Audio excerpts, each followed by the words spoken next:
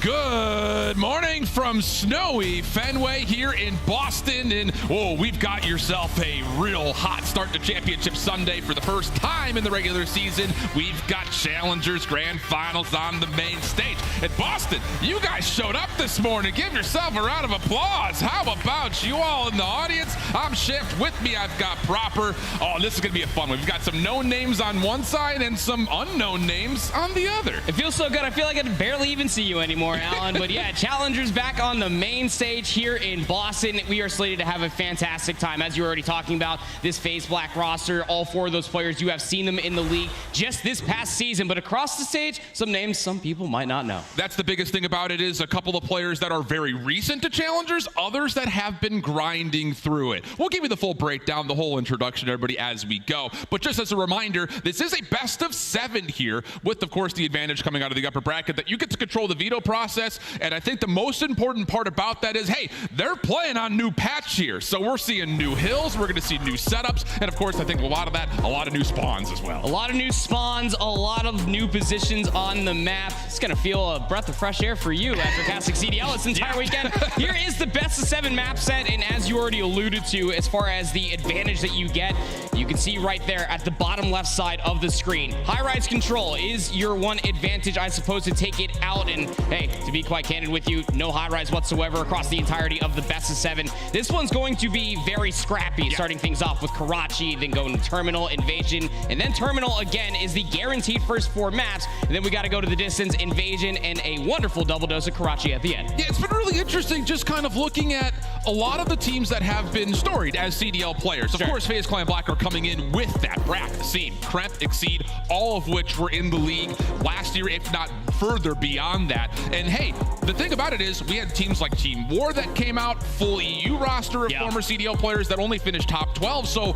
it's been really strange, because I think looking at a glimpse, we were saying that the rosters of veterans were going to be able to handle the change maybe a bit better, but that hasn't been the case, save for this FaZe Clan Black team. They've looked good through the cup and this weekend. If there's one thing you always know for certain, it's how good Exceed is at the beginning of the year. He's looking for the 3-peat to be able to win the opening tournament of every single game for the past 3 titles. And with longtime duo Brack. I mean, those two individually, even going in towards Modern Warfare 2 on that Iron Blood Gaming roster, were a force to be reckoned with. So you kind of slot in this Kremp fella, of course, former Kaiwan, former Volans, in case you did not know, and he's an absolute superstar. We got to see what he did on Breach Academy through Challengers last year, got the call up, didn't have the placing that he wanted. And what honestly can't you say about Asim at this point? Ever since he's kind of came into the scene, he's always had a name for himself. Very explosive player, very veteran instincts coming through as well. All 4 of these players are in a culmination of just how good the Challenger circuit can truly be. Yeah, and I think for those 4 guys in particular, you look at their CDL career, and I think often when we see players that get a chance at the CDL and get dropped down, sometimes they find themselves as great players, but not on great teams. Yeah. On the other side of things, though, talking about lore gaming, there is familiarity with 3 of the players in one way or another playing with each other, but they have never seen a stage quite like this before. No CDL experience, and really not a lot of great placements through Challengers in the recent years. However, there is an X factor. Craze is brand new into Challengers. He played at the end of last year for just a couple of months, and I'll tell you flat out, if you like watching exciting POVs, that's the guy we got to lock into. Explosive doesn't even start to talk about how good this young man truly is. Craze was that individual, of course, dating all the way back to that Toronto Open that we had last year in Modern Warfare 2. He was playing with Shoxy, he was playing with Dimensions, Mama Big Head. They got top 8, and everybody just kind of realized a little bit that might not be as good as that young individual. Very, very good on the map. It almost feels like he's been competing at the highest level for years, and he's surrounded by some really good players to help him out. One specifically of that man right there, Hamza, Glow Frosty. He's been having himself a whale of a weekend. And that's the thing is, you know, when we started watching the Challenger scene as it was developed into it, you know, separating it from just being an open venue for anyone to make it into the quote-unquote pro league, Hamza in the Modern Warfare year was actually really, really good. I mean, he was by far, I think, one of the standout ARs in North America throughout Challengers. Just hadn't been able to replicate the same same success way back in 2020, really up until right now. I mean, this is essentially a pickup squad. Not a lot of reps between them going into this event, but they did well at the Cup, and obviously they made a long lower bracket run to get here to the grand final stage. Yeah, they sure did. And throughout that entirety of the lower bracket run, it's been going through a lot of players that have actually seen CDL play and have been at the topper echelon through so many different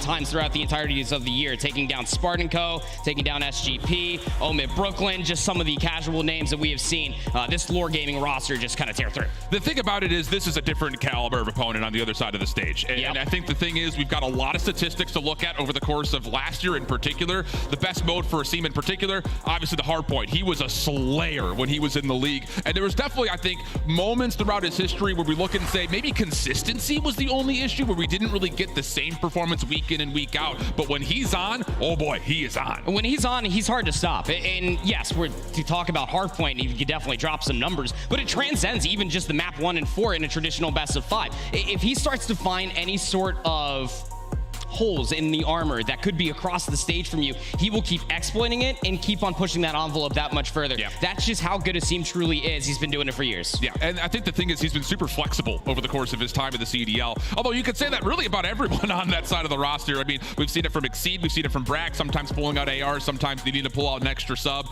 And then, of course, Kremp, you know, you look at what he was able to do with Boston. It was kind of one of those circumstances that his pickup felt appropriate, but then again, it just never really lived up to the potential that you and I saw a lot throughout the entirety of his year through Challengers. Let's put it in perspective for everybody in case they weren't watching Boston Breach Academy when Kremp was playing them. This guy was dropping 40 bombs on Zark while Hydroelectric with the sub in hand. With the sub, yeah. He's a problem. He's a real problem, and they complement each other so wonderfully.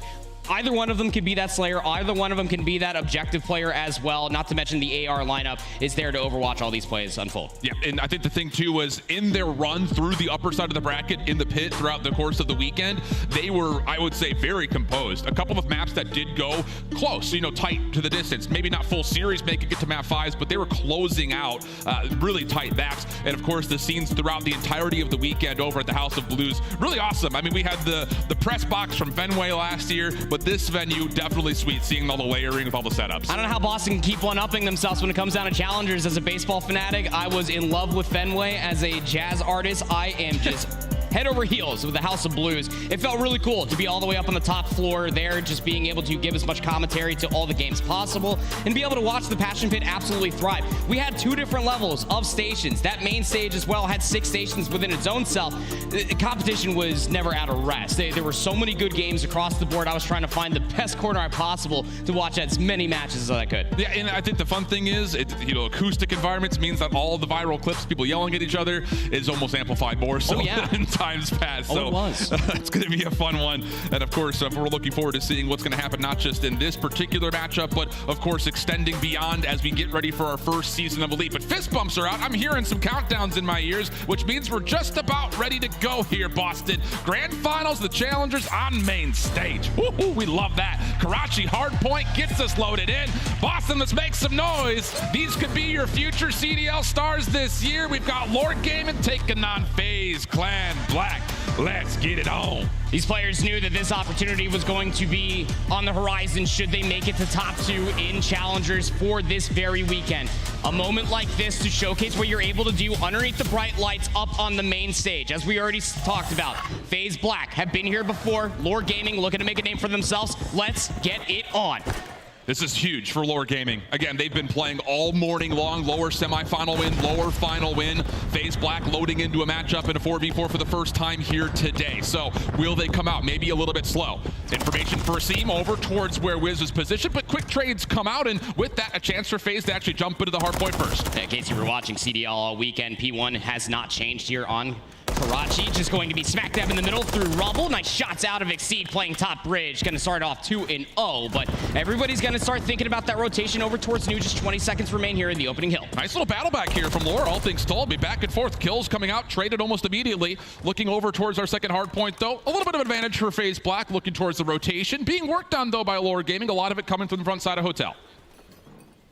Big opportunity here. Wiz needs to be the tip of the spear for Lore, just to try to get themselves a little bit further forward. But if you start finding yourself in a trading development, you're going to start spawning way far out, and it's going to set up FaZe Black wonderfully for some good time. Here comes the next hit, though, from Lore, all of it from the front. Kraze trying to do what he can over towards Red. He gets taken down by a seam. Brack over the top, does catch a couple of heads, but can't find the damage as of yet. So a chance for Lore to break through, but just as soon as the precipice of the doors are about to be broken, FaZe Clan Black get a solid read and all will fall. Kremp's just clearing all of Hotel. He needs to be checked, and he cannot exist in such a position.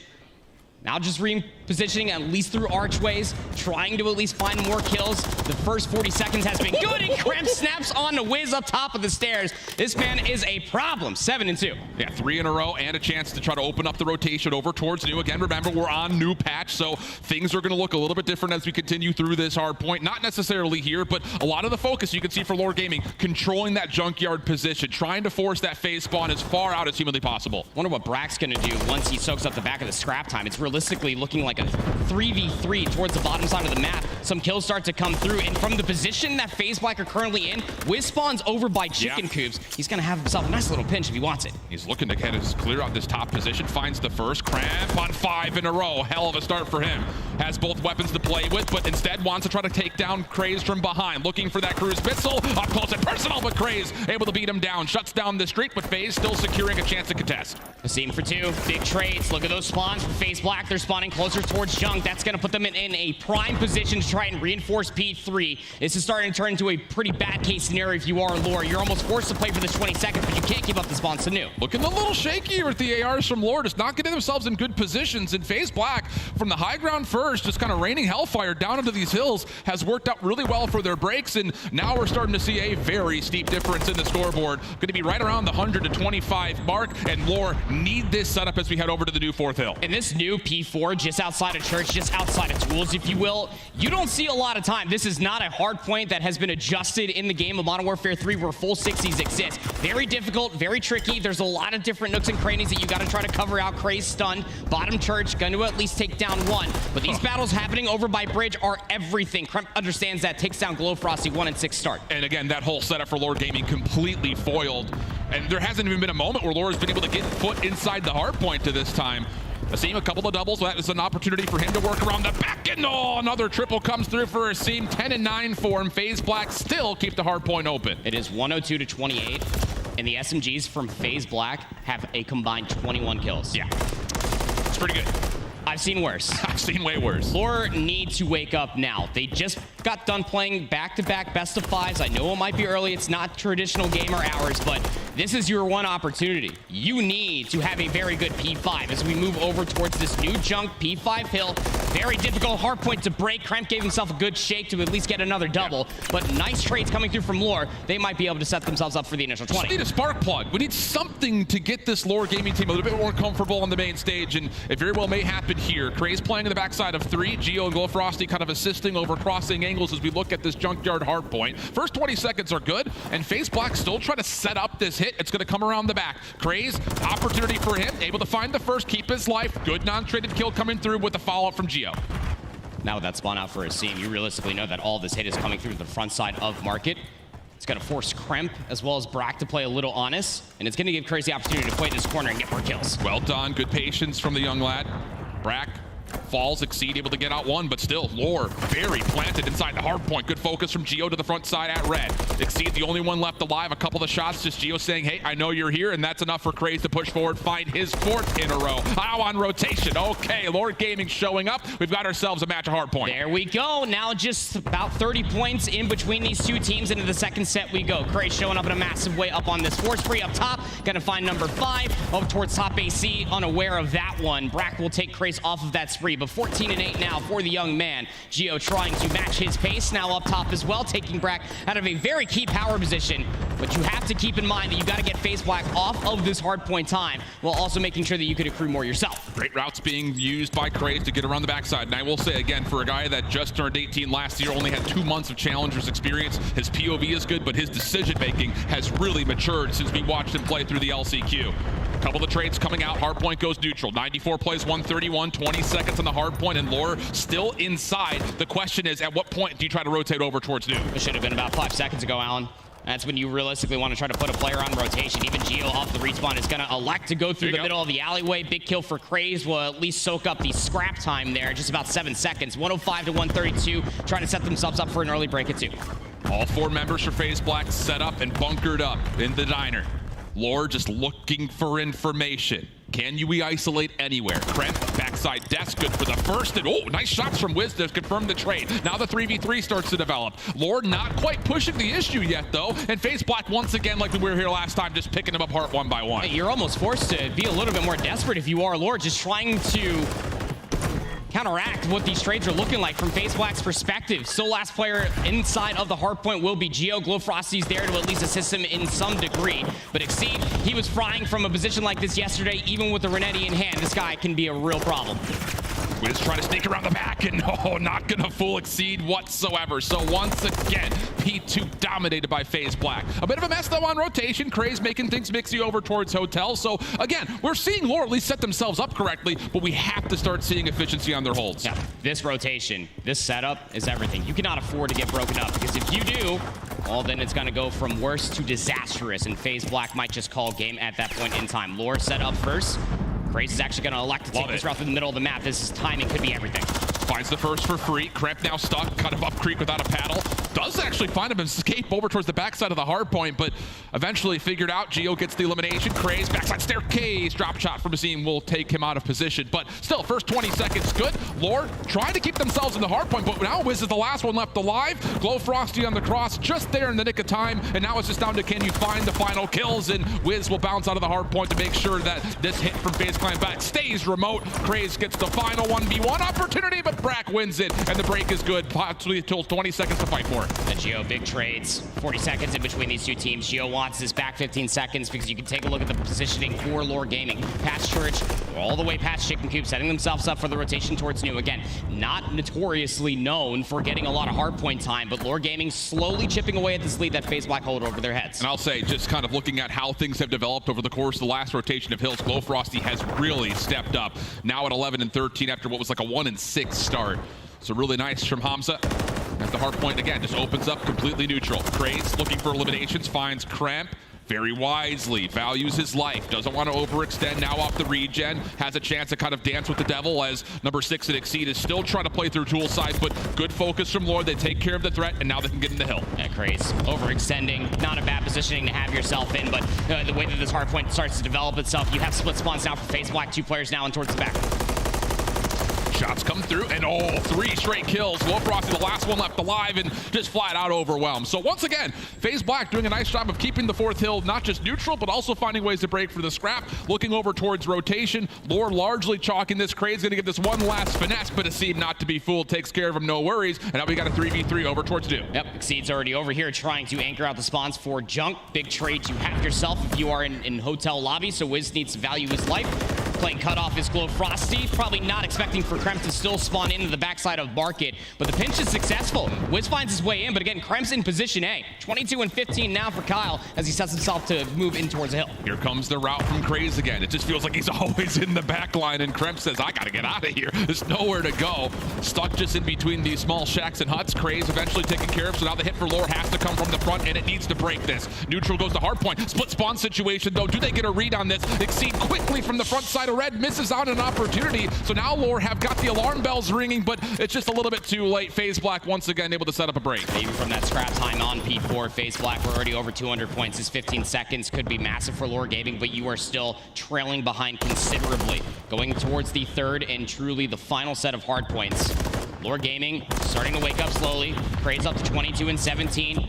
Geo's catching up at 21 and 22. It's not about a pace, it's just about finding yourself in the right position to be able to get the amount of time benefiting from the kills that are being found. And think about the patterns that we've seen to this point. P1 has not really been a success story for either squad, but the rotation to 2 has been dominated by FaZe Black. Yeah, so now the win condition for FaZe Black is just numerous at that. A lot of work to be done here for Lore. Lots of obstacles they need to hurdle. Brack up top 3rd is the first one as well. And shots from Geo, good to take him out of the picture, but again, time keeps on ticking. 241.67. Wiz taken out of the picture, and that may be enough for FaZe Black to secure map number 1. Because anyone get here in time, it would have to be Glowfrosty, and he doesn't quite have the ability to dive into the hard point, so a very clean opening map 1 from FaZe Black. Yeah, I'll say And you already highlighted it wonderfully, Alan. It's just realistically that P2 rotation. Not once, but twice. And truthfully speaking, if that one ended up going to P2, it would have been thrice. Three, yeah. Yep. It's just tough to be able to see how you have all of these tools, you have all of these kills if you are lore, but you couldn't benefit from the rotations. It always felt like that FaZe Black were a step ahead on the rotations, being able to find the trades, get themselves more beneficial time on some of these money hills that we have on Karachi. It was really showcased wonderfully there and a dominant map one. Yeah, really clean stuff from start to finish. And again, you have to just mention it because the circumstances that kind of plagued a lot of the teams today. Again, a long bracket coming through, but for FaZe Black, not looking like they woke up slow at all. Right off the get-go, good control, good tempo, and you can see it here in the kill death pretty much across the board. Non-traded kills are good everywhere. The damage is pretty evenly shared, but the 5,200 coming out of Kremp with 11 assists, massive with an already 26 and 17 scoreline. 19 traded kills for both Asim and Kremp, respectfully, for the 26 kills that they dropped apiece.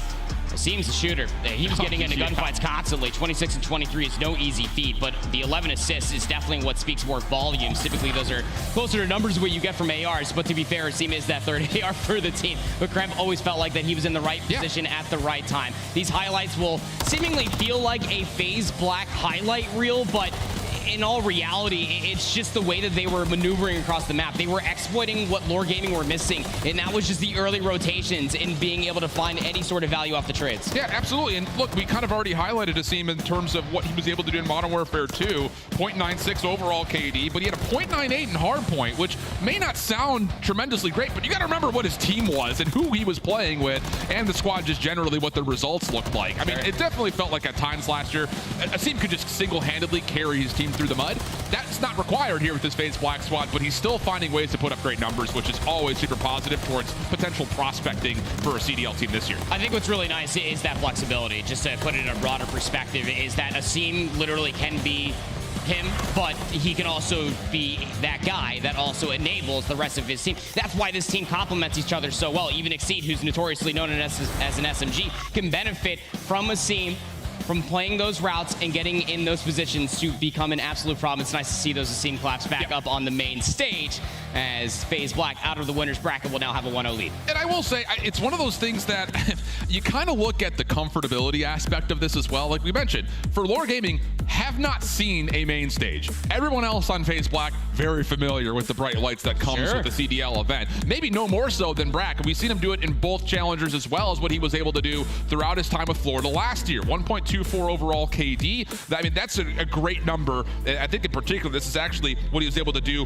in Search and Destroy. That's just by far his best mode, and that's got to be another key to success for FaZe Black, looking at a best of 7 series here. I think if there's one thing that we've known about Brack for all these years that he's been playing at the highest level, is that this guy knows how to play his life. He's always playing those longer lines of sights, and I think that's going to be quite the issue if you are Lore, especially when it comes down to Terminal Search and Destroy. All the way back baggage, looking at the exit from Elbow. Could be all the way back Burger Town, expecting for the push to come through up the escalators or vice versa.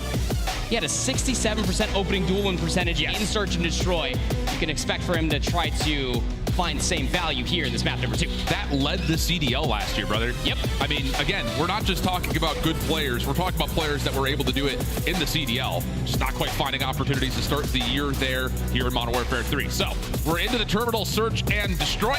Jumping over, again, this is all about can you find first contact and make good on opening duels.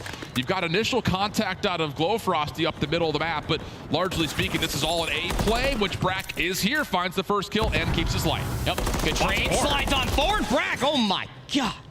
Calm down, Carson. I know you're happy to be back on the main stage, but now we're stuck in a 2v2.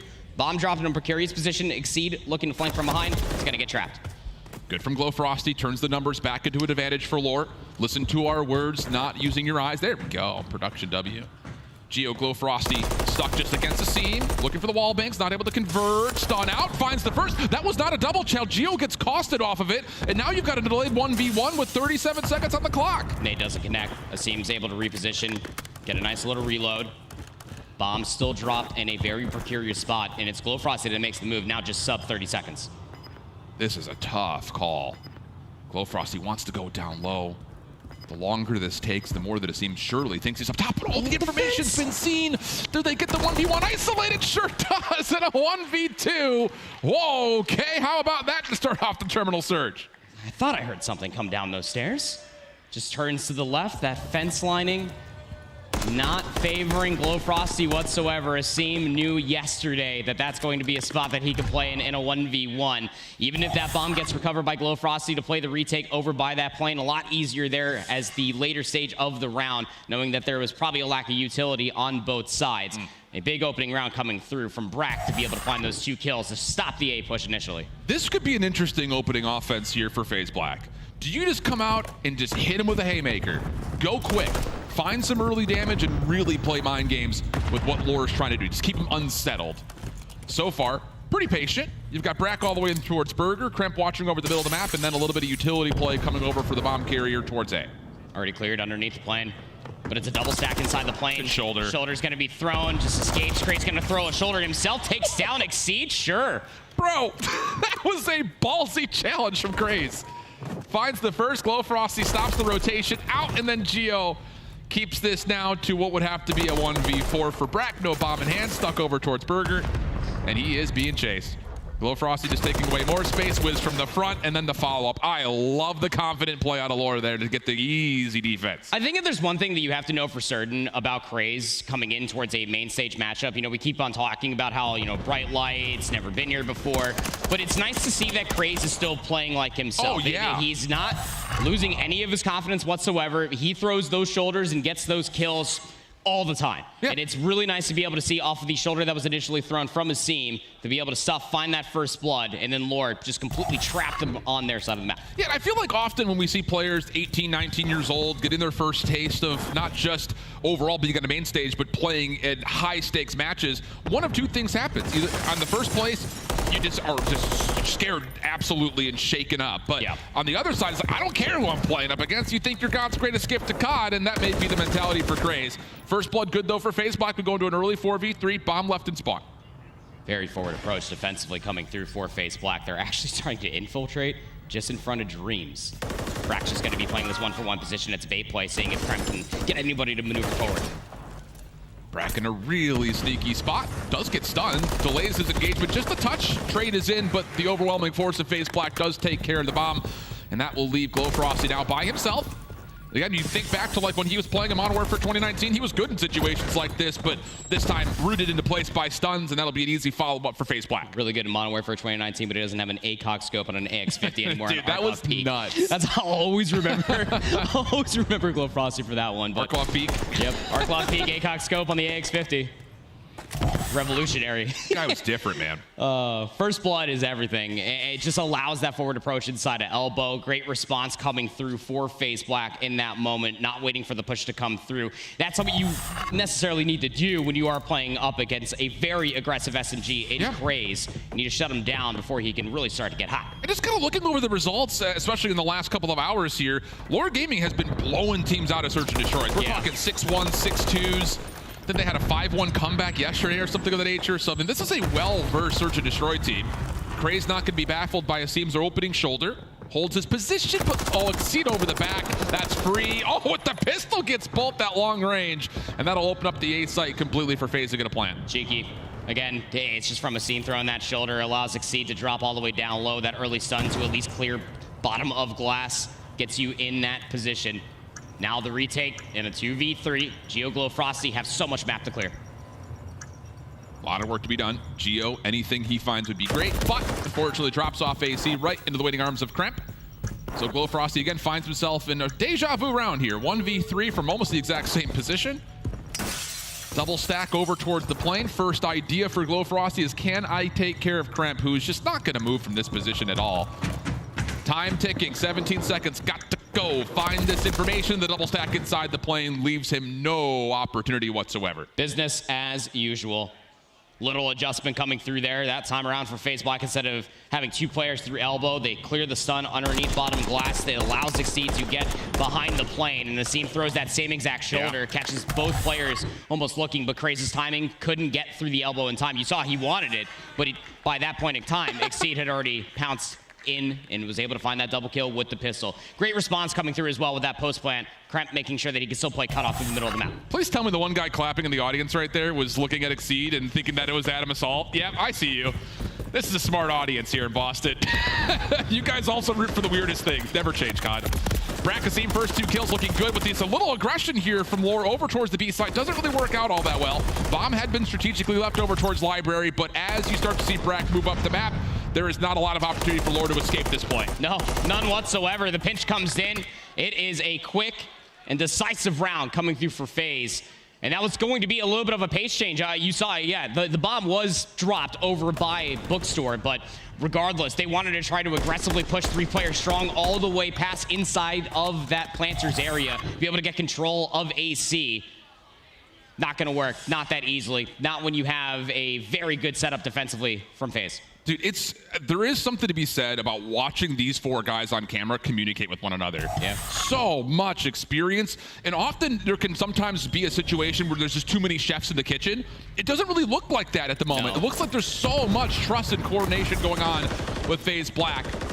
7-4 from Brak. Again, just living up to that S&D KD. Here comes a little tempo switch, but Gio shuts it down, and here's Lord Gaming trying to get their second round on the board. All right, there we go. Let the boys cook. Brak got a lot of good damage off of that nade. I'm not going to lie. I was about to have flashbacks to Exceed's 1v3 versus SGP yesterday, albeit on a different map. It got pretty damn close. But, yeah, try to go and match that pace differential, trying to fast execute over towards B. Didn't really work out in that manner of a time. And Gio's a name that we haven't really talked about throughout this broadcast so far, but he's a straight shooter.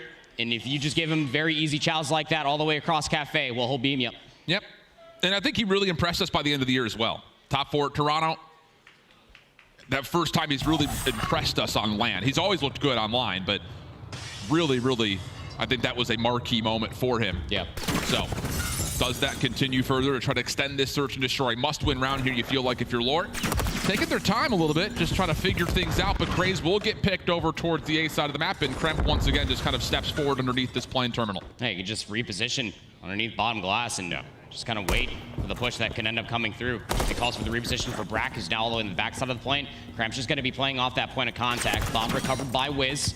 Some shots coming through from Glowfrosty out of the bookstore, and Asim just playing with his food. You can see Lore trying to isolate Asim at all costs. Try to get this back to a 3v3, but heads-up play keeps himself alive. Exceed just throwing a couple of tags here and there. Glowfrosty is sneaking forward. Does Exceed get a read in this, or is he too baited out by Gio's shoulders? It looks like that indeed was the case. So now an opening towards B. Asim has to rotate over to Eskies to try to keep this safe, and he also gets checked by a stun. Wow. Late stun comes in. Glowfrosty knows. Kremp, though, off of the very long-range shots, ends up catching off Wiz. They wanted that to be the bait play. They wanted the bomb to go over towards A, but they're not taking it whatsoever. Down low, underneath the plane, leaves Kremp now in a 1v2. Trying to find the trade. Didn't see that the bomb was dropped. Might not matter. 12 seconds remain. Oh, no. It's got to come down to the kill, you'd think. Glowfrosty wrapping late, has collected the bomb, but he just can't get there in time. Kremp making sure there's no plan over towards A. He's tucked into a corner. There's the cross, and Kremp will sit there and say, sorry, bud, no time. We're going to go to a 5-2 tally. So unfortunate the bomb dropped where it did, when it did. A little bit of a misfire coming through. Again, FaZe Black, just because you took down one player over by planters, it only calls for one player to rotate from bottom AC, and that was Asim, just to completely shut it down. He ended up only seeing at least one player, but got the communication from his teammate that dropped that there was, in fact, 2. But the 2 players still holding inside the plane, that was just about everything, especially for Kremp. Taking down Wiz, shutting down what was supposed to be the bait push over towards A. FaZe Black now up on that point. Got to find 4 in a row, and there's just really haven't been convincing rounds that would lead you to believe that there are good patterns and good plays left in the book here, possibly for Lore. Double stack up close and personal. This time Asim not going to be able to get away with the shoulders. Exceed avoids the stun, so just the 1 kill for now. And Lore will just hold their positions and keep their numbers. Craze playing very, very close. Wiz up top inside the cockpit. A little bit of a reposition coming through from Exceed. What is he supposed to do in this position? Not again. He gets around the back. Come on, someone's got to watch it. Kremp on the other side of the map also takes care of one, leaving Glowfrosty by himself. And oh no. For a 4v3, what looked to be a perfect setup here, the bomb literally in your left nostril. You can't let Exceed come around the backside again. 6-2 tally, and FaZe find themselves up 2-0. Not that I've been there before, but I'm pretty sure you never want to have a bomb up your left nostril. Here, it's very bad for your health. However, that is an issue within its own self. Again, we keep talking about how good all these guys are together, but man, when you just have adjustment after adjustment, Exceed got away with highway robbery twice. Yeah. Over toward that A-bomb side, and it's all off the bait play from Asim. Yeah, he only wanted to throw a shoulder. He didn't want to die, of course, but Exceed one round, flanks up through the back ladder, double kill with the Renetti. That time around with the MCW, comes up through the middle of the ramp. There was nobody top AC from Lore to watch that push go down. Tough scenes, man. And for a game mode that, again, just kind of looking at the results where we had them, it looked like Lore was going to kind of, bake their bread and butter it on their search to destroy. Did not come through here. Another great performance out of Brack, 9 in 6. I mean, the damage across the board is unbelievable. Yep. Looking at Exceed and Kremp also getting over the 1,300 mark. 2K damage for the loss from Geo. It just came down to the kills that they had in the openings. Didn't get converted, and that's tough. The biggest difference for me, again, besides looking at the ever so aesthetically pleasing of the assist column for what is technically Lore Gaming at the top of 4-3-2-1 is catching my eye. However, it's all the damage that was being followed up by FaZe Black. Comparatively to all the damage that Geo was laying down, there was no follow-up whatsoever. Yeah, the veterans to this point have looked really calm, really complete, and maybe the jitters on the other side of the stage with the lesser-known players is starting to build up just a touch. But Control, coming up next in this best-of-7 series, may allow an opportunity for a bit of a reset. FaZe Clan Black looking like they're in the driver's seat, but things could still very much so change if they can find ways to just keep tabs on Exceed. We'll head back to the backside of the break. Don't go far, more challengers after this.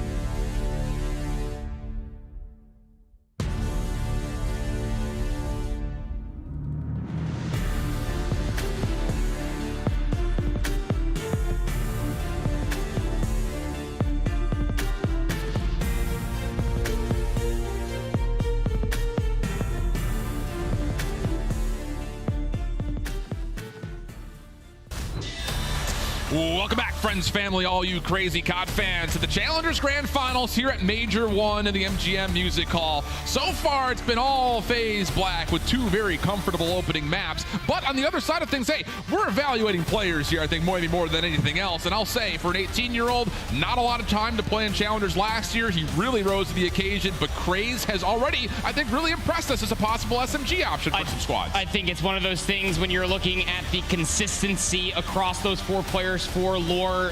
There's only one player that does stick out to me that has been looking the same, not only just online, but through all of this weekend as well, through Cup #1 as well, and that is, in fact, Craze Kun. That guy is absolutely gross on the sticks. He is confident, to say the least. If you're throwing shoulders towards some of these players that are across the stage, he's not skipping the beat. He's up there smiling and laughing. You would never guess that this man is down 0-2. And this is the important part about it, is this squad for Lore Gaming is, for all intents and purposes, a bit of a pickup. Craze was playing with the Boston Academy team only a couple of weeks ago. Then the game changed. So after he gets dropped, he has to relearn the game with new players. And so far, he's been looking real solid. And it's one of those things that, talking with Studdy in particular, this is perfect timing. He's kind of like said, like, this is my son. Like, literally, he's been helping coach him in the Stud Fam Age for like the last 4 years. And it's awesome to see that come up story. We often see new players that turn 18, have a lot of buzz around them. And so far, Craze, a long lower racket run, also showing up at the grand finals. Really impressive stuff. Shout out Papa Studdy, man. This guy is an absolute monster on the game through all of his placements. I mean, the average placement, yeah, not the sexiest, but you got to remember that he only turned 18 towards that Toronto Open, and it was in that exact event when he was playing with Shoxy and co that he started really enacting that his ability to play the game. He got top 8 at Toronto, barely missed out on the LCQ. Yeah, expect for Craze to shoot towards the stars. It's one of those things, like, I know a lot of people have talked about like the Miami Heretics team being an exciting team to watch in the CDL. Craze and Dimensions and co that were going into that LCQ run, that was some of the most fun watching Call of Duty I've ever had in my life. It was just really mixy, really scrappy Call of Duty. It's just one of those things, you watch a POV and you say, yeah, this guy definitely has the potential. On the other side, though, you want to talk about someone who's really showcased his flexibility.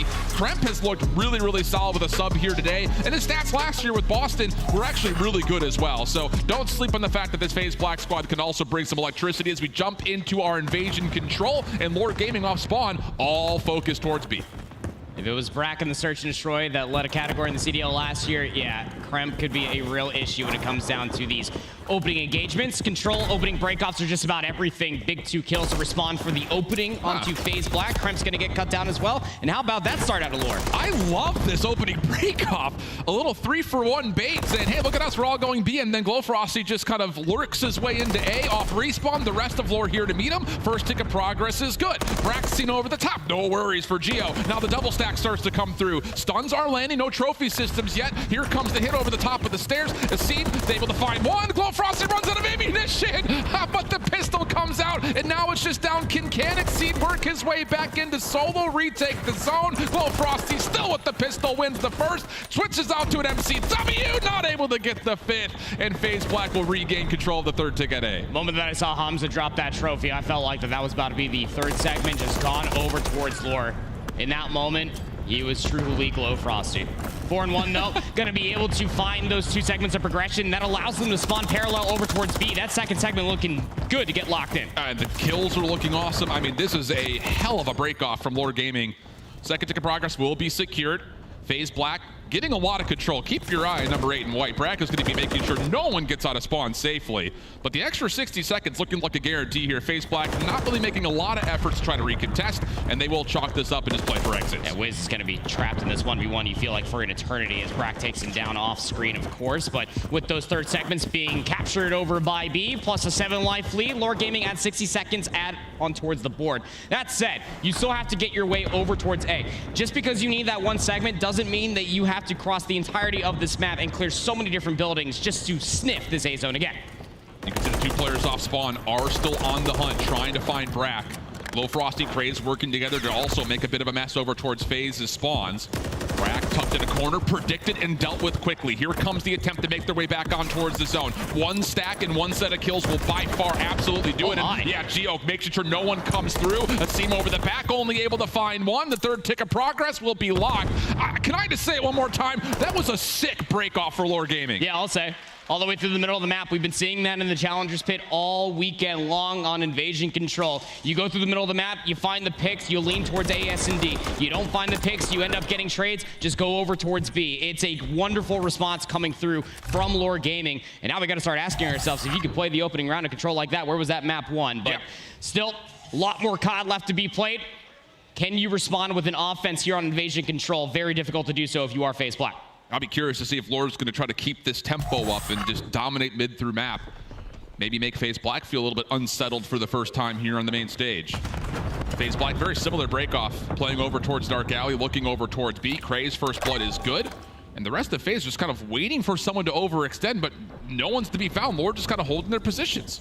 No, just turtling up and towards the back. Gonna have to force the issue. Cramp finds one, Exceed at least for the trade. Glowfrosty did take down his Seam. That's not gonna stop FaZe Black from sliding on over towards the B control zone. Cramp's gonna beat down Wiz towards the middle of the map. Now they have full coverage over by this B control zone, but the stack's not in. They want more kills. Yeah, looking good as Brack is just playing topside treehouse, making sure no defensive members can freely get over to contest. It would have to come along the long back side of this Dark Alley, and Brack is getting a lot of information, just can't make much good out of it. And like you mentioned, no stack here means only the first tick has been locked, and as Lore Gaming have reclaimed mid-map, there's a chance they could very well recontest this B zone. Great positioning on the map as well, similar to Brack's in the previous round. Is going to force them to spawn closer towards Ice Cream inside of that palace wall. So big kill to find if you are Brack. Big trades to collect for yourself as well. Last defender over by this B control zone will be Geo, but Glowfrosty's just cutting you down in the middle of the map. Not able to quite confirm the cruise missile, but a 13-3 start. By far the best news for Glowfrosty to this point in this grand finals. Geo's double also makes sure that FaZe Black's next attempt towards B is limited in numbers. Wiz over the top, lots of damage, can't confirm the kill, but wants blood. Able to at least find one. Glowfrosty up top would have to make the decision. Do I commit from this high ground spot to try to contest this? And we may have to wait to see if Geo can get an opening, which he does. Should be a go call for Lore to try to reclaim the zone. Forces Exceed off the zone. He's got to reposition to go up top though. Geo gets the comp from his team. Won't be able to collect on the kill now, just sub 25 seconds, 4-life lead for Lore Gaming on the defense. FaZe Black seemingly trapped on their side of the map. Yeah, really good route from Kraze. Once again, just use the mid-map to get over towards the offensive spawns. We have a 17 playing 12. Clock will stall 21 seconds with focus for FaZe over towards the A zone. The only opportunity they have to try to extend this round at the moment. And it is a double stack. Hold on a second. First tick of progress is good. Second rapidly being earned. But here comes the full flood from Lore. Try to get these players out before that second tick gets locked. It does get secured, but the kills are good. We've got a 14v8, and the only chance for FaZe is to get back over to B. Gonna be able to get that third segment. But Lore have double the amount of lives. And winning that offense means that they have the ball in their court. Yep. Just set up through the middle of the map, play for some exits. Don't allow yourself to get fully wiped. And you should be able to walk away with a 2-0 lead on this control. FaZe have to work through the now recently captured B zone. And again, like you mentioned, with only 6 lives, this could get really costly. But 3 straight kills come through. Remember, it's only 1 segment that they need. Yeah. If they can get onto A with just even 2 members, it could work out great. Asem will be able to find the first, almost lock things down for a double. Crimp maybe thinking he's got an opportunity, but the stun, oh, so well placed. Has an opportunity for Lore to try to trap Crimp before he can get over towards A. Assistance though from Brack. 1v1 possibly for the round, but Glowfrosty beats him before Brack can get the gun up, and now it's an 8v1, and Asem is just completely trapped over towards bridge side. Okay, Asem, you're pretty goated, but I don't think a 1v multiple situation when it's double digits is on the cards. So 5 segments are all FaZe are going to be able to get for themselves. Not good enough to match the offensive pace that was Lore Gaming. Not to match the offensive pace that is just Glowfrosty. He is 18-4 for crying out loud. Huge start. He's leading the lobby, and that stat nonetheless, that is insanity within its own right. So FaZe need to reverse sweep this control. They want to take a 3-0 lead here in this grand finals, but Lore Gaming have shown up here after that break. What a momentum shifter this could be to come out and 3-0 in Invasion Control with maybe 2 offenses. Yeah, also. That will get your confidence brewing. Similar look here for Lore. The only difference is we will not have Glowfrosty lurking over towards A. Instead, all 4 members committed to getting on towards B quickly. And you see FaZe Black initially taking their defense from the A side of the map. Now they got to work through Kraze at mid, which they do clean up pretty nicely. First tick trying to be worked on, but FaZe Black looking prime to try to re-hit this. Little mental chess game. Never show the same thing twice as far as your offensive rollouts. First segment's going to get locked in here, but the pinch, at least through Dark Alleyway, will at least come through. FaZe Black wiped them off of the map, not losing a single life along the way. And that first segment at B, they didn't even get locked in. Brack's in a forward position all the way up top. He's just trying to keep these players trapped, spawning closer towards Ice Cream, but being able to take down Brack and Asim means that Lore Gaming can slowly maneuver out of their palace spawns. It is one of those situations, though. You drop your first 5 lives without finding a single kill. You almost call round right there. Pretty much. How much pressure FaZe Black are quickly able to put on the map. But like you mentioned, Lore do find an exit and an entrance, for that matter, over towards the B zone. Good follow-up here from Geo. So now the live's just a 3-life gap. Kremp over the top really can't contest from this position. So him and Brack just kind of finessing their lives on the first tick of progress does get locked in. Looking for more. Wiz pushes all the way up inside a treehouse. That is a big push coming through from Wiz, knowing that Brack was still up there. Just one player on the zone, though. This is a very slow progress on the second segment. It's going to give FaZe Black the opportunity to try to recontest it, but losing at least one more player along the way. Brack's just going to play a couple of exits. Kremp's going to set himself up in the middle of the map. They know that they need to trap them and not allow them to go over towards A. Oh, and actually, a little bit of an aggressive route taken by Kremp off that spawn trap. He gets the one player from B off, so the clock will continue to tick away. And now it's just, you're fighting the war on 2 fronts again. Lore's got to get out of their spawn with just 2 members. You also need to find someone to get the extra 60 seconds, and it's gone from bad to worse in the blink of an eye. Kray's stuck over towards B tank, and the rest of Lore just can't get out of spawn. Exceed's got him absolutely in a headlock. A couple of the kills will come out, but again, that life gap has now all of a sudden grown back to 7, and there's just no chance that Lore, with any real focus, can go anywhere else besides this B point. Asim in the middle of the map does get dealt with, a chance to pause the clock at 5.6, and the stack is in. That'll be good for the extra 60, but only 12 lives remain. Yeah, only 12 v 18, but again, one good push is truly all that it takes. Exceed playing cutoff inside a DVD alleyway, going to be able to at least find one. Add the 60 seconds added on towards the board. Now just under a minute left in this round. Can Lore Gaming somehow find the godlike timing to be able to collect these kills in the middle of the map and maneuver over towards A? Whatever it is, it has to be perfect, and it needs to happen quickly. Yep. Brack will drop her on the backside of the B zone. Crab, well placed over towards tank side. Glowfrosty, who's again on a heater, finds the kill for 4 in a row. 23 and 8 for Glowfrosty. Hell of a map 3 from him. Trades favoring Lore. I mean, they're bringing this thing back once again. Off spawn, FaZe Black have the default to rotate through gas and set themselves up for a hard set A bunker. When's the go button? Trying to at least collect on some of this information. Glowfrosty now up on 5 in a row. If he can just play for this cruise missile, that's going to end up putting this control a little bit too far out of reach. But no, Kremp shuts it down. Now just 10 seconds remain. 7 points up against 12, and Lore nowhere to be found to get close towards A. Second time, Glowfrosty has just barely not been able to earn the cruise missile. And yeah, you're absolutely right. The FaZe Black defense, just too strong of a start. I mean, they killed 80 seconds off the clock, it felt like, right from the get-go at that 5-0 life advantage. So strong defense. But still, being down 2-0 means you've got to figure out what you're going to do on this next attack. Oh, yeah. I mean, it's got to just be 1 round at a time, truly, for FaZe Black. I mean, at this point, with the combined 9 segments coming through for Lore, it is matchable for FaZe to actually get defense. Again, it favors to go towards segments unless it is even, and then it goes towards kills for that round 5. Only time will tell in this upcoming round for the offense. What is FaZe Black going to throw out here? Actually going to favor towards the middle of the map and try to maneuver their way over towards A, but Lore still with the standardized rollout trying to take mid-map first. Well, Frosty just needs to read how many members are over here. Crazy's got a good angle on the cross. Good team shots coming through from mid-map. A little turn, and Geo gets the double. Finally taken care of, but Craze is right there in the same position. That'll be great follow-up, and Lore will shut down the additional attempts from FaZe. And as you were talking about, again, you get the immediate cross. We were looking across that B-Dom area. And now for Lore, who have a fantastic opening break-off once again, can get Craze in that positioning. He's actually going to start pinching them back behind Ice Cream. He's got to get a good look at 2, does find the first. Can convey that information to his team that Brack is trapped, but he's still soaking up this progression and stalling out the clock. And the bigger thing about this is FaZe Black also had a moment of forward pressure until Geo took care of both Exceed and Asim in the same breath. So now it has to be on the objective itself. Brack trying to finesse his life. He's calling for SOS. Any reinforcements, any help? Craze making sure that none of that will happen. I mean, he has just destroyed FaZe Black over towards their spawn. Now on 4 in a row. Knows where Kremp is, but doesn't get the regen off to actually give him a true battle. So 35 seconds on the clock, 4 life advantage for Lore, and this is kind of last chance saloon here for FaZe Black. You really feel like that you need this fight to stick through the middle of the map. Good stuns, good nades, going to flush out Glowfrosty. Kremp rips Wiz apart. Now they have to clear all these interior buildings, and Geo's got himself a really good timing. Craze for 1, Geo for the second. Stops that A push dead in its tracks, but Exceed is still behind enemy lines. B being worked on. Exceed. Oh, impressive kill onto Craze. So this should at least lock in the second tick of progress. Keep in mind that in this process, FaZe Black have almost completely reduced the steep life advantage that Lore Gaming had.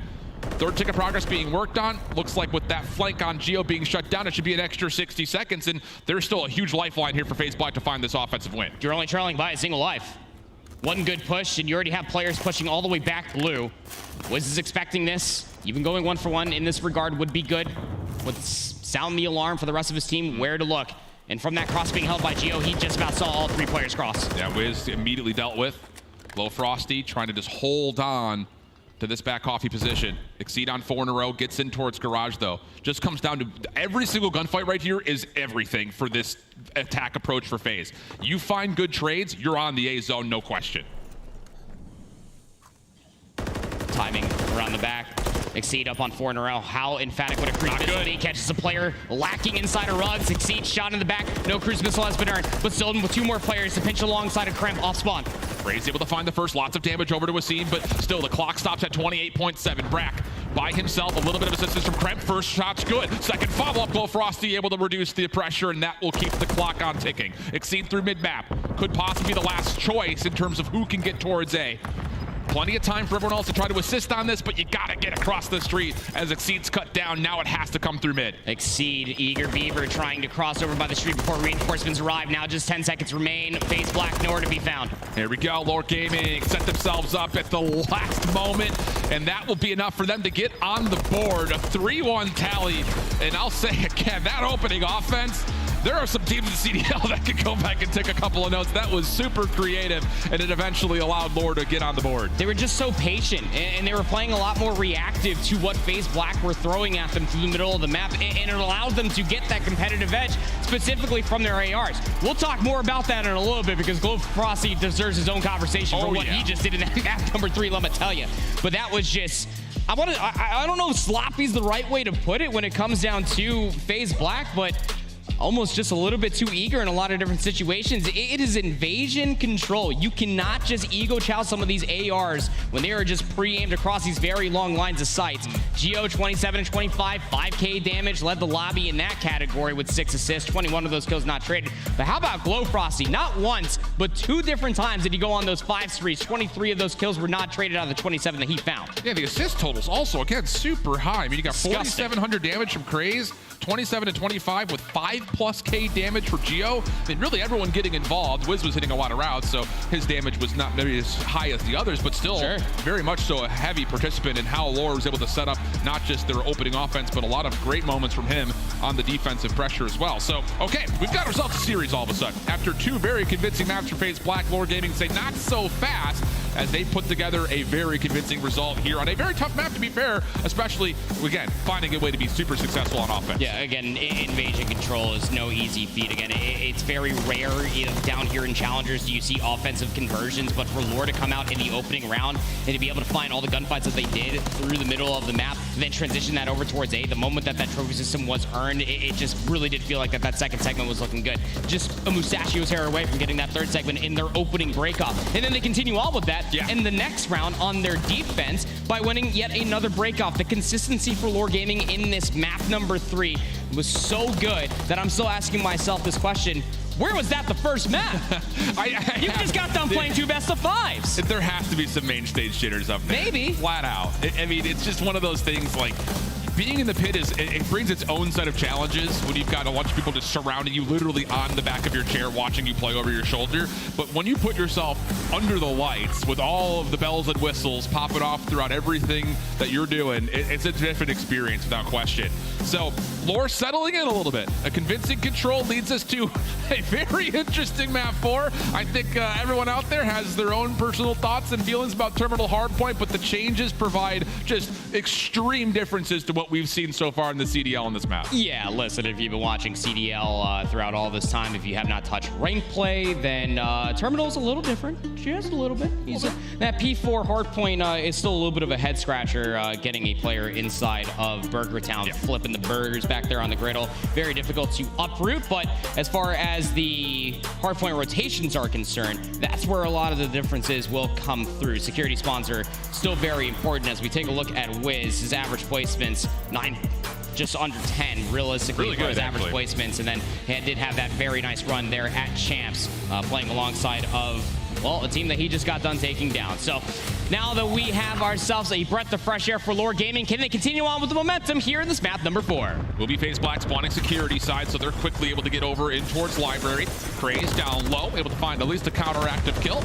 Lore's still working on trying to play around the outside of Library, seeing what they could do to try to keep the pressure on FaZe Black off spawn, and the kills are great. Wiz, we highlight him. He comes out with an opening 2-piece. FaZe Black also pinched up, and with that, a chance for Lore to get to the hard point.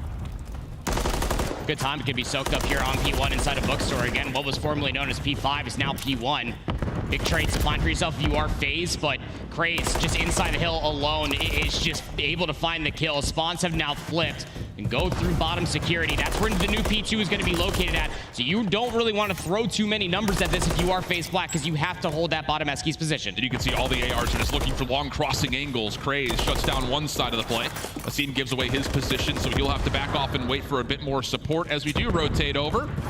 Lore looking to hit this straight through Eski's side. Good team shots coming out. Asim does get dealt with, and keep your eye on Craze. Number 7 in yellow doesn't quite get over in towards AC. So FaZe read the response, and they put themselves in a great setup here on 2. And keep your eyes on Craze. Don't worry, Krem's got you. Playing cutoff.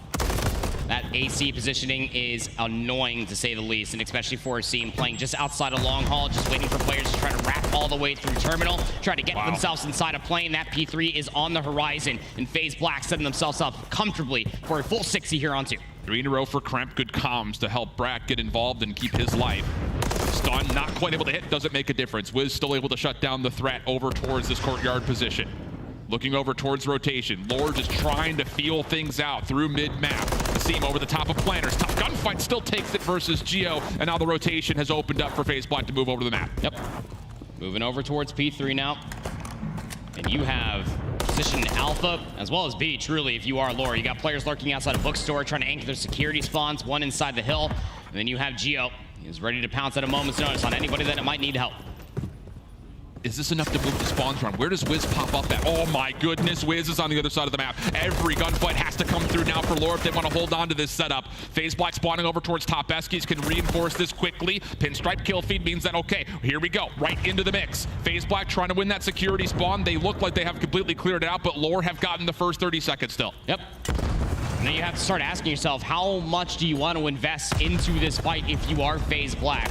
Even though you might lose the lead, you don't want to be losing those security spawns with the Burger Town P4 on the horizon.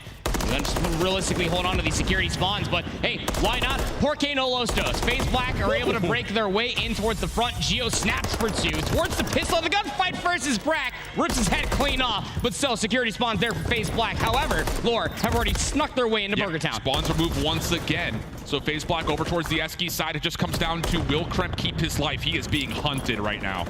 Will Frosty set up, watching over towards Library. Trades looking decent, and yeah, that's a full clearance coming out for Lore. Just comes down to, do they deal with this threat over towards Library side with FaZe moving swiftly up Eskies?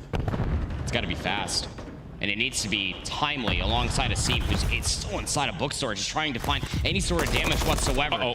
Shots that will at least come through from Kremp will unearth Geo.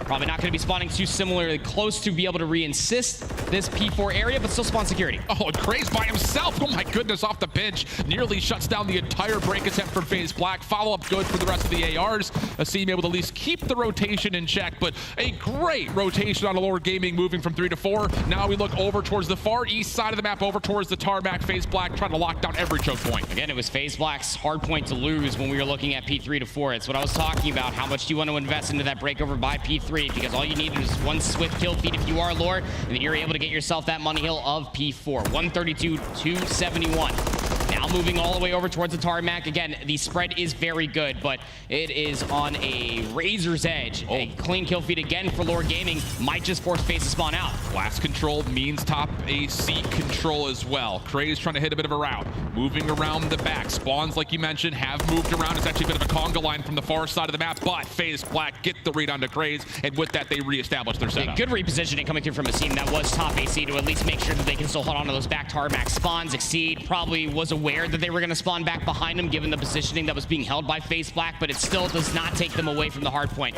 Down to scrap time here at the end of the first set of hard points. FaZe Black looking pretty decent for it. Wiz tries to give himself a good shake for it, takes down Kremp. Exceed there for the trade. Back 15 secured. Call it what it is. Tie game pretty much coming into this next set of rotations, but Lore have this set up in and around books.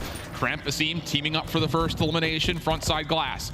And the whole hit is moving through the Eski side of the map.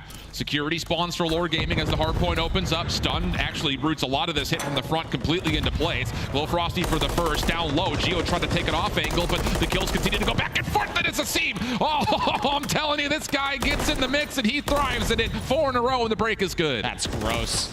Up on a 4 spree now for Asim. 12 and 9 to his name. A lot of time left to fight over here on P1. Security at least being anchored and looked at by Brack. He's going to get the timing in towards the back. A little bit of premature shots. The fight over the golf cart's going to be good to take down Wiz. He also has the info that he can convey to Kremp inside of the hard point. That player's still hitting long haul. The help is just so quick for FaZe, isn't it? I mean, they are so quick to pick up on any vulnerabilities they have in their setup. So a huge swing here from 5-1. FaZe Black taking the command, 161-39. Looking over towards P2. FaZe Black looking to break this from the backside of plane, which means that Geo is the one defender in place to try to stop this. Tough gunfight. Exceed throwing shoulders. Geo just holding pre-aim. We'll take him down. Rotation over towards New. Just about to come all the way through. Player number 3, Kremp, slides up top. It's going to take down Glowfrosty. What does that do for the spawns? Where do you end up spawning if you are Glowfrosty? Luckily enough, the trade comes through just in the nick of time from Geo. Glowfrosty spawns in. Yeah, Wiz does a nice job, even though he falls, of making sure that there is no quick re-hit over from top Eski side. But FaZe Black get the high ground, looking to just swarm right in towards the hill. Glowfrosty dealt with. The last one left alive, though, will be Geo, and all of the threat from FaZe Black has been eliminated. Again, a little game of tug-of-war here as Lore Gaming is going to retake the lead. That's the firm handshake that is Terminal Hardpoint at this moment in time. There's just no reason to try to contest for that back 30 seconds if you are FaZe Black. You just want to make sure that you can maintain those back security spawns. Big 1v1 for Glowfrosty if you could find it. Wouldn't have forced FaZe Black to spawn out, but it would have allowed them an avenue to maybe try to look at baggage claim to get themselves closer towards this ever so wanted security spawn. So 186, counting on up to the 175. FaZe Black looking to answer back here as P3 pops. They don't really have the numbers in the setup that they want necessarily. First couple of kills make this opening break at them from Lore a bit messy, though, and now things start to get a bit more set up. Craze front side books, keeps a position for Lore to try to set up how their break is going to move. Help coming from Eski's side, but there is a spawn out from Asim who's trying to pinch this quickly. It's just down to who can find the kills first, and FaZe Black find every single one, only losing one in the process, and that'll be enough to get the double century mark. A timely spawn out for Asim, just bull rushes his way up escalators. Does have his work cut out for him, actually. He's still battling over by this bomb site, and well, at least going to be able to take down one, but it still means that all this time at this current hardpoint for FaZe Black has realistically gone almost uncontested. That's why we keep talking about how powerful those security spawns are for FaZe Black now over the double century. And this is a tall hurdle to find yourself over if you're Lore. You have to break. Game could end very quickly here. Asim in trouble, though, actually has to give his position away over towards Burger. So this is a 50-50 battle right over the courtyard. Craze, Glowfrosty, Geo all looking for the break. Couple of wall bank shots received do connect. That slows things down as the hard point opens up. But all 4 members from Lore stacked up at the front. They're going to get the opening time for now. Kremp able to jump in, contest, looking for some toes to tag, and it's just the Mexican standoff. No one wants to make a move. Finally, Craze able to confirm a kill, but Asim right there for the trade. Here comes the fight for the hard point as everyone just continues just hoping there's going to be kills, and it's just no one wants to make a move. And Glowfrosty throwing shoulders. He has become one with the pillar at this point. Now he's the last alive. Finally just happens. The gunfight was slow, but finally the kills come through. FaZe Black have broken in. They can close it out here. What a wild battle, if you even want to call it that. Looked like World War I. Everyone just sitting behind cover, sitting in the trenches. Reload. Oh, man, and FaZe Black, after that break, will confirm the map win, but a tight one as we start to get to the late stages. Problem here is Lore find themselves now down 3-1, 1 map away from being eliminated. 1 map away from claiming their prize. That's going to be, of course, this Boston Open, a big old major victory for what FaZe have been looking at, dating all the way back to this team being created. 3-1 now the series score. It was a pretty good game of tug-of-war, I will say that much. It just comes down to some different timings, of course. It is Terminal Hardpoint at the end of the day, and when you're able to get those security spawns and be able to get yourself closer inside of P3, well, it becomes a little bit too far out of reach. But for me, in that first set, it mostly just came down to the veteranship that was being exemplified by that FaZe Black roster, just completely understanding that they need to play for the spawns over by P2, not overextending towards P3, and then end up playing for at least the majority of time that they saw there at 5. 20-18 out of Brack, 21-15 out of Kremp, the usual suspects showing up in a big way for FaZe Black. And I think it just, I'm not sure who picked this map overall, but when you look at how Terminal plays, it's really easy just to look at it and say, whoever rotates is probably going to win. Yeah. So you look at that overall and you think that the experience, the veteranship that FaZe Black have, of course they're going to know that. And sometimes you'll find yourself in challengers playing up against just individually great players, and it's like, oh, we're just getting gunned. But when you play a map like Terminal and you're just controlling spawns, controlling how you're rotating and what timings you have, that's where you really find big blowout moments, and that's exactly what we saw in the late stages of that map number 4. But of course, we're in a best of 7 affair, so still a lifeline here for Lord. They've been great at search and destroy. They're going to have to really showcase that here once again. Otherwise, the heavy favorites in FaZe Black will do what they were built to do and win themselves a Challengers Championship. We'll be back. Don't go far. More Challengers after this.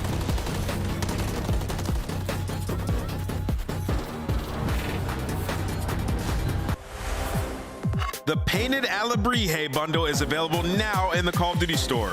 Inspired by the folk art of Oaxaca, this stunning bundle offers colorful, vibrant, and mythical items you gotta check out.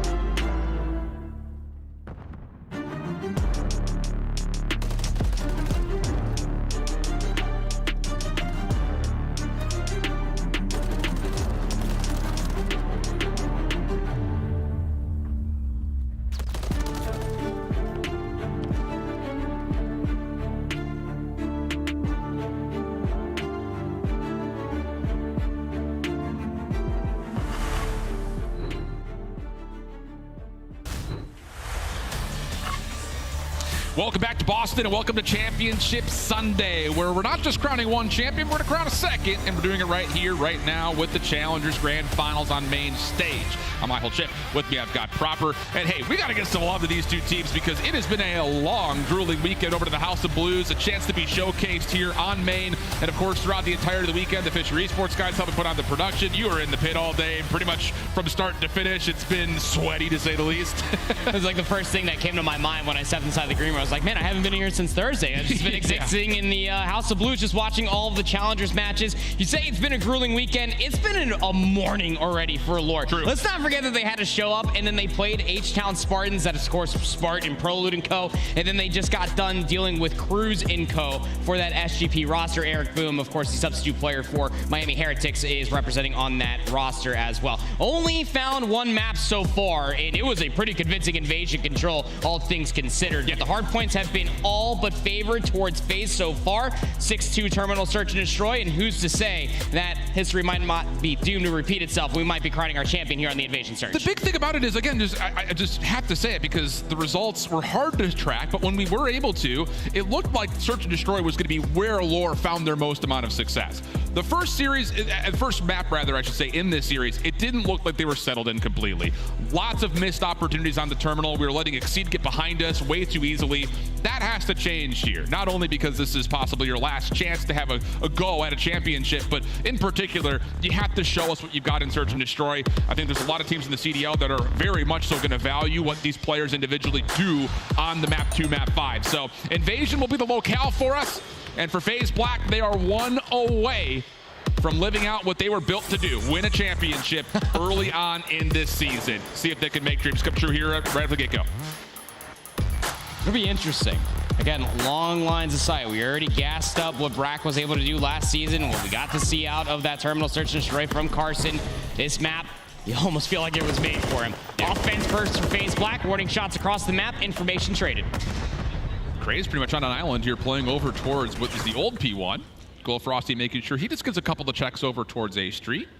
But for all intents and purposes, no one wants to make a first move to this point. Krem thinking about it. Does that door get heard being popped open? Kray's is ready for it. First blood good, but the trade does come through. We'll go 3v3. Bomb not drop. Brack gonna start maneuvering past B-Dom.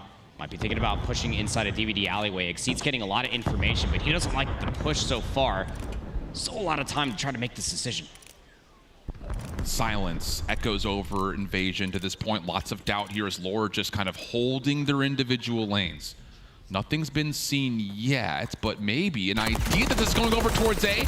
Brack getting the bomb down. Frosty not quite able to take him through, and everything resets. 3v3 post plant. Exceed just waiting for the push to come through that B lane, but it's all realistically actually coming through P4. Gio's just waiting for the check. Brack, he knows he needs to check this sometime soon, and Gio needs to get this kill. Have to have it right here, but oh, a couple of wall bangs don't finish off Brack. Follow up though from Wiz. Oh, he gets shut down on the pinch. Oh, a complete fumble here from Lore Gaming, trying to bait out this FaZe Black post plant. Now it's just down to Gio. Gets the first cleanly. Second also given to him. 1v1 over the backside of the tank. He needs to find it. Need to find it quickly. Shots come through. Exceed not going to double check it, and there's no time for the defuse. Exceed will just force the gunfight because why not? And a little bit extra, Caden. Okay. Moans and groans across the venue for a first round little body shoot.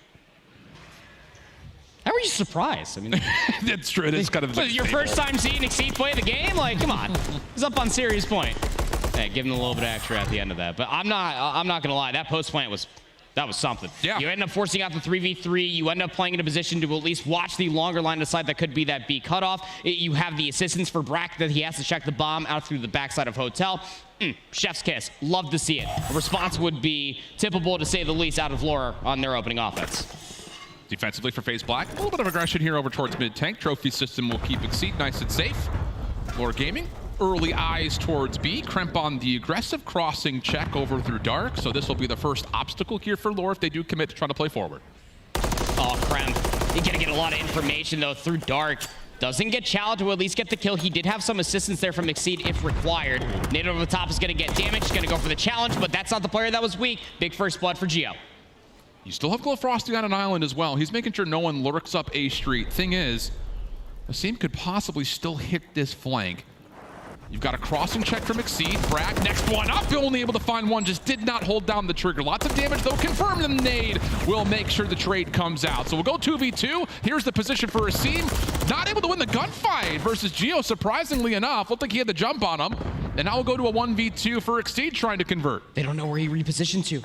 He's up on the God Wall. He's going to take down Glowfrosty. Bomb has been dropped over by Cage. And Geo's trying to push for the trade. Exceed is valuing his life. Back-to-back 1v1s. What's the timing looking like? Geo's going for the chase. This is bold. This is where it's walled open. Oh, as he checks it. Yeah, we see you. You're not going to go ahead and body shoot and have that in response there, young man. I love the business casual face coming out from Geo as well. I mean, again, it was an egregious call to try to chase out for the kill, but he trusted the information that he got from his teammate that he, in fact, repositioned through Palace. And sometimes you do get baited, of course, from those death screens. But regardless of the matter, Geo just trusting his gunning, trusting that he can win the gunfight, gets that plus the round win. And I love that coming through for Lore. 5-1 now for Geo. Had himself a great first 2 rounds here. At this point, we just do this like ancient Greek style. Send out your best warrior versus our best warrior. Let's have Geo and Exceed 1v1s for the search and destroy. 1v1 on the B-Dom. Kray's playing forward on B-Dom in particular, just holding onto the dumpster. SMG in hand for him. He's going to have some rotating support from either Geo or Glowfrosty, whoever decides to give him a little bit of assistance. And FaZe Black are going to try to feel things out over towards mid-lobby. Haven't seen anything yet, but this looks like they're trying to figure out, is Kray still playing the same position he had last defense? And this is part of the annoying part of facing a player like Kray. That stun's going to connect. They know that there's going to be a player lurking around B-Dom, but what corner is he in? Yeah, they think he's behind Tank. So do they actually try to push through this? Kray still holding the angle. Still no dedicated rotate from Lore over from the B side of the map. Glowfrosty just continued to go back and forth over top of Park, and yeah, Nazim's trying to isolate over towards Tank side. Kray's able to go 1-for-1. That's fine. Defense can now move. Yep, Brack recovers the bomb. Trying to maneuver over towards A. Kremp's currently trying to create a little bit more space, but Glowfrosty's holding the bridge. Very tough to be able to watch that cross, but Exceed has moved his way up towards that B, S, and D. Beautiful read. Knowing that Glowfrosty's playing towards bridge side, you take your 3v1 over towards the B side. So now Wiz has to check this from Ice Cream. No commitment for the plant yet. If Wiz could take down the bomb carrier, he could single-handedly win the round. What a challenge from Wiz. Was there enough time? It was really close. Brack holding for the plant and just barely gets it down. So now Glowfrosty 1v2. Gonna reposition all the way through Hotel. So much space he has to clear. The only known information is going to be Brack. He was on the BS and D. He was the bomb planter. But where the hell did Kremp go? He's all the way to the backside of P4 through the courtyard. Wonderful execution coming through for FaZe Clan Black and put themselves in a position to know what was their biggest problem to be able to take that AS&D in their opening offense. Yep. They have to find where Kray's located at. So they send 2 players through Hotel. They flush him out from that stun. A trade is fine. And then once they have the numbers advantage, as you wonderfully pointed out there, Alan, you take that numbers advantage and you bring it over towards B. Wiz gave him a go. I mean, 0.4 seconds was the difference between a possible clutch-up moment. So FaZe up 2-1. Look at this setup for the defense. 3-man hit through bus. Glowfrosty, the only one in position, number 8 in yellow. And I don't think he has any idea. No, sure does. It gets completely caught by surprise. But do they get the read of how many players push up? Because you can still plant this and hold a really solid post plant. Exceed. Watching the cross. Wiz elects to drop the bomb just outside of B. They need to get Exceed out of that position. Kraze delivers on the good. That is so brilliant from Wiz. Dropping the bomb, pushing through Ice Cream. Geo gets stunned, so he knows that there are players on this flank. So we get a 3v3 post plant, and now essentially the map is just flipped. Offense playing from the defensive side and vice versa. Here comes the full surround from FaZe Black. Stuns, they think that he's up top. Not the case. Smoke comes through. This is getting a little messy here for FaZe. They just cannot find Geo. He is out of there. A little rascal. Just chase me if you want to. A little cat and mouse game. And this is taking so much time. Finally, Geo gets dealt with, but he may have done his job right there by killing about 20 seconds off the clock. Now Asim over the top. Nice shots towards Kraze, but he keeps his life. 2v2. Here comes the pinch, though, from Brack. 1v1 with Wiz. Wins the first one. Now to the pistol. Not going to work out. Just enough time for a defuse and a 3-1 tally for FaZe. Yeah, just with maybe about a second and a half, almost 2 seconds to spare for FaZe Black. Again, that's what you have to do, I guess, when you defensively roll out and just rush a street. I guess. You got that first blood, but you allowed that BS&D to be looked at so freely from Lore. And as we already pointed out from Wiz, I mean, Search and Destroy is quite literally his wheelhouse. Just to be able to drop that bomb, go for the challenge, take down Exceed alongside his teammate, plant that sucker, but with the timing in the favor for FaZe, they end up sending one player around the pinch over by Ice Cream to allow the other teammates to pinch over by Cage. A wonderful retake, albeit with a few seconds to spare. Just needs to be noted, we talked about this a couple maps ago, talking how FaZe Black, so many veterans, would they be finding themselves in a position of too many cooks in the kitchen? I'll say Asim has kind of taken the general hat. Every time we get to his camera, he's the one kind of calling things through, and that's an important note, I think, for possible CDL prospects for players and teams who may need the addition of what Asim can bring to the table. Back into the round, though, we go. 3-1 tally. Offense looking to kind of make its way through A Street again, but look at the aggression here from Lore. All four players trying to stack up through mid-DVD. Exceed. Playing shoulders. Through top treehouse. Oh. It's not the eye contact we were looking for, but there's two players over there, and Exceed just elects to reposition as his bomb is slowly being executed over towards A. The smoke comes through. It's going to allow Kremp to push all the way over by bridge. Yeah, this post plant would be disastrous if the bomb could get planted towards street side. Kraze moving forward takes away that opportunity. Well done, just from a battle of positioning. The rest of Lore, though, have to fight this from mid-tank, and Kremp is deep. I mean, deeper than deep. Glow Frosty. Okay. Does get taken down. Took a little bit longer than you would have expected, but Kraze is still in a position to watch this plant. It's a full wrap back over towards B, and Lore are now stuck mid-map. Oh, this is silly. Exceed, he ended up repositioning through the middle of the map to take a look at that BS&D lane. They lose a seam along the way, but that bomb needs to be planted. Running out of time. Mystery on both sides. Here comes the hit through dark. Wiz gets the first, traded by Kremp. Bomb not planted, just gonna come down to the kills, and Lore will find the eliminations needed to get themselves to a 3-2 count. And no shenanigans here. All right. What started off to look like a really disgusting A execute and try to fully rewrap that all the way in front of Palace, trying to flip the map, but oh man, they almost got away with it too. But still, Lore shut it down. They bring this back within one. Just got to realistically find a value for Kraze, who keeps on finding different positions on defense. But offense has been going back and forth. It's been going down to just about 10 seconds before the round ends, before the bomb actually does get planted. What does Lore elect to do here on their offense? Glow Frosty just looking for long-range engagements over towards A. Same can be said for Kraze to the middle of the map. Nothing too peculiar here from either side setup. You do have Kremp looking to get a bit of a later route towards his front side at Treehouse, so he will be a bit of an issue while he's got support from Brack at range, and Lore have not committed to this yet, still trying to feel it out. It'll be a full 3v3 over by the BS&D. Unbeknownst to Lore, they want to try to fight through the middle of the map where Exceed has head glitches galore. And the bomb has now completely repositioned to get inside a hotel. This might just have to be an A execute. Glow Frosty's got the superior angle. He's here first over towards A Street. Asim can only do so much. Could be a chance to plant here. The problem would be, can we get more damage over to Exceed? Get him to shrug off this angle. There's the intel. Kraze stepping forward, has now one mid-tank. But still, lack of confidence if they can actually get this bomb planted or not. Finally, a commitment from Wiz. Oh, they don't know where he is. Exceed just waiting for the execute, waiting for the retake potentially. Starting to march a little bit forward though. Wiz finds that first blood onto Exceed. That bomb needs to get planted. Long route from Kremp may be what FaZe Black defensively need to break down this setup. It looks like they're looking for him. Lore seemed to have an idea that he's back here somewhere, somehow. Yep, there's the confirmation. Kraze does still get taken down. 3v3. Quick isolation trying to come through, but Kremp keeps his life. Keep your focus back over towards the bomb site now. Yeah, Brack's making his first move. You've got Geo in freezer, playing from behind the door. He's got to pop it. Able to do so just perfectly as the first attempt for the defuse comes out. Back and forth we go. 1v1. Glow Frosty. Asim not going to find an angle right through the fire truck. That's good for the kill, and now we're tied up at 3. Hell of a time to show up to get your first few kills if you are Glow Frosty. In a massive way, as you were already talking about, that ever so tussle that was going across the water street between Glow Frosty and Asim just had to accumulate to Glow Frosty getting up towards that fire truck. Once he gets in that superior positioning, as you were talking about, it meant that the bomb could then wrap back over towards AS&D. And I gotta say, the mental warfare that's been going on between Kraze and Exceed on who's in what position around B-Dom has been very fun to watch. Kraze getting the better of him that time around helped Wiz find that first blood for the A execute. It's like trading pawns until finally you can put yourself in a position to take some power pieces. Glow Frosty now right back over towards mid-tank. Good look at Kremp. Can't find the kill, but at least a little bit of information saying FaZe are playing over the middle of the map. No rotation yet. Craze is playing just a different angle here, watching over the A site very avidly. Nobody's over by bridge, so Water Street could just be the push that Brack's going to be looking for.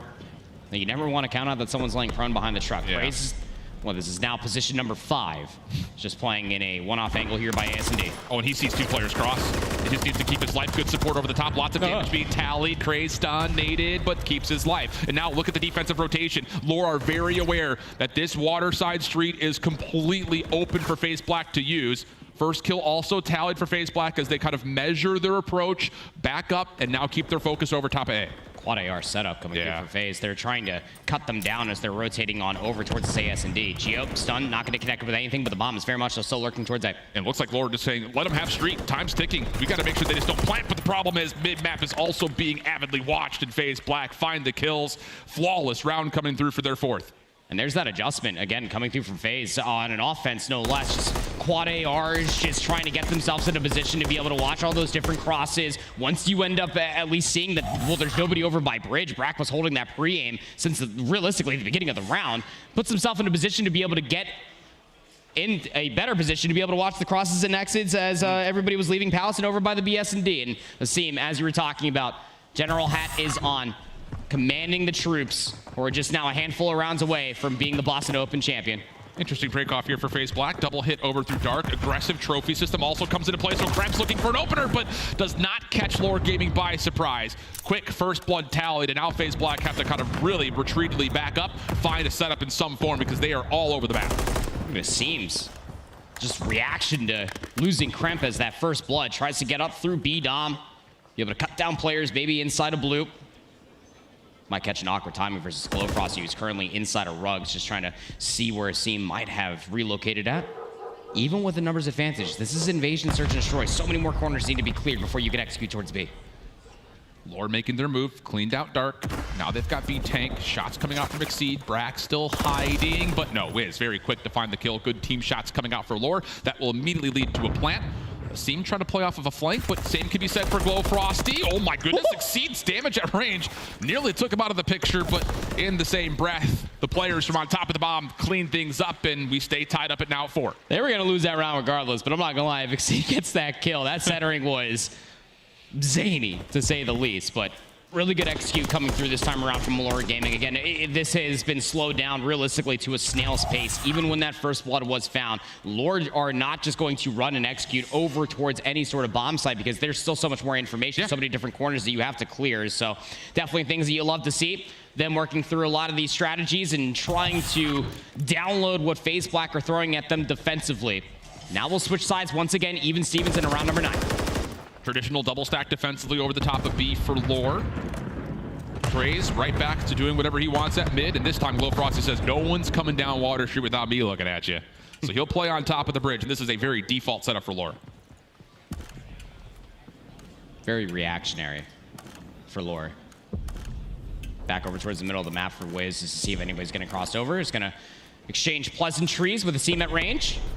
Now all 4 players for FaZe Black looking towards this B lane. Yeah, I like the aggressive positioning for Geo on this B tank, just to kind of pop up, see if he can see numbers, tally them up, and then make the call, because Craze is on an island. He's got no help in any form, so he's the one vulnerability for Lore's setup if he gets surprised. But now that he can hold over towards Dark Alley, kind of watching 2 things at once. Heavy flooded stack here for FaZe. Stack in the box, front side B. Just comes down to, do they actually commit to this play? Here comes the move. Geo, lots of damage, can't confirm a kill. Now he's looking to be isolated. Stun comes out, avoids the gunfight, but not quite for long enough. Lore have to make the rotation. Glowfrosty hadn't seen anything for a whole minute. He repositions just at the most wrong time, and as he's trying to get past AS&D, he gets gunned. FaZe Black setting up a little bit of a trap all the way over by Treehouse and inside of blue, putting themselves up on championship point. And I was really starting to wonder, I was looking at player number 8 constantly for Lore. That's Glowfrosty, who was over by Water Bridge, just putting himself in a position to at least watch AS&D, to watch that Water Street push. Didn't see anything, again, for about 45 seconds. He repositions to look past P4 in the middle of B-Dom. Didn't see anything again, repositions because he thinks that it might go over towards 8. You should know in that moment that it's probably realistically looking over towards a BS&D push, but the trap just too good. FaZe Black 1 round away. Have to have it for Lore, 2 rounds in a row. FaZe Black double stack over towards mid tank initially. Not going to see much. Kremp with a sub in hand this time. May want to push the issue, and boy, will he ever. Oh my goodness, this could be how he wins a championship.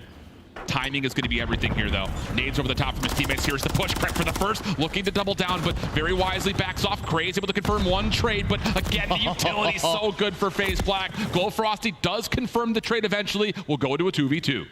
Bomb dropped.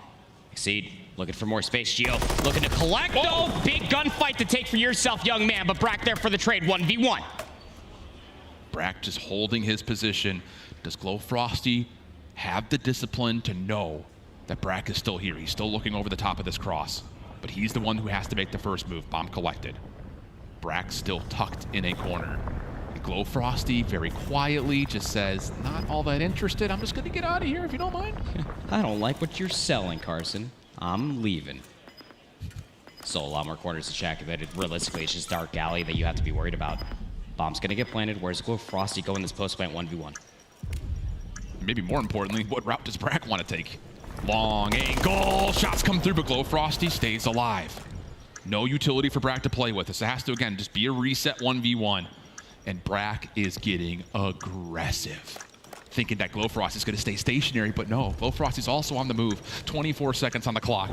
Glowfrosty checks the bomb. No one's defusing. He can reset for at least another 7.5 seconds. Goes prone just outside DVD. Brack on the cross. I think Glowfrosty's just seen him. Yeah, he's backed off.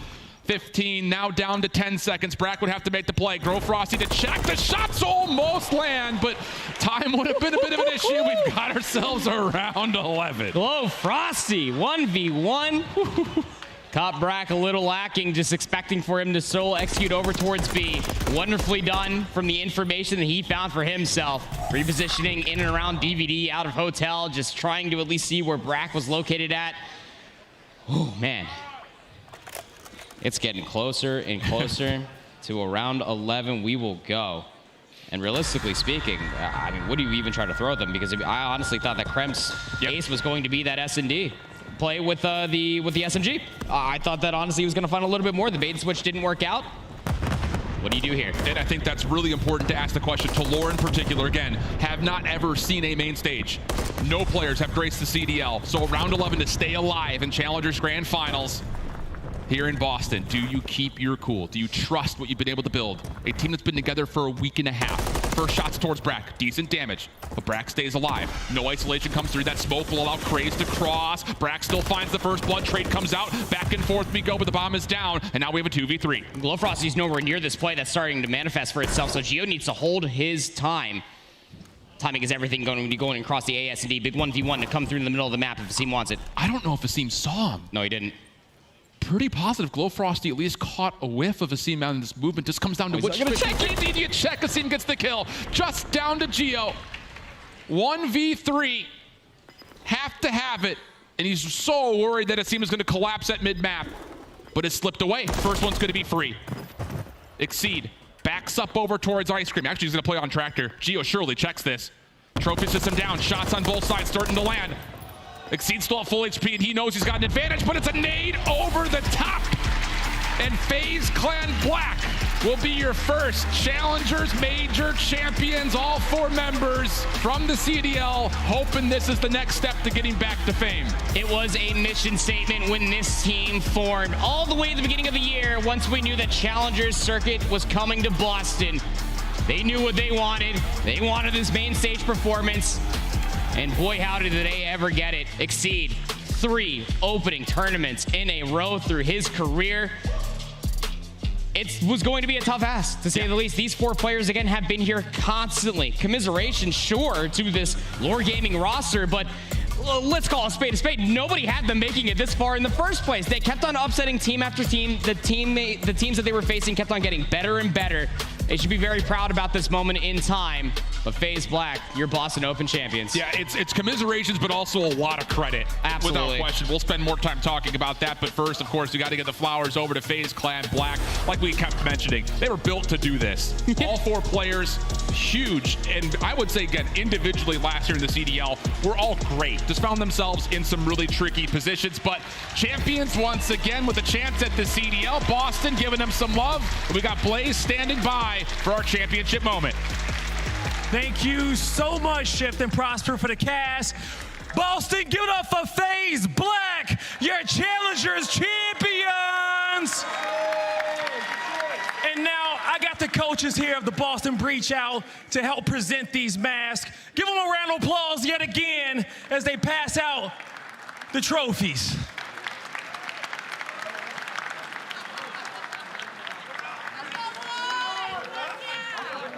All right, let me get up in here real quick. Let me pass the mic on down. Gotcha. Exceed. I'm starting. Let's go. Oh, yeah, you're going to start with me right now. Baby. How you feeling right here? All four of you last year were here in the CDL, but now dominated challengers. What does this win mean for you guys right now? I think it means a lot. You know, everybody here, we have each other's backs. And for us, we all think that we deserve to be in the league. Mm-hmm. And so we're here proving our point. And, you know, it's amazing. It was an amazing event. It was a lot of fun. There was a lot of upsets and challengers. But, I mean, we knew coming into this event that we were the best team and that we just had to show it. And I think they did show it, did they? They did. Pass the mic on over to Brock. Man, how does this one feel for you, coming away with this dub, with this new squad, and being back on top here? Yeah, no, I mean, it feels really good. We put in a lot of work behind the scenes. Mayhem, our coach, too, he should get a lot of love as well. But, yeah, I mean, we made it through winners. We pretty much dogged everyone through challengers. So, but, yeah, it feels really good. It definitely does, definitely does. Pass the mic on over to ASIM. Let me talk to you, man. The love is real right now. It Let's really go. is. It really is. How does this feel right here, being able to come away and get this win here? Oh man, it just feels great to actually win this year. You know, Mm-hmm. I had a lot of L's last year. Obviously, it was a really tough year, but I'm glad we came out with the dub. Shout out to FaZe Clan, shout out Zuma, shout out Los for the FaZe Black. Mm-hmm. It's an honor. It's an honor to represent FaZe. There you go. There you go. And lastly, pass it on over to Crimp. Crimp, talk to me about what this team means for you, how the coach has helped you, and how does it feel to win here in Boston? I mean, man, we made a mean, like, we all came out of the league last year, so we're like, it feels good to come back to Boston and win the actual challenger event. So, I mean, to be honest, the feeling's surreal. That's the first time winning an event, so. Definitely does, definitely does. Boston, give it up for FaZe Black yet again. Your challengers champions. Shift, Prosper, take us away. Yeah, I mean, they couldn't have said it any better, obviously, themselves. The individual talent on the squad, obviously super potent. But again, we got to take a moment just with this. The runner-ups, they went through a steep lower bracket run. Guys that had never seen a main stage, never seen the CDL, and I think all 8 players had shown at different moments in time throughout this grand finals that they could absolutely be options. Well, that's putting it lightly, considering some of the names that they had to end up going through for Lore Gaming. I mean, just even this morning alone, you completely upset what is SGP Syndicate that wanted to end up getting their revenge, of course, from not only Cup 1, but also what happened yesterday in Winners Finals. Yeah, I think that this Lore Gaming roster not only should stick together, but they're going to be a real problem should they continue on to learn and grow together. On the same front, though, FaZe Clan Black starting off a possible long run of Challengers dominance. Elite 1 starts in the middle of February, so of course, we got to make sure you guys are tuned into it. It'll be on Wednesdays and Thursdays, as it always is. Make sure you're tossing some love over to Challengers. But now we got to gear up for the main event. Minnesota and Optic going to start off this championship Sunday in the CDL, and the Green Wall's already primed up and ready to go. When we come back after the extended break, we'll set things up for the CDL to come to its Major 1 conclusion. We'll be back after this.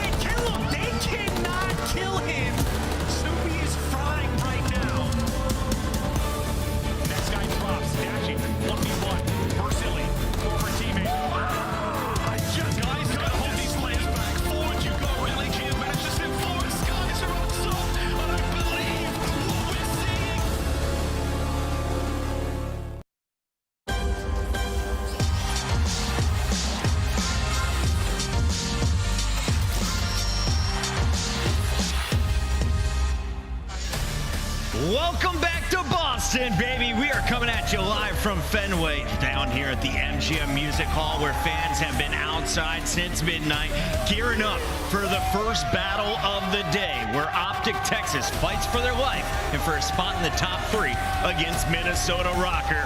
But the day kicked off several hours before that, with our challenger scene finally concluding with an epic championship. Welcome in, everybody. Chris Puckett here alongside Studdy, Alley Cat, and Nameless. And Studdy, you had a good buddy from your 8th lobbies playing for some real cash. That's insane, man. I've known the kid since he was 13. And, like, it makes me a little bit emotional, right? Because, like, he puts all his passion into the game, and obviously he doesn't walk away with the W, but he puts himself in that position to be who he wants to be in. I just gotta, like, just keep on supporting that young man, because this is only the start for him. Being a dad makes you soft, and I love it. I know, right? I'm a dad. Right? He's the man. You know, he had a great performance there, and then also FaZe Black. You know, you got some former pros in there performing, playing really, really well. And Asim, a community favorite, goes off in the final to get the W. Challengers just popping, man. If you aren't hip, make sure you start tuning into these guys. Allie, real quick. Yes. Out of the FaZe Black players, we saw them all in the Pro League last year. Yes. Who's the first one to come back up? Ooh, that's a really tough question. The first one to come back up. Who gets poached first? It might be Kremp, simply because he's a little bit newer, and so because he was in the league last year as like his rookie year, I feel like he would be the first one to be like, oh, he didn't get that much of a chance. Let's bring him on back up. Well, if you've been here in Boston, you heard the rumors around the bar. Some teams are already considering some moves, so it could get crazy after today. But let's catch you up with everything that's gone down leading up to this moment. Yesterday, a big day. We were in the venue for 12 hours of action, and you got to give props to teams like Minnesota. They're still kicking here, Nameless. Yeah, they've been unbelievable, right? The turnaround that they've had since the holiday break, everybody's been playing so well, and they get to land, and things just seem to click, especially in the search and destroy game mode. You winning 4 out of their last 5, and they had to get it done in search last night, and they answered the call. Man, I'm just so impressed by some of the individuals on this team, right? Like Linz, he's got to be the front runner right now for Rookie of the Year. He has been the guy getting them out of every tough situation, and they don't have a weak game mode. They've been working on their map pool literally while they're in this tournament, and they've had players who start off slow and then turned up like Vivid. So everything that you've needed to see, you have seen thus to this point. And I think for me, the player that's really surprised me for this Minnesota Rocket squad, it has to be accuracy. Like, he turned out to be a totally different player. We're talking about multiple different years playing with that tactical input on your controller. So that means you don't have that slide cancel. Yep. He's moving on the map right now, and he's playing a lot quicker for his team, sneaking and hitting routes. He's doing everything he needs to make sure he made it to Championship Sunday. Lamar on Championship Sunday, we saw this last year. He did it with the Surge, taking his team from 7th seed all the way to a grand final. Today, though, he runs in to Optic Texas. And Pred, he is putting up some career numbers here in Boston. Alley Cat, walk me through the chaos of yesterday. And this is what we've been waiting for, right? We've been waiting for Pred to have those dominant takeover maps. So we saw it yesterday on the sub-base hardpoint that, by the way, almost ended on the game clock. He dropped 40 kills, and not to overshadow, Kenny was right behind him with 39. Now, this is the high-octane plays that we were waiting for from Optic Texas. So their respawn is looking incredible. Search and destroy could use some help, though, Jay. And the crazy thing is, when you talk about this Optic roster, is that they go 4-0 in HPs yesterday, right? But a lot of that was on the back of Kenny and Pred. They were going off of this roster yesterday. Now you're going into a Championship Sunday. I need to see more out of Dashy and Shotzi. Those guys need to step up if you want to walk away with this championship. I disagree. I don't think we need to see more out of Dash. He's been great. I mean, I love you know, the evolution of this Optic team, especially in hardpoint. They've been unreal in that game mode, and it's just like there's only so many kills on the map. I know some people are pulling out his like 0.7 he had. Well, he won both the HPs, so it didn't really matter, and it's because of what you were hoping for as an Optic fan, seeing Pred take over and go off. He's being enabled to do that. They want him to do that, and Dashy has taken a back seat, and it's led to some great stats. I mean, they're number 3 in breaking, number 3 in holding. They've been unreal. This team's nasty. Selfless play, the evolution of Optic Texas hardpoint. Love to see it. Optic's not the only team in action, though, today. We got to highlight, of course, some of the big dogs. Atlanta will be facing off against Toronto. Unfortunately, those Surge will not be a part of the action. They fell to Optic in that series, and now you see it's just the 4 teams on that screen remaining. Yeah, unfortunately for Surge, it was the respawns that ended up hurting them in the end, but I will say I'm happy to see that they've kind of locked up those search and destroys here during the major, because that's the sneak peek we got at the beginning of the qualifiers if they were going to be a search and destroy team. But I don't think we could have asked for a better Sunday. We've got Atlanta FaZe and Toronto Ultra and Optic Texas all making it to Sunday with one underdog in Minnesota Rocker. The big surprise on the weekend, New York Subliners coming in with a top 3 seed. They went out in 9th. We saw Miami Heretics, a top 4 seed. they went out in 9 through 12. Here's how things have shaped up after 3 days. 4 teams remain. Your top 8 has been filled out as well, and all of these teams are earning points, Jay. You need these points, especially if you're the teams on the lower echelon of the bracket. Those 9 through 12 teams, they're fighting. So that's why you see Vegas Legion. They walk away with at least 15. Same thing with Carolina. But I think the big thing for the Gorillas is taking that 30 points. They were almost really close. 1 map away from getting a top 4 placing, but they definitely came and turned some heads. They're solid, man. Honestly, I think LAG, they had a pretty good performance after getting bopped, you know? Like, they regressed a lot. They had to figure it out here, get it out the mud, and they made it happen. Those points are going to be huge as well. Yeah. What I love about this morning's matchup, not only are you playing for your spot remaining in the bracket, but you also double your money. You've already guaranteed yourself 30 grand. You make 60K if you win 3 games of this next match. So a little financial incentive. Let's talk about 2 teams who are already guaranteed that 60 grand, though. That's Toronto and Atlanta. Toronto, arguably the scariest team in Respawn right now.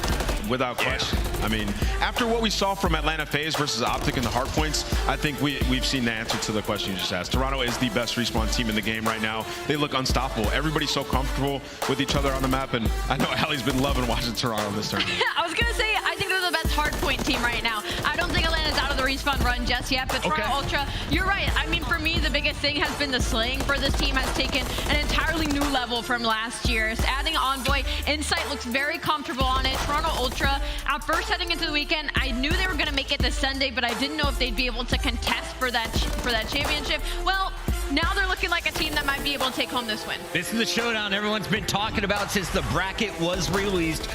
Atlanta, the favorite in the top, Toronto, the favorite in the bottom, and we see an epic showdown of some ARs in this gunfight. Man, you know what it is, man. Scrap is the rookie of the year last year, 1.22 overall. He's been taking over ever since his team has been formed. It's like Envoy's an enabler for this guy. He's always going to put up those numbers. But you see Draza on the other side. Now, with that trio of FaZe, he's been everything for this roster, even though he has a .97 in hardpoint. That probably fell down yesterday by losing those close games. Everything else is stellar for this young man. Draza's been fired up on stage. He's had some fantastic numbers here in Boston to go with it. Is he the missing link that FaZe needed to win back-to-back Boston events? I mean, possibly. Usually by this point, we see Atlanta fall to one of the big dogs, but they get that win over Optic Texas yesterday, and it was in a pretty close fashion. I will say it did go to a game number 5, but it was in those search and destroys that really set the pace. You know, S&D wins championships. Atlanta FaZe haven't missed a beat since last year.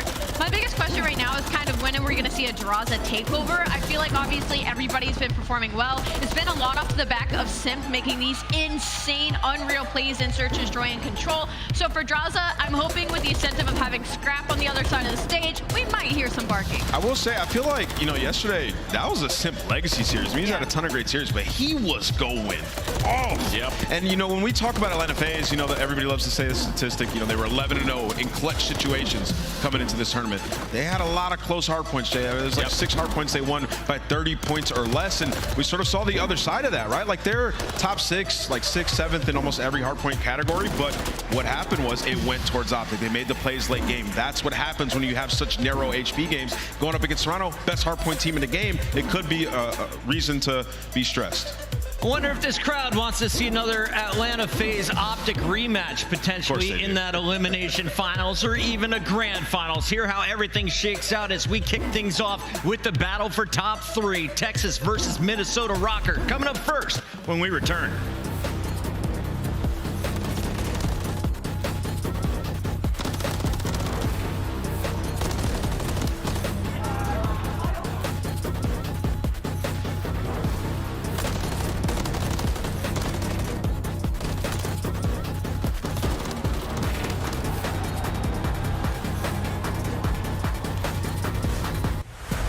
Tune in throughout Major 1 this weekend to earn awesome in-game content. You can rock the Frostbite Blueprint, charms, emblems, calling card, and get XP tokens. Be sure to link your account now to start earning.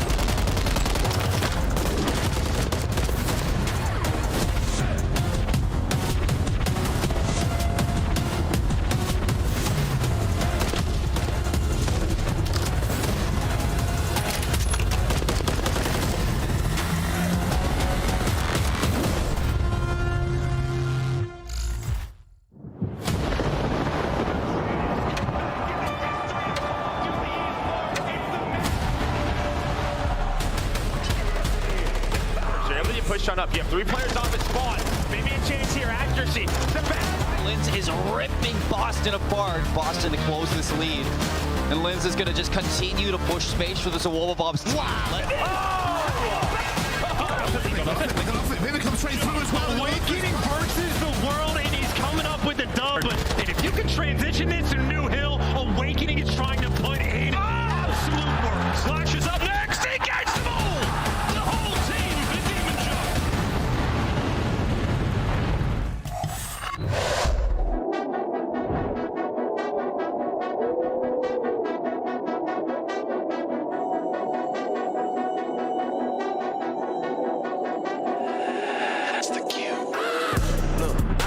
city, you hear signs when we sleep. Heaven sent, hands down, vibes so unique.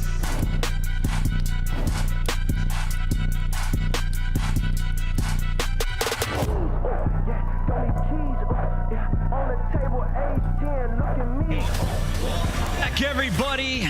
Championship Sunday begins right now. We start with 4 teams. We end the day with just 1 remaining on that stage as they hoist the trophy and take home the $150,000. Welcome back into the MGM Music Hall, where Optic and Minnesota are ready to go. So we're not going to talk about the players. We're not going to talk about the teams. We're getting our predictions locked in. I have to go first. I'm going Optic Texas to open this one up. I'm taking them 3-1 to lose the search and destroy. Study, though, if Minnesota's going to win this, they got to count on some French folks to be huge titans once again, right? Oh, yeah, what is it? Like the top 3 Frenchmen in the world. It's Napoleon, Hydra, and now Lynn. So if you're gonna try to win, Liz has got to play to a whole different level, but that don't change the pick for me. I think Shotzi has a day. I'm going with the green wall. Green wall? Optic. That average height is not looking good for any of them. I'm going to go with Optic Texas. Listen, life or death situation, and the Martians got the death beam pointed at Earth. You know what I want to save us? Gigawake. I got Minnesota, baby. They're winning this series. He's been too good. Underdog. He's been hitting it all weekend long. The stage is ready. Guy Blaze, let's get this party started. Chris, I am so ready to get this party started for Championship Sunday. But Boston, are you? We got an elimination match up here, and we got to send 1 more team home. But this squad coming to the stage first, don't plan on doing that. Green wall, rise up, because here comes Optic Texas. We got Kenny, Shotzi, Fred, and Dashi. Optic Texas, ready to get it done. Oh, man, it's been a while since we've seen the Championship Sunday whites, and man, do they look good. Greenwall is feeling strong, but they got to get through the underdog of the weekend and the Minnesota Rocker. It's time to stack it brick by brick, but they got to take out the opponents. Let's go, Blaze. Let's get it.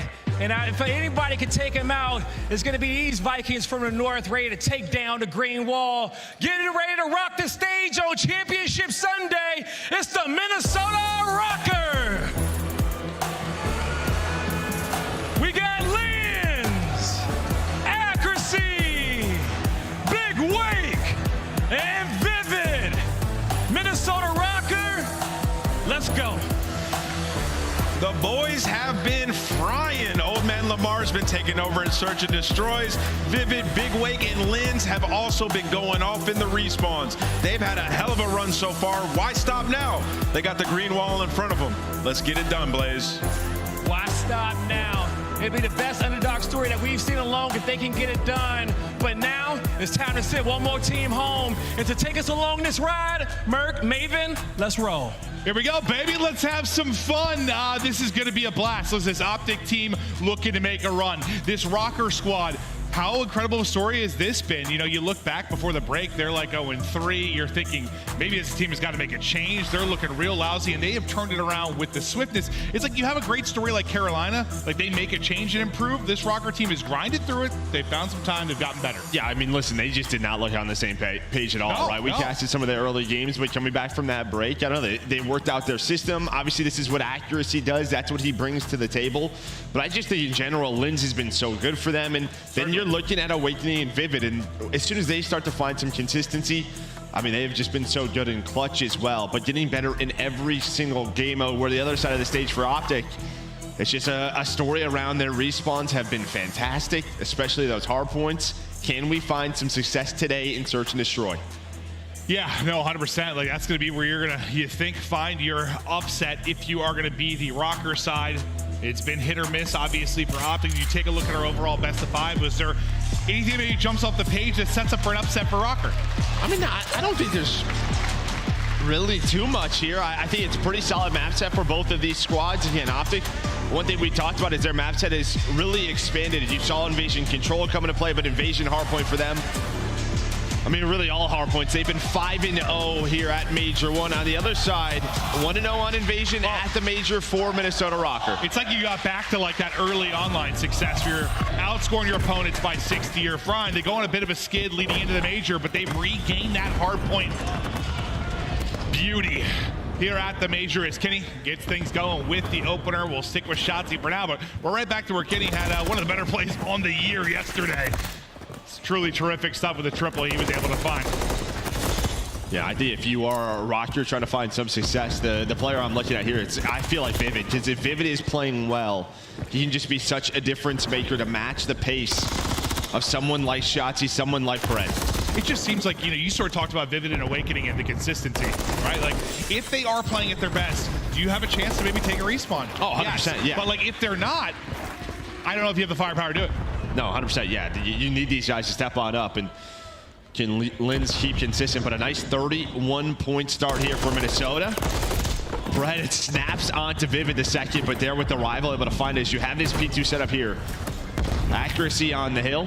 Good time for Rocker. Vivid pushed on out. 5 start, trying to find number 6. There is the cruise missile, and this is what he can do. I think this is something you really want to see if you're a Rocker fan early on, is some success for Vivid. He looks like, I swear to God, the best or the worst player in the league at times. I don't know what I'm going to give from him, but when he is dialed in, he is truly a special talent in this league with the pace that he can play at. And nice centering there, but it's not quite the gunny to take out Shotzzy. He gets up to 7-2 though, Vivid. Throwing blows early. Yeah, I mean, this is already fantastic. You get, what, early 25 seconds here if you are Rocker. You already have P3 rotation kind of locked in. So Optic, they're going to have to fight up the street, find the scrap time. Lynn's already set up here at the pillars trying to find the third. And you already see the top left. Kenny's shot today. Got to get going here. See, they're both starting slow here in map 1. And I think if you're going to, like, get a win if you're Rocker and maybe you don't get the best performance out of Awakening and Vivid, is you catch Optic Texas one of those slow starts that we've seen them have in a couple of series, right? Like, they come out real flat against a team like Vegas Legion. Can you come in and shock them into map 1? That might be where you got to find it. Yeah, an early break here, opportunity here for Optic. They find a couple of kills through the middle of the map. First player going to be on it will be Shotzzy, but it's big. Linz 8-4, and then Awakening finding 2 more. So there we go. They deal with that first push, all map control over to Rocker. Yeah, I mean, if you told Rocker Shotzzy was going to be 1-8 to start the game, they'd probably think they've got a bit of an edge, and they certainly do. 30 seconds remaining on this point. Chance to get up over the 100-point mark, take a significant advantage in this one. Vivid still flowing and finding kills. Him and Linz leading the way on their side, but now a flurry of kills for Optic Texas. You'll be able to chain together 3 in a row, but the accuracy that wins the fight inside the hard point, wins a one-on-one, still accruing time for Rocker. Yeah, then look what happens here for Rocker. So, I mean, you kind of take this because you flip spawns out. Yeah. So you get close spawns at P4 for the next one for Optic, but I mean, you're already thinking about Palace, right? Even if you give up 40 to 50 points, you're gonna have a major lead, but you already see Vivid 3 in a row starting to snap once again as he's able to find that double. But yeah, Optic here, you're gonna see Shotzzy maybe thinking about going on a long route. He's gonna do just that so early on. And I guess I'm just already thinking, if you're Rocker and you know you're where you've been getting your W's is through search and destroy. Like, you've got a lead like this in hardpoint. You have Palace coming up. You're thinking already, like, this is one we've got to win. We need to take this map 1, come in and shock them. Yeah, Shotzzy able to find 1 on that rotation, but does get traded on out. And you might give up a full 60 here, but it will be for full Palace control. So a couple of more players going to try to get aggressive. Lynn's able to find 1, but Dashy locking it down, finding this time. So now, all eyes over to Palace.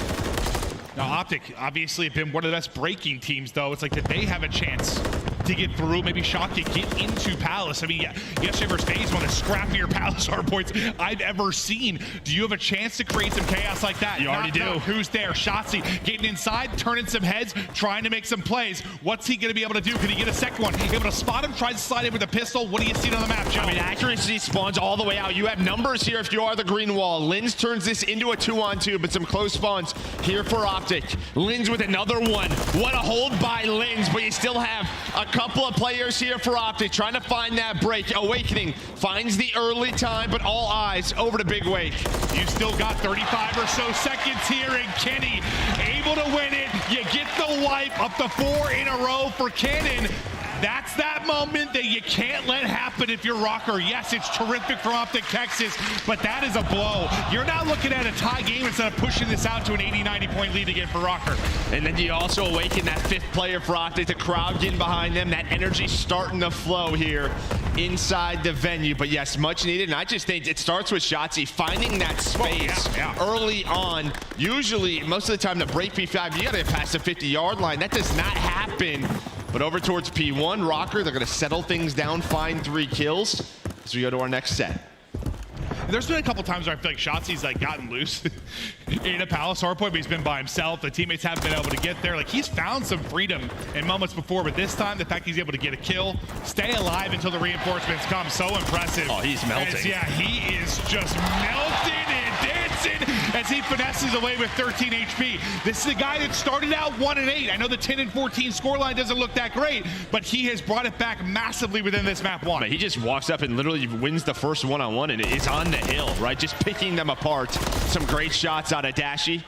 As Optic now with a 15-point lead. Back in the driver's seat. Vivid get a spawn on up, starts to rotate over towards P2. The rest of the players pushing on towards P1, but Pred and Shotzzy, SMG duo, locking it down. And now it's starting to feel like, you know, Rocker was shooting sure, but more that it was a slow start for Optic Texas, and now they are waking up and beginning to roar. Lead up to 30. Next hard point getting ready to go. Some clean shots from Vivid, though, as he's still 18 and 12. He's not slowed down for this Rocker side. Can he get across? He's able to get to the tractor. Now, this is a chance here if you are Rocker to take advantage of this. You have P3 spawns, but on the pinch, Pred was able to win a one-on-one. Accuracy, the last player here. Lamar? This guy has given Optic some nightmares in the past. We all know about that moment. Vivid did use the cruise to try to give them map control. It's going to connect onto 1, but there's nobody on the hill, and you are flipped if you are Minnesota Rocker. This is not the position you want to be in. Now, great job here with some massive gunfight victories if you are Optic Texas to keep them out of the point. Dashy still hitting, just 7 left in the clip, but he's taking 2 to 3 down with what he had. Up to 16 and 12 now. 10 seconds left to go. And with that flip, I mean, you get some successful time here. If you're Optic, you should be winning this match. You have a chance here to win it with a full 60. True. Vivid going to be the first player pushed on up for Minnesota Rocker. 192 here for Optic Texas. What a turnaround since that Palace Hill. That break has given them all the momentum in this map. Here comes the break opportunity for Rocker. You have accuracy working up the street, but Shotzi's ready for it. All the one-on-ones going to Optic. Just lying prone, lying in wait. Winning your ones. 210 now up, 40 remaining. You can win it here, so this makes it very stressful if you're Rocker. You have a couple different seconds here, and like you have a chance to maybe make a play for the hard points. That's a frustrating one. Dinks it off his back, but you're still up and inside. Rocker got to send it, otherwise they're losing the hard point here. You get a break, you get tested long enough that we're at least going to see another hard point. So Pred does win it, but you cannot win it here anymore. Yeah, you have one more player here, but rotation is all off. You have 3 players set on up. Vivid, he's able to take the gunfight accuracy with 1 on rotation. So 2 on 3 towards P4. Turns into a 2-on-2, and Dashy, this is just what he does. Gets to his spots and beams. Kenny looking over him. Shotzzy in the hill. All of Rocker spawning out. They can close it out here. Yeah, I mean, you do one part of the job. You can test long enough that you can't win it there, but he had so much more work to do. He had to win the rotation as well. You're not able to do that. Optic, you're able to get inside. Dashy and Kenny lighting the feed again. 10 to go here for the victory in map 1. This team has been flawless thus far in hardpoint as they chalk up another win.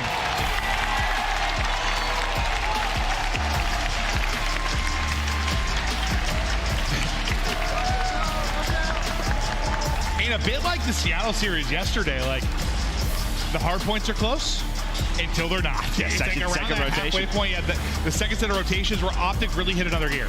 Yeah, but I just think for Rocker, I mean, you have a chance there to carry maybe a 60 or 70 point lead into the second set. If you get Palace, it would have been like 80 or 90. I mean, they brought it back with that P4. You know, Optic did, but it's just that flip. That's the moment there. I mean, I'm sure we'll see the game flow. Yeah. The chart, but looking at the scoreboard, I mean, Kenny really turns around. Him and Shotzi start off so slow.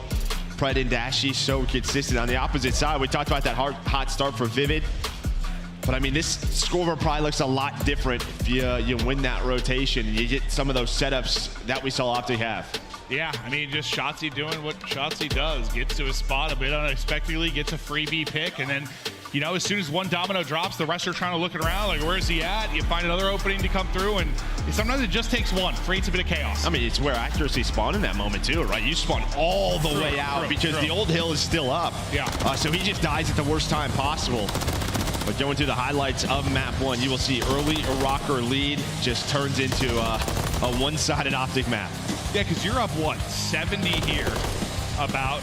You get a good amount of time if you were Optic Texas, but you're right. I mean, this Palace, like, this game looks so different. Now, could Optic have made a run somewhere else? Sure, but, like, if you get that if you're Rocker, you're going for the jugular early. You got a chance to really get it done and shock them in map 1. Well, it's just with some of the money hills that we see in this game, you have an 80 to 90 point lead. You could just bank on that rotation, right? Yeah. Whether it's Skid Row, P2, here at Palace, you just basically say, let's just make sure we have the spawns for when that hill comes up, a chance to win the game.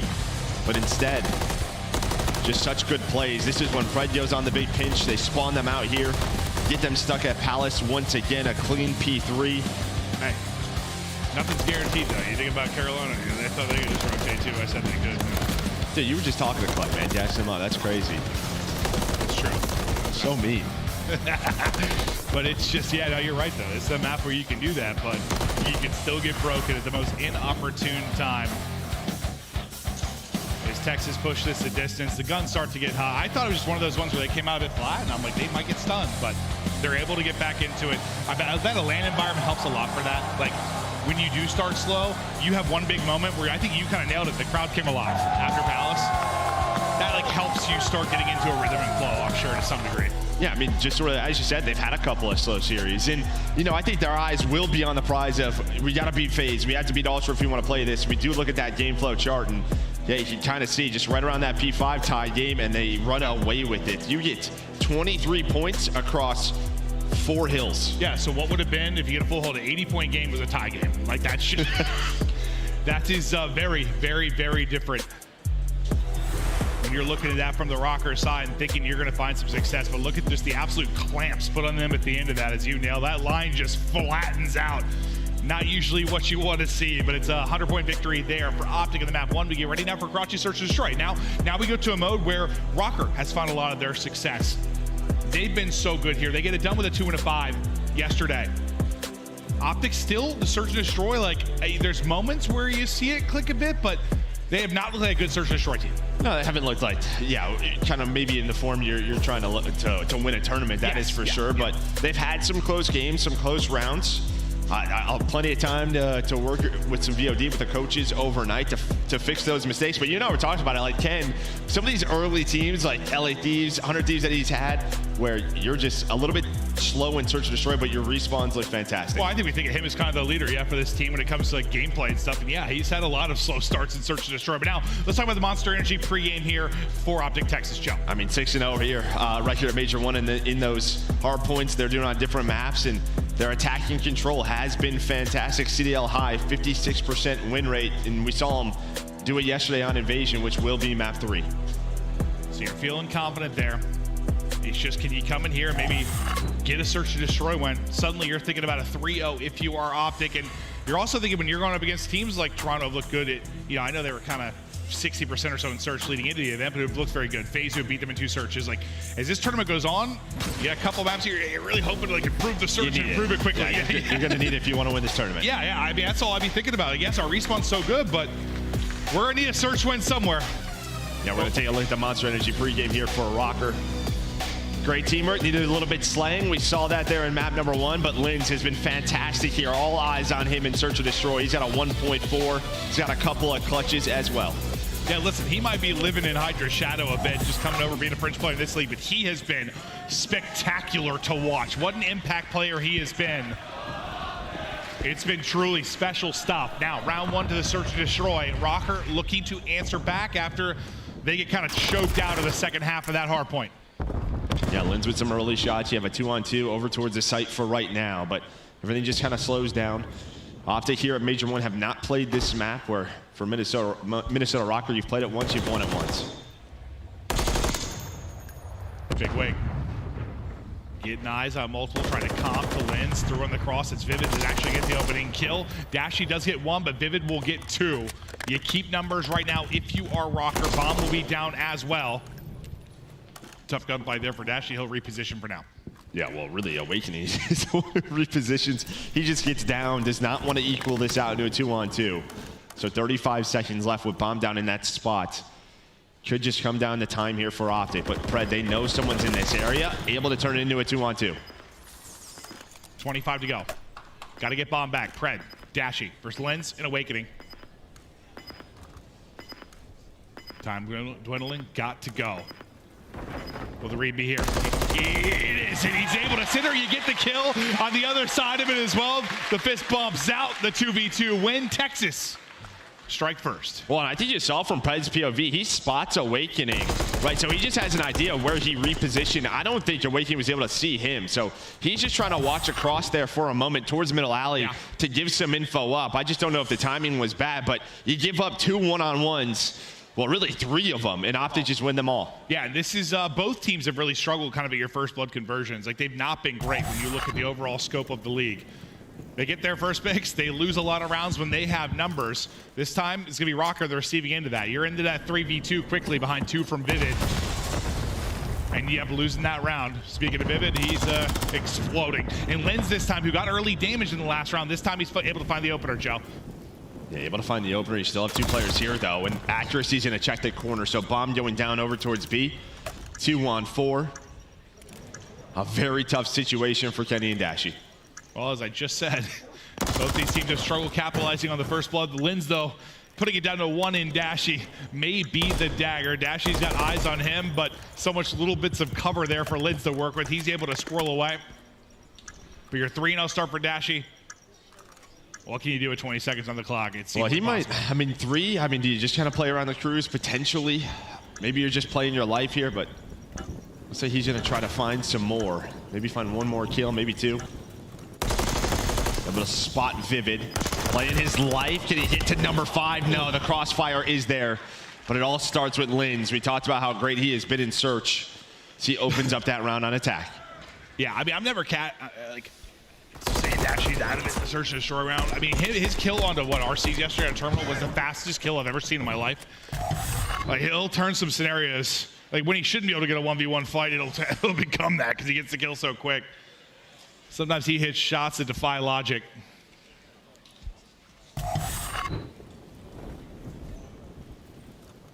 (1-1) now and a 4-1 start for Dashy.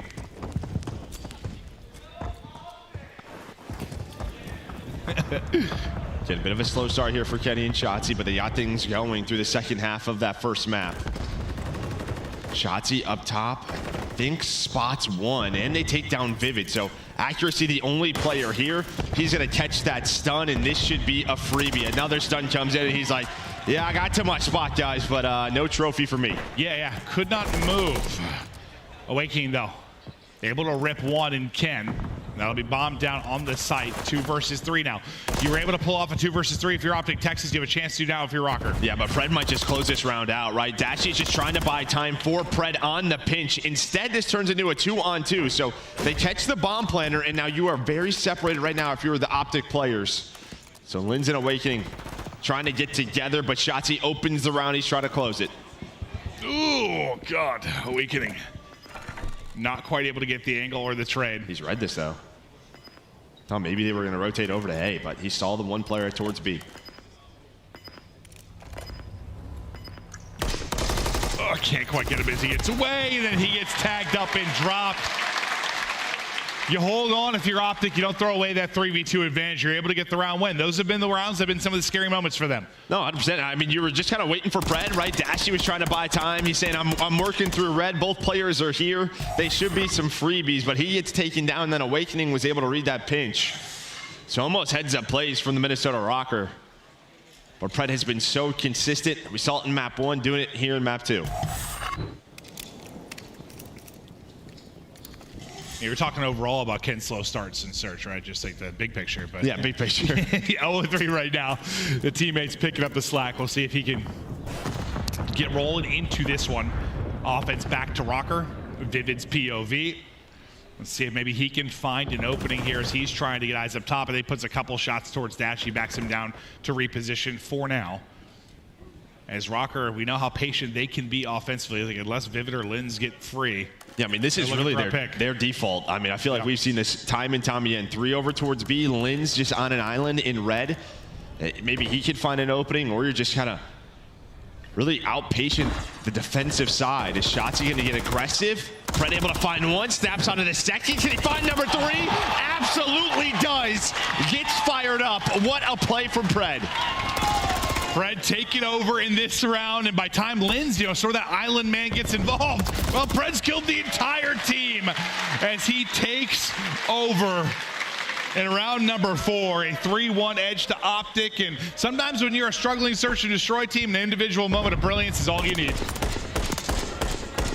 I mean, we saw last round, right, for Optic. I mean, they stunned out accuracy in that spot. That is such a power position. We're going to take a look at that replay. I mean, just 1-by-1 challenge on this heady. Good luck. And then I think get some info there to snap onto Vivid.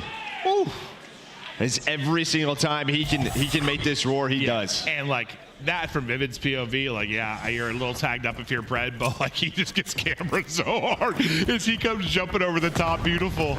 Beautiful there from Pred. 4 in a row. We'll see if he can keep this streak going. Shotzi.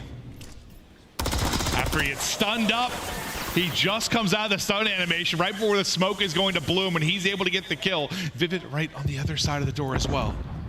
I thought he was going to get caught on the ladder, right? I feel like we've all been in that position, but now that door is open. Another one in the round for Shotzi. Yeah, hey, what's going on? And welcome to Shotzi's Pleasure Palace. Oh my. Whoa, whoa, whoa. I have no idea. The guy's hurt. Making plays. Fist bumps out.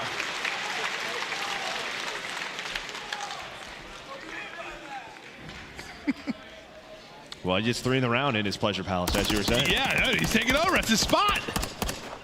No, but you, dude, the number of times where whether you're playing MP or Warzone or whatever, and you're just accidentally get on a ladder. If you're near one thing to be caught on a ladder, but like when you're like not even trying to interact with the ladder at all, you're like walking backwards, like telling you there's like magnetism. Why am I on a goddamn ladder? I don't know. I don't know. Doesn't happen to him though. Does not happen to him. It's Optic up 4-1. No, like, all the little annoying things that happen to average players, like Shotzi is just the map's his wonderland. He doesn't care. That teamwork that we have seen from Rocker throughout this tournament, not really showing here, just getting picked apart. But over towards A, Kenny going to be the one player here for Optic. She's probably going to find some info. I imagine you're going to be into a retake situation. See, it's down to 6 HP, but yep, 4-on-4 bomb planted. Lins to the 4-on-3. Kenny, some tag, tries to back out of it. Can't do it, but now the rivals going off. Shotzi and Pred to a 2v2 we go. This would be a dagger to Rocker now in this search and destroy. You already have the 4-1 edge if you were Optic, and Shotzi cleaning house. 5 in a row for him. Lins still biding his time. Pred on it. Oh, sorry, sir. Pred sticks it. Smoke is out. They are all smiles right now. Yeah, I think Dashy was like, what the hell do you guys do? Bro, can we talk about that smoke, by the way? He throws it from Junkyard. He just throws it over the top. It perfectly lands on the bomb. Are you surprised? Lins doesn't even check it. He's just kind of holding for it, and Pred the whole time was just sneaking up bust. But it's a 2-on-4, and when you see Kenny smiling, usually people are pissed off, but this time they're happy because he's on their team. Now he's wearing green and white. 5-1. One more round now for Optic 2-0 edge, and where they've struggled in search and destroy, they have outclassed them here. You've got 5 in a row for Pred, 5 in a row for Shotzi. There is a rhythm, there is a rhyme to the gameplay right now, and they are making it look easy as Shotzzy wants to get involved yet again. Well, Linz this time has the angle, has the kill. First blood for Rocker, but you've had a couple now. What, for your first bloods, you've got 4 if you are Minnesota Rocker. You've got 1 round win. As we said, both teams have struggled in that first blood conversion rate, but right now it's Rocker that's really been on the struggling side of that. Hey, what's up? Knock, knock, Kenny's here. Hello. 13 HP, tries to get through the window. Guy thinks he's Batman. Not quite able to get there as he gets dropped. No, Batman is already on his team, so he's got to be a different superhero. But Dashy will turn this into 2-on-2. Again, another round, another scenario where you have man advantage. How athletic was Robin? Like semi? Yeah, it depends, but yeah, very athletic. Still on your streak now. If you are Pred, 30 seconds to go. Guy was in the circus, yeah. Yeah, that's true. That's true. So very, very athletic. 20 seconds, bomb down. Hey. Pred able to find one with the rival, but Linz with 3 in the round says, we're playing more search. Sheesh. Movement clean there. As Pred's just ADS, he's like, I got one, and that is, yeah, he's got his head on a swivel. I mean, it's also Linz with a rival. If that's an MCW, that's a kill for Pred. Yeah. But nice movement, as you said, and Linz keeping them alive. Finds the first blood and the trade. He's up to 8-4, but Nameless, you always hear him talking about Giga Wake, right? 1-7, need him to come alive. Yeah, it's like Giga Flake, Joe. Yep. I need him. Yeah, roll that chair back further. Hey, mistakes were made. Even the best players in the world can miss a grenade every now and then. Yeah, you just showed that movement, that finesse, that style. Then you come into the next round, you're like, all right, slow me down. Wow. Well, it's a 4v3. I'm going down, though. For Texas is whether Rocker have first. They're finding new ways to get first bloods and lose rounds now. I think he finds the timing. He absolutely does. Accuracy, not going to see him. Just gets through. Awakening. Vivid now in a 2-on-3. And Vivid, the timing, the second he gets top of the step, Shotzzy is already pre-aimed there, up to 9-4. Dashy on it. Awakening in trouble. We'll see you later. The search and destroy looks clean. And the map 2 for Optic. Is they're able to take a 2-0 edge, and that's what you want to see. Some solid search out of them, they'll be an even bigger threat. Oh, no doubt about it. I mean, props to Shotzzy as well. He just got going. He got loose. Just felt like he was winning so many one-on-ones with the rival. And I mean, we saw sort of that video, or maybe if you missed it, just asking players what their favorite map is. A bunch of them were just like, anything Karachi, so I can run around with an SMG. Yeah, run around with the rival. And yeah, you just saw right there, Pred Shotzzy takeover. Just this title, it's with our maps. You don't get a lot of time to do that, but here you do. They're able to get freaky with the rivals. You saw Pred and Shotzzy, that 1-2 punch, so good. And Dashy, who's 6-4, I mean, he leads the lobby in damage, nearly 1,500. And that's what you want to see. I mean, where Dashy's Shotzzy been. has 1,600. That's true. That's true. Oh, actually, I didn't see that. I thought it was 1,200 when I looked at it. I swear, I just went blind for a second. So he doesn't lead the lobby. My bad. Sorry, keep yashing. No. I was thinking though, Dashy though, like in some of these searches and in some of the respawns, like even though like his engagements have been low, like the damage numbers have still been there. Like, yeah, I mean, you're playing a lot of these long range spots, right? Yeah. Obviously with 150 health. And we don't always see when you're watching a different POV and somebody kills somebody really quick. We don't realize that Dashy got 2 bullets into him over the course of that. So like, I think that is where damage numbers can be important. Is there some, meaningless damage at times? Sure, but I think a lot of times he's just helping out the squad. No doubt about it. Was 3 losses or so in a row for Optic and S&D, but able to bounce back here on Championship Sunday. Yeah, I think where verse phase sometimes where Shotzzy struggled to get loose, struggled to find these openings. Here, Shotzzy, Pred, they're able to do exactly that. They get going. They get the upset there in the map 2. They are up 2-0, a chance to close it out in the control. Don't go anywhere. We're back after this quick break.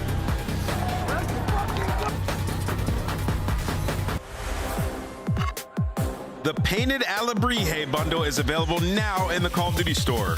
Inspired by the folk art of Oaxaca, this stunning bundle offers colorful, vibrant, and mythical items you gotta check out. Start the season strong with the Call of Duty League Pack. Grab yourself the CDL Operator, Weapon Blueprint, and so much more. Check out the Call of Duty store in-game now.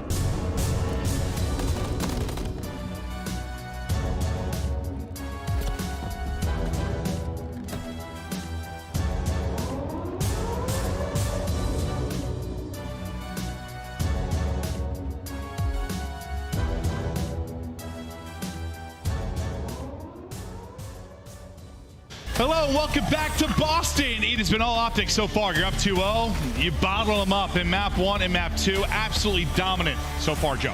Yeah, what is this, a little Minnesota Rocker watch party from yesterday, hanging out? Oh, okay, from yesterday. I said, what are you clapping about now? Well, I mean, gotta clap, dude, for anything. That's true. That's true. For anything. Root on your team. Root on your team, Joe. See if they can bring it back here. They have played a couple of invasion controls throughout this tournament. They've lost both of them in round 5. So maybe you learn from those moments where the other side for Optic, you're 1-0, trying to close out this series. Yeah, no, ample opportunity to do it here. Shut it down, lock it down. Look forward to your next series. I'm already thinking positives for Optic just based on the search and destroy, where you really wanted to see some improvements. You look so strong there against a team that was, 3-1 in search coming into this. So they've been a solid search and destroy team this tournament. You shut them down, but it's all now about the control. You saw stats there briefly for Dashy as we get into this map 1, or map 3. Restarting. What do we see there? Early A hit, a 4 Minnesota Rocker, right? No trophies are down towards the asset. You get some nades in. Lynn's able to win on one-on-one with that rival, so in a great spot. And Vivid with Awakening looking over him. Gonna have 2 players on A, so already 1 tick done. Trying to push across, big win there from Kenny, able to clear him out. Nice shots from Lynn's at range with that rival. Catching Dashy. He'll be stunned up. No trophy to work with, as you mentioned. Team kill comes in as Pred is going to drop to his nade. You get 2 bits of progress, and Vivid just able to cycle back into this. Pushing up all the way on the other side, it'll be Shotzi trying to get some kills on spawn, maybe stagger this a little bit as he's finessing on the other end. You just got to make sure if you're Optic, you don't let this get finished. You're able to do just that. And Shotzi has done a good job keeping them at bay over here. He's 4-0. He's just been dealing with the rest of this push. Yeah, pretty much. You had a couple of players work up the middle of the map for Rocker. That's why they went back over towards A. But yeah, Shotzi was in the defensive or attacking spawn. And we saw that yesterday, right? Where if you're going to go for this A, you could potentially be put into the Blender B street. But Rocker able to get out of it. They find the next 3 kills on the map, make it 4. So Awakening finds that double. Yeah, Awakening, he has got to step it up within this series, and he lovely double there. Hip fire just frying as he continues to move forward. 3 in a row, 4, snapping back for 5, not quite there, but an individual moment there from Awakening for sure. 2 bits of progress done now, done at either site. You're looking to get this minute-long extension, and considering all it's gone down, you're still going to have like 2 minutes to work with. Yeah, because you've been on the point basically at all times. And Optic, they just kind of give this up, which I know, hey, we saw teams yesterday go for it. Maybe one last time, and instead they lose map control, they lose the round. As Shotzi with some insane shots onto Awakening in that position, gets him up A street, and now they had to deal with him off a spawn. His accuracy and Pred, a nice little trade. Yeah. You don't see it too often, but the trade comes through there. Pushed up bridge side, keep an eye on that number 2 in Shotzi. Just gonna be able to get damage in, reload information, get kills as well. His accuracy gets sent back to it. Now your lives are really starting to dwindle if you're a Rocker. You've got 8 remaining. Not a ton of respawns to go. Yeah, Awakening's gonna get picked. He did find 1 on the Kenny middle of the map. Shotzi just hanging out with these sandbags. Great positioning, but nice shots from Linz to take him down. And as you said, 6 lives, 1 minute, and this is pretty much it. You're gonna have one more 4-man push. Linz with the jumping shots, able to take down 1. No respawns remaining now, and they're getting cut down. Kenny with 2, Dashy in the mix as well. Accuracy, Awakening, Vivid, the 3 up and trying to get it done. You only need 1 bit of progress. Maybe 1 push gets it done, but Shotzi has had accuracy's number. I swear, like of his 8 kills, I swear 4 or 5 are accuracy. That's kind of what we talk about, right? Even with 2 takes done over at A, just get set up into your defense. Don't allow them an easy transition over towards that A point. Shotzi able to control that A street. The rest of the team locked down the middle of the map. And I mean, 2 minutes, yeah, it's a long time. But when you spawn out Palace, it takes 30 seconds to get over there. It's really 3, 4 pushes and the round is over. And those are the situations usually where lives come into play as well. I mean, not as often as you're going to see it happen on maybe a High Rise or a Karachi, but when you find the success at A and B, you're on it for the most part throughout both. You have 2 takes done on both, and you still have the 2 minutes. Like, it's usually going to come down to lives in that type of scenario. And Optic do a good job just winning kind of that TDM battle in the mid game, and Shotzi a great job with that 4-0 start. But Optic, you get 1 round up. 2 more rounds is all you need to put the icing on the cake and move on within this tournament. I want to hear the comments from the Optic boys. Let's go to a listen in. There's only one there, only one there. What's up before? Awakening. Shut us before. Absolute Lamar. White in, one shot. Nice. I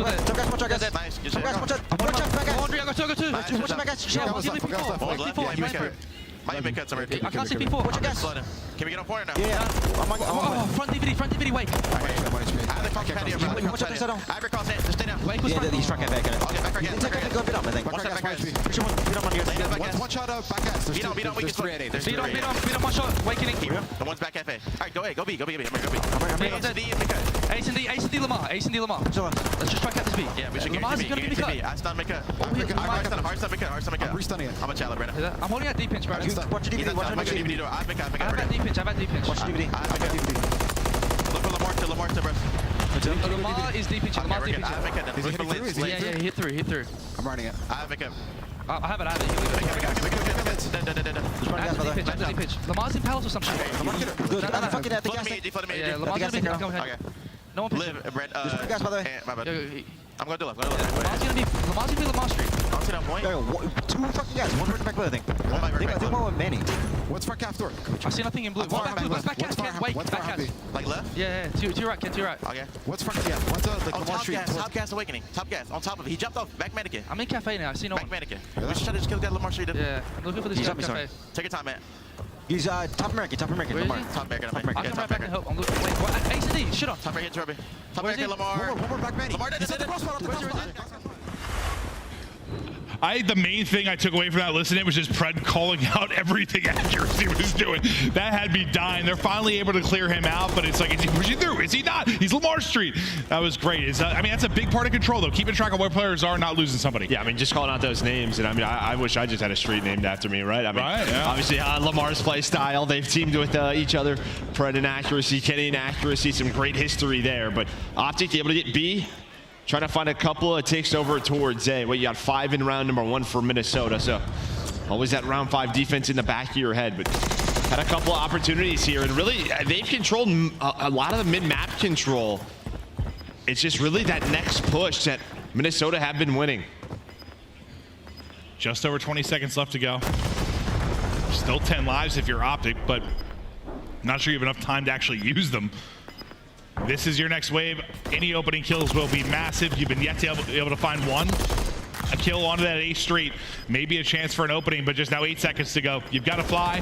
There's multiple people through on the cross. You need some world stars here if you're going to go through and get this done. Kenny is able to get 1. Kenny's able to get 2, but you can't get to the point quite in time.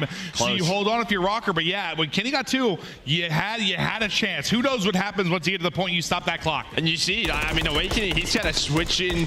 Where does he want to aim there for a little bit? Looking towards Cafe, back towards the Humvee. Just locks down that cross to the point, finds 1 kill. It's the only kill they needed. And I think that's a lot of times why you see like the last-ditch efforts work out sometimes in controls because of that. Like you see from Awakening's POV, like you don't often just like everyone just throws it to the wind and flies out. It's like you miss tracking once, you stack to the wrong guy, you get dropped, suddenly your first domino, things fall apart, they're on the point, all chaos ensues. But there you're at least able to make sure they don't get to the point. I think that was a good view from Awakening, just how chaotic it can be when everyone starts flying up that street. As Pred and Shotzi get us started here into round 3. Yeah, and I like that from Roger, a little bit different. Not much through A, but they actually are towards B Dom. Try to flank through DVD, but it turns into nothing. So nice reads there for Optic. They're on 5 in a row as a squad. Maybe just try to get pushed up B Streets. Put them in that early blender. Again, they're down a couple of ticks as Optic based on the first offense for Minnesota Rocker. Oh, good point, good point. Such a great job in the early going from Rocker from that round 1. Can you find offensive success here when you get back to a little bit more of a default setup around B? Not a ton of progress yet, but Awakening, when they got done last time, it was what Wake got 2 or 3 big ones. He was the multi-kill kind of generator for this squad to get going onto the objective. Looks like that's the case here again. Yeah, you're trying to get Vivid pushed up towards B4, but he's going to drop on out. Now the nades are going to connect. So now where he would be watching this cross, he's going to have to reposition. Here come the gunfights, able to find 1, but the trade's on point here for Optic. So you continue to put pressure on. Only 30 seconds on the clock right now for Minnesota. Not 1 tick in. There's always 1 more player here from Optic just disrupting this setup.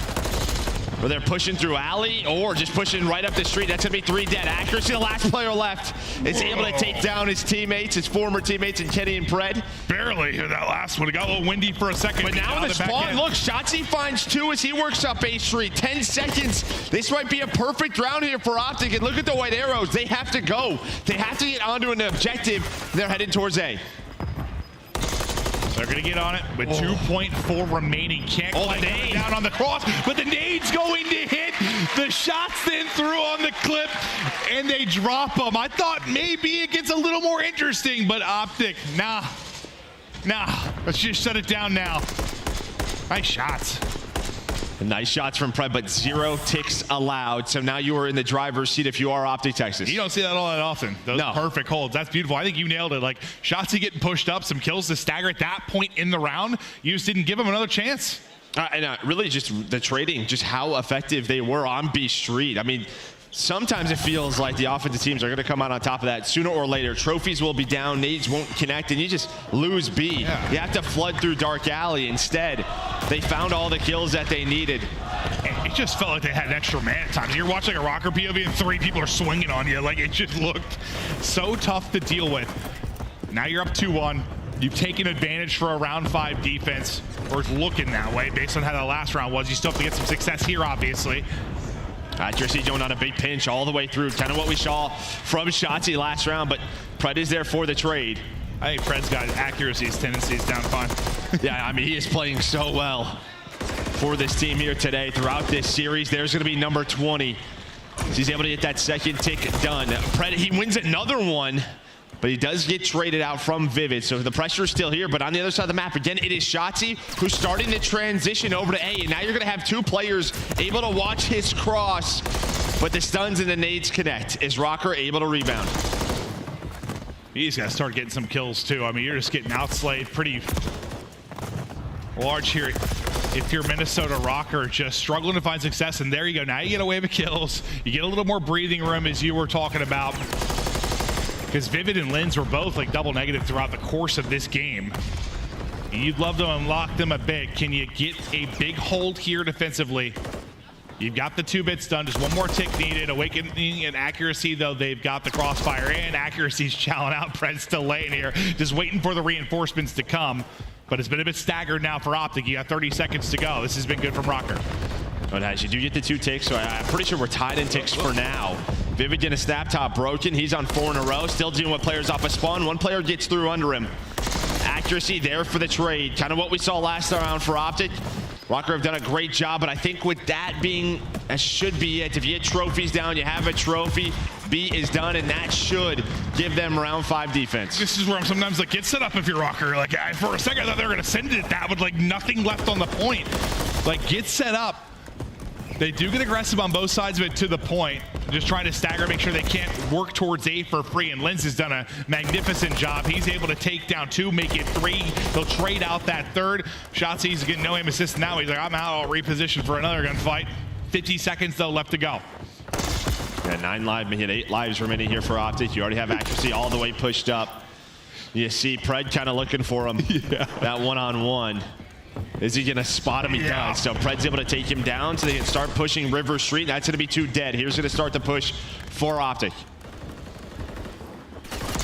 You got an opportunity now. Kenny, mid opener. Accuracy. Some wall bangs through, but Pred has got to the corner. He is being stunned out of his mind. But Shotzzy is on to the point. You got 2 players here trying to back up. Another wave of kills is going to come through. The stuns keep hitting because you don't have a trophy inside. You're trying to survive all the utility that's coming in, but I don't know if you're going to get there in time. It's flying. You got so many stacked on the point, and that's just enough to get it done. No respawns remaining. They get the clearance. It's a centimeter away. The crowd's on their feet, but it's not quite done yet. And now 15 seconds to go. It's looking like a round 5. My God. That was you don't see it much closer than that. Yeah, I thought with 3 players on it, it was done. But I think Lens was able to find 1 player on the point. So then it was just 2. It goes a little bit slower, gives them enough time. And as you said, everybody was ready for it. They get 5 ticks. The bar looked full. Like, it looked so full. Close. Woo-hoo-hoo. 1 more round. Let's see what Rocker can do. They have not found much success here on attack. How many times have we said that? And then the round 5 goes a little bit differently. We just saw it yesterday. We were casting. Sometimes it gets flipped on its head. And while they did find some success in that first round, though, like, they were real close to getting A off the rip. They had 2 bits of progress at both. Nearly pushed to the distance. They need some success like that. Do you expect this to be more of a standard B push, or I think you have to take a risk for A, right? Yeah, I'm taking a risk for A 100% of the time. Yeah, but we'll see what they opt to do. I think really the key throughout these rounds, throughout this map, has been a lot of the time Shotzzy, just finding openings, whether on attack or defense, kind of putting them into the blender, but they're just going to opt to play for the extra time. Vivid's nade's going to connect onto Pred, put 1 player on it, and Lynch just go for the cutoffs. Yeah, it's just one of those things where, you know, Optic's going to expect them to go for it. They have 2 players over there, so you're thinking, let's just take the freebie and get the opener here, maybe take a nice little lives advantage, and they're doing just that, as Lens doing such a great job. He took an early 4 life advantage. Now lurking up is Lamar, and at number 6, trying to get across through on the angle to help them, and then maybe just get into A, maybe turn some heads. Need to bring some people that way. He's on it as well. I don't know when they'll notice either, right? I mean, sometimes when you're capturing both points, you don't really get that noti. Now Awakening gonna find 2, so this is gonna get messy here for Optic.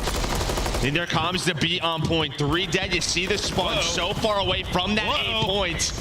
And now they're on their horse, but they're getting cut down. They are down 7 lives. Vivid trying to transition to help out accuracy. I think the key here, you've only had 1 player on this 4 rocker.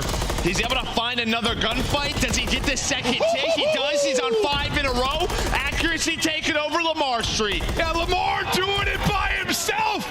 Oh, the help's here. All right, thanks, boys. Don't worry. I got it on lock. Map 3 dub for Rocker. Is lightning strikes in that round 5. How many times have we seen it? The round 5 just doesn't make sense.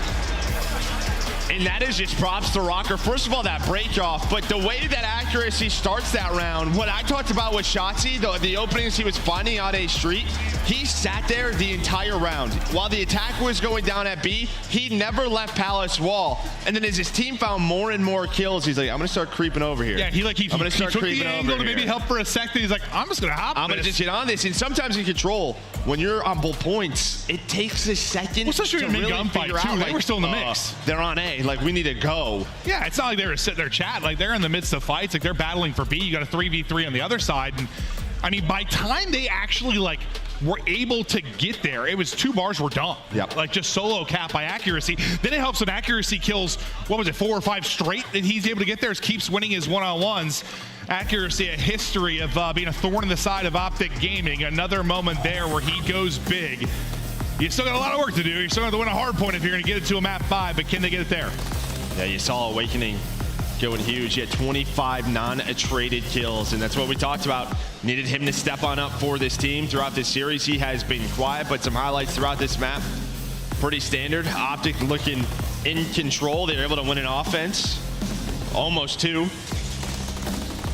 I will forget about that in round 4, how close that round was from being done. Why has it always just been like this for control? Like round 5, something like, round 11. I just want to be like, yeah, why do you play like that the rest of the time? Like, it's just, dude, it's always like, it makes no sense to me. It's just adjustments, right, that teams are making. Yeah. Starting to figure it out how they're playing those rounds. But it's just offense looks so impossible, and it's like, we got it easy. I mean, this was really it, right? That first pick from Linz on the Pred on the point. That only gives them 2, and then you get that contest from Vivid. He's able to win the one-on-one. And over to accuracy. He was just hanging out A Street, waiting for Shotzi on the flank. It never came through. His team did such a good job over towards B. And he's like, I'm going to go to A, guys. I'll do it myself. And you shock him a bit there. You shock the crowd. I mean, like half the place, I swear, is like on their feet thinking this one's over. Then you come out and stun them. You get the round victory. We were calling it was over. Oh, yeah. I mean, as soon as I saw the bar like nearly full, I'm like, all right, let's call it. Start ramping up this crowd. And then suddenly silence as Rocker are able to get the dub. Yeah, be quiet. That's exactly what that moment did. Now you breathe some life into this Rocker team. We get ready for Skid Row hard point, but you're still looking at the end of the day. The hard point for Optic is a whole hell of a lot better. I mean, this has been their go-to since the start of this game, right? Yeah, it's like a sub-big surprise. It's a Skid Row, we're hitting you in your face. Yeah, we're starting on the side that we want to control P2 if that's open. And yeah, I mean, right, you force Rocker to pick this. But yeah, 6-0 here at Major 1 with this hard point. I think for Optic, just gotta refocus here. Just one of those games you had, and sometimes it's just one play. Let it slip away. Yeah.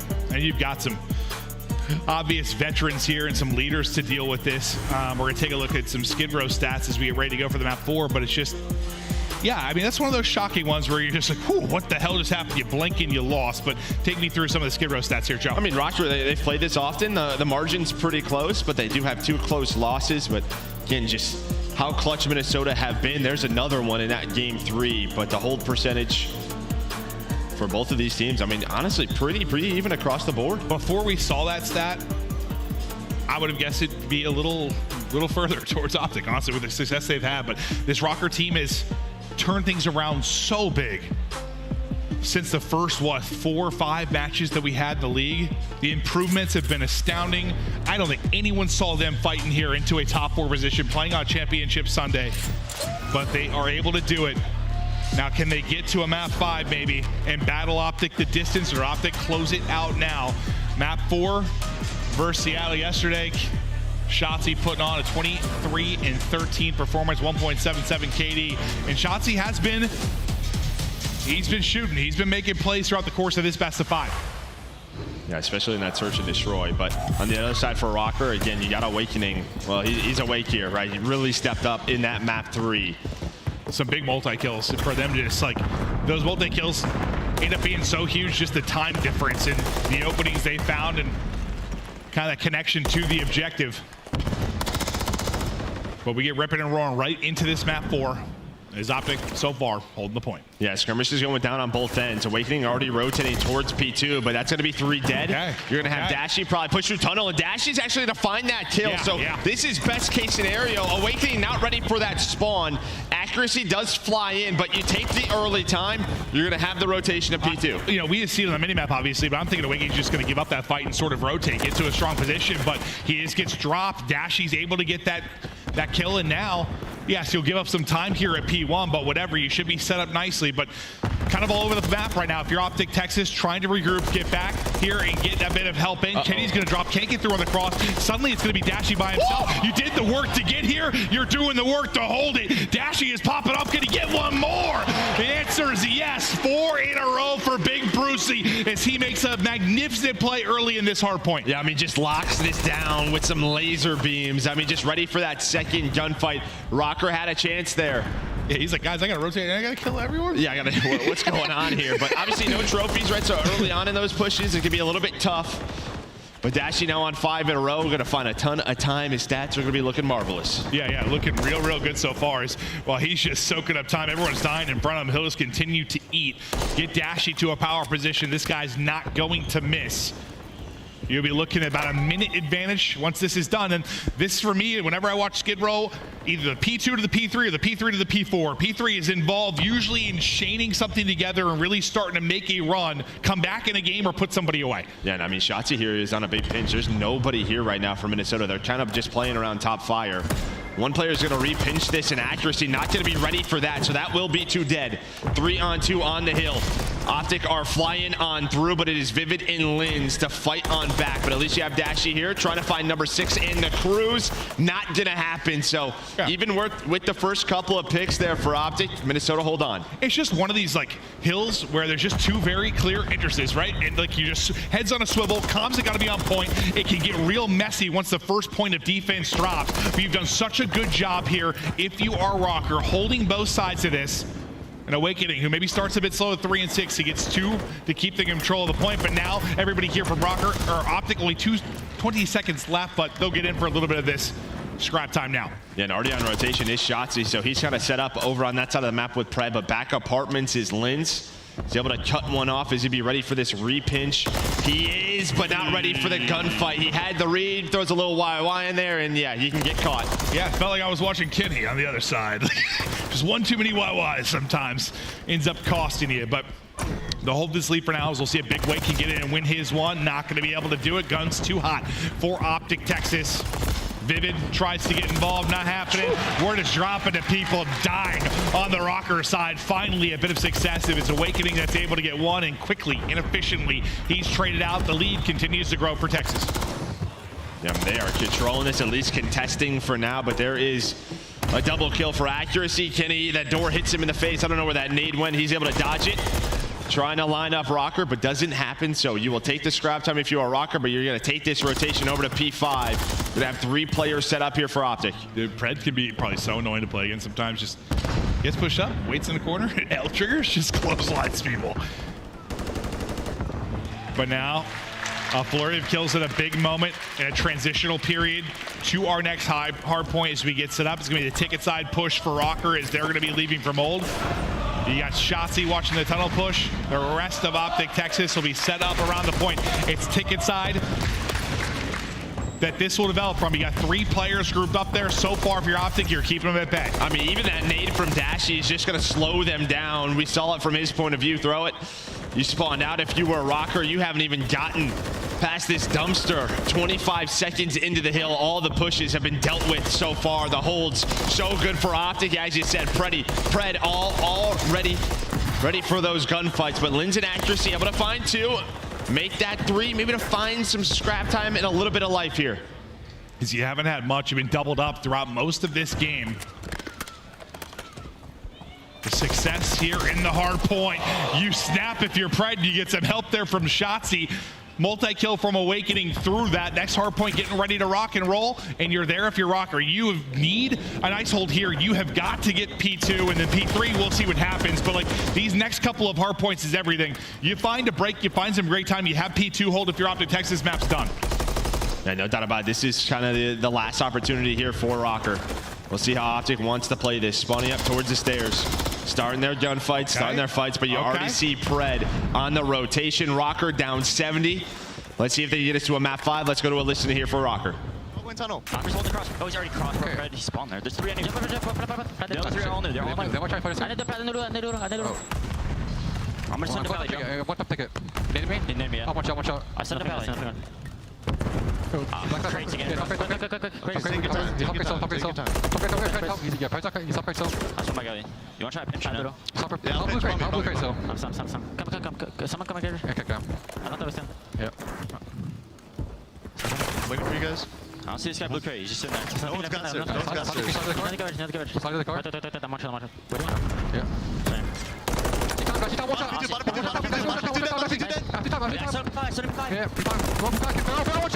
Watch out.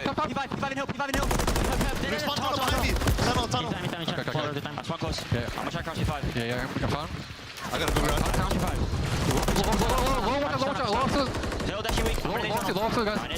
He's on the dump, Kenny. Okay. On the tunnel. What do you think? Dump and tunnel. Watch out. There's one up high, I think. Checkers spread. I jump up. There's two checkers. All right, where they go? Rocker once again on a P2 do such a good job getting it too dashy. Like they get the fight too dashy. He's just able to win the fight again. He's the man standing in the hard point, and they're starting to close this game out. You're now gonna be around the 230 mark. Not many more points needed. It's P3 ready to go. I mean, 2 minutes and 30 seconds here for Dash. And on rotation, Shotzzy's able to win a double. He's on 5 in a row, trying to close the door here for Rocker. Vivid and Lins do bring it back, but as you said, 24 seconds. I think it's just so difficult to win Skid Row when you are losing both P2s. Dashy, the Hill Kitten, what a map it is. Those 2.5, as you mentioned, but Rocker, you're still fighting in this one. What did I say earlier? Like, you get a great P3 into a P4, that is where you can rally and get a dub. You've got a chance to do it here, or the opposite. You get the P3 break if you're Optic and the map is over. Shotzzy still here in fighting, back off spawn, able to contest, trying to push this one out, but you got the trade through on the other side, one-on-one towards the point. Lamar goes big to keep them in and fighting. Yeah, I mean, sorry, Shotzzy just, well, he stays alive long enough to allow this. They could fight for the scrap time. He kept it so messy. As Kenny, he's gonna be focused on the rotation. 3 dead behind the rivals of Rocker. Still around a 50-point lead here for Optic. Only need 20 seconds. Pred with the first kill on rotation. Lin's trying to find an angle through Playground, but he gets shut down by nobody else but Shotzzy. You just do a good job making that mess at the end, so you can't rotate early if you're Rocker. Optic, such a terrific job. Now, just 7 points need to get the dub in this one. Is there a miracle left for Rocker, or did the door close here? Lins, the Phenom, can he be the one to do it? Not gonna happen as he's traded out. Final tick is in, and Optic, Texas, the hard point, remains perfect.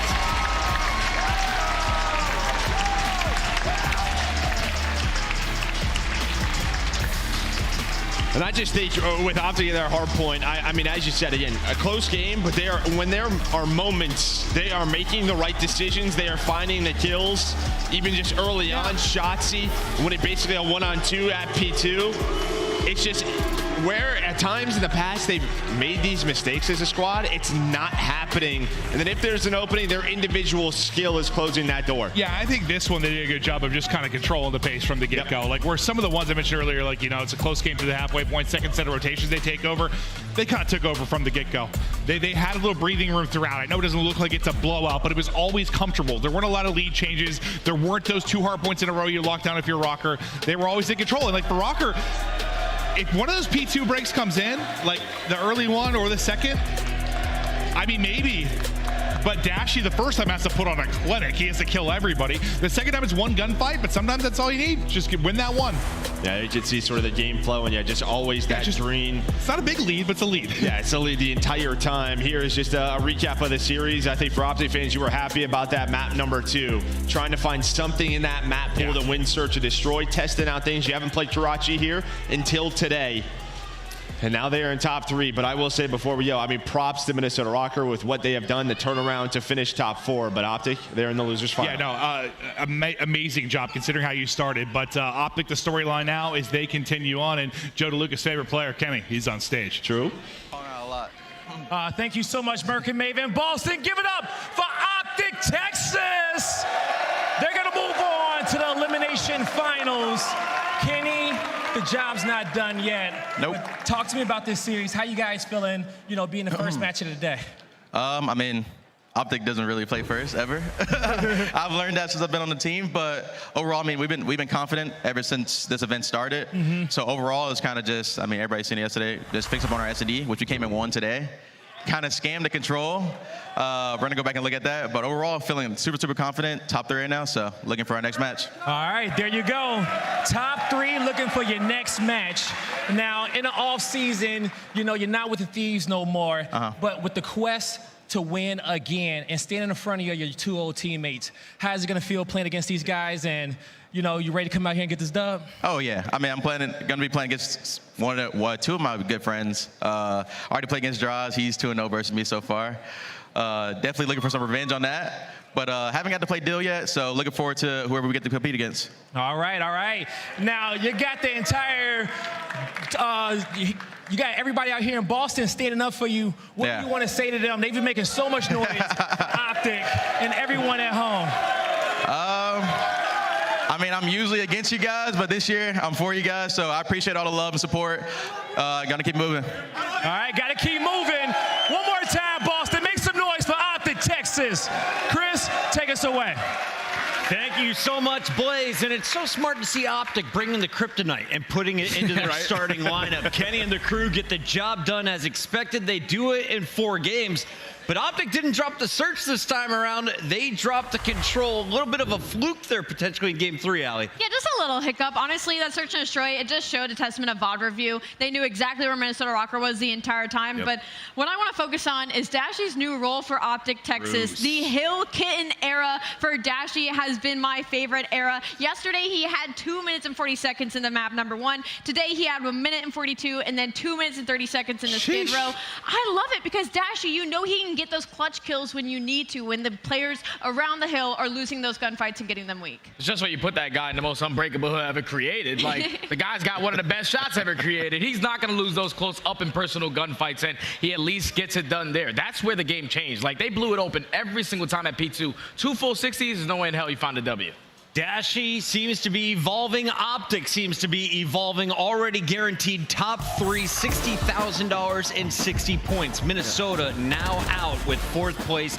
They earned 45 points, so that will help them jump up the leaderboard. Yeah, and they got something to build upon as well. Minnesota, they definitely had a fantastic tournament. They ran into the hot hand in Optic Texas. And honestly, like, Optic Texas played that almost flawless in both of the hard points, right? Like, typically with these Optic Texas teams, you heard Clint Joe talking about it. It's mixy, second rotation, things get out of hand. No, thus far, the last couple of days, I mean, they're 6-0 in their HPs, and Optic Texas, when they're getting their opportunity, Chris, they are running away with it. Think back to map 1. It was a close game. What happens? They forced them out palace spawn, and the game is over with, right? You give them an inch, they're taking a mile. Same thing with this one, setting up on P2. They do just enough. Dashy stays alive. They get all that time, and then, all right, you know what? Screw it. We've done enough. We'll give you P3. Have it. We're just going to apply enough pressure pressure to withhold that spawn for the next hill. We close it out there, and they're not letting it come down to these crazy gunfights like it usually does. A disciplined effort from Optic is very impressive. Allie, everyone in the chat is talking about Optic FaZe, Optic Toronto, whoever falls down to play against Optic next. Can Optic afford to start off as slow as they did against Minnesota? They cannot. Honestly, with that map number 1, obviously Optic Texas won it about 100 points, 250, 149. But I will say, to that testament, Minnesota Rocker made a lot of mistakes as well. They allowed Optic some rotations that they should not have given them with the old time at like 20 seconds. But we are looking at the play game. This is Pred's 4-piece. I mean, he has been on a heater since yesterday. That was so dirty. He knew exactly where any of the threats were coming from, executed not one, but all 3. Pred is having an MVP-like tournament. And that is their situation in Search and Destroy that they need to make sure they keep up. You get those aggressive plays out of your SMGs. What was it, 9 kills for Pred, 9 kills for Shotzzy, but then when you see when he's playing with that confidence, he's aggressively pushing up towards B. Minnesota caught off guard. I think no one crosses towards the site. We're all good to throw the smoke down. Let's get the bomb down. But Pred, in those situations, he thrives, man. He knows that the pressure's going to be on him. I got to make the play happen, and he usually always comes out on top. It's Championship Sunday. Boston, are you enjoying yourselves? I think they can hear us today. There we go. The Boston fans are filing in, and everyone's getting fired up for that next winner's bracket matchup. Remember, you can sink and earn. All you got to do, pop out your cell phone, scan that QR code, and it doesn't matter what calendar you're on, we will put your favorite team on it. Sink and earn. Get your calling card today. When we come back, it's your winner's bracket finals. Who's locking up the first spot in the grand finals? They'll either be wearing red or purple. Stay tuned to find out.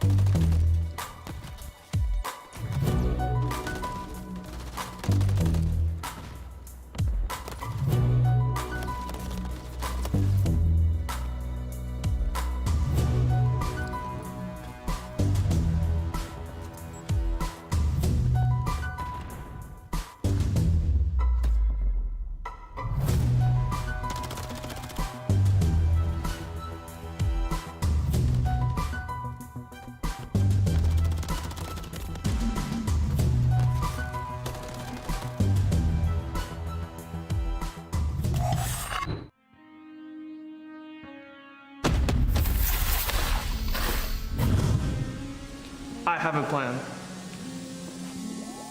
Crazy with the rage, dangerous and rage. Goes for one, goes for two, goes for three.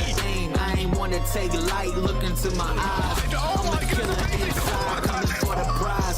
Do you really want these problems? I put you in that coffin, but I'm never Johnson. You quit this and stop it. Hungry for the beef, leave you obsolete. See my lines deep, see me in the streets if you want the heat. Yeah.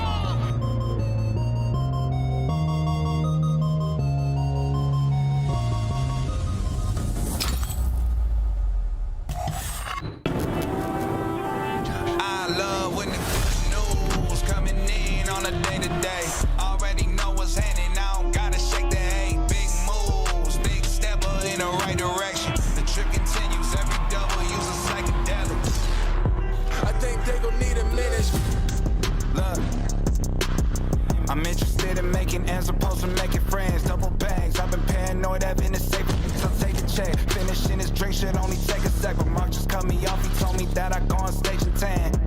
Walk out to my own shit on the main event, Vinci my cologne after the show, she told me it was a favorite sense. Sprint a fan of spacious, we could take it friends. What happened next, you could take a guess. Welcome back into the MGM Music Hall. It is time for your winners bracket as we find out who will be the first team to advance to our grand finals this evening.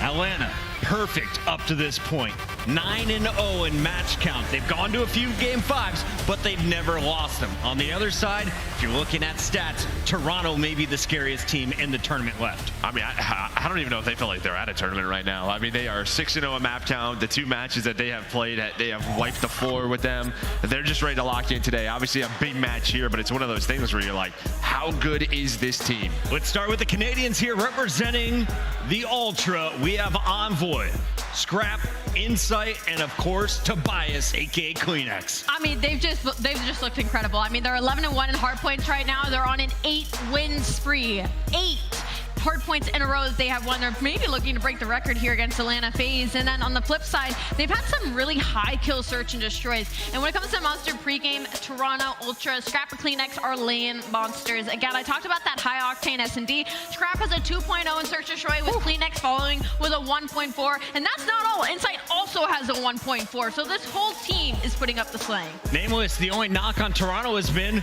they haven't run into anyone good yet. Do you agree with that? I mean, no. They've wiped the floor with New York in the online portion where New York was dominant. And honestly, it's whatever. You might be playing some of the bottom teams in the league. The way that they are winning, they are steamrolling teams. They don't have a weakness. They've been top 3 in almost every metric in the league. They've improved their search and destroy. And in these maps and modes, there's opportunities for both teams here. Immediately, I look at that map 4 subbase where Atlanta has had struggles.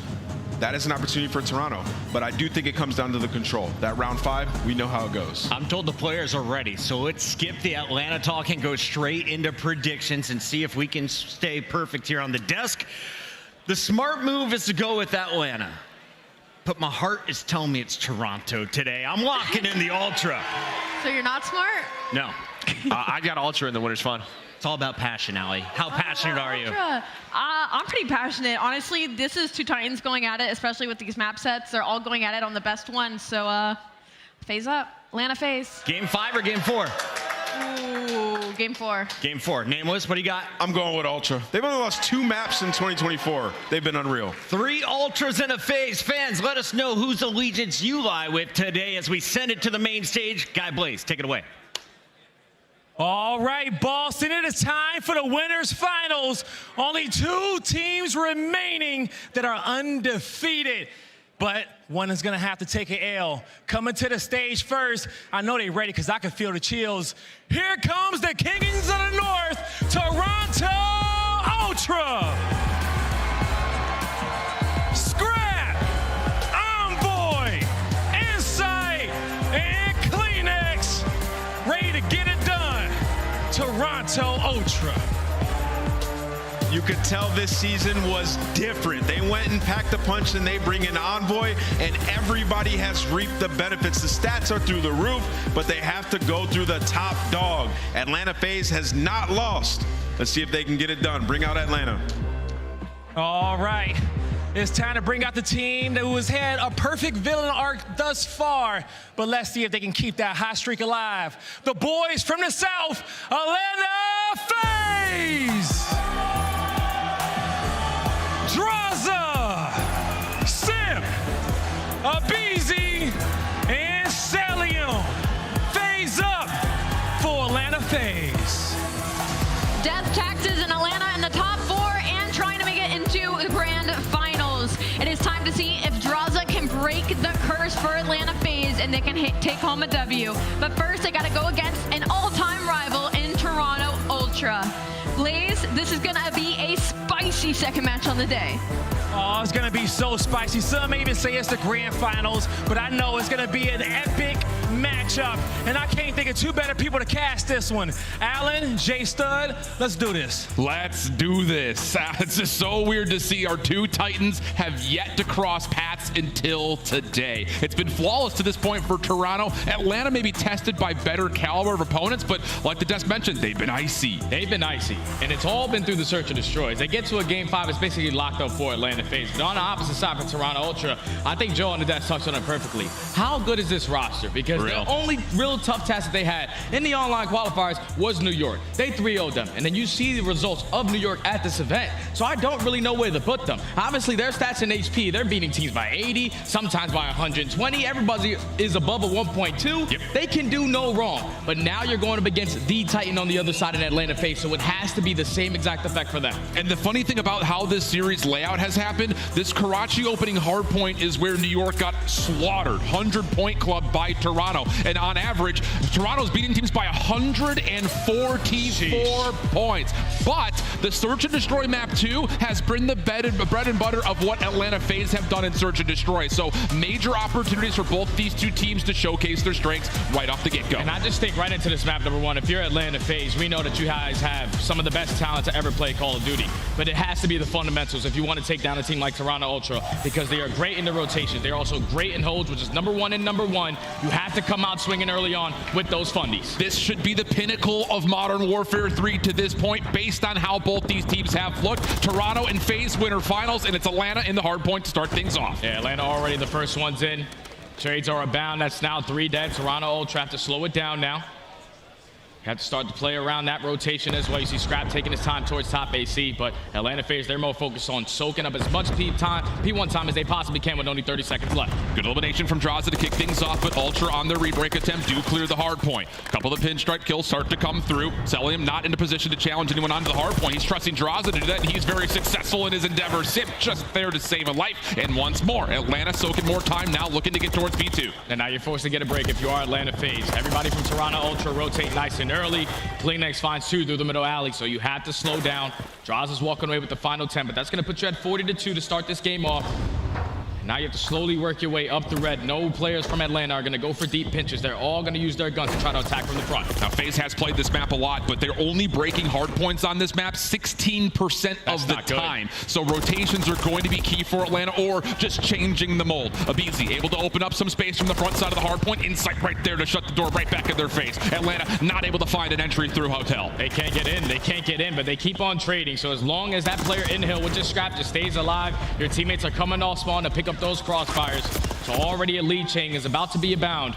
With 25 seconds left, you're going to force Atlanta FaZe to hit that early rotation, and it's going to be Draza nice and early while the rest of his teammates apply the pressure, but they don't find anything. A full 60 response from Ultra. And a 5-1 start from Scrap, already at 45 seconds worth of hard point time. So you want to talk about not scamming inside the hard point. Scrap putting on a masterclass. Over towards P3 we go. When we had seen Atlanta play this map previously back in December, this hard point was a Jekyll and Hyde for them. Sometimes good, sometimes not so much. So far, owning rotation, looking good in their setup. Yeah, they thought that P3 was a hill that was easily being able to be broken, but they figured that out quickly. We have to be the team there early. And Envoy with the snap and the pistol. We know what the young Prince is able to get done, but that's 3 dead. Now he's the only player through the middle of the map. He's waiting for his teammates who are spawning over towards the bus side to win a gunfight onto Draza. They can't take him down, but Selling with that teammate, an opening is now here. And Scrap finds long-range shots onto Selling from inside the hill, so Atlanta surprisingly actually do spawn out. Ultra not expecting it initially. Now, of course, they're reclaiming the ground that they have just gained. 30 seconds till the fight for, and finally, Toronto will step foot into the hill. Atlanta, quickly though, through Market, a chance to wrap around the back, hit this from multiple points, and as Abizi opens things up, it's just Kleenex left alive, and he cannot fend off the Atlanta push. That's a big break coming in from Atlanta, but it's only only for 20 seconds. And now that rotation is gifted over to Toronto. Unless Sip has something to say. He only takes down one. The trade is going to be there. So Toronto Ultra able to stop the bleeding, able to now put themselves in the setup in towards the new hill. But you do have one player in Scrap watching over extensions. There's only 2 players from Ultra in towards the fountain. I mean, Scrap is anchoring anchors on this backside of P2, not moving at all from that bus stop. Actually, BZ long range takes care of them. So Atlanta now will deal with that threat, take their focus over towards the front. Cellian from the high ground clears off the hard point into BZ, right back into the mix, fighting himself clearance, and there's a break for Atlanta FaZe. That's a big break. They eliminate every single player from Ultra in through the fountain side, and now you have to force your way in through their front door, trying to tunnel their way out of red side. Atlanta FaZe, they were able to flip the switch and take the lead right on back. With only 30 seconds left, Ultra, they still don't want to give up all this time. Use your tags, hit a couple wall bangs, make sure the door is open so you get some better line of sight, but it's still Ultra. Off the rotation, should be able to set up for next. Unless Straza and Simp combine for 2. They're already flipping the spawn. This is a bad case scenario for Ultra. Yeah, really, really tricky spot. Although FaZe don't really fully spawn over towards New. There's still going to be a fight over to the top of the street. Cellium already in a little bit of trouble. Backside sandbags. Toronto not really worried about it all that much, and maybe you should be. Cell still alive, finally dealt with by Scrap, and the push for Ultra has to go through the old time as Atlanta now has themselves rooted around the new hill. We're basically tied up in this game. 1A, 1B before this tournament started. It's where they had these teams ranked. So you best believe this is how the game is going to look. But it's a BZ starting off with 2. Toronto Ultra now just trying to find an opening kill, but the BZ is not slowing down. He eventually does get traded by Kleenex, but that's already job well done. 30 seconds wiped off of that game clock already. Cell and Simp seeing each other from afar, know that they've got each other's cross angles already covered. Draza, the one inside the hard point. Pre-fire coming through, and Ultra just essentially trying to bait out position, but it doesn't matter. Oh, it's flawless on the hold attempt. 20 seconds going to be guaranteed for FaZe. And look how quick Atlanta FaZe are moving. A clean 4 dead, they know. Now we have to take some ground. We got to put ourselves in a position to play around that P1. You already have players towards top AC. One player trying to make his way up towards top 3, but it's all on Envoy, who finds himself behind enemy lines. He's just waiting for his teammates to gain the information before he attacks. Even though a BZ gets ones, the trade is there for Ultra. A clean 3 dead. They should be the team with the initial time here. And it's really interesting to see how FaZe's tempo has come by way of not just the BZ, but also Simp at times, both pulling out rivals and finding some unbelievable gunfight wins. But all that told, we're looking at a 50-point game. Ultra digging into the deficit with a lot of early time here on 1. Yeah, this is good too, because the setup right now, you're making it super difficult. They already found 3 kills around the map. Draws trying to find an opening through Fountain, cannot finish the kill onto Kleenex, but now position known. An unfortunate team nade comes in from Sip. So it's still Ultra holding on, basically to a full 60 so far with only 30 seconds left. Atlanta are now forced to make a decision. Do we rotate? Do we attack with this pressure? We're finding the kills. And they're able to actually finesse some of the Scrap time as well. Clean eliminations for FaZe. And you saw Scrap coming off spawn was trying to get through Dumpster Alley to get to P2 first, but he was shut down immediately by a BZ. So 150 plays 124. FaZe already in position over towards New. It just comes down to, do these players on the old time find a quick transition? This time, not so much. Toronto trying to contest early. Yeah, Toronto trying to contest early right through red, though. No one's going to go over the backside Dumpster hop up. They want to win these gunfights on the opposite side, and they start off with the initial 2. Now BZ has to try to finesse. You got to dance around the cafe. Doesn't dance for long. Inside is able to take him down. An instant break coming in from Ultra. Big moment in this first map right here, right now. Ultra trying to get themselves in their preferred setup. Inside able to assist, but draws a Simp following up. FaZe could still absolutely fly forward and hit this, but it's Scrap for the double. A quick hold for Ultra, and that will push FaZe looking at rotation, and it just really comes down to, can Ultra finish this time off? A prime time to take a listen into their comps. Flat, kill me. He's staying flat. He's just jumping down. Cap down. Mid alley. Mid alley weak. Mid alley dead. Gonna be one more. I'm holding right. Give me mid alley, Toby. Could be third. I'm only holding right. Yeah, I'm holding What's up? Spawn next to me? It's gonna spawn next to you. Mid alley. Okay, pinch mid. They're gonna run at me here. Yeah, mid. That's time. Another time. I'm hitting the back door with you. He's gonna be close. Look for 2, bro. Only one up. Back door. Dead. Could be right, Toby. Yeah, already right, I think. Yeah, already right. Huts. You get out. I have time. Huts is weak, dead. I'm mid alley. One more bike pinch right now. I'm mid, by the way. Okay. I hear you. Could be dirt. Yeah, we're looking for one. I'm looking dirt. If Draws is dirt. Draws weak. I have low bikes, so you go top third. They're gonna hit me in the right. Yeah, I'm right. I'm naded. Double nade. Double stun. Mid alley. I can't hold mid alley. Dead. Mid alley's dead. Okay. I have all mid. You're already close him. I can help. Watch out. Split back then. Nice. Split the back. Third. Nice, boys. Let's get dirt play. Close to me, I think. He's in the back door. I push. He's in the back door. Just hold. I'm here. Sit on hill. He's inside hill now. Weak on the wall. safe spot. Nice. Look what. New already. Nothing mid lane. Probably new. Yeah, it's definitely new, probably. I'm coming, that'll be alright. They're gonna spawn dirt. Watch out. Two inside new. I'm climbing. Take your ass time. Take your ass time. Yeah, I'm going south. Yo, top church already. Top church held on mid. And then fucking 2 time. Who's on there? No, wait. Nah, I think he's shot up there. Yo, listen, I'm gonna pinch dirt off old, okay? New, weak. Stop Really, top. I shoot it. Top one shot. I think he's just really weak. Stop church. Listen, every kill you get, they're gonna spawn out behind you guys. Yeah, spawn sap. Top channel out. He's top long. Hey, bedroom Give me a now. sec. Might be able to pinch. Yeah. 2 top church. Take 2 pinches top out. church. I Take got pinches out. Nice. one. One One up me. there. B9. Top church. Still Weak. Weak top church. One time, what's up, church? Set the time. I'll see it. All spawning dirt. It's child. Nice. Bottom church. Nice. Top Top right corner. I'm absolute. Right corner up top. Like close. That's come close. They could be pinching. Dead. Set on me up. One didn't help. One more One time. more. Shoot. Dead. Nice. 3. Break coming through for Toronto. A key moment as the third hard point was near flawless, and now a chance to really get close to that 250 mark. And Ultra, they are making the right plays. As soon as we jump into the listen, and they gain the remaining junk time off the cafe, but they hit that rotation over towards P3, and that's what blows it wide open. And then when you find a break in towards Fountain, which is very difficult to do, you're just getting closer and closer to the finish line. It's just one more play. One more set of kills can close it out this next hill. Oh, big double from Sif. Keeps Hotel, at least in the name for Atlanta for now, but Envoy in the new hill opens up and creates a bit of a problem here that FaZe have to deal with. Oh my goodness. Fun with doors featuring Envoy there for a moment, but Atlanta pick up the elimination, and now they've got all 4 members ready to go for the hard point. Now, if you are Ultra, just take your time. Use your tax, blow up a couple of trophies. Great vision right there from Scrap to set it up. Finds the first kill, does get taken down, so no cruise missile gonna be earned. But right now, the tac usage from Atlanta FaZe is just slowing down Ultra, but the guns aren't. Envoy with the big kill onto Abizi. He's trying to find the second cannot onto Draza, but they are in, and they can still close it out here. Atlanta still reinforcing from the front side. Scrap trying to keep everyone at arm's reach, but their trades will be through. Atlanta have to find a way to cut through this hard point. The stuns again continue to land. Envoy now last one remaining, trying to value his life, but not going to be able to do it. 200 to 240. Scrap time going to Atlanta. We're going back to rubble. And it's all about the rotation. And Ultra put themselves in a great position. You have top 3, you had Fountain control. You just had to put someone in towards the point. Kleenex is there for the trade, but right now it's Atlanta FaZe coming out on top of these engagements. That's now 3 dead. Scrap has to make something happen. Waiting for help.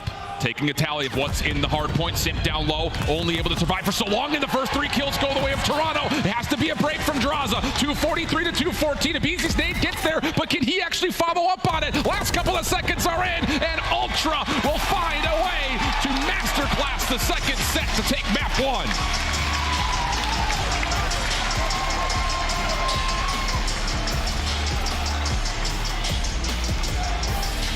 Best hardpoint team that we have in the game, and they show it there. It was such a nail-biting hardpoint until we got to the second half of this game. Even though you give up a lot of time to Atlanta FaZe around that P1, Ultra are more focused on being the first team to complete a chain of 2 hardpoints in this game, and it was the cafe to the P3 hill. You put yourself up by at least 30 to 40 points, and then when you find that break in towards Fountain, you just keep the game scrappy. And usually in these final moments, Atlanta FaZe got a different gene to them. But yesterday, in both the hardpoints that they played versus Optic, in those final moments, they did not clutch up. And when you're playing against the best hardpoint team in the game, they have that inside of them, and they take map number 1. It's a really interesting scoreboard as well, because all weekend long we've been shouting from the highest of rooftops Kleenex and what he's been able to do in respawn. He was held at bay here, only getting 15 and of course just the 3,200 damage. So for Atlanta, if you're putting that into your game plan, mission accomplished. But I really do believe we have to go back to that second rotation at that diner hard point, because there was the late decision for FaZe to try to break through the final 15 seconds, and then they completely miss out on third. That felt like where the game really changed. That's where the fundamentals needed to be in play, because that was the game changer. You're talking about 20 to 25 seconds left in towards Cafe. You send 3 players towards the old hill. I know it's good to get that time, but a full 60 is way better on the opposite end. And unfortunately, that decision comes back to bite them. And now you're going into a search and destroy where they can rely on it. It's been their bread and butter. That's what's been getting them through a lot of series. We saw it yesterday. But Toronto Ultra are not no slouches in that. No. I know that's currently their worst game mode, but they're on a 4-game search and destroy win streak.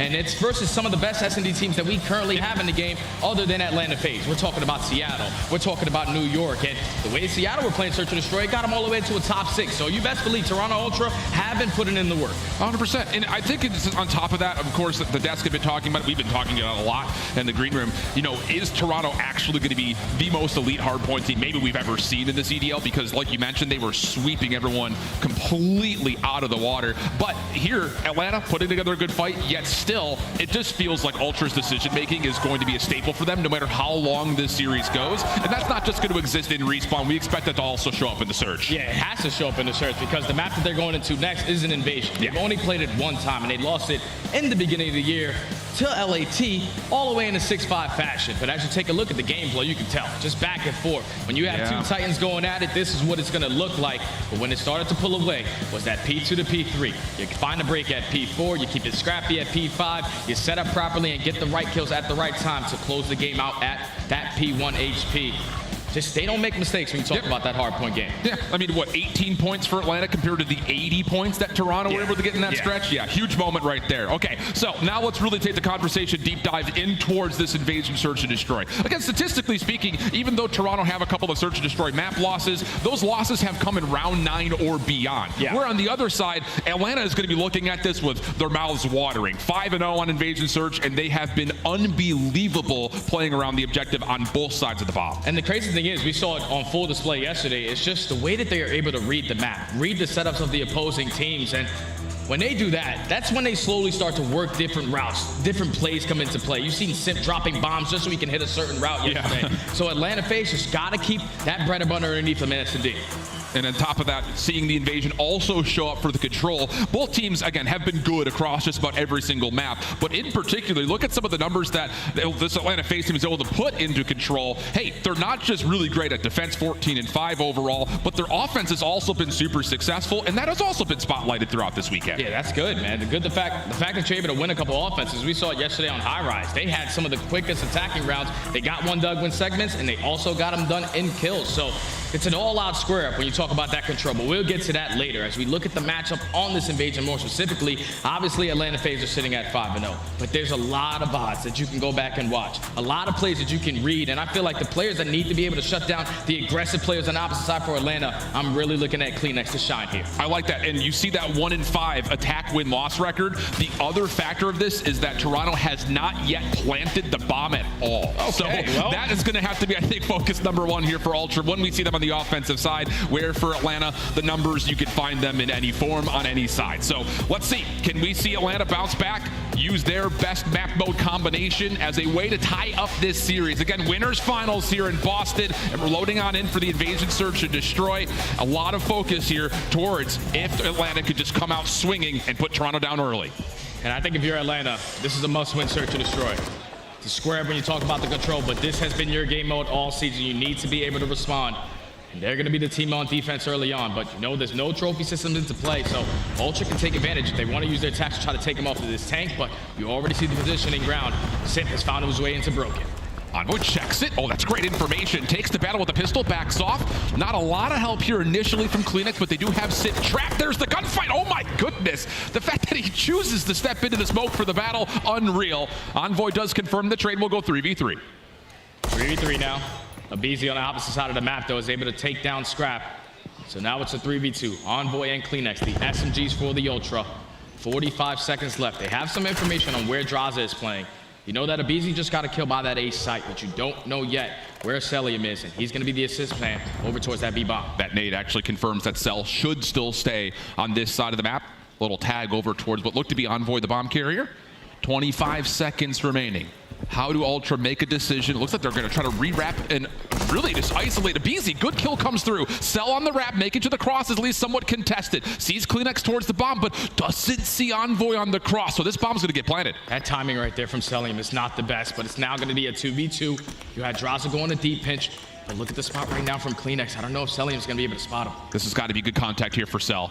Kleenex laying prone. He pops up, finds the first contact, but similarly so, Draza able to turn this into a 1v1. Kleenex, the re-wrap back. 27 seconds on the clock. Draza Holding firmly over the top shots. Oh, evenly exchanged. Both players down low. Draza tries to force the gunfight, and it's Ultra who win the elimination and the first round. Oh, that's a big 2v3 as well. Talking about Envoy starting it off by taking down aBeZy onto the site, but just multiple times right there, Cellium was getting bad timing. He was able to spot Envoy cross with that bomb. He probably plays it a little bit different, more aggressive. But once it turns into a 1v1, Kleenex throws a shoulder. He's able to get out with his life, but reads Draza like a book. And that leads to Toronto taking the first. Huge. Already talking about their lack of success offensively. Yeah. They get the bomb down and they hold. So job well done here for Toronto to start things off. Atlanta's now first opening attempt on their offense. And the biggest thing about them, offensively speaking, is that they have been unbelievable. They hold 90% of their post plants when they get the bomb down. That has to be a focus. Yeah, if you're on Toronto Ultra, just don't let that bomb go down. We know how difficult it is to retake. Yeah. But only a minute left in this round. 2-2 split right now from Atlanta FaZe. Draza and Simp slowly trying to work their way up through Broken, but you see Toronto Ultra. They only have one player calling out information on that side of the map. They're trying to set up those aggressive SMGs to time these flanks. And what timing does Envoy have to get activated? You've got Kleenex kind of establishing a threat over towards Dark, but there's Envoy through DVD. They just completely miss him on the setup, and now all of a sudden Simp is trapped. He needs help. Cell is stuck on the other side of the map. This is essentially a 2v3 on the B side. Scrap knows that Cell loves to go for that deep flank, so he's going to continuously hold down to this right street, but there's only 35 seconds left. Atlanta have to get a move on it. They just can't take down the King Prince. It's now 2 on the round, 4v2 left up to Simp and Cell. And Simp is still stuck. Cell just cannot get back across the map. Simp would have to do it all himself, and he's just stuck between a rock and a hard place. Nowhere to go. Sheer perfection from Ultra's first defensive setup. And you can just tell that they watched that VOD yesterday. They know that Cellium always likes to be the island player. Whenever they're attacking B, he's slowly working up alongside Street, so you can go for that deep flank and catch a couple players on the back end. But Scrap was not budging. He knew that he was on that side of the map, but it all falls into the hands of Envoy. The fact that he puts himself in that position in towards DVD, finds the first, and then eventually finds the second onto aBeZy, already job well done from Ultra. A lesson in discipline as well, because he doesn't even make first nor second contact. It's his teammates from the front that enable him to make the play. So Envoy at 5-1 through 2 rounds. Mercy. FaZe setting up their next defense. Bit of aggression here from aBeZy, playing just a little bit cheeky on the A side of the map. Help from Cellium beyond, as Ultra have barely left spawn and somehow still find first blood. It's a big first blood onto Draza. Now you know that that's the guy who watches over B. You just have to clear out Broken, because that's where Simp likes to play, but they're not even going to contest that side of the map. Going to force a couple players from Atlanta FaZe.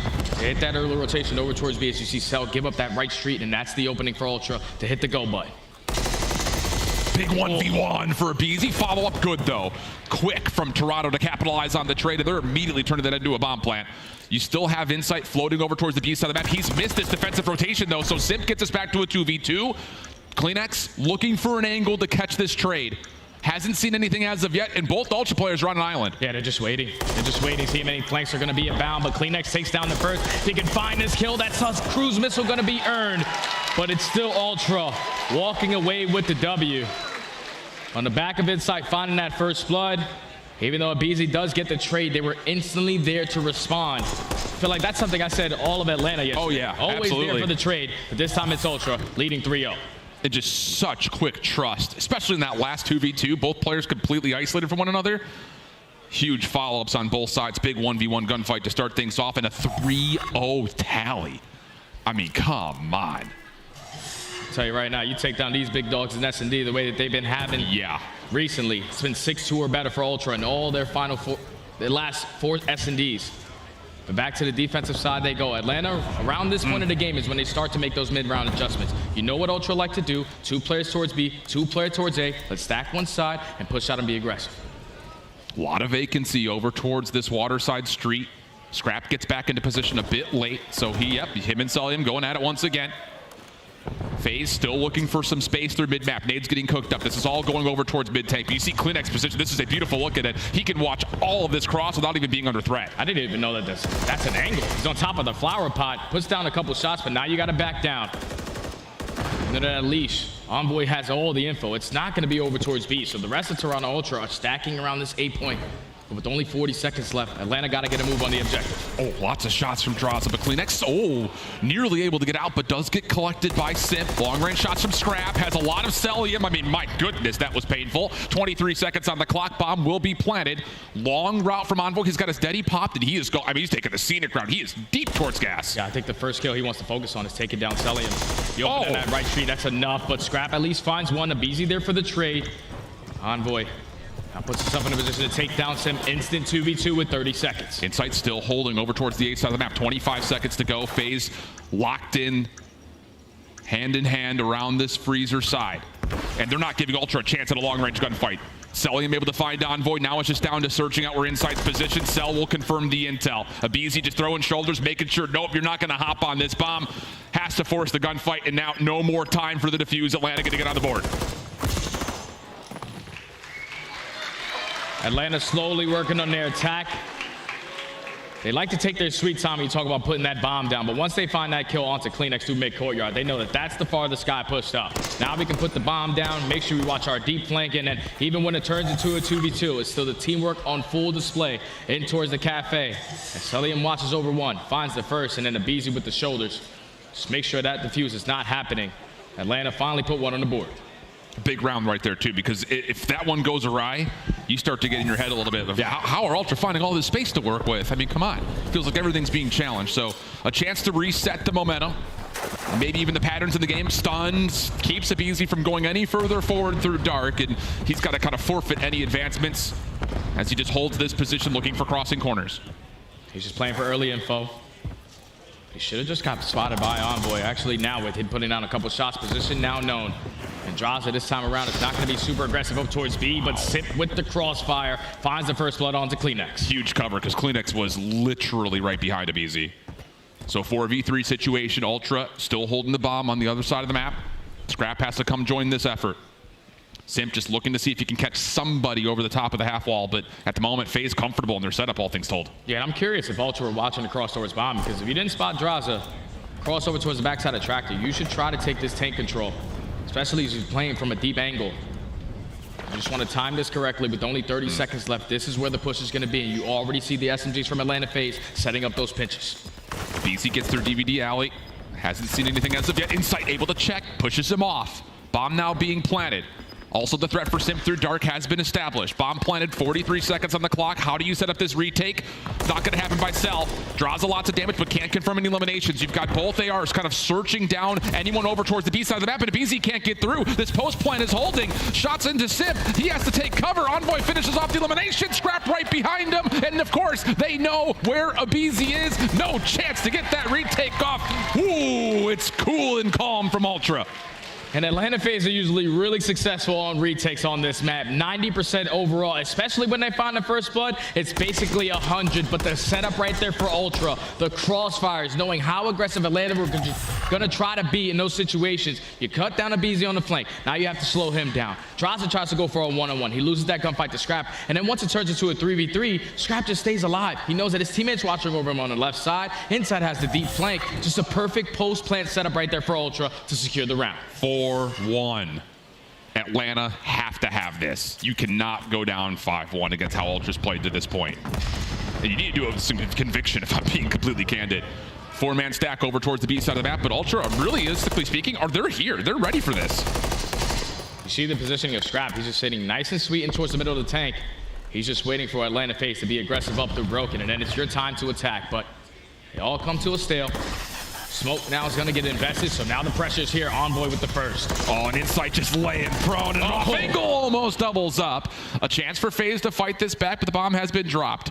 And you can see the cause for concern. FaZe is continually looking behind them, saying, is anyone on our flank? Because that's been a recipe for success for Ultra so much this map. You're getting all the info with a great shoulder right there from Scrap, so now it's time to wrap back, play with our teammate buddy system while Kleenex works that deep pinch, but Scrap's under fire. Scrap and Envoy, they combine to at least find one, but now it's all left up to Abizi, 1v2. And they still haven't seen Kleenex yet. You still have no idea where he's positioned.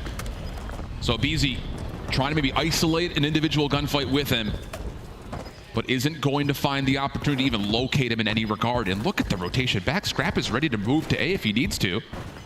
Abizi finally catches the opponent he was looking for. Quick to hop on for the plant. We're going to get extended 1v1. This is a beautiful play from Abizi so far. Bomb is now going to get planted, but does Scrap spot him on the exit.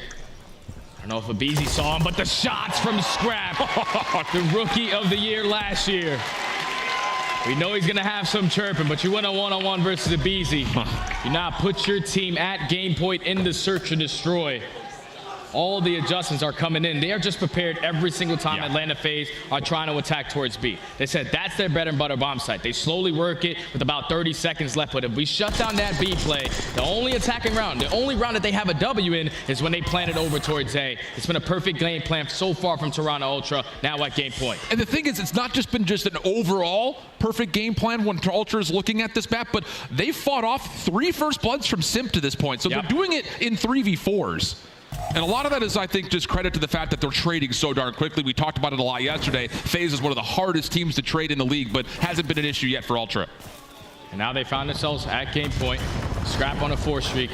A lot of pressure in towards the cafe. You're going to force Abizi to back on down, but look how aggressive they are up the middle of the map. You take down Abizi. Now you work this bomb plant, and if Scrap can find another one, you're basically call game. And just knowing how Cellian plays, he's not going to work his way up A Street. He goes back to find a forward kill on towards Scrap, but the clock is ticking on this retake. 3v3. 2 players for FaZe, still completely on the wrong side of the map. This is going to take years to develop. Ultra, very comfortable in the setup, and they're fully prepared for the flank. Now down to 26 seconds. First shot's good from Kleenex. Sip around the back, not quite able to find the trade. It's inside to meet him. Just down to Cell. 1v3 situation. Oh, and it's getting nervy. 15 seconds on the clock, nowhere to go. How about your Toronto Ultra? Oh my goodness.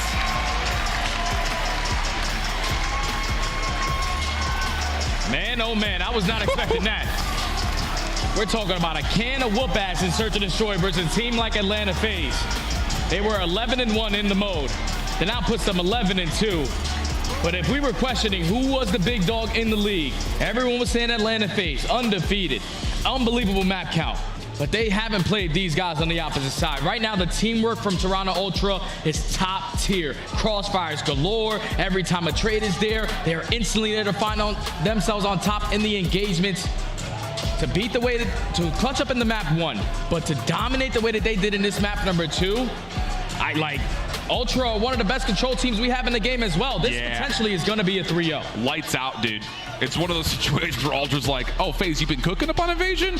We're coming over for dinner, and we're staying for breakfast the next morning. Invasion Control coming up next. Like we already talked about, both teams pretty much equal when it comes to how they approach Control, in particular on Invasion. But, boy, I'll tell you, the mental gymnastics that we've gotten out of Ultra to this point have to have FaZe in an absolute tizzy. Yeah, and I know everybody in the crowd, including us, we are not expecting this. When 2 Titans go at it, one is better in hardpoint, one is better in search and destroy. But when you watch a VOD of they have been playing it 5 different times, you're going to get a tendency of what they start to do. And it was just a perfect game plan, like I said, from Toronto Ultra to now be up 2-0. Makes the analysis part very easy of our jobs to this point. We'll see if things will change. FaZe down, and they're down big. Ultra, a lot of questions on if they've really been tested to this point. And, well, it doesn't matter who they face up against. Seems like at the moment, doesn't make much of a gathering distance at all. Here we go. Coming back for Control. Backside the break.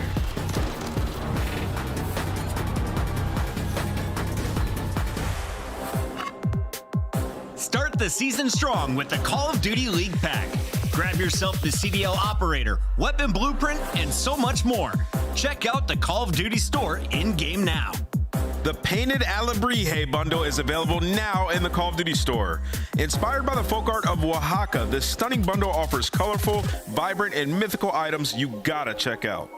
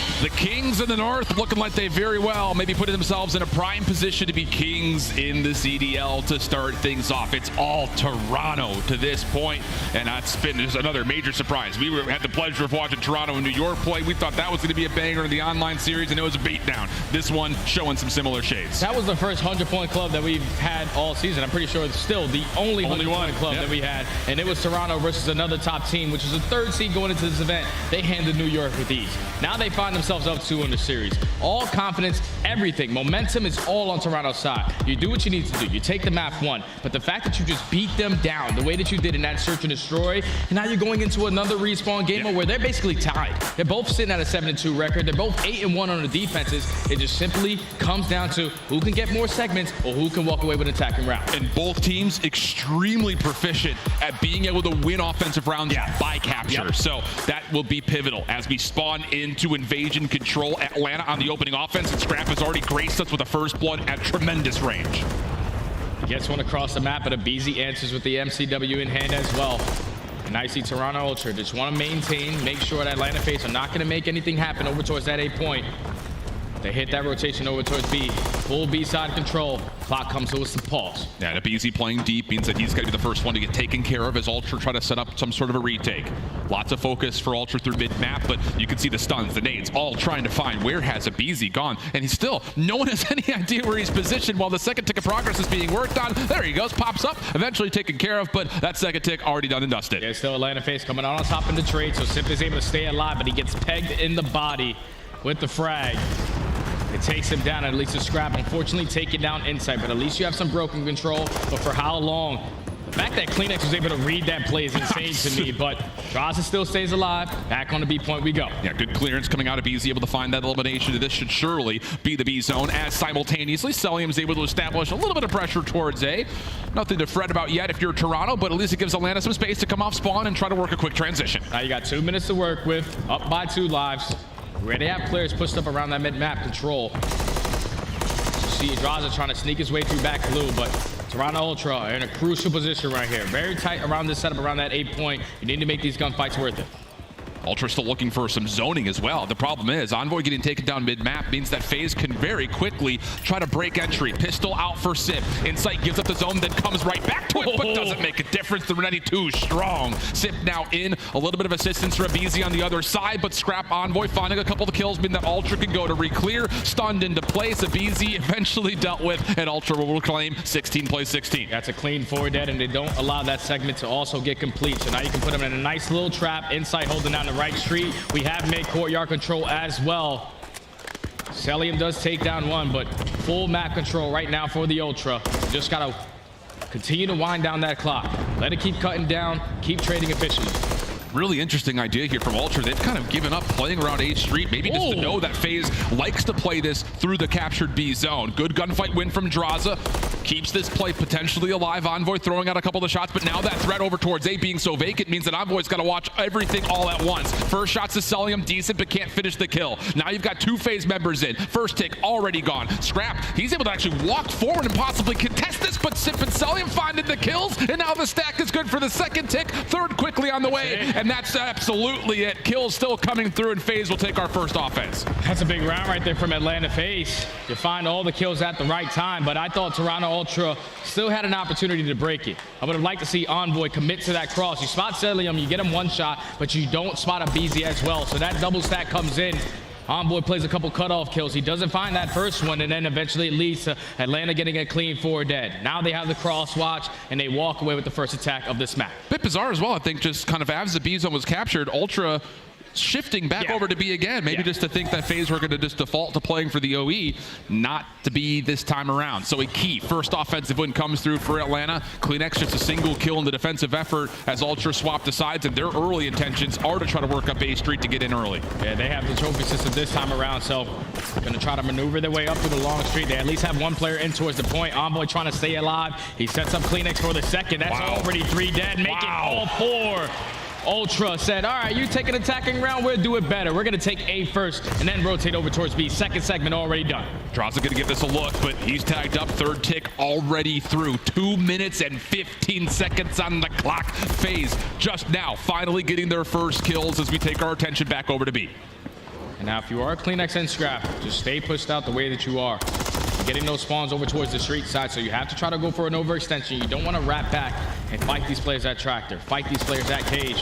You want to try to set up a couple spawn kills, and that's what they're trying to do, but Draza and Sulliam combined for 2. They hold strong in their first defensive hold. Stun comes out. Abizi's position now known. 2 members for Ultra trying to hunt him out. There's the cross. Abizi gets the first. Not bad overall. Plus the trades to follow. Good news here for FaZe. Insight still existing through the middle of the map, but largely speaking, FaZe getting a good start to this defensive beat. Yeah, and Insight's just holding this cross. He's going to allow his teammates to spin up towards the tank, get your trophies down, and slowly work your way up through the front end. But they are not finding any kills. That's another 3 dead in the feed. If you are Envoy, you got to slow it down. Yeah. Just make sure no one crosses up to that tank so you can allow your teammates to get out of the spawn. But Atlanta FaZe is doing a great job just holding down this setup around this B point. I feel like anytime you see MacArthur in a position like this, he's usually good for a handful, but stops me dead in my tracks as Scrap's able to find the quick kill, and with that, Ultra now stop the clock as they jump on towards B. Draza trying to find someone to take care of, but not going to happen. It's all 4 members on, and okay, that B zone is off to the races. Second tick done, 3rd one on the way. 2 trophies still existing, and it's done.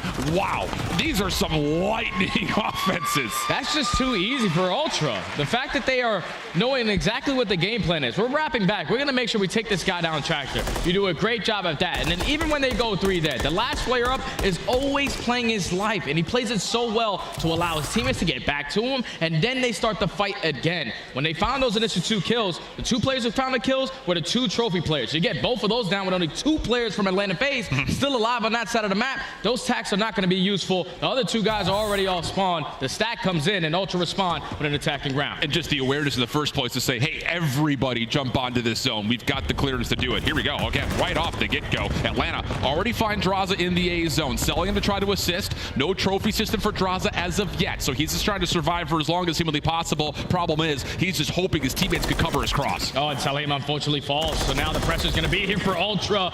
At least the team kills does come in, but that segment does not get complete at that A point. Now you're forced to hit that early rotation over towards B, but they do not have a problem with it. Abizi with the SMG, up close and personal onto Scrap. Able to pause the clock, but you already see Simp taking ground. Good isolation onto Envoy, slips away, turn, and takes care of Scrap cleanly. So that's going to be enough for the first tick, plus more to follow here as FaZe have full control at B. Ultra trying to win back the middle of the map, but now they run into Abizi's SMG, finally dealt with, but it comes at a steep cost. Second tick gets locked. JC Toronto, though, they just want to make sure they're killing everyone out of their base before they apply that pressure over towards B. They still have not yet located Draza. Finally, Scrap takes him down. So now you know the last person who was on the point just finished capturing it. We have been map control. We can start to be aggressive up on the map. You already see Kleenex in a position. If his team can get a couple kills in a small trap. Envoy opposite door of Abizi. Help nearby, though, for FaZe as this transition starts to gain some momentum. 2-2 split defensively at the moment for Ultra. First one found, but not collected. Envoy able to get punished, so Atlanta can still keep this forward pressure towards A. Big gunfight here, and as Draza drops, the last hope for FaZe to try to get onto A now would come down to Simp, and he's going to wait. Yeah, you're just going to back on up. You don't want to try to be a one-man army on that A street, and eventually Kleenex sniffs him out. So already 30 seconds knocked off the game clock. Envoy next line of defense. He does get traded, but they know exactly where Atlanta FaZe are applying the pressure from. You have him in map control. You have the overextension. We know what that guy does. He's going to find a tooth. He's going to chirp a little bit. And at least it's still Atlanta FaZe coming in the back of their base. Tons of time still remaining for FaZe, but you got to work through this deadlock play at mid at some point in time. Cell still not even bothering to play over towards Water Street as of yet, but that may be the only option here as this Ultra setup over through mid is just not getting supplanted at all. Finally, Cell makes his presence known, but Scrap deals with it swiftly. 17 plays 14, but Atlanta do get some clearance at mid. Oh, and Atlanta finally found a couple kills as well, so they do get a close spawn, but the next gunfight is crucial. Insight takes down Simp. Now the positioning of Abizi. He's going to try to be the playmaker. Unfortunately, can't find that kill, and leads to him eventually getting it, but it's still Ultra. Knowing his positioning now, and you get the trade, you're still holding on. Trades go back and forth. Back to an 11 plays 11. 34 seconds on the clock, and there's 4 dead. Okay, now you've got Cell on to stop the clock at 33. Scrap should be able to contest this cross. Kleenex also working out a spawn, but there are a couple of members on for FaZe. First tick locked. Scrap the first one to challenge. Clears his left, and now it's just down to if he can find the FaZe members deeper into the point. Kleenex with 1 trade, but not the second. Follow-up coming through, though, and that'll be enough as Ultra will get the full clearance and stop the second tick. And with only 30 seconds left, this is the last push.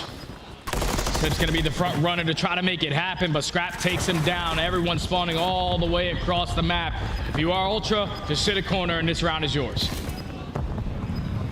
Is there any opportunity to just gut check fly at this A zone? No kills as of yet. Stuns also making this very laborious for FaZe. Trades coming out, 5 seconds on the clock, and no one anywhere near the A point. Lives were also getting tremendously low, but huge hold from Ultra to get their first defense. Big round from Ultra. They shut down that early A pressure, and then they also give up that B point. They do not have a problem setting up for 2 minutes around A. Every time the opening was there for Atlanta FaZe, you always found Scrap in the position. Insight cutting down that right street, and then Envoy and Kleenex through the middle of the map, just always trading efficiently.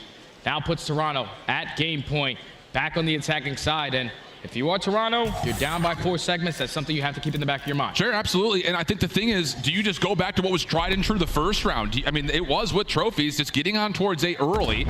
FaZe committing a couple extra numbers this time to make sure this A defense is a bit more resound. And okay, first couple of kills pretty much put A out of the question, unless Envoy can keep things stretched together. Off spawn, though, Ultra taking their attention back over to B. Envoy still staying on the spree, now 4 in a row. That's a big read. That's a big read right there from Envoy. Now Atlanta FaZe could not hit that early rotation over towards B, so you can stack that point. Envoy finds 3 in a row. Can't find the one for the cruise missile.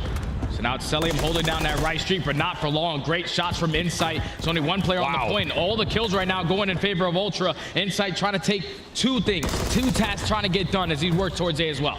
And the longer he doesn't see anyone cross over towards the safe street, the more he can transmit information that, hey, keep your heads up as far as how Atlanta want to try to focus over towards B. It's Straza from behind for a double. That keeps the third tick safe, and at the same time, the clock ticks down below 20 seconds. And you see Insight on the minimap. He's just thinking someone from Atlanta FaZe has to be on this right side because his teammates are contesting. They have a lot of fights over towards Brooklyn, and finally, when he makes his decision to go, Celium is ready for him. So all of Ultra in the back of the spawn, complete 2 segments over that B. But if you want that defense, you got to close this one out and work your way towards A. Good kills from FaZe. Next hit, largely just down to could Scrap make a mess of this setup, in trouble, back to the pistol, trying to stall out as long as possible. Insight behind him, Scrap now getting a bit of regen. What weapon do you want, brother? How about none of them? Tries to go to the beatdown. Ultra able to support the play, and with that, an extra 60 gets down. And they have streak control as well. Insight in a crucial position if he can find at least 1 kill. Kleenex through the middle of the map. He already found 3 in a row. He's trying to assist Insight. He knows that one's on the fire truck. Gets some timing, but he still comes out on top. Now it's a Bomb Boy in the pinch, but he gets red off spawn. 1:22. Ultra up by 1 life. Got a couple of cracks at this one. But FaZe are kind of put with their backs against the wall here. They are fully pushed back either into the zone or backside gas. Scrap cleared out through laundry, gives FaZe a little bit of extra cushion. 1 tick needed for the Ultra defense. Otherwise, we're looking at lives if it ends up being tied. A BZ able to shut down Envoy. So the next hit immediately eliminated from Ultra. Yeah, and I don't think Ultra in a position right now to just play for 1 tick. You're playing for a clean 4 dead so you can get the stack in. With only 50 seconds left. Every gunfight is so crucial in this moment. Information now gained, and Kleenex starts it off with the first. 40 seconds on the clock. This is actually a 4v2 in front of the zone. You've got a long cross from Draza, but if he doesn't connect, you're going to let Ultra just walk right on in. Oh, but a big follow-up gunfight for BC. Takes care of Scrap at mid. Here's Simp trying to follow up as the first tick of progress nearly locked in, but the nade comes through and FaZe once again deplete. They don't allow that segment to get away from them. Atlanta, no, we can't give up 4. We're not going to have defense. But this is the final push, the final hoorah coming in from Toronto Ultra. 3 players up through the street, and Simp gives them a freebie. So now you can push right on up and get in this point if you want. And FaZe has to rotate quickly. They were so worried about an OE play coming through that now you got 2 players from Ultra on it to beat down bash over towards the old P1. Kleenex over the top, stunned up, and the kills continue to come through for FaZe. Oh, they were getting tied. They were getting tested, but ultimately the defense looks good for the hold as the follow-up kills come through. A 7 life gap as well. And all things start to point towards FaZe continuing to play on defense as we head to round 5. And Atlanta FaZe end this round on a 17 streak. Some players potentially earning towards some cruise missiles into this round number 5, but you already did what you needed to do on your attacking side. Beat them in the segment column. Now you have that defense going into round 5. You just can't go 4 dead right off the rip. Yeah. That's when Toronto Ultra had that success early on. They got a clean 4 dead. They stacked every player on that side of the map, and then you spawn all the way across the map at Treehouse. You stand no chance. So it's all about the initial fights. You have to clutch up on these if you are Atlanta.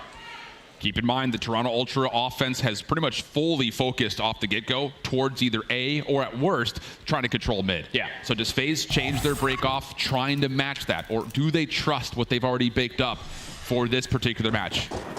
If it doesn't work, they're down in the lower bracket to get a rematch versus Optic, and here comes Ultra. All 4 purple arrows. Looking over towards the A side of the map. First kill, good. Is there a follow-up? Abizi's kind of stuck. He has to take gunfights. He gets stunned up. Inside, a little bit of damage comes through, but Kleenex finds the kill, and Ultra are going to find entry day. And Draza can't peek right now. He only has 1 HP, so you don't want to give up your life for free. You're going to allow Ultra to get on in, but you have to clutch up in these fights. Trades are there, but it's still Ultra coming out on top. First segment about to be complete.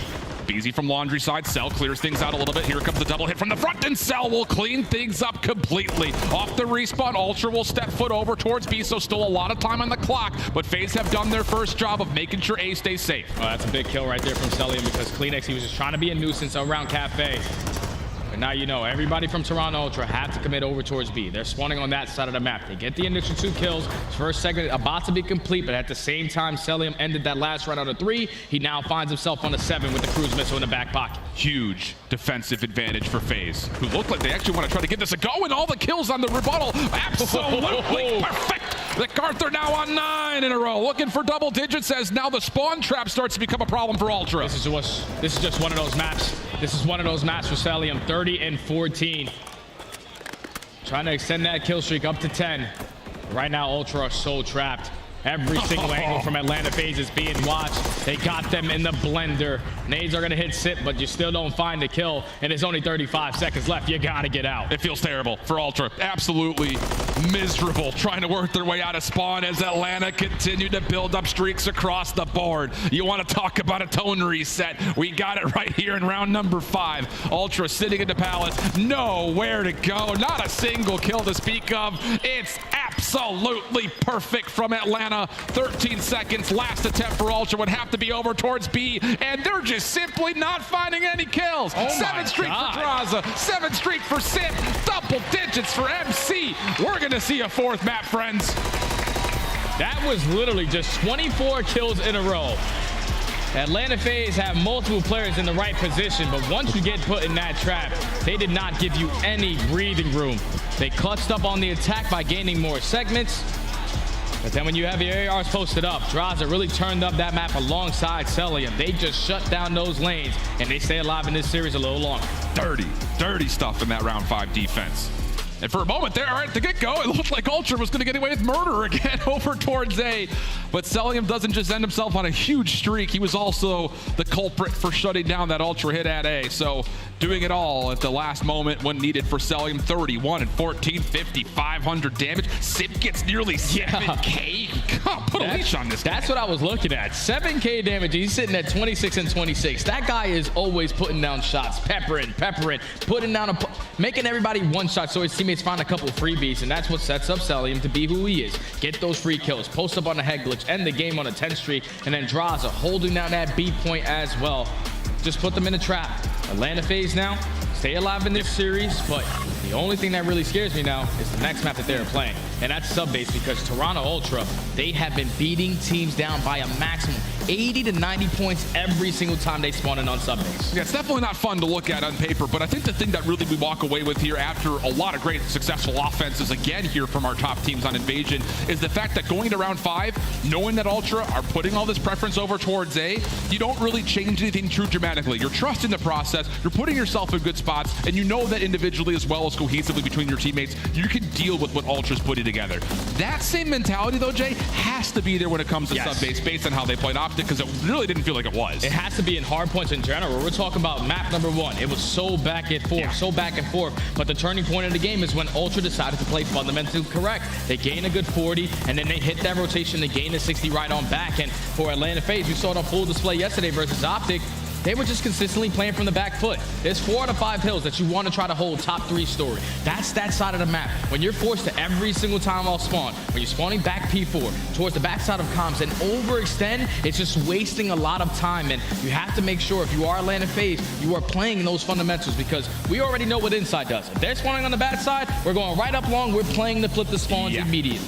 And that's the thing, is we kind of had the same build-up from when Optic was obviously selecting this map when they played the last time around, but FaZe were still being beat on rotation. And on top of that, even when they are finding ways to win at rotation, their hold percentage isn't particularly great either. So that's got to be the key change, I think, from watching them play Optic on this map yesterday to how they approach it today. Trust your rotations, do a little bit of extra reassurance of what our setups are, and believe in that. Because if you're winning those rotations, you're putting your ARs in the most best positions you possibly can. Yeah. Talk about top 3. Top Snow was such a crucial position for either Celium or Draza to try to dominate. But don't forget, on a map like Subbase 2, Simp also pulls out that third AR, is alongside of BZ in certain situations. So it's going to be all about the AR presence on a map like Sub. And I know we were talking about this with FaZe. It's like, hey, this was a great kind of curveball out of Optic. You're forcing the SMGs to have to swap to the MCW. But really, all things told, both Simp and BZ looked good with MCWs yesterday. Just come down to a couple of decisions weren't fully fleshed out. So that, I'm sure, was looked at, learned, and hopefully for FaZe fans will show up immediately as we get ready to go for this sub base. But again, it's still, as much as it feels weird to say, these hard points are David and Goliath stories with how much Ultra have beat down everybody in the league, no matter the map. And I think the matchup that I'm really looking forward to is the matchup that was dominated on one side in map number 1. That's between Scrap and Draza. We know both of those guys are going to be chirping across stage, but Scrap got the better of him in map number 1 because Draza was late to a couple rotations. But you played the map yesterday. It's freshly in your mind of how you lost it. You do the things right. By just being the team on the preferred side, you will be able to force a game 5. On the other side, can you stop this man? Oh my God. They were able to stop him on map number 1. Keep in mind that 4.17 came by way of a skid row. So this isn't exactly 1-for-1, but still, that number is stupid. 4.17, unreal. 21 to 25 non-traded. It's just gross, filthy. Put that away. There are children present. Here we go. Right off the break off, FaZe trying to find their way collectively through the water side. And like you mentioned, this is all about side swapping. And they're starting off on the bad side as well. Nothing of the frags is going to be able to connect onto the player on point, but look at the setup from Ultra. They know exactly where they're coming from. You have Inside already pushed out towards P5. Everyone else watching over comm side. You have Long Street. You have bottom comms as well. That's already 3 dead in the feed for Atlanta. Last player up is Celium, but it's still Ultra soaking the time. At least for FaZe, this keeps numbers a bit more limited. You have a chance maybe off this rebuttal to find some more success, as here comes the hit from Draza right around the back. With Scrap not able to get away, and good assistance from Easy. So the break on the hard point, good, and keep your eye on the bottom side of the minimap. FaZe finding success, trying to flip the spawns. Oh, but the big thing right there was CleanX finds that kill at that moment. When you get that kill, your teammates are now going to continue to spawn in towards the back end, and now they have the man advantage off the rotation. It's just about these fights, and that's Toronto coming out on top. Abizi, the soul man, here to try to make something happen. He gets sniffed out, but now you're one shot. No trophy systems are going to be here to help him. So they're going to push him out, be aggressive. Toronto Ultra maintaining the spawns for now. Decent trades, though. FaZe still right at the front doors. Trophy system earned. Draza doesn't quite get it through the window, but doesn't make a difference with the MCW shooting as straight as that. Scrap trying to mantle over the top. Not going to work out. Draza doing it all himself until Kleenex has something to say, and he's going to say it not once, but twice. Abizi, backside pitch, trying to get in, threw it himself, but no. Ultra will hold, and now that first scoreboard series looking dangerous. And this is some good time right here. You already have Scrap in its position towards top Snow. He does get cut down, so you have an opening for Atlanta to get out. But you see on your minimap, Simp working up through the cat room. If he can find a couple kills, if they can find these kills right now, you will be able to flip those spawns. They read the flip from Scrap, but now it's a 2v3 and towards the hill. Kleenex makes another one happen. He's on a 5. Oh, make it 6. Cruise missile hurt. I mean, come on. Quick snap. Now off the reach and 1v1, not one. Buzz will finally put him to rest. Looking over towards Sub. Good kills early here from FaZe, but boy, I'll tell you, they need something. They need something quick. And the good thing right now, if you are Ultra, Kleenex was able to earn that cruise missile. So that could be the factor why you decide to go for a break, but the guns are even hotter. They find the kill. Scrap with the beamer. All 4 dead. Atlanta FaZe again forced to hit up this long street, but it's Ultra winning the fights at the right time, putting themselves on the preferred side and gaining this clock. I mean, this has been stressful in all regards for FaZe to this point, and it's not looking good on the scoreboard. 75 to 14, and we still got 25 seconds left. Envoy's already rotating to new. I mean, have your cake and eat it too if you're Ultra. They're just a step ahead right now. There are multiple steps ahead so far on this map. But you see, with only 15 seconds remaining on ult, The rest of Toronto Ultra slowly trying to work their way to set up a potential pinch. Envoy starts it off with the first. Where is Abizi now going to spawn? He should spawn over towards the P2 side. He's actually going to get the calm spawn, so he's able to reinforce quickly. But you see the route from Envoy, the little water boy. So he's trying to get this kill onto Sim to set up the pinch. Sees a noggin, will take care of it, and then the turnover is simply him. Oh my! Inside in the hard point, Renetti out, and the help from CleanX is so darn good. 4 in a row now for Envoy, and already past the 100-point mark. Go Ultra. And this is the only hill that you prefer the back spawns, at least initially. And if you are Toronto Ultra, you're chained up with those kills, and you flip them right on back. Now it's time to be aggressive up through the middle of the map. Scrap with the beamer across it. Ultra already find themselves up by 100. Oh my goodness. Wow. Hard point that needs no words. Exhibit A. Oh my goodness. 11 and 5 from CleanX. I mean, it's just every way you look at it, it's not been good for Atlanta. Moment here to try to just stabilize, take a breath, cauterize the wound. Let's get this thing back under grip. You just have to win a fight. Something. Right now, Toronto Ultra, they're getting it all done through the middle of the map, and this is where you get CleanX to get the info with that cruise missile. Man. You have to stay inside doors. Yeah, at least finds one onto Simp, but the hill's white. That's the best case scenario right now for Ultra because they're spawning on the bad side. I mean, when you're calling in cruise missiles up 110 points, that's like nail, meat, coffin. Celium battling back, and battling back stiffly. 4 in a row for him. Looking for 5, but Scrap matches with a double of his own. Atlanta in the hard point for the time being, but Ultra coming off. They're just not losing gunfights. I mean, it's getting ridiculous. Atlanta FaZe are just not checking both sides of the street when they're crossing right through the road. Every single time they're thinking one player's from that position, no, Ultra already setting up pinches. They're thinking a step ahead, and they already flipped the spawns as well. As we go into the second half of the rotation, they are not losing any fights. Even the team shots are on point. Everything right now for Toronto Ultra is picture perfect.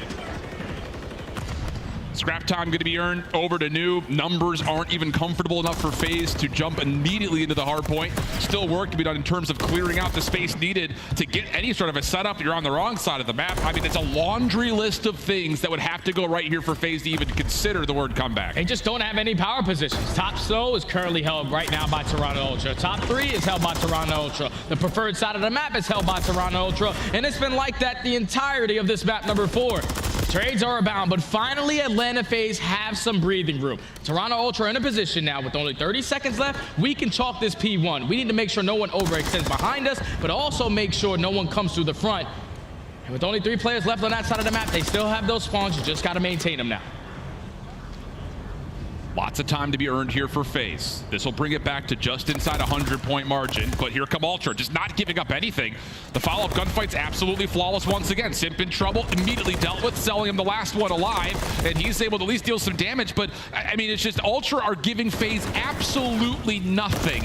It's abusive at this point, and right back up to triple-digit deficits as Ultra own rotation. We just said it last week, like, they just 100-point club New York. This might be even better versus one of the better teams that we have in the CDL because Atlanta FaZe simply cannot get out. It's already 15 seconds uncontested, but finally Atlanta get a couple kills in their favor. Team natives are going to help, but at least the spawns do flip. They find a trade on the Envoy, and finally Atlanta can get some good time off of this P2. Got to string together these 2 hard points just to give yourself something to work with.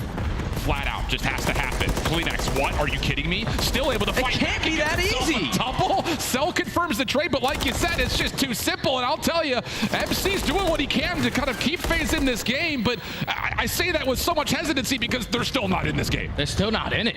Toronto Ultra every single time. They are here for the trades. There's no one-on-one gunfights. They are playing as a unit. That's what finds themselves up by 100 points and still. But off the rotation, you see Ultra, they have 1 player spawning all the way across the map, but this is a hill that's very difficult to get time if you have to restore the way CleanX is holding it down. Celium down in the back, also the scene toward Simp. Oh my goodness.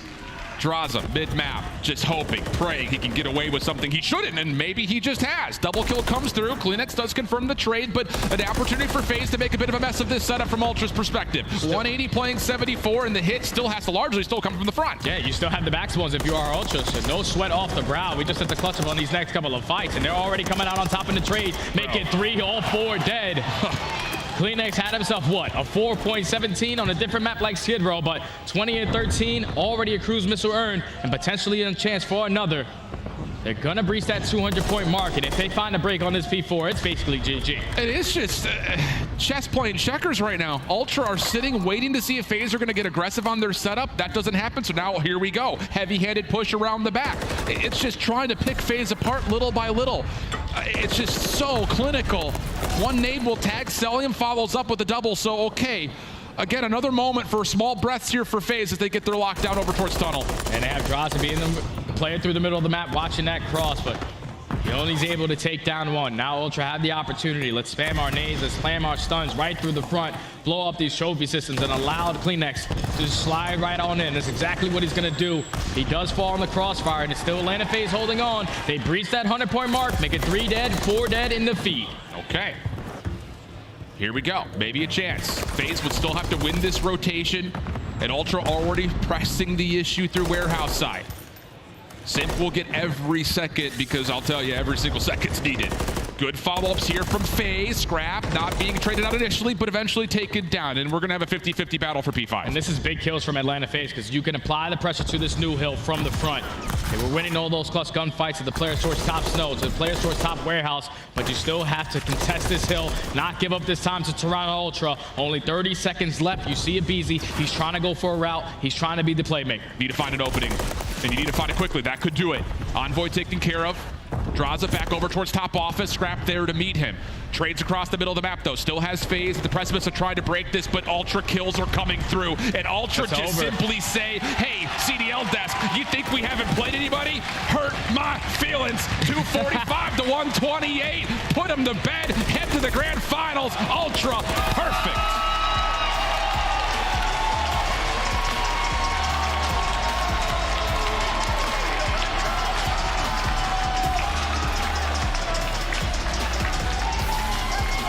We were questioning if Ultra were going to be ready for this moment. They didn't really have a lot of tough matchups in the online qualifiers. Breeze through their winners bracket side at this tournament. But when you go up against a tight, you need to show who you truly are. And they are the best hardpoint team in the game. And you're taking down Atlanta FaZe and Search and Destroy. Without question, they are the top dog to beat. Unreal, man. It's just another series where we're going into it saying these are going to be battlegrounds. Oh, yeah. Flat out. Looking at the maps, looking at the teams matching up against one another. We said it versus New York a couple weeks ago, and we 100% expected it coming in. But a beatdown here in map number 4, a 6-1 stomping on FaZe's best Search and Destroy map. Whew. What else do you say? That's the biggest thing that you got to take away, Alan, is that the fact that Atlanta FaZe lose a Search and Destroy the way that they did. They're usually great at making those mid-round adjustments, but every single time they try to do that, Ultra were prepared for it. Multiple plays coming in from Envoy, multiple plays coming in from Scrap, and as you take a look at that game flow, it was not even close from start to finish.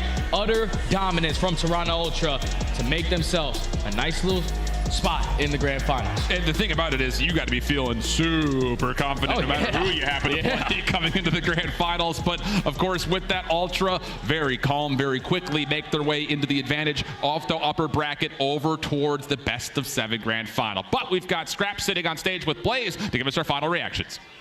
Thank you so much, Alan. Boston, make some noise for the Toronto Ultra. They are the first team to the grand finals, and Scrap, that one looked easy. Yeah. I mean, come on now. All right. Is this shit working? There we go. There we go. Nice. Now, you guys come out 3-1. How you just feeling right off the bat, you and the squad being making it to the grand finals and taking down the 1 seed? Yeah, you know, 1 seed, 2 seed, 3 seed, 8 seed, who gives a fuck, you know what I mean? We're coming for everyone. You know what I mean? But boys are playing nice. We're excited to play. All right, there you go. Now, here in this series, you know, that map number 3, you know, looked kind of staticky at the end and come away with it. But how did you guys rebuttal back and deliver that hard point the way that you did? Yeah, you know, we know Invasion is kind of like a defensive-heavy map. I mean, they got 1 tick on A that pretty much costed us the map. You know, if we just hold defense pretty tight, that one defense, then, you know, we would win that map. But, you know, it is what it is. We know it's kind of a shit-ass map, but spawned in on hardpoint, and I'm going to come All right, there you go. You definitely did. Now you got everyone out here in the crowd cheering for you. They've been so loud and electric. The chat's going wild. We even got the scrap pack out there. I know y'all out there somewhere. My fam. What you got to say to them that's supporting Toronto? Yeah, no, I appreciate everyone who came from Canada. My boy Tax is always here. There's a few familiar faces, like Jamie said. A few new ones. I appreciate it. All my fam standing here, my girls here. I appreciate everyone who tuned in. And yeah, let's come win this shit. All right, let's see if Toronto could do it. Chris, break it down with the desk. Thank you so much, and I love the chat. Let's scrap yap. The boy. he said he was going to do what in hardpoint? Hold on now. Boy, dirt. All right, the boy from New Jersey representing Toronto well, but I feel like the COD gods have smiled upon Boston. We get Atlanta now dropping to that elimination bracket where they now have to face Optic. Toronto, they get to chill for about 90 minutes here, Allie. I would just like to let you guys know that Chris and Ant were script writing in the pre-show saying that the ultimate situation is the rematch of Optic and FaZe in that losers finals. You could be watching out for these two. No, we're on point. Been doing it for about 20 years now, Allie. Caught on. Ant, let's break down this game, though, and walk me through what was the difference between Toronto and FaZe? I'll tell you right now, headed into this series, we were talking about Atlanta FaZe and their hard point and what would be the difference. Well, Toronto Ultra have looked lights out in that game mode, and when Atlanta FaZe have struggled, it's when they've had to break some of these hills. It was room for concern. We saw they were number 8 in breaking, and particularly on sub-base. They haven't been playing many terminals, so sub-base has been in the map set, and they've struggled now against Optic and now against the Toronto Ultra. I don't know if it's their comms or if it's the way that they're approaching these situations, but they're letting people get through as well. Like that P3 with Envoy gets around the back. You have to group up and play for that kill. There's steps that have to be done first. Atlanta FaZe is aware of this, but in these hard points, it's just not translating to good gameplay. I completely agree. They exploited FaZe's weakness in hard points 100% in this series. But for me, I think the most important map was that map number 2, mainly because Envoy started with a .5 in search and destroy. What does he do in that map number 2 again? Atlanta's best search and destroy. He drops 8 and 4 first bloods, 4 plants on his head. He was doing everything, and that is what Toronto Ultra needs if they want to take home this chip. Merrick, who wins this tournament? You're not on the desk the rest of the show. God, listen, I told you that my winner's final went to Ultra, but I did in my pick'ems have FaZe coming back and winning, so we'll see what happens. I don't know. Is my pick'ems? I'm not sure, but his picks have been hot. I might be a script writer. It might be me. It might be Joe, actually. I love what we've seen so far today, and if you're just joining us, welcome to the Call of Duty League. This is Championship Sunday, and there's only 2 matches remaining. The next one decides who will join Toronto Ultra in that championship match. This went by so fast. I can't believe we're already about to head into the losers finals and then into our grands, and we get the rematch of a lifetime, Atlanta FaZe versus Optic Texas next. Don't go anywhere. The CDL is live from the MGM Music Hall here near Fenway. We'll be right back with your elimination final.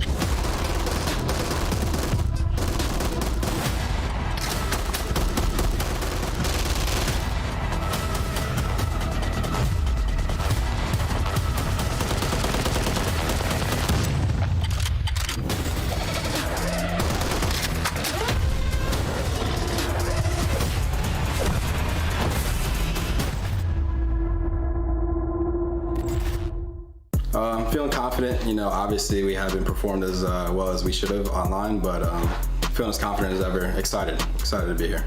I'm excited to play on LAN, especially Like we didn't have like the best online results, so I'm just ready to prove ourselves on LAN. I feel great. Happy to be here again. I want to do my best and get a win, so I'm really happy. I'm feeling good. I think we are ready with the team. I'm really excited, like for sure it's my first LAN, so yeah, I'm happy. Yeah, I feel good. First LAN in CDL, so yeah, I feel good. Play like I know how to play and just have confidence in my gameplay. Feeling good. Feeling like one of the best subs in the game, for sure, right now.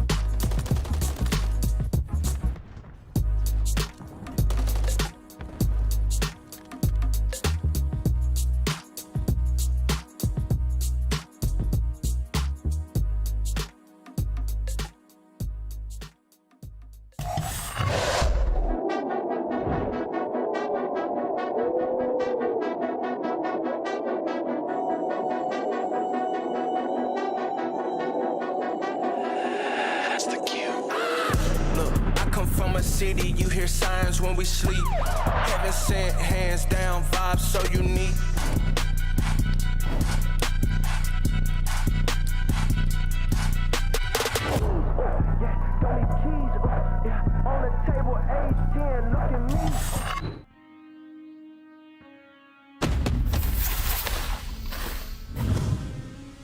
I have a plan. Crazy with the rage, dangerous and rage. Goes for one, goes for two, goes for three. I ain't wanna take light, look into my eyes. I'm a killer inside, coming for the prize. Do you really want these problems? I put you in that coffin, but I'm never Johnson. You quit this and stop it. Hungry for the beef, leave you obsolete. See my lines deep, see me in the streets if you want the heat. Yeah.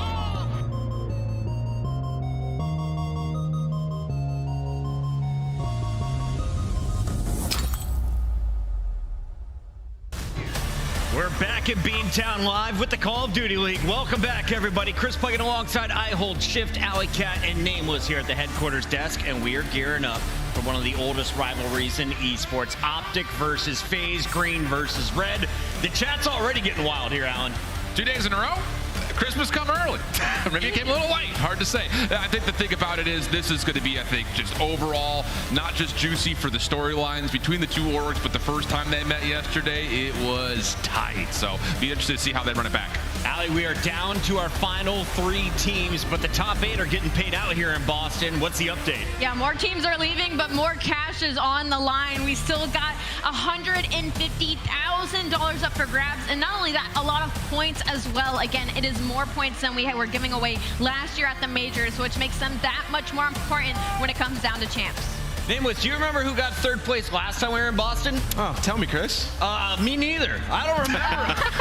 I watched a lot of Call of Duty, but it's been an epic tournament so far. And we got 3 of the teams that we thought tried to make a super team or pack-a-punch, people have been calling it, fighting for their life. I know that there's a lot of money on the line, but there's also a lot of pride and revenge storylines happening right now. Absolutely. That's what I was hitting at. It's all about getting to the finals. No one remembers 3rd, barely remembers 2nd. You got to walk home with gold in that trophy. $150,000 and the new 100 points that go with it is a big impact and a great start to a 5-event season. But Allie, let's talk about the veterans that are going to be taking the stage here. What are your expectations for the fans? How are they going to react? I mean, they're going to be lit. Of course, it's Atlanta FaZe versus Optic Texas. You're going to hear boos on one side and the crowd roaring for the other. Well, Nameless, we've got a lot of people making names for themselves, not only on this broadcast, but of course the Challengers broadcast that's been going on all weekend long. You had a favorite in the running tonight. Absolutely.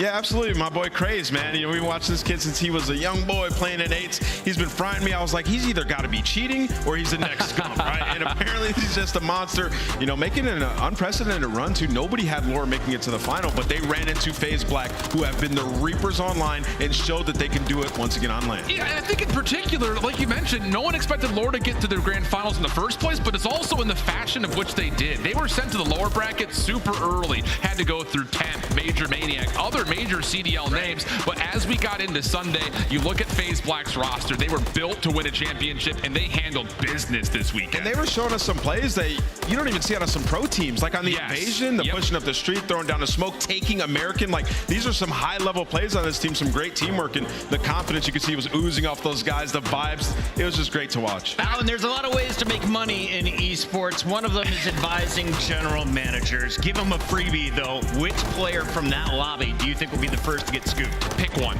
and especially on the FaZe Black side of things. I think Asim has always been good, often finding himself on some pretty poor teams. Same situation for Exceed.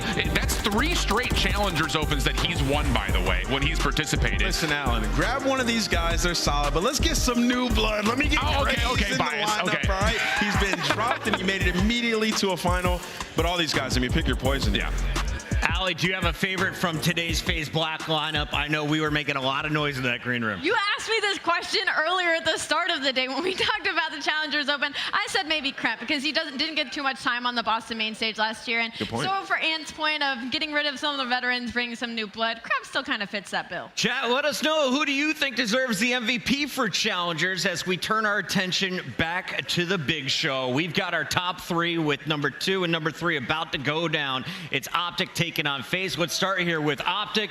Optic right now came in with just the 5 seed overall, right? But since then, they ran through that winner's bracket until they got to the game 5 against FaZe. And the thing is, their hardpoint looks night and day different, man. And it's everywhere. That's not just that they're getting the map picks that you would expect. They showcased it on Subbase yesterday. It just doesn't feel like they are worried about going to any particular location. The search and destroy has been a little faulty for them here and there, but hey, they're still cleaning up. And I think that's the bigger news, is coming off of a very confident win versus Minnesota, they look primed and ready for the matchup here against FaZe. Yeah, and if anything, they've now played FaZe twice already in this game, just in this qualifier and the major alone. So they've gotten some reps in that search and destroy, and they're coming off a search and destroy win. So when it comes to Optic Texas, if they keep playing hardpoint like they played earlier, aka Dashy becoming a Hillkin, I think they have a really good chance in this series. Now, Nameless, they've played Atlanta twice, but Atlanta has beaten Optic twice. What's going on for our red squad? I mean, I think the big thing is the search and destroys, right? Like, they got 10 first bloods across those 2 S&Ds that they had in the last series. Not converting those into round wins. I mean, a lot of the times, think back to that game 5 high rise, like, they were making plays. Shotzzy was getting behind them. We saw Pred making plays,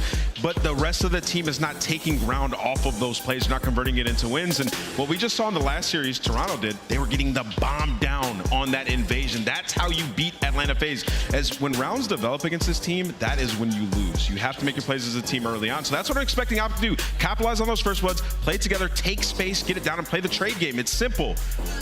Shout out to Monster for keeping us energized here on the desk. Alley Cat, give me the Monster Energy pregame for FaZe. I mean, their hard point wasn't very clean that last series. If anything, they were really getting outslayed, to be honest. Like, I saw them early rotating, but they were getting broken instantly by Toronto Ultra. So hopefully they got one from that last series and shake off the S&D. They're still 11-2. They were 11-1 on like an 8-win spree. So for the Atlanta FaZe, I don't expect to see another search and destroy like that one. I just got to say, for Atlanta FaZe, the breaking hardpoint, once again, I'm going to reiterate this point, keeps falling and falling. It was 8th coming into this tournament, now 9th, 19% of the time they're breaking. And when they do, Chris, they're only getting 11 points off of their break. So things are going dramatically wrong. All right, let's see how many maps we are going to here in a potential best of 5.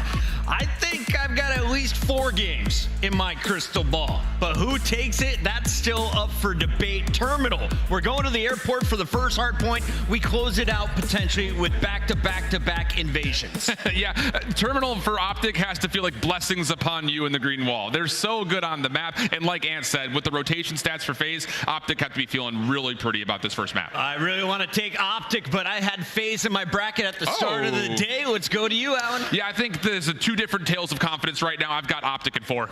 I think the crowd is confused with me, thinking I'm trying to curse Optic. No, I've been truthfully picking them this whole time, and I'm going to go with them in this series. Going with Optic, all right. I also have Optic in this series. I think they bounced back, learned their lesson from that series against FaZe. Put a green heart or a red heart in the chat right now, because your elimination final begins as we send it over with Guy Blaze. All right, Boston, I am excited as it's time for another El Clasico here in esports, as it's Optic versus FaZe. Boston, are you ready to get the stage lit? Coming out first, Green Wall unite, because here come your heroes, Optic Texas. Give it up for Kenny, Shotzzy, Pred, and Dashy. Looking to add another chip, Optic Texas. They bring in Kenny to be the captain and bring some leadership to this squad, and it has worked in the respawns. The hard points have been unbelievable. Dashy's been soaking in Hilltime, and Pred has been lighting it up. They smoked them last time at HP. This time they have to win Search and Destroy. Let's bring out Atlanta FaZe. All right. Here come those boys from the South on a revenge tour in full form. Get ready, Boston. It's Atlanta FaZe. Here comes Draza, Sim, Abizi, and Salium. Atlanta FaZe, ready to lock it in. They got fed their own medicine, now looking to dish it back out in a matchup that they have the advantage in so far, at least this season. Atlanta FaZe looking to turn this green wall red. Blaze, it's time to get the losers final started. All right, I cannot be more excited for this. 2 matches left today, Boston. Let's make sure everyone wished they were here. Are you ready? Maven, let's get it started. Thank you, Blaze. Ready to get rolling, Joe. And listen, you said this to me when you were rooting for your Browns in the playoffs. Like, I hate that we just beat the Texans. Like, you just beat a team, how tough it can be to do it a little bit later. You feeling that for FaZe a little bit here? You got to win. You got to play them a couple days later. Oh, I feel for them because they just got slammed, right? And is that the bigger part you're worried about? Yeah, I mean, it's just their hard point. They are 0-4 in their last 2 matches against these 2 teams. Similar to the narrative with Optic in their Search and Destroy, it's the same storyline here. You cannot win a tournament with your hard point looking the way it has versus these two teams. Well, what's interesting is, some of the times in the past with this Atlanta FaZe team, their online matches, they were around 50-50 in hard point. They could never figure it out. They got to LAN, and for some majors, it really clicked for them. It really did. Here, it's been kind of the opposite. I mean, you were getting the wins online, but they were always like, 15, 20-point games that they were squeaking by. That ain't happening anymore. Yeah, but we saw the map vetoes. It's a little bit different. We're gonna play a little terminal hardpoint. Sub base gets vetoed by FaZe, obviously. But you will be starting on that stronger side if you are FaZe. They just got slammed. Yeah, let's get that one out. Switch it up.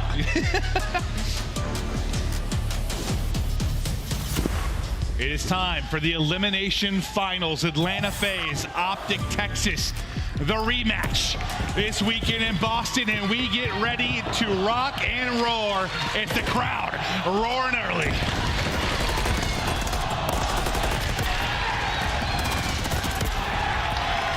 And I think if you are Optic, come out quickly and make a statement, right? FaZe is already down. They just lost a match. They're still on this stage. Now is the opportunity to run away with some momentum. And I think it's important, too, because at times Optic Texas has come out slow. They've started slow in online series. They started a little bit slow in that map 1 against Rocker. Right now, take advantage. Do not do that. Come out, slam them. FaZe are down, keep them down. Yeah, right there. They had a chance, Pred. Unfortunately for him, those spawns in the back just well, it's very difficult to move them out. And very sticky, Joe. Yeah, they are. So those spawns still going to go their way. But I mean, if you're Optic, you're going to take 40 seconds here at P1.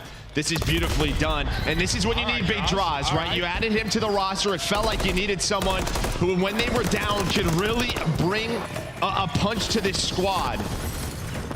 Throw it around as Draws with 3 in the feed to slow down for Atlanta FaZe. Yeah, but that punch hasn't been there at times. It really hasn't. He hasn't had the impact you maybe expect him to. And it can be difficult when you're playing alongside this trio. It's Celium's double, triple positive at times. But there are moments where they need big draws to be big draws. And speaking of Celium, he's lighting up in the feed. Headshot through for him in Simp. Lead change looming in the wind as the read is there for the security side spawn. They'll just keep him at bay. Focus to fight forward towards plane. One spawning out as well for Atlanta FaZe. A one-on-one over by security. Yeah, that was a BZ. He actually hits plane side, so that spawn spread out. Cell's going to read one, but Kenny towards the front desk. So you do have the lead change, but with 15 seconds left, FaZe, they are going to take this spawn flip set up here and plane. You flip him out. Security side now for Optic Texas. Plane is set up. You'll see Trophy there. Simp lying in wait. Double Trophy with the coverage now as Simp tries to hit the stun, maybe to back them up. New hard points going to pop. Now they get ready to rip and roar. Just waiting. Here is Simp. How many is he able to get? Just one, and the trade is there instantly. Now selling him into the fray. You've got 2 set up to hold. Yeah, and Abizi just giving comms about how many are crossing with a crossfire. Able to find 1, but the numbers here right now for the green wall, but it's Celium Simp able to take down 3. So back to the lead is Atlanta FaZe. Now you start to watch those arrows off spawn. It's a race over to Burger. Draws is able to find the first. It's going to be a 2-on-2 on that side of the map. Abizi with 1, and you're just trying to flip this if you can, or at least get in this position. But now Draws is going to need some help for his teammates. Yeah, they'll leave Celium in the point. He'll continue to farm. Now the fight's on the other side of it. You win that one if you're Pred. The trade is there near instantly if you are Abizi. But now you've got 3 watching that cut. Right at the gut if you're Optic Texas, and just really Abizi here. They'll push him out. Pred will keep it going. 4 in a row now for Pred. As the final 5 seconds are here. Now, these are the times where the kills are really going to start to count. And Simp's able to get 2. Spawning them out, you've got numbers here, but not really for long because they're going to get eyes on the cross. Yeah, you heard all the nades going off. The trophy's protecting Dashy for now. Simp, though, he's on 3 in a row, up to 12 and 6. We saw him last time these two teams played against each other. He was going off. Cell 9 and 3. Some beautiful shots from Kenny, but there we go. Celium 11 and 3, trying to work the security spawns. They don't flip, but you get your teammates to the hill. And Simp there is terrific. He's on 5 in a row. He is 14 and 6. Look at the rest of the lobby right now. That's a Celium Umbra frying. Simp is getting it done, and he gets so many crucial kills to then get across and get into the hard point. What can Simp do from here? He is still popping off. Cruz has now earned 6 in a row. Looking for Pred. Head is gone. Give him number 7. What a stretch here from Simp. Is dashing back down and drop. My guy is putting on a clinic on Terminal. Unbelievable stuff. Now, on the other side of the map, you still have a BZ, but you're only down 65 if you are Optic Texas, right? You still have security spawns. Absolutely. You are not in a bad position at all, but you have to take advantage of this. You have them all spawn in STs. It is 4 dead here at Bookstore for Atlanta FaZe. Here comes the first push, and Fred, who has been fantastic for this team, he's on 4 in a row. There we go. Fred has been big for them when they need clutch kills. How crucial has he been? But all right, in the early going, as we're about to wrap up this set of rotations, for Atlanta FaZe, if you were a little worried about maybe them coming out flat after getting beat up, you feel pretty good so far. Yeah, you feel pretty good, but yeah, 100%, right? Some of your individuals are stepping up and Simp. I was worried they were going to get smoked like map 1, just get based on how that last one went. Yeah, I mean, in this roster, they have been in all of these scenarios before. All 4 of these players, not something they aren't used to, but Optic down now 25 points. Let's go to a listen in with Optic Texas. Stop trying to one shot. I'm trying to split around good. I'm trying to anytime. They can get the right now. Yeah, they can. I'm pretty sure they're all the second left. I'm coming to contest. I'll nade. He's in there. Left side corner. Left side point. Let's do that. Just still. They're challenging. Already close tables. Just hold that, Brendan. Nice, Brendan. Nice, Brendan. Let's go. One HP sit here. I have a cruise. I'm going to cruise on one. I'm laying down behind the planet.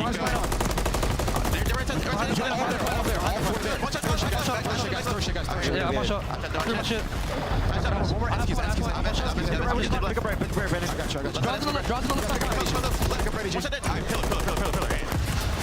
Kill the round of spawn. Still pillar. I hear you. Still pillar. I'm holding the shot as well. Anytime. Everyone. Behind the pillar. MC behind the pillar. One bullet. Really close right. Draws MC behind the pillar. MC behind the pillar. Deep right pillar. Let's go. MC. MC deep left. MC deep left. 1 HP. There's 2 auto. And then at least 2 auto. Front here. Somebody come up front here.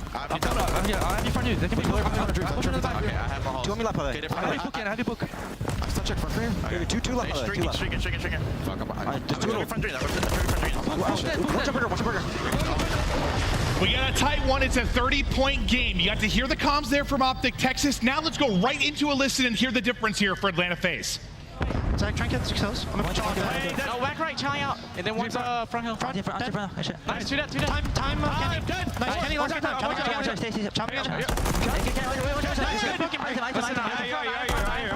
I'm front. I was over here. Front, Nice, doesn't hold me. I ran through a point, okay? I'm trying. Here, shoot another home. 2 SQ, both weak. I ramp right now. I'm 1 shot. I'll see him in PG ramp. Low stairs, and orange card. Like, I have ramp push. Beat up. 1 ramp, 1 shot. Bottom ramp. I got time. Let's go. Bottom ramp's weak. Yeah, I'm just holding my push. He might be upstairs. Here. He's gonna be all late. Zach. Nice. I'll get pitch. Okay, done. Nice. I pitch. We're leaving Brandon. He's been staying down time. Yeah, he's there. Smart front. I think Chris staying down time. Front. Hold me. He's still front hall. I'm missing Brandon. I have the push. I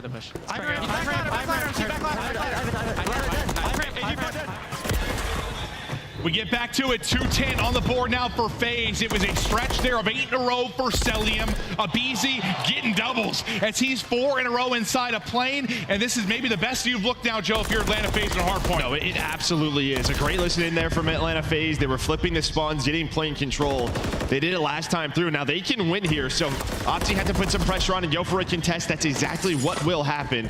But now a foot race over towards Burger. For Optic, Kenny struggling a little bit, but he's watching this cross right now, able to win that big gunfight. You're not out of this yet, but it'd be very difficult to win this one if you're Optic. And if you're Optic Texas, like, yeah, you've got a shot here. I think we're Atlanta FaZe, their clutch winning percentage like 100%, right? Within 30 points, we know how good they were. That's not been true this weekend. They've lost those close games. So do not count Optic Texas out of it yet. If they come roaring back into this one, FaZe are going to be feeling the pressure. But now one of those streaks going to be injected into this. We'll see as Celium looks to get the cruise missile into the map. Trophy there for coverage. Yeah, you'll at least deal with the trophies, and now Simp's gonna find 2, 3 dead, make it all 4. There is the flip as well. So behind the Cruise, they get the info, they're able to get the break. This is the teamwork we've been wanting to see from Atlanta FaZe in hardpoint. It's just taking terminal hardpoint to get us there. Simp twice from that spot has been unbelievable. To just get the kills and get them in a flurry enough to get them across. Now just 5 more points needed. Big draws, living up to the name. Able to line them up, and FaZe get the much needed hardpoint victory here in map 1.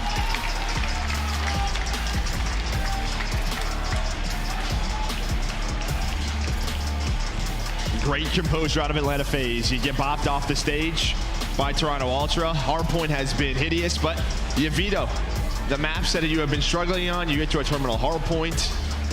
And honestly, yeah, just some of their breaks that they had, some of the plays from Simp and Celium, some of the best we have seen from them throughout the weekend.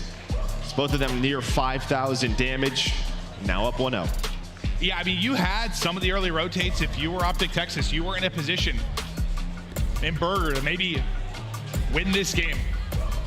Simp, Cell with multi-kills, they're just able to get across and punish you. But as much as I asked you sort of about the overall series thing and how difficult it can be to beat a team so many times in a row, that can apply to a mode too. Like you're Texas, you win a couple of hardpoints. It's like FaZe are going to get theirs eventually. They've been a solid hardpoint team. I know they've had their struggles, but they have a wide map pool. They can beat you at any moment. No, and really what I liked about Atlanta FaZe and what they did on this map is, you know, what we see from a lot of teams, especially around P2 to P3, is they play for all that dream time and they say, you know what, let's just keep security side. We'll hold Burger. They played around the plane flip both times, and it paid off. We do not see every single team kind of play for that. So they gave up that scrap time. You saw BZ a couple of times working the pinches, flipping those spawns for Optic, and that gave them that P3. Was there anything you really heard? I know the audio for us can be a little quiet at times, but through the 2 listen-ins, anything you really heard that stood out between the 2 teams? Any big differences? I mean, I don't think so, right? I think for the Optic side, it's always great comms. You heard Pred kind of get fired up. You know, Challenge Brandon, right? Just that energy that we have seen from Pred on the stage. And then for FaZe, you got to gas up the homies, dude. You got it. Yeah. That's rule number 1, 100%. But no, I think both these teams, they are fired up, and you heard it in the listen-ins. Well, I think anytime you've got this matchup, you know the pressure is there. It's a championship Sunday. You know how many are watching at home. Typically when this is the matchup, a little bit more sauce goes into this one for sure. And these guys come out just titans of this league, throwing blow back and forth. But where Optic has been so good in the ones you and I have casted, where like that midway point comes, the second set of rotations, they really turn it on, they get the advantage. It was just FaZe in this one. It was. They got the better of them in that second. Well, I thought they were doing it because at P5, they got a full 60, right? When we look right here, P5, they were down 65. They get a full 60. They get back into the game. But the difference maker is the P2. We were in the listen-in. That's when FaZe got that break. They give themselves sort of that 50-point lead, and they cruise until the end game. For me, it's just Simp with the fix for P2 both times. Yeah. They were just unbelievable to get them across. I mean, it's a team effort. He's got teammates dying in front of him. Maybe he's baiting at times, but he got so many kills from that position to get across. Yeah, he's 29-18. Cell had 3 minutes on the hill, 24-11. Those guys putting up their numbers. But now you're going to a map where these teams very familiar with each other's game, right? This Invasion, Search and Destroy, they've played each other on it.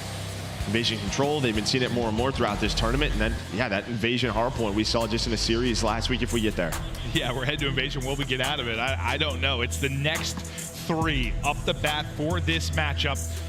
Now we think about, obviously Atlanta FaZe have been the superior Search and Destroy team in this matchup, but you're coming off a loss where Ultra made you look very pedestrian. On the other side of it, if you're Optic, you have probably one of your better looking Search and Destroys you've had so far. So on one side some positives, the other some negatives, but if you just look at the body of work you've had so far this year, it's hard not to favor FaZe in a map 2. No, 100%, yeah, especially on this Invasion Search. But, yeah, unfortunately for Optic, that one map win was on Karachi Search, which I'm not going to be able to see right now. But maybe we'll get there. Again, there's been so many reps now. We know how FaZe likes to play this. And last time through, when they did play it online last week, the key was on attack. They were able to find Shotzi time and time again inside of Broken. On that beach street, we'll see if he can make plays this time through. It's like against other teams, I swear, like he'll get loose. He'll just create chaos. He'll find those spots, find those kills, but like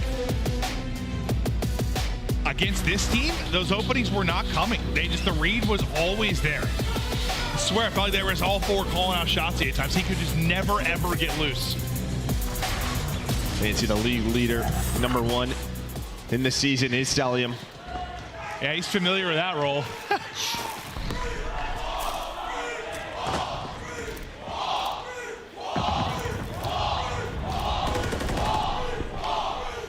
I mean, this is a fantastic play call already. There is nobody B Street, nobody at B. Shotzzy can plant if you want, but Simp able to creep on through towards Red, playing on an island.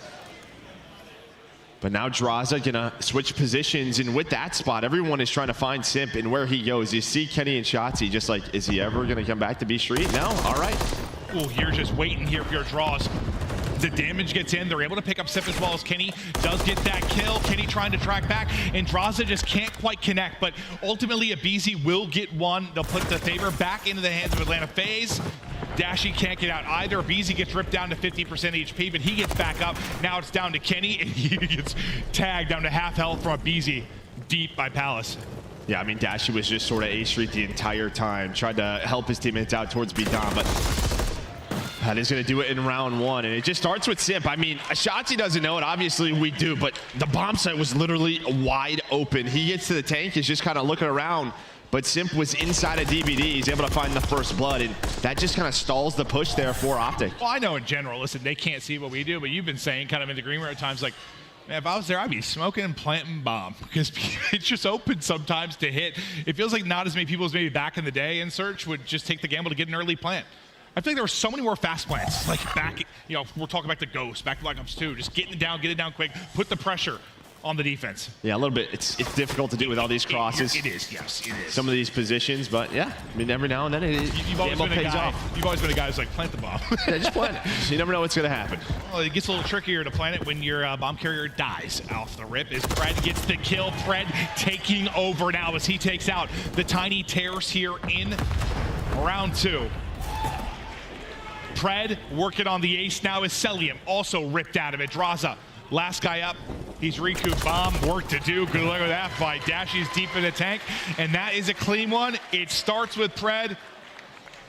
It basically ends with Pred. Yeah, he finds three just around that B-Dom area, picking them apart. He has been shooting very straight, and then I don't know the numbers on it, but that gunfight right there is not a very successful one, probably. When you're in the open and fighting the tank at it, yeah. 1.7% victory, Joe. I would be surprised if it was that. No, because even when you're hitting your shots there, it's like wall banks too. Like you gotta hit so many bullets. Hit clean heady seems impossible.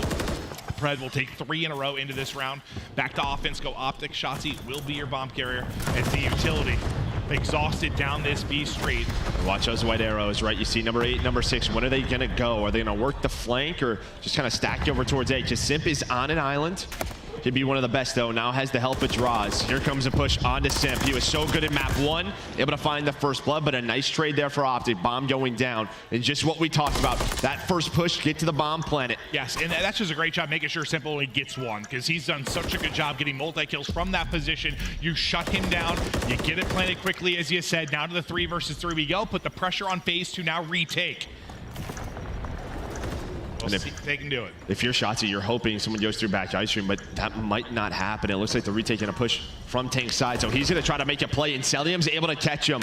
So he gets active, and there is the retake from Draza, Cell, and aBeZy. They each find one. I don't know how Celium reads that push through by Shotzzy. He was patient for it, and that just starts everything that they need. Yeah, I don't know how Cell does half the stuff he does, but he makes it work. Wins that one-on-one, and that is the big one, because then you sort of have a 2-on-1 for at least for a moment on the other side of it before the final trade comes through. And those are just the plays we were talking about from Shotzzy, right? He likes to get creative, find those timings, those openings, and that's a gamble. If he wins the gunfight, the round's probably done. Instead, he loses it. And I think against many teams, that's going to work, but against this, it's where it has struggled, because one of the harder players to kill in a 1-versus-1, it is so. 2-1 advantage now, back to FaZe, 3-1 for Cell. Optic Texas now look to answer. It was Pred that took over defensively last time, takes out your bomb carrier and Simp early, dominates that round. Can't get quite the early impact so far, but we'll work to get deeper into this 4v4, and that will end. Draza takes out Kenny, a little love from the former teammates. And this is that position we were talking about, right? I don't know if they have info that Shotzzy crossed the broken, but he's in that spot, and obviously Kenny not having the best series so far here. try to get to the final of Major 1, but you have the first blood if you are FaZe. You hear the stuns going off. I would assume the way they're playing this, they know. Yeah. But this could come down to Shotzzy. The guy, Shotzi's lurking. We got to find him. Can they? Peeks around the corner. He's able to get one now. Can he get out? Wants to throw the smoke for a bit of chaos, but the trade comes through quickly enough, and that's where they've done a good job, is making sure he can't get more. Similar to isolating Simp on the other side of it in the last round, is make sure they can't get that multi-kill. Is now you track back, try to work this towards the A-bomb site. You have the 3-on-2. It's on Dashy and Pred to try and hold. Dashy trying to get the gunfight win from deep. Now we'll work the plant if you're FaZe. This might come down to what timing Pred gets. Is able to get him off the bomb. 12 seconds, they're going to have to go. And here comes it. He's dead. Pred. All the plays in the world. The pre-fire from Celium. It's a 1v1, 3 seconds. Celium versus Pred. Pred is running like a kangaroo. And he's going to win it here in map number 2. Pred now, both the defensive rounds taking over. Straps on the Pumas, and he gets out of there. What a round. Celium nearly with a nutty one with the pre-fire through that mid-gap, but Pred gets out, and I was stressed. Heart was beating. Woo! It has been all Pred here. 5 non-traded kills, all coming through the defense. Like, he has tied this up. I got this, guys. He's come. Your guys' heart's beating. I'm good. Mine's going too. That was a fun one. 2-2. Pred continued to do this on defense. He's got 5 kills, and they're all on the defense. They're really relying on him right now. We'll see how long he can keep it going, but now can they find some success offensively? As it's just been a defensive affair so far for either team. This is when these adjustments are going to start coming in. Kind of where do we want to go?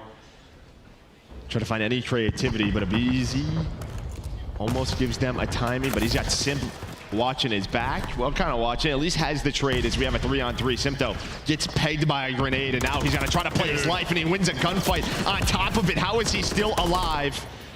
But there is a trade. He had, what, 30 or so health, and just knowing he has that bit of cover to chow, knowing he has the rival to just sort of nuke him out of this. But as you said, the trade comes in there. So the 2v2 we go, and that's the arrival on the other side. Shotzzy with a little bit of pizzazz, able to take it. Draws gets dropped. Back-to-back rounds, and now an offensive win on the board for one of these teams. Optic take the edge. It's nicely done in that 2v2, kind of taking their time. You had the repositioning, but Shotzzy able to read it, and then as you said, the snap. And Dashy's like, Draza might start working up this B street. So far, those skirmishes going the way of Optic.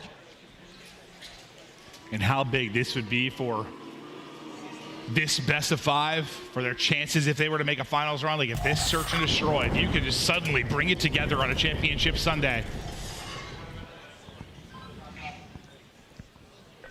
How good it could be. You got the edge. Now can you get the snowball going if you are Optic? Pred has been electric on defense. So keep an eye on that number 3 on the map as we get deeper into this. But for now, the pressure building over towards Dashy.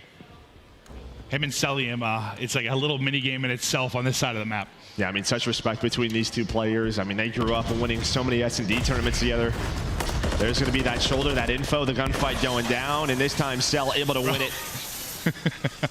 That's a fun one-on-one to watch. It really, really is.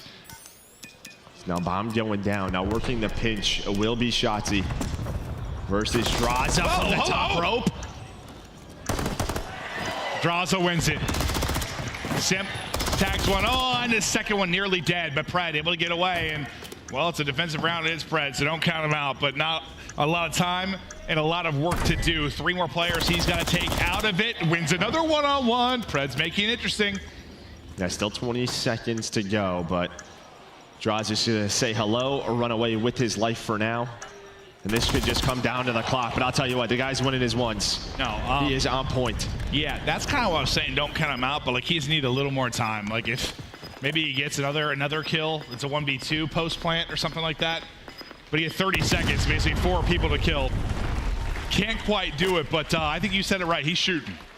Yeah, FaZe able to respond. And, you know, Dashy, we haven't seen that angle too often, a bit of an off angle. He's just probably hoping to find one. Maybe someone creeps on up and then get out with his life, but Cell with the shoulder. the shoulder, the 40 shoulders that got there. Yeah, like he literally like got a millimeter more of space each time he shouldered to try and get that angle. And finally, a bunny hop battle, and he wins the fight. But dear Lord,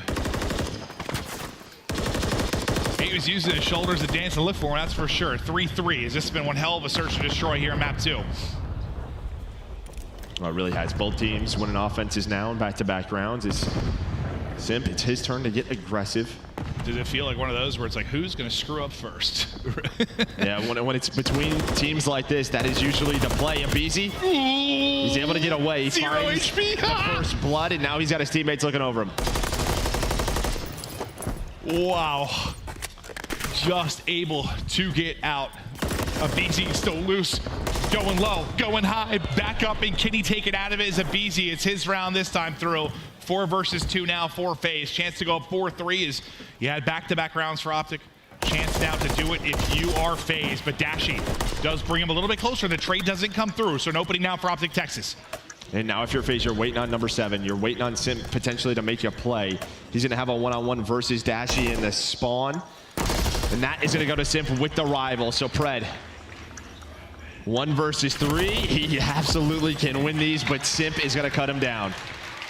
Yeah, if Simp has an MCW, I mean, you get a gunfight there. If you're Dashy, instead it's not much of a gunfight. Rival just buries him. Tons of time for the defuse. Great round there from Simp, and well, really a BZ early. Yeah, I mean, he finds the first blood, gets away with his life, and then repositions. And we saw that second kill on Kenny. I think he just gets a lot of help because he was one bullet. Yeah. Cell watching over him. I didn't see who ripped him. Was a Cell? Yeah, he was 1, maybe 2 bullet. He killed him real quick. 4-3 now FaZe. Selim and Dashy, the hard carries right now from a damage standpoint. He has 1,700 up for Cell, 1,800 for Dashy. They have been putting in damage for their teammates. Drazada will open up with a nade. Kenny's struggles continue. The 2 in 7. There's the rival up close and personal. Shotzi, Kenny, they cannot get anything going, and that was your worry in this one. That's okay. That round, did that start? That was such a quick round, but it starts with Kenny. I don't think he has a trophy, and we've seen teams sort of overloading that B Street, trying to find kills onto that one player. Even if he does, because he's the only trophy player on the site, maybe that just goes away, and then the nades just pile on in. You got to rip off 3 straight now if you're Optic Texas. Brush that one off. Easy to forget with how fast it was.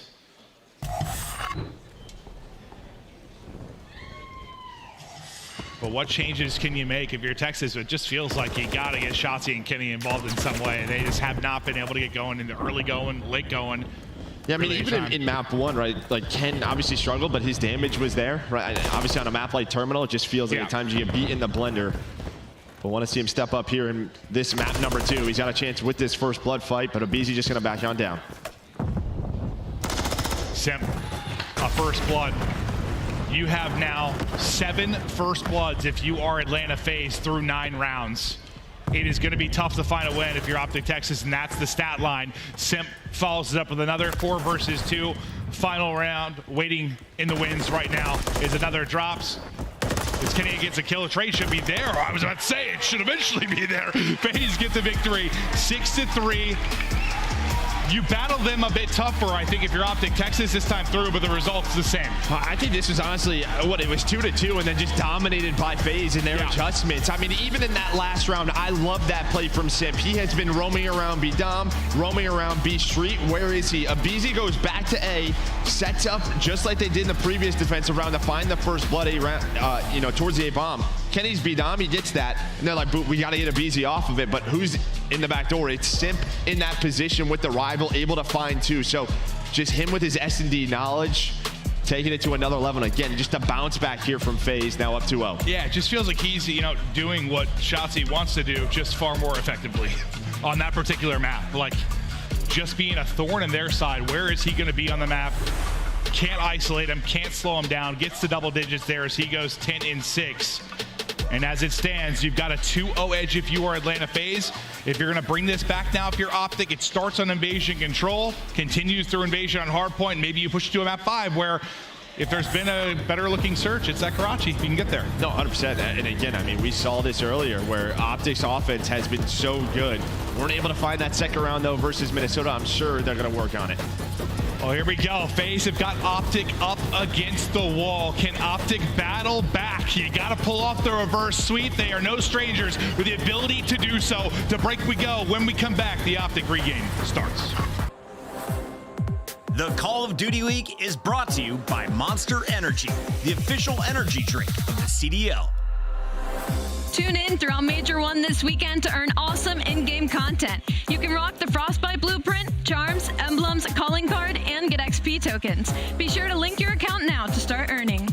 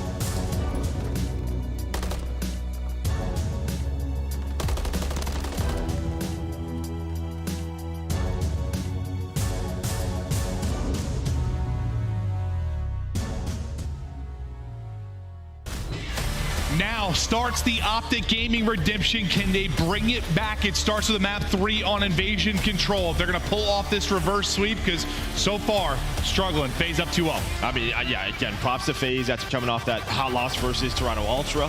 In that winner's final, you're right back on the stage in this rematch for a chance to see who's going to be playing Toronto for our Major 1 title.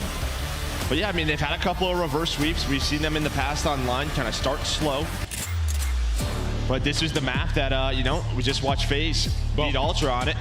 And who was insane? It was Celium. Had 10 spree in that round number 5. Yeah, it was unreal. It out. We take a look at the Monster Energy pregame here for Optic. Joe, the control. Yeah, I mean, finish these controls, right? 6 at 5 in control. We just saw it earlier today. I mean, their attack has been fantastic. They're averaging around 5 ticks a round, but they have to turn it into offensive round wins, as we saw it earlier versus Rocker. And win the second one, then it goes to a round 5 and they lose. So it just feels like they're able to finish this. They can be a dominant control team. Good stuff there early from Pred and Shotzi. Draza waiting on the boys to get back into it. Not going to happen as Dashy will cut him down from behind. It's been all Optic Texas so far. First 4 kills through for them. Finally, a nade connects for Abizi. You need to at least get on the board now. Dashy can't quite take down the second one. That's going to open up for Celium to go over to the opposite side. Doesn't quite have trophy ready, so going to be tricky early. And yep, that is why I mentioned it, because stunned instantly and dropped. Yeah, but he at least forces 3 players to try to rotate over towards A. That opens up the B zone for his team to find some position. Draja going to push up towards his P4 area. This back dumpster, try to find any players rotating through for Optic. But only 1 player on it, no trophies down, so nade stuns can connect. So how much does, like, you know, those couple reverse sweeps, you know, when you start slow and you're able to bring it back, I mean, how much does that matter? The fact that you have a little bit of experience and reps with this new team that's Optic. Oh, I think a lot, right? I mean, again, Ken has not been playing well. Shotzi in that map too. I think Pred and Dashy have been fantastic. It's just the other two you have to get going to find some success. Feels like everyone's gotten going early as you have the 4 life advantage. You've already gotten this down to 25 seconds, but you've got trophy coverage, multiple now covering you on the point. You're starting to work this forward, second to progress. That will be done.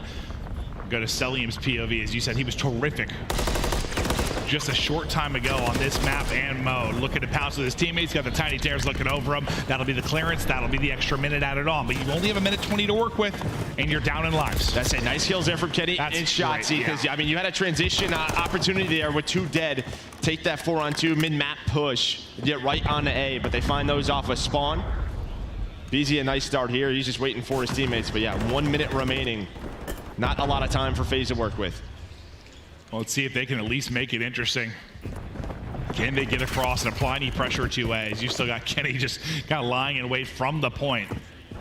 Just looking for an opening pick, clearing everything as you go, but Pred waiting and looming, at least staggers it for a moment. He'll be able to spawn up close, but a BC then follows it up with a second. Is that going to be the domino that you need? Kenny at least able to bring it even. Kenny with the chow, draws a 25 HP, draws a trying to get out, can't quite do it. So good stuff efficiently trading right now. If you're Optic Texas, 30 to go. And that's just buying time. Is Shotzi with the headshots up to 8 and 4. Buying time for his teammates to come off a spawn. You have those close spawns. One last push here for Atlanta FaZe. Sim going to be the front man. Does get spotted by Ken. He's gonna back down, and now 2 dead. An opportunity here. Shotzi all the way up A Street. You're gonna have a one-on-one on that side. Dashy the last man standing on the point. He's able to find one. The nades are coming in. BZ's gotta dodge that, but does not. Simp was trying to help him out, instead takes him down. Shotzi rotates back, round 1 to Optic. You might have been screwed either way, but yeah, the teammate doesn't end up helping. And Optic Texas, really, you kind of prevented from getting any moments that are too scary, except the very, very end there, do you deal with it pretty effectively. So nice start for Optic, and yeah, the guns seemed hot early. I mean, they were rolling, they were winning the fights, they were milking so much time, make it even more difficult for FaZe in that opening round. Yeah, that's the advantage, obviously, of having defense in round 1. There's no trophies. You can't really pause the clock on B like we normally see, so you have to dodge the nades, right? You have to get off that point. I mean, you only saw briefly there from like Cell's POV, but like when he got to A, well, sometimes one person a day with a trophy. I mean, we saw accuracy get like 5 or 6 kills from that position earlier. Like, depending on how they're staggered, you can go nuts, but you get stunned once, it's over. Yeah, I think key there, they only give up 3 ticks, so keep our eyes on that. Yep. for round 5 defense if it comes to it. But Optic, they were so good versus Rocker on attack through some of those rounds. We'll see what they can do here. Shotzzy on 4 in a row at 10-4, trying to play it aggressively here. They're all kind of funneling right through.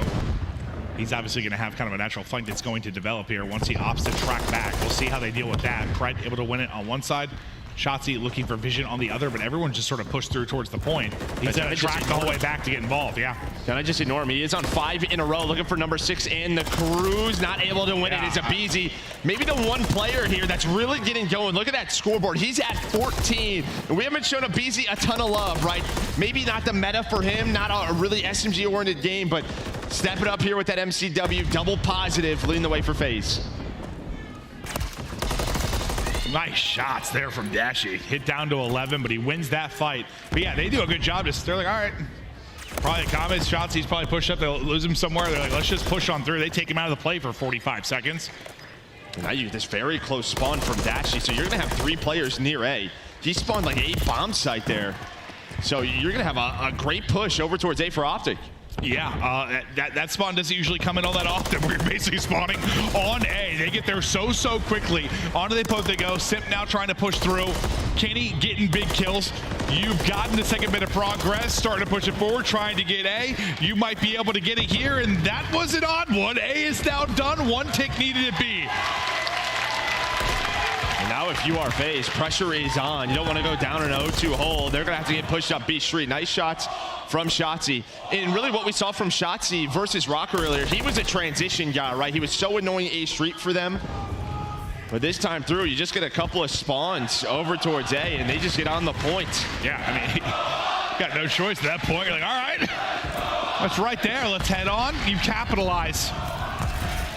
Now just 1 more point of progress if they can get it done. Cell, great finesse, draws with the triple, lining them up. Pred going to be the last guy here, 45 to go. Those are some shots out of Pred as he's on a 4 streak. And when you only need 1 tick, this is what FaZe have to do. They have to get pushed on forward, but now they got to deal with Pred behind enemy lines once again. Simp. Do the same thing he did with Shotzzy. Yeah, they're just kind of leaving it. They're just kind of leaving it, trying to take the fights towards the B tank. But now the numbers in favor of Optic for now. Pred tracks the whole way back. That's twice. Like they just let the point man and Pred are shots. Like, all right, leave him.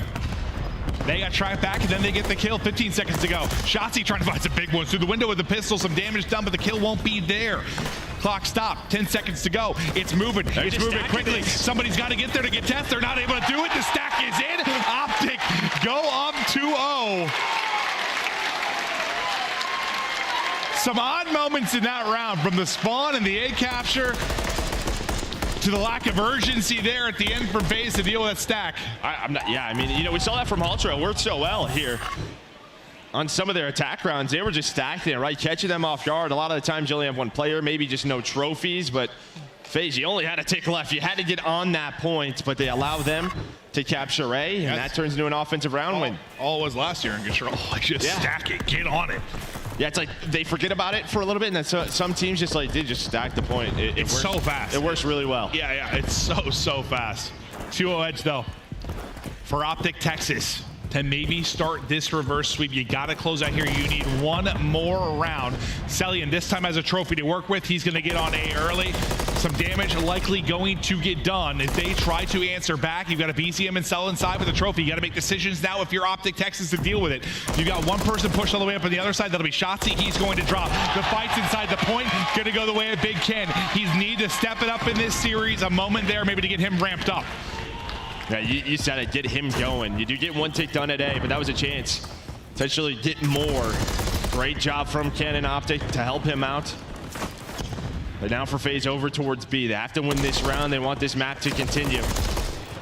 Ken with the opener, and once that opener comes down, here comes the rest of the dominoes. Some of the timings with all these pillars, like those 4 pillars there, like you just think you've got it cleared. There's one lurking behind. Simp. Now getting the kills off the point. Back towards B. Go Atlanta FaZe. They'll stop this clock with 46 to go. Simp is really pushed up deep. And we'll see what he's able to do. And on the other side, you've got 2 in Kenny and Shotzzy. Abizi's trying to find them. He's like, where are they? Or he's able to get one, get the call out to his team on the other, but the rest of the time is going down on B. Yeah, they're playing very aggressive towards this flank. It's Optic. But while that's going on, you had 2 players on B, just got ignored. And yeah, it's one of those plays where you're trying to flank it and then get them off the point and maybe just win with that trap we saw earlier today. I mean, you had one fight that was like simp on the other side. The other fight was Shotzi and then pushed up. And the entire time, there was 2 on the point just hanging out. And what that does now, I mean, you get Abizi off his spawn. He's controlling a street. So you're going to turtle up here a little bit, just play around Cafe for Optic. It's Kenny and Shotzi. Stacked and ready to battle. Shotzi there with the first cell, still looking for kills, trying to maybe track back and help his teammates, and there he's able to get 1 pick. That 10 spree he was able to do against Ultra, that seems like a distant memory. 12 and 13 currently, but you've got a minute to work with. Lives just about even. This is one that might go down to lives. Can't finish the kill there for yourself, but you can track back on the other side of it. Trophy not going to work is the one is there from Optic. He continues to just bob and weave back and forth. Snap is there to take down one, but the trade eventually comes through. Slight advantage in lives. You're on the point. Second bit not done, though. You're able to come in and clear that. Yeah, I mean, Cell could just never get to the 8 point, and that trophy not going down hurts them big time, right? The stuns, the nades come in. Ooh. Abizi, though, stays hot, 24 and 17. That's a hard gunfight, too, when you've got to, like, sort of recenter and hip fires. They're sliding underneath you. Impressive stuff there.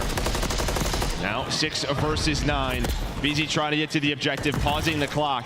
They still have time to work with. Optic, not many lives for them. They have to use their teamwork. Instead, it might just be FaZe winning this round. We'll see. You've got to be the efficiency gods now with no respawns remaining.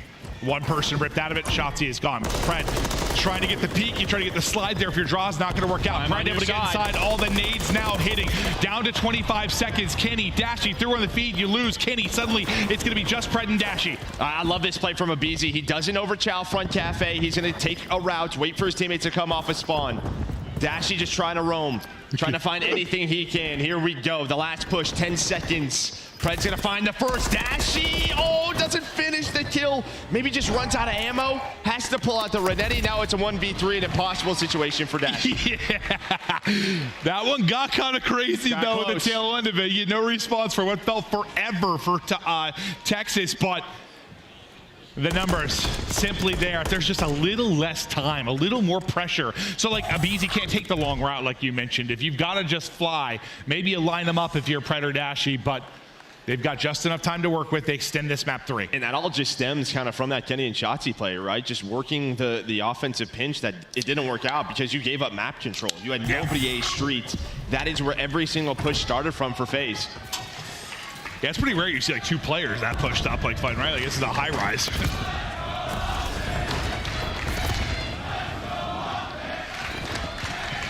Crowd knows you've got a big moment here. As you were in control of this map 3, if you're Optic Texas, a chance to extend this series. Another team nade comes through for FaZe. But FaZe have battled back in this. And you can see 2 players off of spawn, try to just transition over towards A. So you're gonna have 2 players on A. This is what we saw them do earlier today. Just kind of lurk on that street, lurk around the A side. Here comes the retake. Kenny gonna find the first. The second tick is in. You don't want a team shoot. This is beautiful dodging by both players and Pred and Kenny, and they are winning gunfights. The A zone is done. Over to B, you have 2 players on it. 2 ticks are in. Optic going for the throat, and I think they have done it. What is that offensive round with the quickness? Texas strike.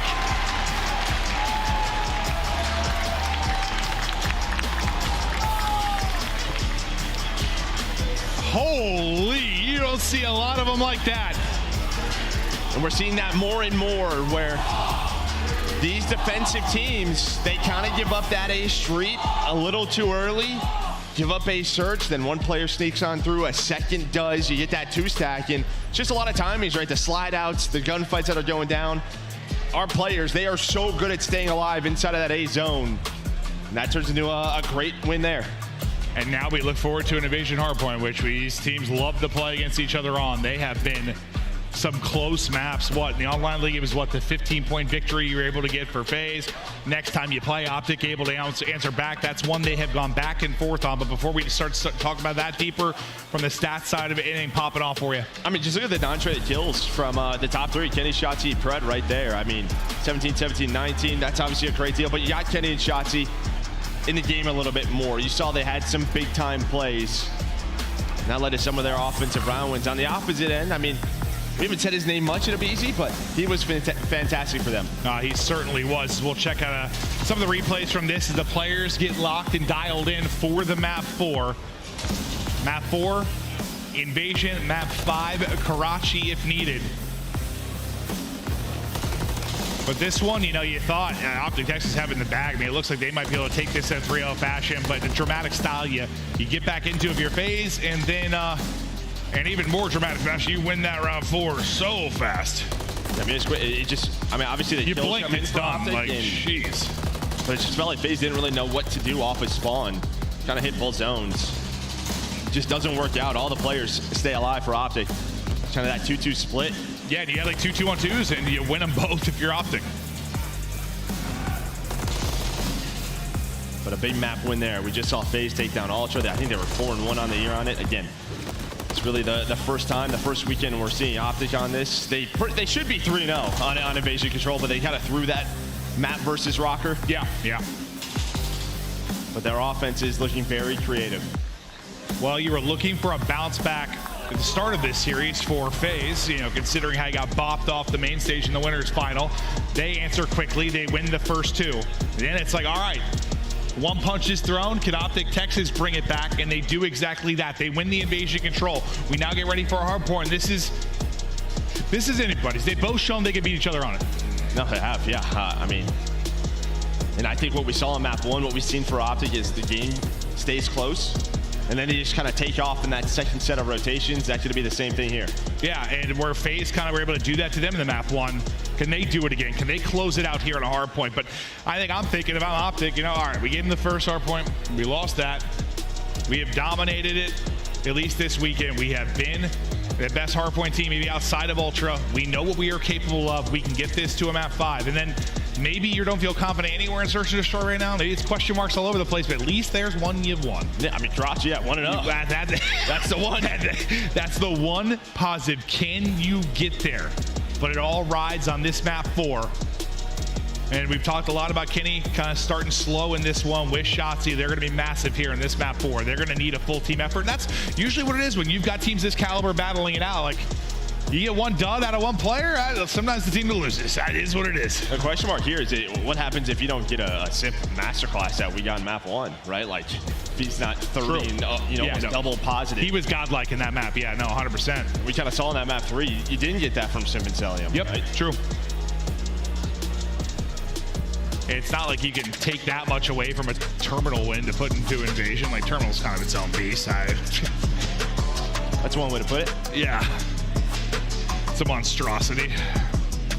Pressure now all on Optic to go big in this map 4.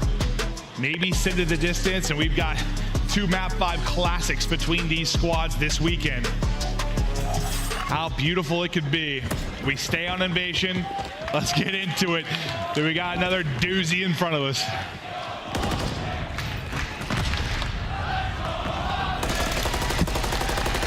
Crowd's starting to get into it now. Some early time here for Optic, but here come the rivals on both sides.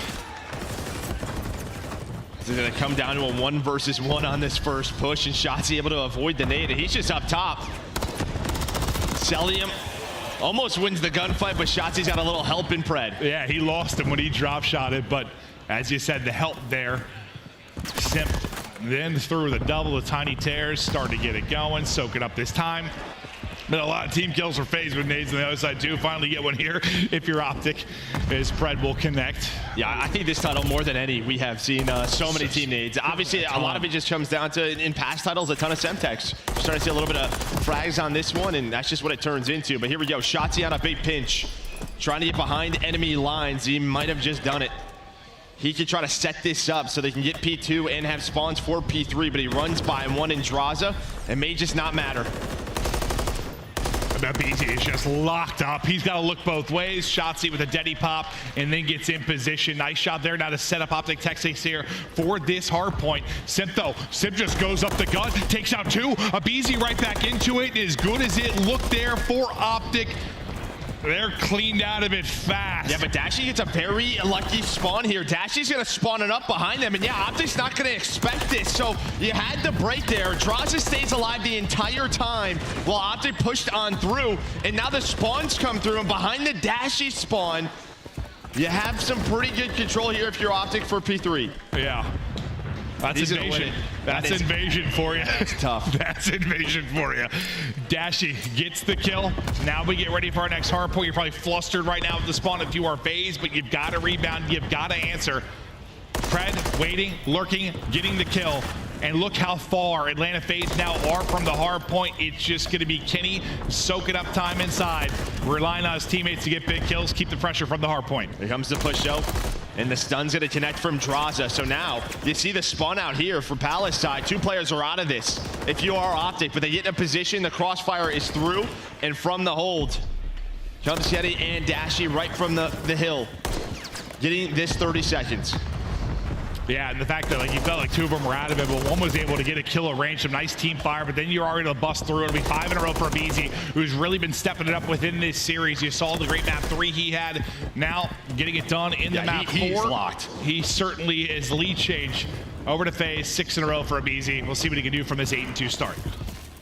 Yeah, he's gonna have that cruise missile, 6 in a row. Very slight edge here to Atlanta FaZe, over to P4. You can see number 2 Shotzi just playing for those Palace spawns. FaZe are going to know this, so they're going to try to cash in here. One player left on the hill will be Dashy. Let's try to have some heroics, but the number's too strong for FaZe. Yeah, and obviously you're working about the rotation if you're Optic Texas, but so far where FaZe have not been a great breaking team, obviously in hardpoint so far this year. They've been much better with the holding. You've had some clutch breaks here if you're FaZe. You dealt with maybe a fluky spawn that was a bit frustrating. You battle back into this, you take the advantage. And now if you can get these final 30 or so seconds, if you lose the Palace time, not the end of the world, you're looking at a tie game. Yeah, they're gonna play for some map control here. We'll see where Pred spawns. Sometimes you spawn all the way towards the back, but he's gonna get the close Palace spawn, so they're set up for P5. Well, we saw this earlier today. If you could just find some room here early in the hill or before it pops, maybe that's where you find the break. Celium gonna get stunned out, but somehow able to win the gunfight. Guy wins gunfights he's got no business winning sometimes. Here's the streak. You're still on it. 7 in a row for Abizi. Sending it in quickly. Gets some information, but not able to connect on the kill. It's Simp that's able to get the opening pick. What can you turn this into? Shotzi waiting on the player that called him the streak. He's able to knock down Celium Simpta with a second.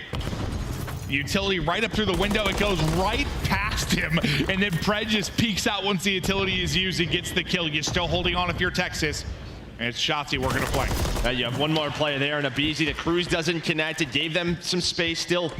30 seconds on the clock, but look at this tight setup here. Dashy, some awful COD timing. Awful. Doesn't go his way. Pred on the hill with a big 2. He had help from Kenny, but there we go. They rotate over towards Palace. The break doesn't come through. We're going to pretty much have a tie game. Yeah, I mean, that's the way it looked. Unless you really got something crazy with the streak, which you don't expect to. They're able to hold. Now we get ready for P1, and this is where Optic have been so good in some of these hard points. You get into the second set of rotations, they make some adjustments, you get the advantage. FaZe do it to them the first time through. They're doing a good job here in the opening moments of this hard point. A chance here. You're gonna see a couple of players, Kenny and Dashy, pretty much spawn behind the setup. That's gonna be the first kill on a Draza. Evasion is something, huh? Last couple of times for FaZe it has not worked out, and yeah, that turns into the break. Celium trying to get back in. He's going to get slammed. Kenny there with the kill. Now you got to battle back in again if you are FaZe. Simp, Abizi leading the way for FaZe, trying to lead the way on this push. Able to get one through the window. They clear Dashy then out of the point. Abizi, the last guy up there. You're holding on to a 3-point victory. 13 left to go here. Now next hard point, you see it popping. It'll be Pred there first on rotation for Optic. The rest funneling up that street. Yeah, he's able to win the first gunfight onto Celium. Just kind of locking this down. You see the rest of FaZe. They're trying to push from bottom street side, and it's looking like they're going to find 3 kills. They do just that. This is exactly what they want here. That's going to be all 4 dead. Now you're going to have Optic spawning Palace side. And this has been the difference. It's the breaks from FaZe. You've done such a good job collapsing, or at moments where Optic looks like they're in such good spots, everyone just gets smoked off the map, but it's still a tight one. And still plenty of time for Optic Texas to work some magic. Yeah, 30 left to earn here. You're right over that 200-point mark if you're Atlanta FaZe.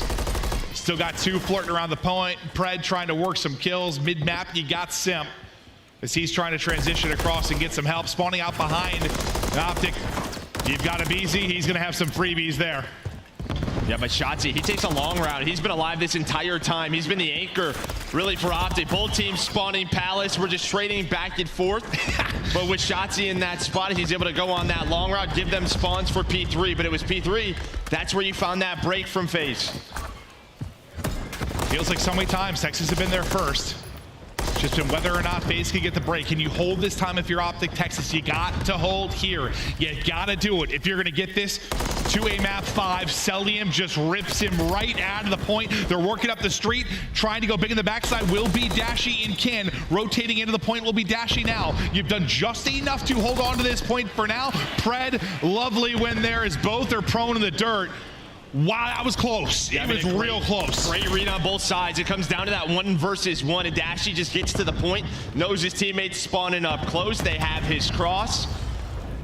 And now on this rotation over towards P4, you already have a few players from FaZe in that spot. And with this scoreline, I mean, both teams, yeah, what do you likely, want to do you want to get enough time here where you at least can win this with a P5? Just make sure you get to like 190 plus, so like a perfect hole gets you the dub. I think it's probably the call. Yeah, but now look at number 8, Celium. He's gonna try to lock down the A street, so pressure over towards P4 for Optic. They have to break this setup because I don't think they're gonna have this Palace side of the map. And here we go, Pred, first man in, the stun's gonna connect. Still numbers over to Optic with the way Celium is playing, but it's on to Sim now on the hill. One more there. How long can he hold off? He's been able to take out 2. Simp still dancing. Simp able to get 3. Dear God, no way. Does he get all of them here? He's like, I got ammo. It's something, I hope. He's taken out 3 in the time that he has exhausted. It's a 1-man wrecking crew. That's a solid 15 or so second difference he's able to do. You finally get in if you're Optic Texas, and now it comes down to this. You need 29 points for the victory. Palace getting ready to pop. It's been all FaZe on the breaks. Texas now have got to do it. Optic have got to break here. Now we've seen some magic from Shotzzy, right, in these positions with his movement, with his mind, but he's going to get taken down early. Off the hill goes Kenny. There's going to be the first pick. But you see where Shotzzy spawns out so far away. On the other end, Abizi does spawn out, so he's going to have a pinch here. So a couple of kills going down, down on both sides, but FaZe are holding on for now. Can you make it scrappy? Can you get in? Can you extend this somehow? Now just 15 points needed. The kills starting to come through. They're starting to be there for Atlanta FaZe. 10 to go. Draza lighting it up. Optic are scrambling. Optic are sprinting. It's 5 in a row for Draza. FaZe look to get the last lap. They lock it down in Palace, and Optic are out of the tournament. FaZe will move on for the rematch.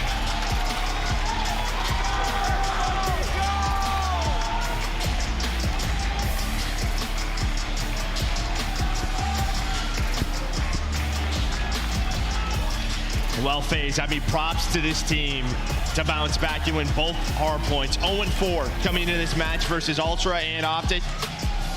But they win both of them here in Terminal on Invasion. I didn't see that coming. I didn't see them winning both hard points, that's for sure. All the storylines just got to go out the window, right? Yeah. Man, but Optic, you finish a 3rd here. I think a solid showing. But they know what they have to work on. And maybe that's the difference in this FaZe team with Drazi. Listen, they still have some work to do if they're going to win this tournament, but I don't know. A lot of these teams in the past, these past couple of years, like, are you coming to win 2 hard points against a good hard point team? It wasn't happening very often. There you do it, but Ultra just smacked them. We'll see if they fare better there, but like, this was very winnable by Optic. It was. No, yeah, you had a couple of P3 holds that didn't go your way. You win the first Palace. You're going to see here on the sort of the game flow chart, they were right there. I mean, some of them come down to like 1 player left, right, in multiple scenarios, but some of them, they just got quashed off the point. Like, the break just seemed to come in a little too easy for FaZe. But that one's back and forth. It was a tight one. It was a fun one. Well, listen, yeah, we just kind of saw how it was set up, but props to Simp there towards that P4. I think when his kills kind of make it very chaotic, because maybe if you find Simp there in that P4, you get a little bit more pushed up, you have time to work Palace a bit more, maybe you find a pick or two. It doesn't happen, but there's a look at what happened throughout this game. FaZe versus Ultra rematch here in the final. No, I think you nailed it. Like, if you're going to create, you know, this mess on the Palace hardpoint, you got to kind of get the P4 break pretty clear. Then you can get layer of the map, get some picks, maybe make some mess, but Simp just dances, bro, for 20 seconds. He's a great dancer. He really is. Tiny dancer. We're done. Let's get it to the stage. Interviews ready. No, the desk. To the desk. I lied. To the desk. There's no interview. There's no interview. Better. Thank you so much, Maven. I'm here. We got I Hold Shift, Alley Cat Nameless, your host, Chris Puckett, and we got to break down what we just witnessed because Optic came into this red hot. Atlanta had just been crushed by Toronto, but Atlanta still has Optic's number here in 2024, something that hasn't been the case the last 8 years. Yeah, it's a really good point, and it's the fashion of which they were able to bounce back and see great participation again from Simp and Abizi across the respawns. That had been missing, not just in the Toronto series, but I think just kind of largely throughout the entirety of the weekend. Cell had been kind of carrying them through, so to see those Tiny Terrors wake up, show up here on Sunday, that's great news for Atlanta. Allie, we didn't get to that game 5, so what did you earn in your first 4? I mean, Atlanta to win both of those respawns was the most impressive thing I think I've seen all day with how they've been struggling and that fact that they lost to Toronto on all 3 maps in that way to come back and smack Optic Texas. It's just a testament to how good these players can be even when they are knocked down. Again, this is our #1 seed heading into the major in the first place, and Simp was like, I'm not going home yet. We're not done. We got to get to that last series. Nameless, after every event, the teams go back to the workshop. They try and fix every minor mistake. Yeah. You thought Optic had the edge coming into this matchup. What mistakes do they need to clean up to make sure this doesn't happen when we go to Miami? I mean, it's just tough. You play a team back-to-back, right? Like, going into this one, same thing. Like, in the Search and Destroy, I think Optic has some improvements to be made when they get home. And they're still a championship caliber team, right? You saw it right there. For Atlanta FaZe, there's just a couple huge breaks coming in. And we saw the improvement. They were struggling in hardpoint. We see it here, Treehouse. The slow, like, effort to take your time, get that first pick. That was all the difference in the world. Same thing with P2. It's perfect setup by Optic. What happens? Atlanta FaZe just slowly collapses. The communication was clearly a lot better throughout the series. And for Optic, man, like, you had a great tournament. This is a brand new team. You just played against one of the all-time dynasties. It's gonna take time. Yeah, for Optic Texas, I think the biggest focus for them heading into Major 2 is definitely going to be those search and destroys. I think when it came to the respawns in this series, or specifically the hard points, they kind of just got outslayed, which isn't something that typically happens with Optic Texas, but now FaZe get that rematch in the grand final. All right, we've seen a lot of invasion. Is FaZe the best invasion team? I have a feeling we're going to see it against Toronto in our next match. Yeah, just best of 7, we're going to see it, I am sure, maybe in all 3 modes. But the best team in the game, hard to say, especially since Toronto just 6-1'd them on Search and Destroy in their last matchup. It's hard to make the argument. That's not the same FaZe team that we saw. That's true. Toronto. That is a completely different team, especially in those 8 But 6-1, Ant? We got a brand new FaZe when we come back from the break. Stay locked in, everybody. This is the Call of Duty League Major 1, live from Boston.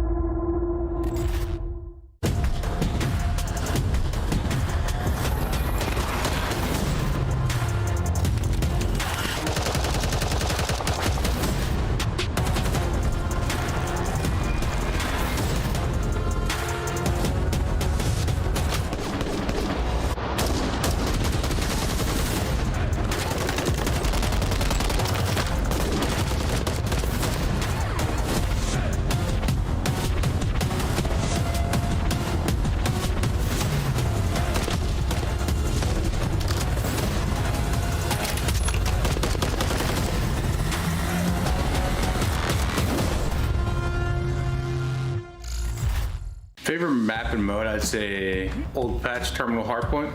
I'd say the favorite map and mode is probably Karachi Hardpoint, or someone with Karachi just feels like a skilled map. Probably Karachi S&D. I think Karachi Hardpoint. Karachi Hardpoint? Hardpoint Invasion. Subbase HP. It was the old Subbase Hardpoint, but that's because it was super mixy with the old spawns. But now, probably like a Skid Row Hardpoint or something. Maybe a mixy MP1. Karachi Hardpoint. I would say Karachi Hardpoint. Definitely Karachi Hardpoint. And that's just only because you can run a sub on Karachi. So it's a really heavy sub map, and you know when you get in red, anything can happen, and as a sub, that's like my world in there. Probably high-rise control. Maybe just Karachi in general. I played the original MW2, so I'm a little ancient, but it's just cool to see, you know, fast forward a decade from now that we're playing the same maps that I did when I was like 12 years old. So maybe like a Karachi or like a sub base, or no, sorry, Karachi or terminal. You can't forget about a good terminal. High-rise control. It's literally, you can jump everywhere on the map. You get top third, jump top heli. It's the playground. Invasion Hardpoint. My favorite map and mode is Invasion Control. Whoa. Yeah, I mean, I'm giving intel to other teams now. Like, if I answer that. Wait, that's a hard one. Wait, I can't be giving away the vetoes. Favorite map and mode in the current rotation? Oof, probably Subbase Hardpoint right now.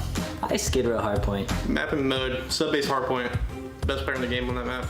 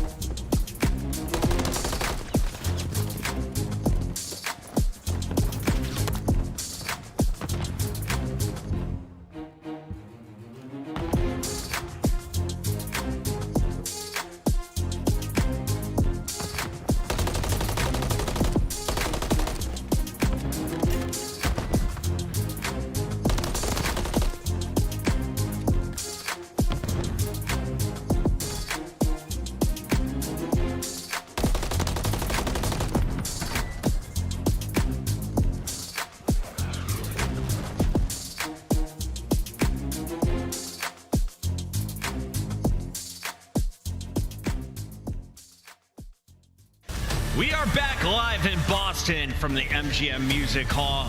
The CDL Major 1 closes out today, and we are just one match from finding out who will be crowned our champions. $150,000 on the line and title of Major 1 champ. It sounds good to both of these teams. We have Atlanta FaZe and Toronto Ultra left in the bracket here on the desk. It's Puckett. We got Studdy joining us once again. Alley Cat and Nameless. And I want to start with you, Studdy. Our brackets were terrible. Our pickups totally inaccurate. As we take a look back at this bracket, what were some of the biggest surprises for you? I think, first off, it's Miami Heretics. You know, this is one of the top teams that we had going into the event. I was praising their teamwork on the online qualifying stages. And they come here and don't win a single map. And alongside the subliners, another squad who came in with a top 3 seed. They got 3-0'd by Rocker and then get eliminated by the Royal Ravens. Just catch me off guard. These are some top dogs here. Alley Cat, if you're looking for some of the closest matches to go back and watch, what were some of your favorites here on day 1, 2, or 3? It's got to be Vegas Legion getting a reverse swept again by the LAG. I believe that was day number 2, our last matchup of the day. And any of the game 5s, to be honest, you should go back and take a gander at. We had so many of the teams from the Elam bracket make it further than I think anyone expected. Not only that, got some points, which we remember from last year is so important for these teams that aren't starting off very hot in the beginning of the qualifier. Nameless, what I love about this bracket is, yes, we had some upsets, but at the very end,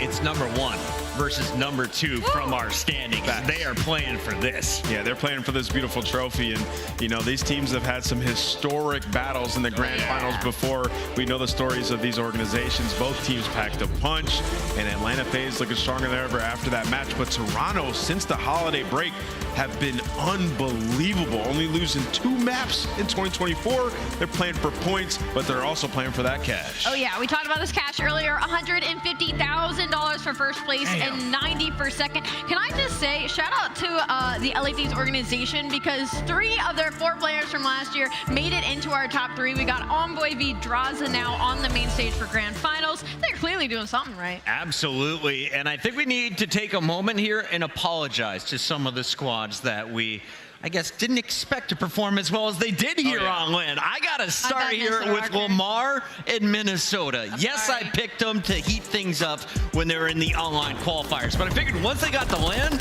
they were going to get crushed. Their bracket was terrible. You're taking on the world champ subliners in the first round, and not only did the Rocker beat them, they did it in a 3-0, Alley. They did it in a 3. I mean, it was a slamming, and this shocked everybody. The true dark horse, the true underdog of this entire event had to be Minnesota Rocker, because they didn't stop with the New York subliners. They were here all the way up until this morning, and even tried to put up a fight against Optic Texas. They will bow out, but I think this spells great stuff moving forward for a team that maybe was overlooked, especially for the rookie in Linz. He proved not only can he do it on the online qualifiers, but he can also do it on land. Jay, I know you always keep it a buck with me, so do you think this roster is going to stay together for most of this season? Do you want them to stay together? I want them to, because when you start off the way that you did, 0-4, it's major resilience to that entire organization to win 3 straight going into this major, secure a winner's bracket spot, upset the top 3 seed, and then continue going on to eventually end at a top 4.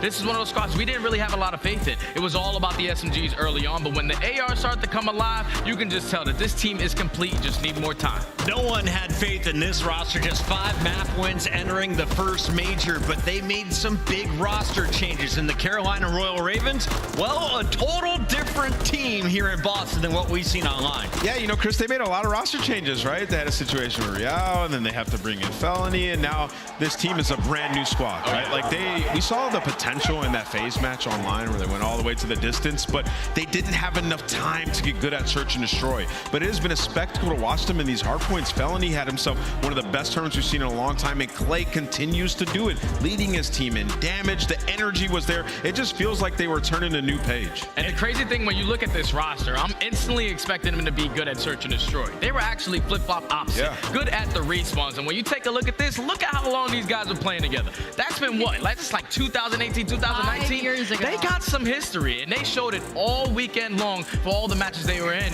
And with this team, it's a quick fix. We're talking about search and destroy. We have TJ Halley. We got Clayster, a 3-time world champion. And Felony, who came from the S&D sin with that young, aggressive SMG and Gwyn. they're going to be able to get it together in S&D. Quinn is nuts, dude. Yeah. Like, he showed it on land. And you know the nerves always kick in? Not when you got Clayster next to you, man. Yeah. He was performing. And I think Felony showed everyone why they call him the human UAV during his listen-in. Carolina Royal Ravens impressed here in Boston, as did Seattle Surge. Very low expectations after this squad started off 2-0. They fell to 2-2, then 3-3. They entered this tournament 3-4. But the Surge did not go away, Allie. Yeah, love them or hate them. I mean, they were able to get away with a lot in some of these series. Their search and destroy looks to be back to what we expected it to be at the beginning of the qualifier, and that allowed them to fight their way through, also sending home the home team and getting through to yesterday. And for Surge right now, I'm happy that we have kind of another villain in the league. It's just all Atlanta FaZe. You know, they're the biggest villains in the league. I feel like Seattle Surge is trying to make a case for themselves now at this point. Nameless, what was more surprising, seeing the Surge make a run for top 6 here in Boston, or the fact that LAG was right there with them? 100% has to be LAG. You know, I actually had high hopes for the Surge team. Obviously, they had some world champions on the squad. They've been great at search and destroy, but for LAG, their last few matches were terrible. They looked like they were going to get bopped out instantly here in this tournament, but what happens? Fame came to play. This team is the real deal, man, and you saw it. Like, they even knew they were going to come in and get that reverse sweep done right away. They got some maps in their bag, and in search and destroy, they were just a couple tweaks away from being a good S&D team, converting those first bloods, and they worked through it as they kept going through the bracket. LAG surprised a lot of people, and I think they're going to keep this roster for this. And I think if you're looking at this LAG roster, it's simple. It's just strictly to search and destroy, mostly on their attacking rounds. We got to get some strategy going. We can't wait to the final 20 seconds to apply pressure towards one of these sites and eventually work a bomb plan. You're just letting teams slowly pick you apart. But one thing they can bank on is that respawn game mode. You got to keep that up, but that S&D has to be a lot quicker. Hey, Jay, I know you don't look at the numbers. Your partner does while you cast. So tell me, who do you think has the highest KD after 3.75 days of action? Oh, I can tell you, I definitely wasn't expecting Slasher to be. Me neither, baby. The Boston One boy. series, come on. Yo, it makes sense though, right? Like, no He was snake, frying, no though. cheese. Slasher was frying. Boston fans are cheering here in the venue. I love to hear it. And of course, shout out to Ghosty, LA Thieves, able to jump into the top 4 alongside Selly and Pred. And of course, Old Man Attached right there above Scrap. A lot of teams with some representation here in our top 10, Allie. Oh yeah, I mean, there's a different team in every single line of that in the top 10, but part of that top 10's got to be Optic Texas. We unfortunately said goodbye to Optic Texas in the last series, as they will bow out at top 3, but I gotta say, it looks like they are actively making changes in their series, in these in-game moments, and I think that spells a great thing for the Green Wall moving forward, Jay. And I think for Pred, like, this is a guy who just made the jump from Seattle last year to Optic. He didn't miss a beat. He's still the same exact player. And that's crazy to say, because wasn't he a couple weeks late in the beginning of the year to actually play in the game? So he got over here, was absolutely putting on a show all weekend long. Just kind of figure out that S&D for Optic Texas, they be straight. What was impressive for me is that they're just playing the respawn game the right way. Yeah. Like, not usually these Optic teams bail themselves out on an individual basis, and honestly, I'm gonna give a lot of that credit to Kenny. Yeah. His teams are typically some of the most disciplined teams in Call of Duty, and he's brought that culture over towards Optic, and you're seeing Dashy pick up all this time, as Ali likes to call him, the Hill Kitten. You're seeing Pred take over, pushing out these cuts, and it was beautiful to watch them this weekend. I think they got a great foundation to build upon. Optic was number 5 coming in. They finished number 3. Are the expectations for them to be better than that at the next major? Oh, without question, because there's only one fix. It's search and destroy, and they have the personnel to get it done. They have the coaching staff. They have everything that they need to improve in that mode. That's the only thing that's holding them back from a championship. I got to give a shout out to the guy behind you and everyone else behind us here in the MGM Music Hall. The Boston fans have brought it. We know this city is famous for how their fans treat competition. We heard boos out of the first 10 seconds. We had people camping overnight, waiting since 2 a.m. to get in the doors first, and this has been an insane venue. Yeah, I knew it was Boston. Right when New York walked out, the whole crowd stood up. They said, boo! We don't like no New Yorkers in here. And they've brought the energy all weekend long. The fans outside, people spray painting their hair green. It has been nuts in the music hall. Jeremy, you got a favorite fan interaction on the week so far?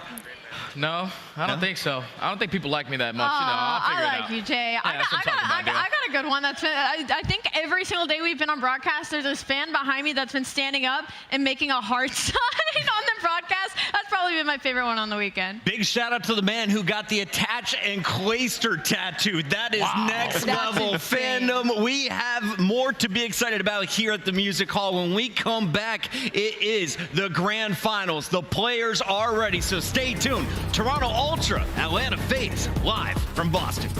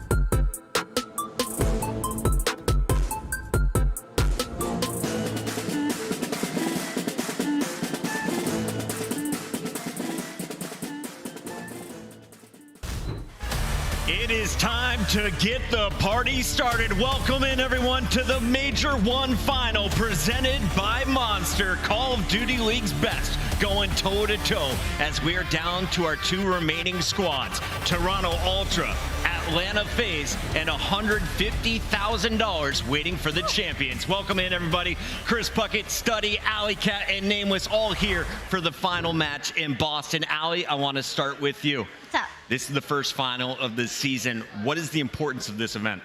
The importance of this event is kind of bragging rights right at the beginning of the year. You know, we're the first team ahead of the game. Also, the trophy, all the points, the money. You're ahead of everyone. There's a lot of things, Chris. It's a very long list. It's everything. And if you've been watching competitive Call of Duty for a while, you should know that our first team we're going to talk about have been favorites. Almost every single competition they've entered, 32 events for the Tiny Terrors, 9 championships, 2 world rings to go along with it.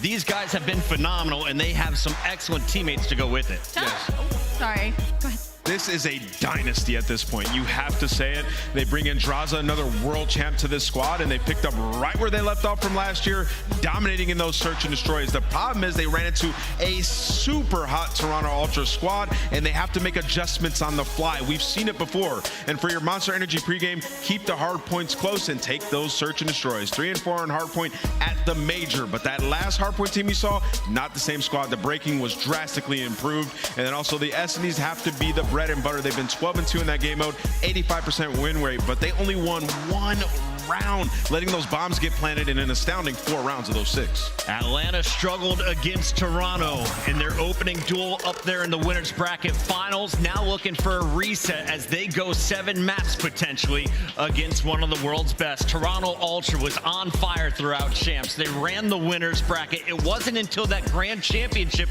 that they were eventually handed losses. 5 in a row, though, sent them packing with silver in their hands, and they've been thinking about this moment ever since. Yes, 6 ever since. But again, this is major one, and they already have 1 win over Atlanta. They have been undefeated throughout this entire weekend, and it's been handedly by like 100 points in hard points. So when it comes to the Monster Energy pregame, obviously your hard point has been unreal. 13-1 record with a plus 85 average score margin and a 10 map win spree. So just keep doing what you're doing is essentially what this graph is going to tell you, because Toronto is right now the team to beat. I love this showdown. Number 1 versus number 2, just like we scripted it. And it's time to get the final predictions in. Atlanta FaZe fell the first time. They fall a second time in the best of 7. I got Toronto winning this one 4-2. I just think Toronto, too, fundamentally sound when you talk about the respawns. And the fact that they were able to 6-1 Atlanta FaZe in a search and destroy where they were 5-0. Oh, yeah, they're the top dog. I got Toronto. 2 ultras so far. Yeah, I think I'm going to have to go with Toronto Ultra in this one. They looked way too good. Nameless? This theme has happened. The unanimous desk. I'm going with Toronto Ultra in this series. Ready for Atlanta to prove us wrong. Crowd, make some noise for both of our teams as we get your monster final start as we send it up there with Guy Blaze. All right, Boston, only 2 more teams remain. And it is time to crown a champion. Are y'all ready to get this started? Now, the competition has been keeping us warm all weekend long, but this first team coming to the stage loves to freeze over hell. Get ready, because here comes Toronto. I love when the news coming in on a day-to-day. Already know what's happening, I don't gotta shake the hay. Big moves, big stepper in the right direction. The trip continues, every double use a psychedelic. I think they gon' need a minute. Look, I'm interested in making ends opposed to making friends. Double bags, I've been paranoid, having it safe, so take a check. Finishing this drink should only take a sec. But Mark just cut me off, he told me that I go on stage and tan. Walk out to my own shit on the main event. Vinci my cologne after the show, she told me it was a favorite sense. Sprint van is spacious, we could take it friends. What happened next, you could take a guess. Show some love to the Toronto Ultra. We got Scrap, Envoy, Insight, and Kleenex, the kings of the North, ready to do it again. The Toronto Ultra. They just smoked these guys like 2 hours ago, and that's why they look so confident walking out onto that stage. This is why they made the roster change. They faced defeat in the World Championship, not looking to have that happen here, but they got to go through a dynasty. Let's bring them out, Blaze. A dynasty is the best words you can call them. Ready to set the stage ablaze. Here comes those bad boys from the ATL.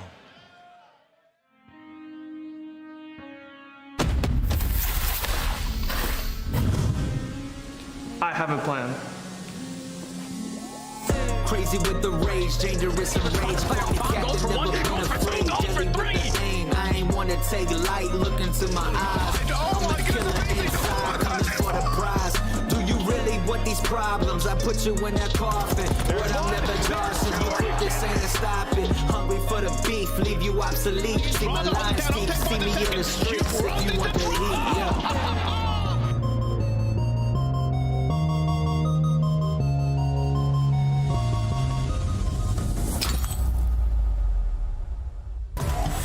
Boston, you can boo or cheer, but get loud for Atlanta FaZe!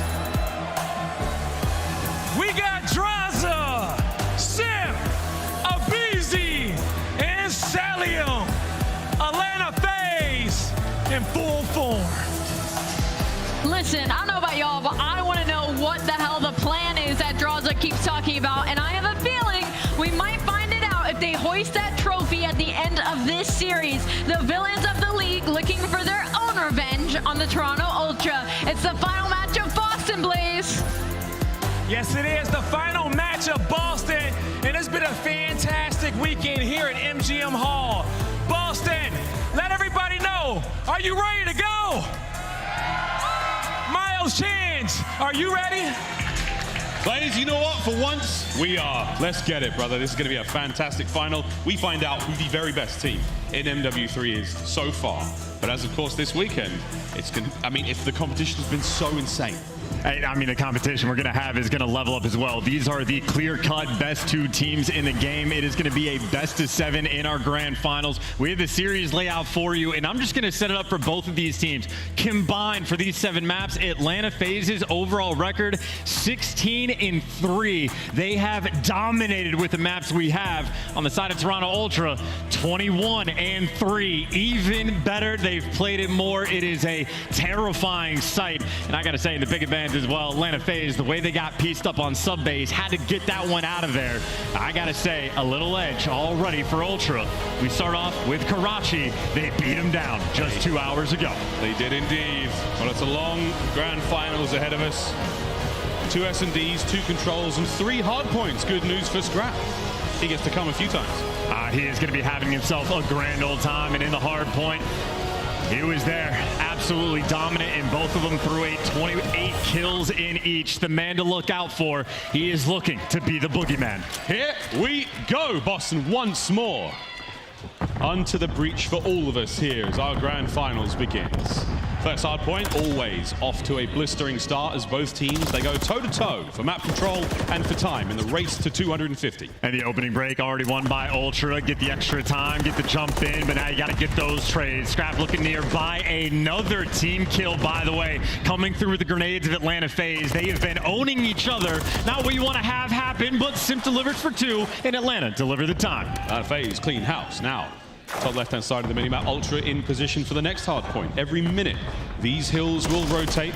They'll stay there for 1 minute. You have to soak as much time as you can. Oh, and these are some nice kills coming through for Atlanta. When they played Karachi earlier, it was the middle 3 hills that Ultra dominated, and that starts right at P2. Ultra are going to be here first, but right now, Celium, MacArthur, 3-0. It's Kleenex going to back him down, but FaZe are swarming around this new time. FaZe are in. Ultra just on the outside, waiting patiently for the hit. Here comes Celium from up high.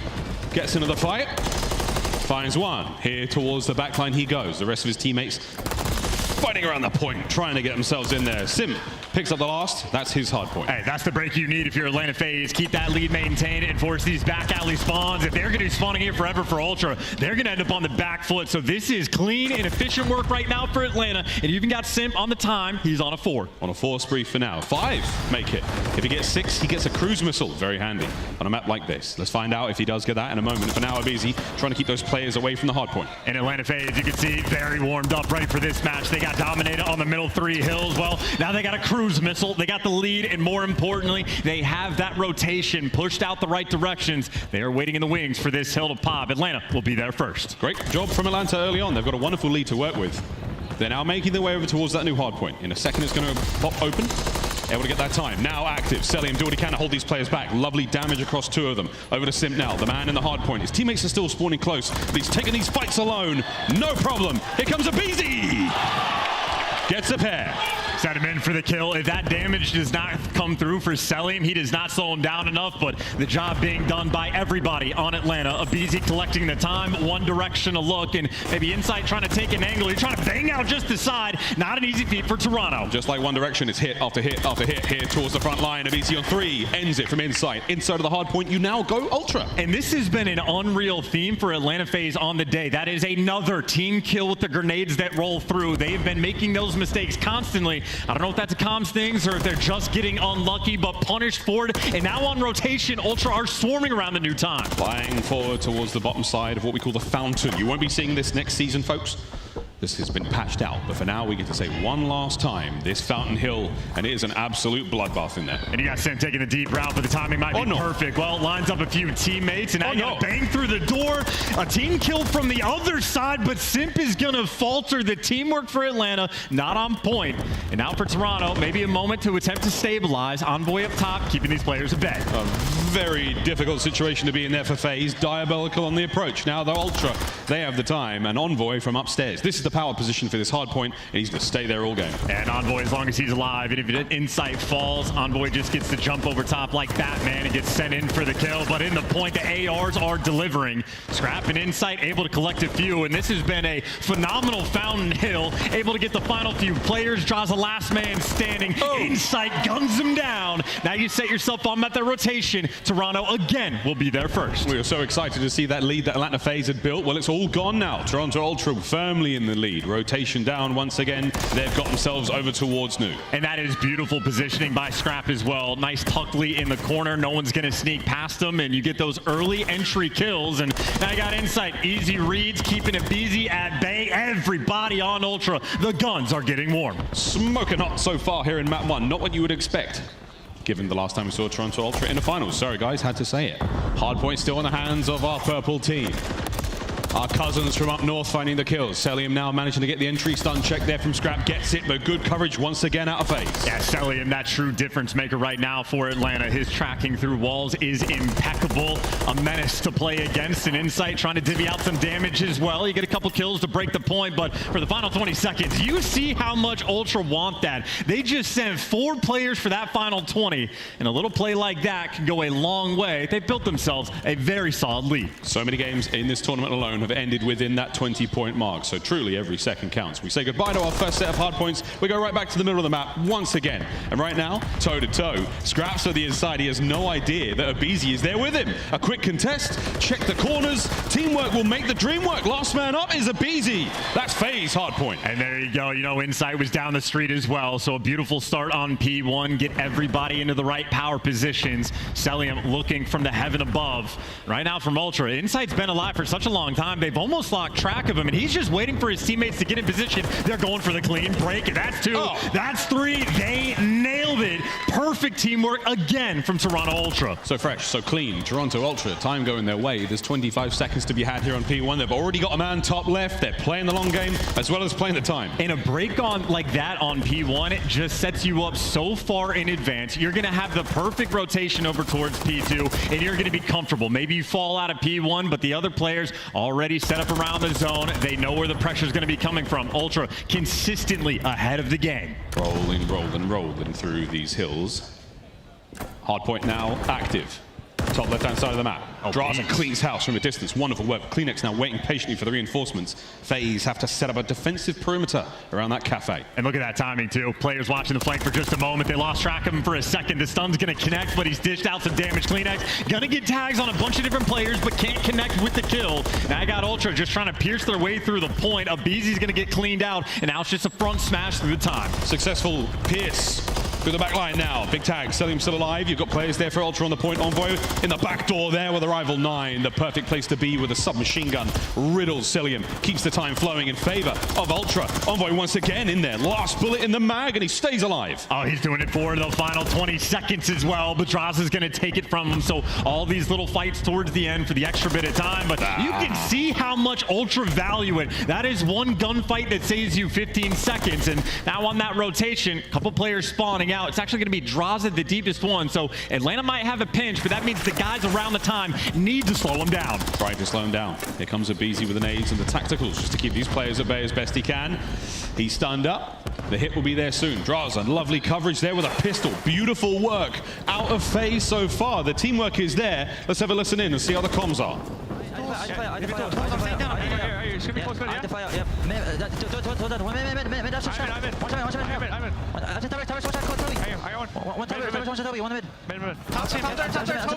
Toby, really big top there. I have my tools. Start going nose, honestly. Yeah, this one. Already top. Dill, dead. One more bottom new. Jamie's on new, laying down. They're spawning right in. Spawning Coop. Let me shot. Yeah, he's spawning on me, embassy. Yo, one spawn bust on me. On your shop side. Your work pinches. Top. Top.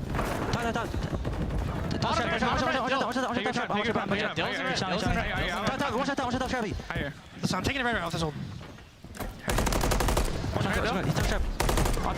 That guy's gonna spawn red, Zach. I'm not sure where that's on time. There's one time and one top. Last guy stairs. Last guy stairs, Jamie. On time. Jamie on time, last guy. He's laying down one in mid. There's two. I'm trying to top. That's on bridge. There's two left. There's one left. Other barrels in. Guys, two. Listen, this is a great time, okay? I'm gonna bang low with you, okay? You go top, bitch. Ahmed, please. Ahmed's one. Mid, scrap, we. After me.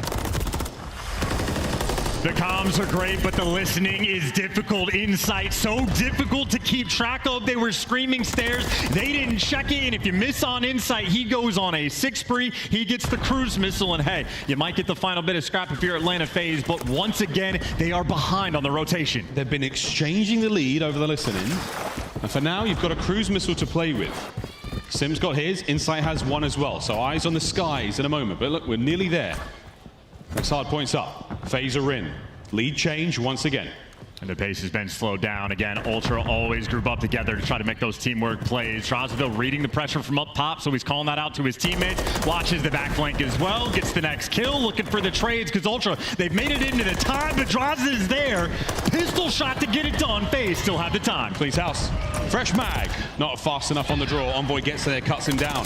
Looking towards another lead change. If Ultra can get in there, but no, FaZe are still running the show. Over 200 points now. Sim starting to find the kills. 3 in a row for him. Draza has been a standout in the individual kills department, and now Chris Lair is starting to heat up. This time is massive as well. Atlanta might just be driving the spike in, getting that nail home. The final 15 seconds absolutely going their way. Now you get to set up around new, play for the kills, and the Terrors are getting them all. Back to the middle of the map now. You've got yourself streaks to play with also. This could be very helpful for FaZe. Ultra are not out of this yet. The team that has shown us the most prowess as Speak of the Devil, and he will come down from the sky and clean that point out for you. Well, you got to get that trophy. Yeah, no, not there for Sim. He is going to fall. That is the 6 spree on Fountain that delivers you this P1 time. Draza jumping over top, can't make the play. Scrap there for the kill, and it looks like Ultra making them work for it. Bad news, though. There is a trophy system down in the hill. Can it be disabled in time?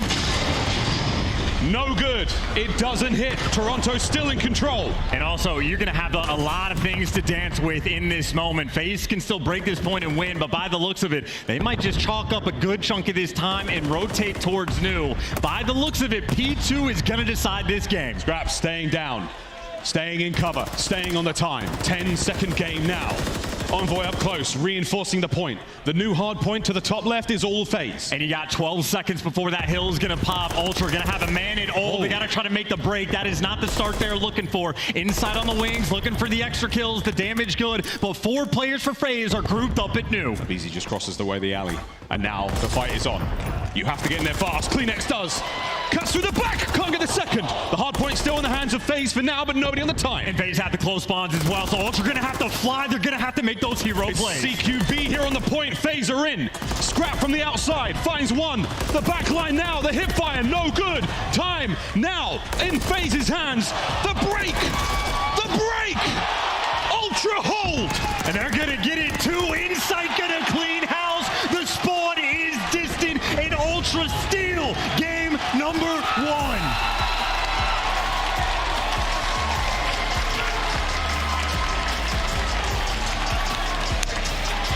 It is non-stop. It is endless. The pressure that Ultra apply. They make those consistent teamwork plays time and time again. And then when it gets mixy, when you just have to fly and pop off as an individual, well, they can do that too. The swarm on P2 towards the end was almost inevitable. Inevitable. Well, map number 1. 250, 239. We got ourselves a grand final. And I just love that look because it has everything. One of the slower maps we have seen out of Scrap. Who picks them up? It's Jamie Insight, the other AR for the squad, 29 and 19. That is the man that on the Fountain Hill, we heard the comms of Atlanta FaZe. They are screaming at Simp. He is on the stairs. He's on the stairs. Simp slides in, does a 360, can't get the kill, and Insight in that moment turns it into a 6 spree, gets the cruise missile, and we saw the impact that had in the end. Indeed. Well, we saw what the trophies did to those last few hard points. Well, guys, A quick replay of the final moments here. This is the break from Toronto Ultra. Keep an eye on those very, very close scores. And it's also like Atlanta FaZe had a few moments where they're just getting a little bit of time stripped away over and over and over. Kleenex there to dish out one player, but neither Simp nor Draza came in quickly. By the time they do, it's the extra reinforcements that in. The trades there from Insight and Scrap deliver, and it's just buying the time. Simp has to slide out for the trade. The extra man from Ultra is there, and then it's just overwhelming. And look who finished on the 6, make it 7 spree as well. Insight for MVP. Another massive spree there from Jamie Craven, adding to the stats. You can see from this point in time, all angles covered. Toronto Ultra soak it away. Find that map 1 victory, and that has got to feel so sweet. I mean, that is an electric start to the match, especially because you had Ultra sitting there waiting, watching that previous series, had to get the guns warmed up a little bit, but you also just got to look at like the consistent plays that they're making. How many moments were like Envoy was the last man standing? Does he run into the hill and try to make the break? No, he waits for the regrouping, for everybody to get back in the mix. We saw it on an earlier P2 as well from Kleenex. He's sitting bottom red, all of his teammates die, come off spawn. He doesn't rush in. He waits for the play to come to him. Ultra always on point. Admittedly, you see how much of a battle that game was. Maybe 7 different lead exchanges, but 250-239, a devastating way for Ultra to kick this one off. Now we go to Skid Row S&D. I believe it is a 2-0 record for both of these teams. Actually, that's for the Skid Row hardpoint. For the S&D, though, that is the theme for Atlanta. That is what they are going to need in this series if they want to hope to win. Search and Destroy will be a very crucial one. We'll see if that goes the way of FaZe. For now, Ultra, breathe all that fire up your lungs. Try to get the heart rate right back down. This is a team that likes to play in a very comfortable and very calm environment. No matter how frantic the gameplay looks, they're very, very much in control. FaZe at the same time, Chance, is another team that they can play very fast. They get very hectic. I think with Draza on the comms as well, they're going to be a spicy team indeed. Going into the Search and Destroy, though, it's Envoy and it's Simp we're going to be keeping a big eye on. And, you know, Simp throughout this year so far, he has been one of the best, if not the best player in the game. But in this major, Envoy has been there to match him. The stats incredibly comparable between the two. A few extra kills for Simp, a little bit better on the opening duels is Envoy. But you know these two players are just going to go toe-to-toe. No stranger to these matchups. No stranger to each other in the grand finals as well. You know the play style. You understand your opponent. This is execution time. Skid Row S&D is going to be a spicy one. Both of these teams will mix up the strats. You'll see the tunnel hits. You'll see Kleenex flying through the top middle of the map. The 2 best teams in the world, an absolute square-up map. 2 of the best teams in the world, 4 of the best players in the world. Feast your eyes on Skid Row S&D. And we talked about the tunnel hits as well. This is the type of play call where you just want to set the tone on the map, but look who's here. Native Trap dealing with the whole squad. He gets taken down, but Kleenex gives you at least 2. The battle is here, a 2v2, and we got everybody split on the map. Hey man, when my teammate does that in ranked, I'm smiling from ear to ear. You have at least 1 player trapped there, or do you? Oh, Insight now on the hunt. Chris Flair, turn around, son. Jamie Craven's right there for it. Draza makes it a 1v1. Now, the race is on. New man on the squad versus one of the most clutch, if not the most clutch player in the league. Insight almost always wins his ones, but no one, and I mean no one, grinds like Draza. And he's got a right gun potentially for where that bomb is located. He's going for the swing. Moving with purpose and moving very quietly. Draza now looking to recover the bomb. Insight on the stairs. Don't make too much noise, you may hear him. Here comes the fight. And patience may pay off. It does. Directly into the trap of Toronto. And that is the tricky thing about Skid Row. You can grind as much as you want, but Insight just lives for these moments. Always the ice in his veins, chewing the gum and watching that body fall. First round for Ultra. And I will say, just to backtrack a little bit, that is also shutting down the tunnel hit right from round 1. Ultra always ahead of the game. Yeah, Scrap gets there fast with the Renetti. His attachments give an additional movement speed. He gets there very quickly, and that stun slows them down just enough for Kleenex to get in there and finish the dirty work. Great start from Ultra. Let's see what FaZe now do on defense. You got the Rival 9s down low, maybe looking for the window hop-ups. Kleenex, here we go. The show, he runs straight at you, but he gets caught. Abizi, the First Blood Reaper, able to give you 2. He's back on it. He gets 2, gets away with his life. The rest of his teammates, though, are flying forward. My word, FaZe Answer back real quick. And what did we see from Toronto on this map when they played against Seattle? It was quite literally a Kleenex montage, sprinting up top, running through, going on the instant flanks. Kleenex plays a no hesitation game. He doesn't hesitate there, but the game planning from Atlanta FaZe able to catch him. Some amazing S&D minds on the team. And the double-edged sword of being such a successful team this late in the tournament is everyone has seen your tricks that got you this far. You'll be watching out for Kleenex on those flanks, especially here on Skid Row. And again, good news about shutting down that tunnel push first thing. Atlanta FaZe almost consistently going to make those adjustments. Bit of a standard push as well. A lot of players swinging through back alley. Kleenex is flying forward. He's got himself into tools. Now, post up, watch the jump up, make sure nobody gets involved. Envoy's there to back him up as well. Yeah, back alley's been left wide open, but Kleenex is ready if they come up the push. You got number 3 Insight ready for the flanks, and Insight can help on these gunfights. So a lot of players on Ultra. The teamwork might be here, but aBeZy again finds the first blood. Somehow managing to find these kills time and time again. aBeZy trying to create a space for his squad to flood in towards their A-bomb site. Another opening. And Kleenex finds it. That's that teamwork again. Insight is going to give that intel to Kleenex. Long-time teammate, these two. The chemistry always on point. Kleenex now spotted out. Insight helps out as well. All this gunfire gives away your position right now. There's no suppressors. There's no hiding. It's a straight-up fight here on Skid Row. And I'm watching the motor mouth in the comms. They have the intel on Atlanta FaZe, looking to clutch this 2 versus 3. Checking all the corners. Draws a heads up on it, but again, it is just the information battle. Toronto right now ahead of the war. Yeah, watching out though, FaZe. You're running out of time. 25 seconds on the clock and you lose the round. Trying to make something happen as Draza, what a play. The Alaskan assassin, lives up to the name. Still though, 18 seconds on the clock. You're going to have to fly, collect that bomb, and look for 2. You are just running out of time. Cellium managed to recover the bomb. Is he able to get the plant? I do believe he was spotted. Draws there to cover. Oh no! They line up! Scrap's got the damage dealt. Cell wins the fight, but it's not enough time. He's got to hunt down this one more player. Kleenex!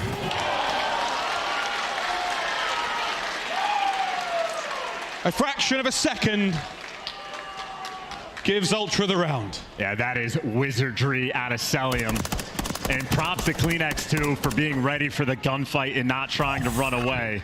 Cellium won that first fight, but lost the round. Ultra, again, on point on defense.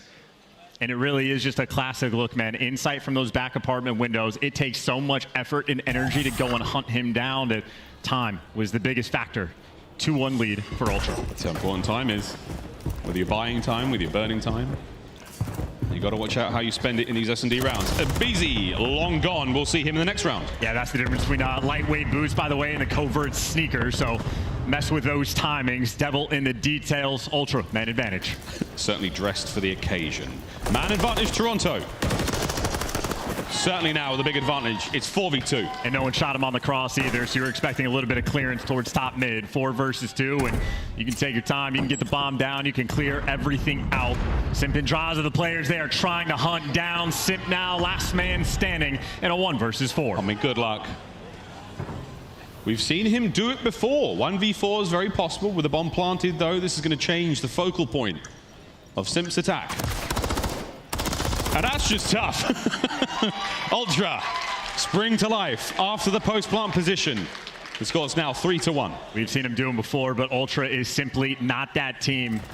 You have Toronto Ultra, by the way, currently on an 11 hardpoint win streak. So coming into it, search and destroy is FaZe's best opportunity for this series. But when they played Toronto Ultra earlier on, they got pieced up. It was a 6-1 win on Invasion, and right now Ultra doing the exact same. 3-1 lead, and the round's starting to look a little comfortable. Well, those hard points, man, that's purple flames in ranked. Can they get extinguished here? Nades up from Envoy. That one's going way downtown, and no one's going to be entering through. Oh, it lands. There we go, the plat. The play's on. Envoy is not going to slow down. The stun check's going to hurt for a moment. Is it going to count for anything, though? And if you push out of this, you are going to die. Tears in the wings, but he doesn't push. He just reads it. The trade is through for the 3 versus 3, but there's the wing kill. Insight gives the advantage. aBeZy, last man standing, tagged up, and assuredly gonna get hunted down. Question now remains, though, for Ultra is where the hell did aBeZy go? Scrap, not leaving anything to chance. Holds the angle. The crossfire from apartments. Ultra. Simply watertight. I mean, look, Skid Row is a small map, but you still have Ultra spreading as far as you possibly can.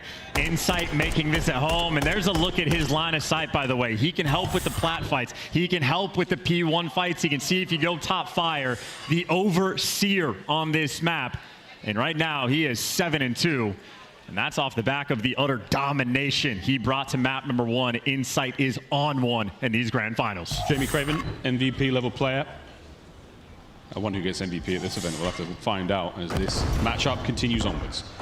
Stun grenades blast the doors wide open. Kleenex there for the check. And another play that Simp likes to make. He likes to chow through tunnel. Guess who's ready for it? Doesn't matter if you're ready, though. Gotta win the gunfight. Simp, first blood, advantage. Atlanta! Whoa! Can't knock it down, but you do force the team kill. Boy, unfortunately, the team kill there, but Insight dives in to help out now, Simp. Oh, it's another from Insight, a masterclass. 5 in a row. Easy read. Cellium, you need this round. You cannot go down 5-1. Can you clutch for your team? 50 seconds. The bomb's going to get planted at A any moment now. Cellium's just waiting for anything, any slither of information. And that's the info he's going to get. And he's just looking to isolate a gunfight, but you see the corners up for Ultra. And Envoy just brings the beamer. Easy reads right now from Ultra. Every direction FaZe comes from, they are just sprinting into a pre-aim. Envoy, the timing is perfect. Abizi sliding down the stairs. Right now, Ultra, a little too fresh, a little too clean. It is 11-2 on round count on the day between these two teams in Search and Destroy. Toronto Ultra seemingly have their number. Very, very good start in the Search and Destroy for them here in our grand finals. What are they going to do now on defense? Well, I'd say the problem for Atlanta FaZe is what are they going to do on offense? Now if you go back alley, it's a triple stack. This could hurt. Oh, nades. Trophies. Simp finds 2. Kleenex gets the other 2. So now it's a 2v2. All down to Kleenex now as Draza and Abizi apply the pressure. And Draza was flying maybe to get a little bit of that intel, but Kleenex has completely disappeared. Last time they saw him bottom garage, he has already made his way up top, and that bomb yet collected. More information though. Then always out by the steps, and you see the play call. Grab that bomb, wrap all the way around over towards B. But if Kleenex can find these close gunfights, oh my God, that Rival 9 could be devastating. I think he was spotted. If he managed to do this quietly, yeah, the bomb's long gone. And that is respect, by the way, to not even deal with them, to just rotate back over towards that A site. So respecting Kleenex, playing with the information, Atlanta FaZe cannot afford to make a mistake. Kleenex may only be a step or 2 behind, but now it will feel like a league. He has to make 2 kills and get the defuse. Here we go. Through the motor hole. Perfect stun connects. There's 1. Tags. The dance. Abizi. With nerves of steel. Keeps FaZe alive in the search. That would have been a dagger if Kleenex is able to connect, but Abizi, no stranger to the 1v1s. As good as it looked for Kleenex, you see that is why they are paying respects to their opponent, not playing any games. You gotta make sure you stay on point. A long way to go though. Still down 5-2 is Atlanta. And props to them. They were ready for that back alley square up. A lot of guns aiming down that alley. Guns and trophies, you name it, they were very, very prepared for the fight. Ultra fast moves now through the window. Easy right there for it. Draza helps out with the fight. There is Kleenex immediately on the trades. Back and forth we go, 3v3. This is an aggressive spot too. I don't know if you read the angle. Insight trying to run for his life, but he just got the kill and got out. Get a pure reset on the 2v2. Insight is the untradeable. As soon as he gets that kill, he's gone. It's still a 2v2. The bomb is down on the other side of the map. Ultra are going to be able to collect this one. Draza now just combing the apartments, looking for anything. Yeah, it's the 2 ARs right now. Ultra just looking to get some information. It is a straight up MCW battle all over this map. Plenty of time still to work with too. Atlanta FaZe, you can see again, trying to play mistake free. They are flying together. And Scrap has the long line of sight. He's on the other end of the corridor now from Cellium. And the only thing Atlanta FaZe cannot see is if you go for the deep crossover towards the B site. But anywhere else you go, you are going to get spotted. You hear the shots coming down through the alley. And you got number 5, Draza, playing off the information, but he plays into death. Scrap ready for it. Last man standing, Cellium, a 1 versus 2 required. Here's the fight. Scrap! Big tags. Bomb planted now. Cellium in an absolute 1v1. Insight right back on the same spot! Cellium, read like a book. A devastating scoreline in the Search and Destroy. Ultra take the lead 2-0 here in the grand finals. That is now 12-3 in round count in Search and Destroy in favor of Ultra against FaZe on the day. They have been obliterating them. They can seemingly do no wrong. I honestly thought Kleenex was going to get that 1v2, but that is one of the few rounds Atlanta FaZe really pushed them Insight again. Not only did he just drop double digits, not only is he still the MVP of these first two maps, he also won both of his ones, dealing with both of the ARs of Atlanta FaZe. Insight right now at his finest form. 7 non-traded as well. He managed to escape. And the most insane thing about this, by the way, that was 6 first bloods for Atlanta. They got 3v4'd on cooldown. Toronto Ultra, again, they do little things right. They do the easy things even better. They are looking fierce on the main stage. Well, Toronto Ultra making a very, very strong case for the finest team in the world right now here in Major 1, but we're not finished yet. We now play Control. Invasion will be the map of choice here in our grand final. Chance, we've still got a little ways to go. It's first to 4 here in our grand final, and they're halfway, let's face it, and it's looking pretty convincing. We're going to go to a quick commercial break. When we come back, we are playing Control. Ladies and gentlemen, don't go too far. For you in the venue, run to the toilet, get a beverage, maybe something to eat. We'll see you right back here after this.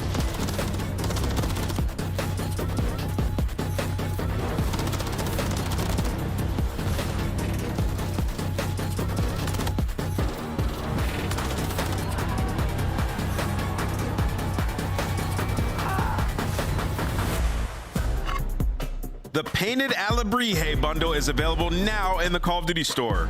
Inspired by the folk art of Oaxaca, this stunning bundle offers colorful, vibrant, and mythical items you gotta check out. The Call of Duty Week is brought to you by Monster Energy, the official energy drink of the CDL.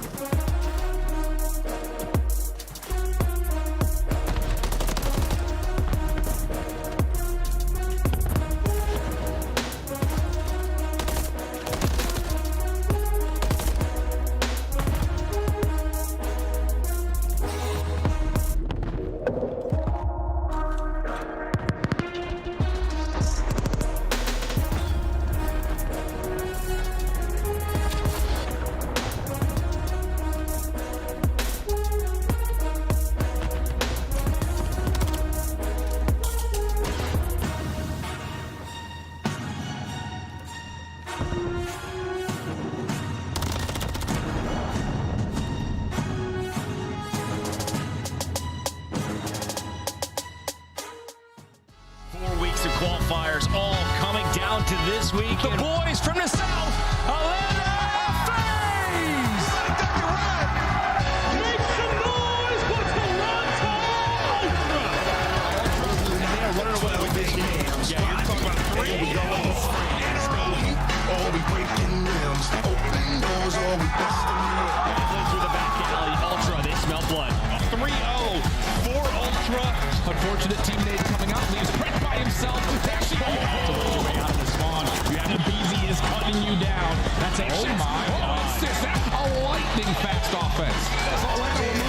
The way that they are winning, they are steamrolling teams. They don't have a weakness. They've been top 3 in almost every metric in the league. Get to the grand finals. Ultra spreading its 5 in a row for Draws down at Palace. FaZe will move on for the rematch. breaking limbs, open doors, all we busting And here we go, folks. Map number 3. We are moments away from getting straight into this one. Welcome back to the Call of Duty League Major 1 Finals here in Boston.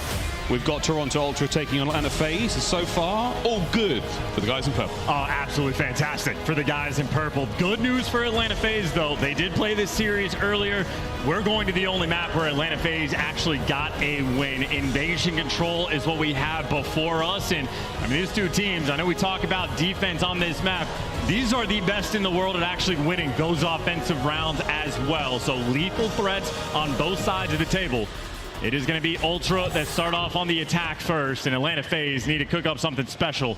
Cannot let anything slip away, but Ultra just about their business, straight towards that B zone. Here we go. The newcomers to the CDL control is sort of the, I don't know, it's sort of the child of search and destroy and hardpoint. 2 zones to capture, a limited number of lives to do so, and we take turns attacking and defending. Good eyes on Draze as well. Even better shots there from Scrap on point right now. But right now, Ultra just looking to buy an extra kill. Not getting completely slammed for the moment. Still able to get out of your spawn. But these are some delicate moments. If you get tucked towards the back, that could be a massive problem inside opening up the A street. But Ultra right now very far away from touching either zone. Reaching out. Trying to touch A. As B is still very much safe and sound right now. Many members of FaZe, whoa, Envoy picks up 2. And when they played this map earlier, it was Envoy and Kleenex on the attacking rounds that were absolute class. They were dominant, and they deliver you moments like that. And keep in mind, Kleenex on the flip side might get shut down, but so many of those Atlanta FaZe arrows get dragged that direction that this B cap is looking nice and safe. 2 members there of Ultra touching B. With 35 seconds on the game clock, so if you're FaZe and you get in there now, you give yourself a fighting chance to stay alive in the defensive round. It was Sim actually and Selim would get in there. The capture's nearly done though. Oh, and that's some crazy timing too. Selim actually managed to get out. So Selim wins a 1 on B, and actually it's the nade that gets the job done, and they catch Envoy. Ooh. That B zone yet to be captured. Atlanta FaZe is really applying the pressure on defense. Keep Kleenex away, body block, throw stuns, whatever you got. Abizi's there for the kills, gets 2! Ow! Insight now trying to keep the play going. 20 seconds remain in the round. Wins the fight. There we go. Ultra should be able to jump on this. Yeah, big win at the end there by Envoy as well. That could have been spicy, but now we go back towards the standard B zone secure. You're happy about this round, or at least fine with it if you're Ultra. 1 minute and 10 to work with, and everybody grouped together. They're always on point with their pushes, looking to make something happen here. Easy slowing down players. Damage is one thing. 1 minute now added to the game clock, and less than a minute to play with. Selim and the rest of FaZe find a corner, any corner, and stay in there until those players run by, holding that defensive line. Yeah, there's about 97 different corners to check if you're working on the flank. And of course, when you're coming off spawn, Draws the guy on the bridge, the player you have to deal with. So Atlanta FaZe, everything covered around their base. Nice little map spread. Selim, though, throws away his life. So a little bit more pressure on the next players of Atlanta FaZe. Abizi, though, delivers, might get traded, but he still has so much presence on the map. Nice teamwork out of Toronto. Lovely comms. They're making their way forward now. Sim's in trouble. He managed to pull away 1. Peels Kleenex now, leaves him as a pile of mush on the streets of Invasion. In 22 seconds, Ultra, not even really time to group up. Number 1 and number 2, Scrap and Envoy, gonna have to make something happen, and it looks like Atlanta FaZe having absolutely none of it. A very standard round so far of Invasion Control. 10 seconds, last-ditch effort, and absolutely nowhere to go. Both teams taking care of business. That was the final opportunity there. Insight's last life. Not enough time to get near the point. FaZe take the first round. And that is going to be the typical when it is juggernaut teams getting after it on this map. You heard Scrap talk about it in the interview after the series. They gave away that one extra tick on A. That is what decides the game on Invasion Control with teams like this. You have to make sure on defense you don't give anything away. So solid stuff there by Atlanta. Now their turn to attack. See if they can string together something special. So far, the only thing certainly being strung together is Selim's kills. 3 in a row now. If you can get to 6, that crew's going to be very handy. Both of these zones relatively open.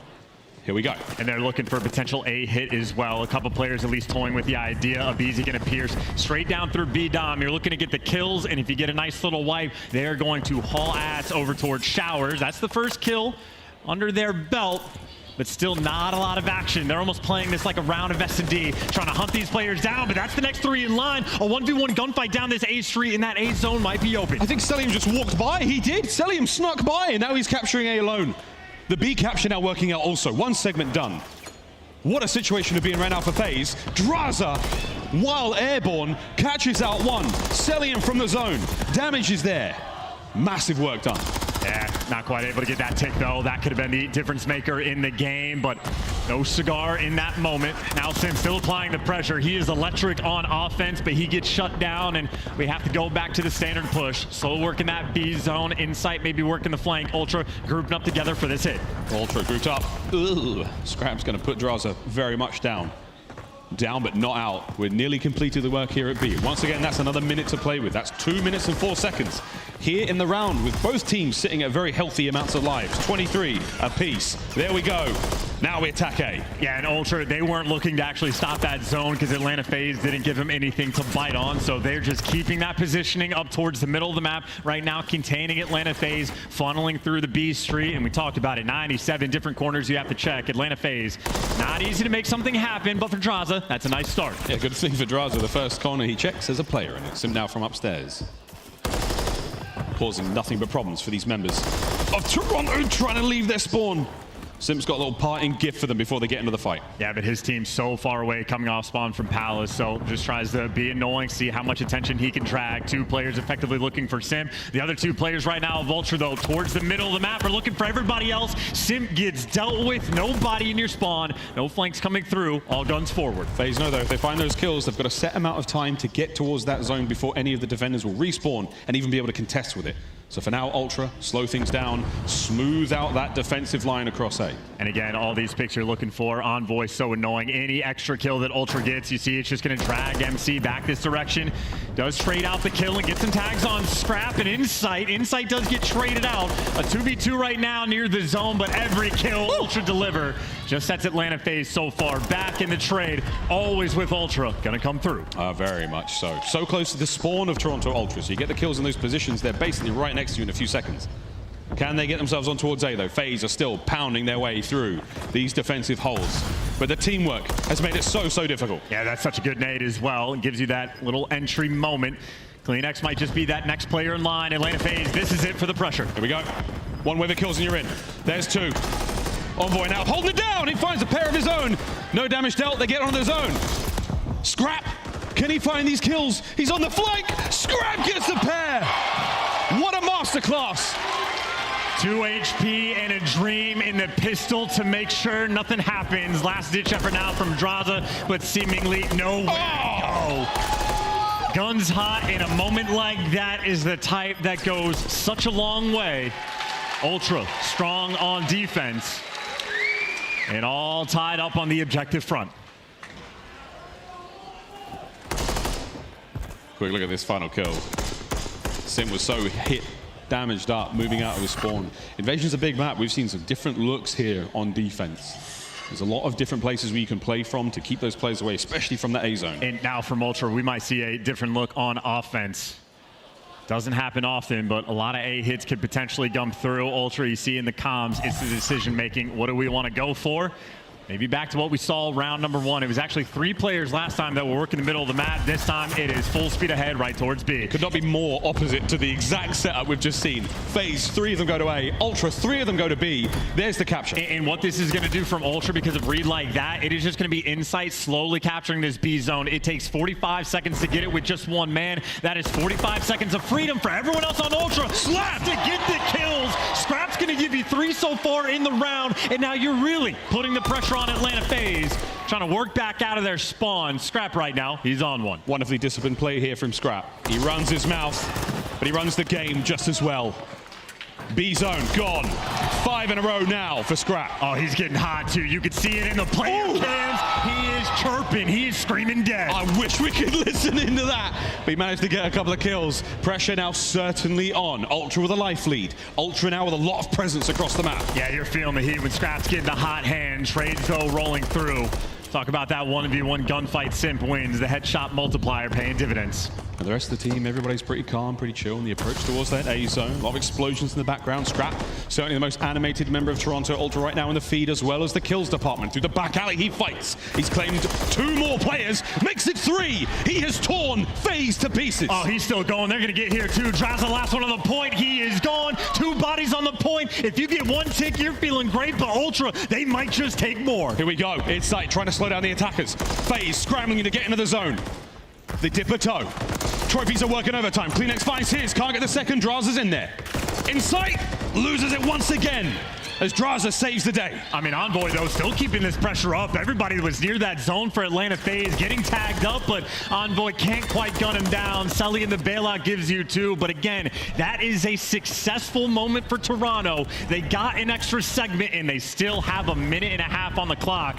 Ultra, keep that pressure on. Yeah, it's a wonderful thing to have. You know, you build up that lead in the kills department, you find those segments, you look towards that final round. But we're not over yet. 1:15 still to go here. And Celium, it's armed robbery here in the store. He's taking care of business, and that's his 4th kill in a row, looking for streaks. Yeah, that main AR going on some flanks. Celium, though, does eventually get taken down. It is still going to be that B Street funnel. Kleenex, the most aggressive player, does have Insight and Envoy right near him.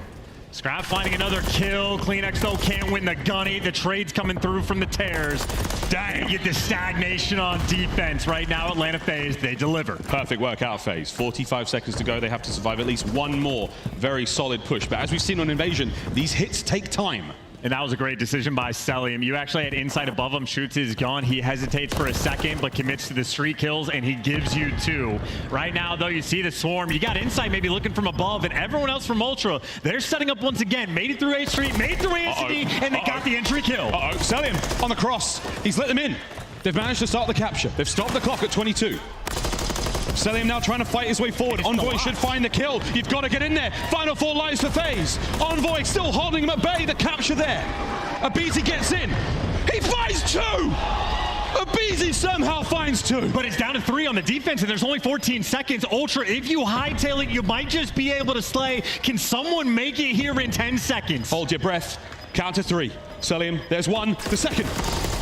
Slams Insight. Guns are there. The last man. The clock. It's done. FaZe somehow pull out a win there. I mean, that is ungodly. That is one of the closest rounds of control we have had this year. And again, Celium, that is 2 different moments where if he doesn't react in the exact fashion that he does, Atlanta FaZe lose this round. Celium having some amazing moments. But that is just to save the game. Here's another look at an Abizi 2-piece that we got earlier in this round. And you got a lot of little things going right for Atlanta. But that is still a good round from Ultra. Keep in mind, on the objective front, they are way ahead. So you saved yourself potentially in this game, but on the attack, you still have to deliver. Well, FaZe are on map point now. If they can attack these rounds successfully and capture both A and B, or whittle down the lives of Ultra, they get themselves on the board here in the series. Still a long way to go. You can make something happen on offense. You just cakewalk your way into the next map and you get a little bit of momentum on your side. But unless you pull something off crazy on offense, you're going to end up with it again for that final round. In Ultra, they can apply the pressure like crazy on the defensive end. Draza, though, going to be dragging some attention. It's a 1v1 gunfight potentially as against Insight. And Insight attempting to leave him, and that's enough time for 2 players to come in for the kill. Draza looking for just the first. He's able to get it. Ooh. But he does get shut down, but still Atlanta FaZe. You see what they're doing. It's a two-front war. He buys some time. Oh, lovely rattle of the rival 9. Great range there from Abizi to help out. Now Sim's got a beautiful angle. Beautiful to work with. There's the capture. Second segment of B gone. First segment of A gone. Wonderful work here from FaZe. They're spinning plates. And this is exactly what you need on the objective front. You're nearly there for the second tick. A couple more gunfights to win, and Simp eventually just too many players to deal with. In the meantime, though, that B zone is captured. One tick is great, but you want at least one more. But with 2 minutes to work with, Atlanta FaZe, make no mistake, can still just win the round. Yeah.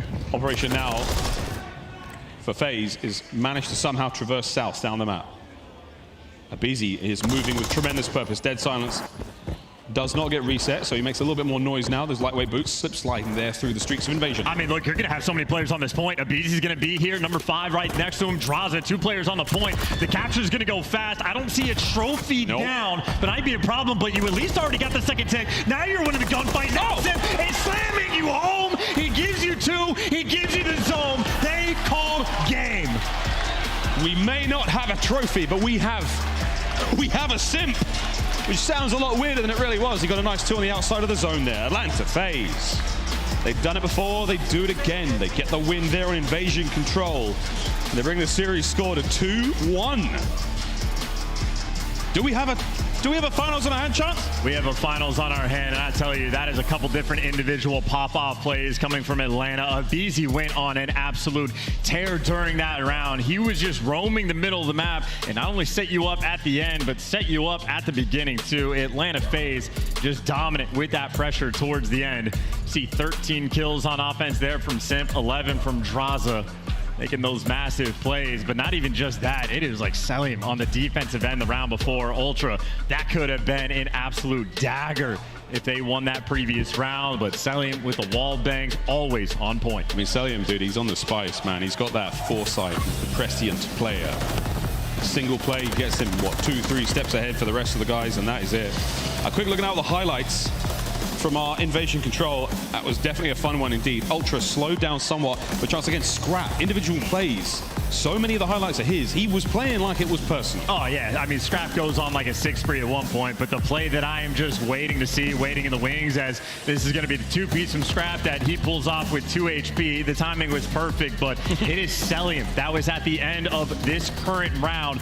It's that moment where he sees that player run out in front of him. He's going for the slide for the challenge, and then it just realizes, oh, there's a guy B-Dom that I gotta kill. Snaps on him, snaps on the next 2, and gets him through the wall. So that is massive play by Abiz here, but it's that moment, the kill on Insight and the double damage right there for the next 2 players, a thing of beauty. Selim right there in the kill feed, in the plays department.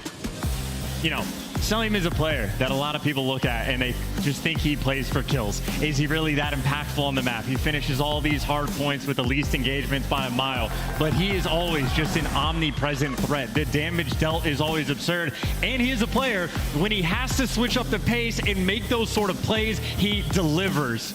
Selim, a monster, always an MVP candidate, and he's showing off the good stuff there on Invasion Control. Beautiful stuff. Now, can he continue it into our Skid Row hardpoint? Smack bang here in the middle of the series, the hump map, before we get to another search and destroy. But that's how things have panned out so far. That Skid Row is going to be very, very difficult indeed. Crowder there on stage, dressed the 9s, trying to get the boys another map win, trying to tie up the series. The equalizer will be very, very handy, especially going to those search and destroys, as we get into the very sort of tough part of the grand finals series layout. And this is an incredibly interesting map for a few different reasons. One, if Toronto win this map, they break the CDL record for most hardpoint wins in a row. But on a map like Skid Row, they basically never played it, or not basically, they literally did not play it throughout the qualifying stages of Major 1. They haven't shown off the Skid Row stuff until they come to LAN, where they are now 2-0 on it. And of course, if you watch Toronto play against Seattle, they were smoking hot on Skid Row as well. Of course, make no mistake, on the flip side, Atlanta FaZe also a perfect 2-0 on Skid Row, but we already know where the hardpoint domination is faltered, and it is very much the left side of that stage. We've heard Ali talk about this as well, that no matter what a team's performance is, what their record looks like, when it comes down to it, it's all about who's playing well on the day, and that can be the way with Call of Duty. Fist bumps complete. Final checks, adjust posture. Make sure your hands are dry and your mouth is wet. Here we go. Skid row, hard point. You know what that means for Scrap? Yeah, you do. Here we go. Well, we're going to have to pay attention to him in the hardpoint game against Atlanta FaZe in the series early today. Absolute domination coming out of Scrap. That's why he gets so excited for it. Of course, we saw on that map number 1, that was where Insight was throwing up the MVP numbers, and those are the exact numbers we're talking about. The 1.5 KD, 2 different 6 sprees that he goes on in that game. Credit where credit is due, made the heroic plays, but at least if you're forcing that action for Atlanta FaZe, you know they're ready to fight. There we go, the race is on, and so far Toronto Ultra take an early lead here with the kills and the time, looking towards P2 as well. On this map especially, Charles, we're talking about the importance of the top left-hand side of the minimap right now. Well, this is also like the exchange. The top left is where all the big gunfights are coming through, looking for those rotations. Atlanta FaZe is going to have that rotation in P2, but you still don't want to necessarily give up all of this time. Abizi wants to fight for it. He can't get it, so it might just turn into a massive lead for Ultra, who's still 3 players getting sent down potentially through Ticket. Looking for that rotation. Kleenex is going to get there. He has Strap to work with. Atlanta FaZe, you are down by this much on the first hill. You have to deliver on P2. The second hard point, top blue, was Warehouse here. This is going to be the site of our next battlefield for at least a minute. Kleenex now fighting his way forward. That is an Omega class mutant right there. 6 spree from him. Disgusting work. And now for Atlanta FaZe, it's like a 2v4 you have to defend with from the point, but the guys in the hill deliver. They buy the extra kills and they slow the pace back down, but there's 2 for Scrap. Maybe a few trades coming through, and Sim gets the next one as well. A delicate balance here on P2, but so far Atlanta FaZe are perfect. So hard to break this hard point. You need perfect covering fire from those AR players to allow the subs to get in, and this is what we're looking for right here. Up through the top window, Scrap trying to take Terra. Draza gets it. That's the break, and that's a solid 30 seconds. That is the type of play that just wins you maps. Eventually, they break through and they get that time. Ultra, a massive moment. Make no mistake in this game. A huge advantage they are going to have, and on rotation over towards New. Insight posted up, gun straight ahead. His L trigger, he does not miss. Now a slight war of attrition. My God. Here in the back alley. Can Insight get any more? That would be a lot to ask for. Again, trades, though. Teamwork from Toronto Ultra is so important. I mean, you get the Scrap time, and you also win this rotation. Since Toronto Ultra right now running the show, you're going to have to funnel through back alley. Kleenex, easy reads on where this pressure is going to be coming from.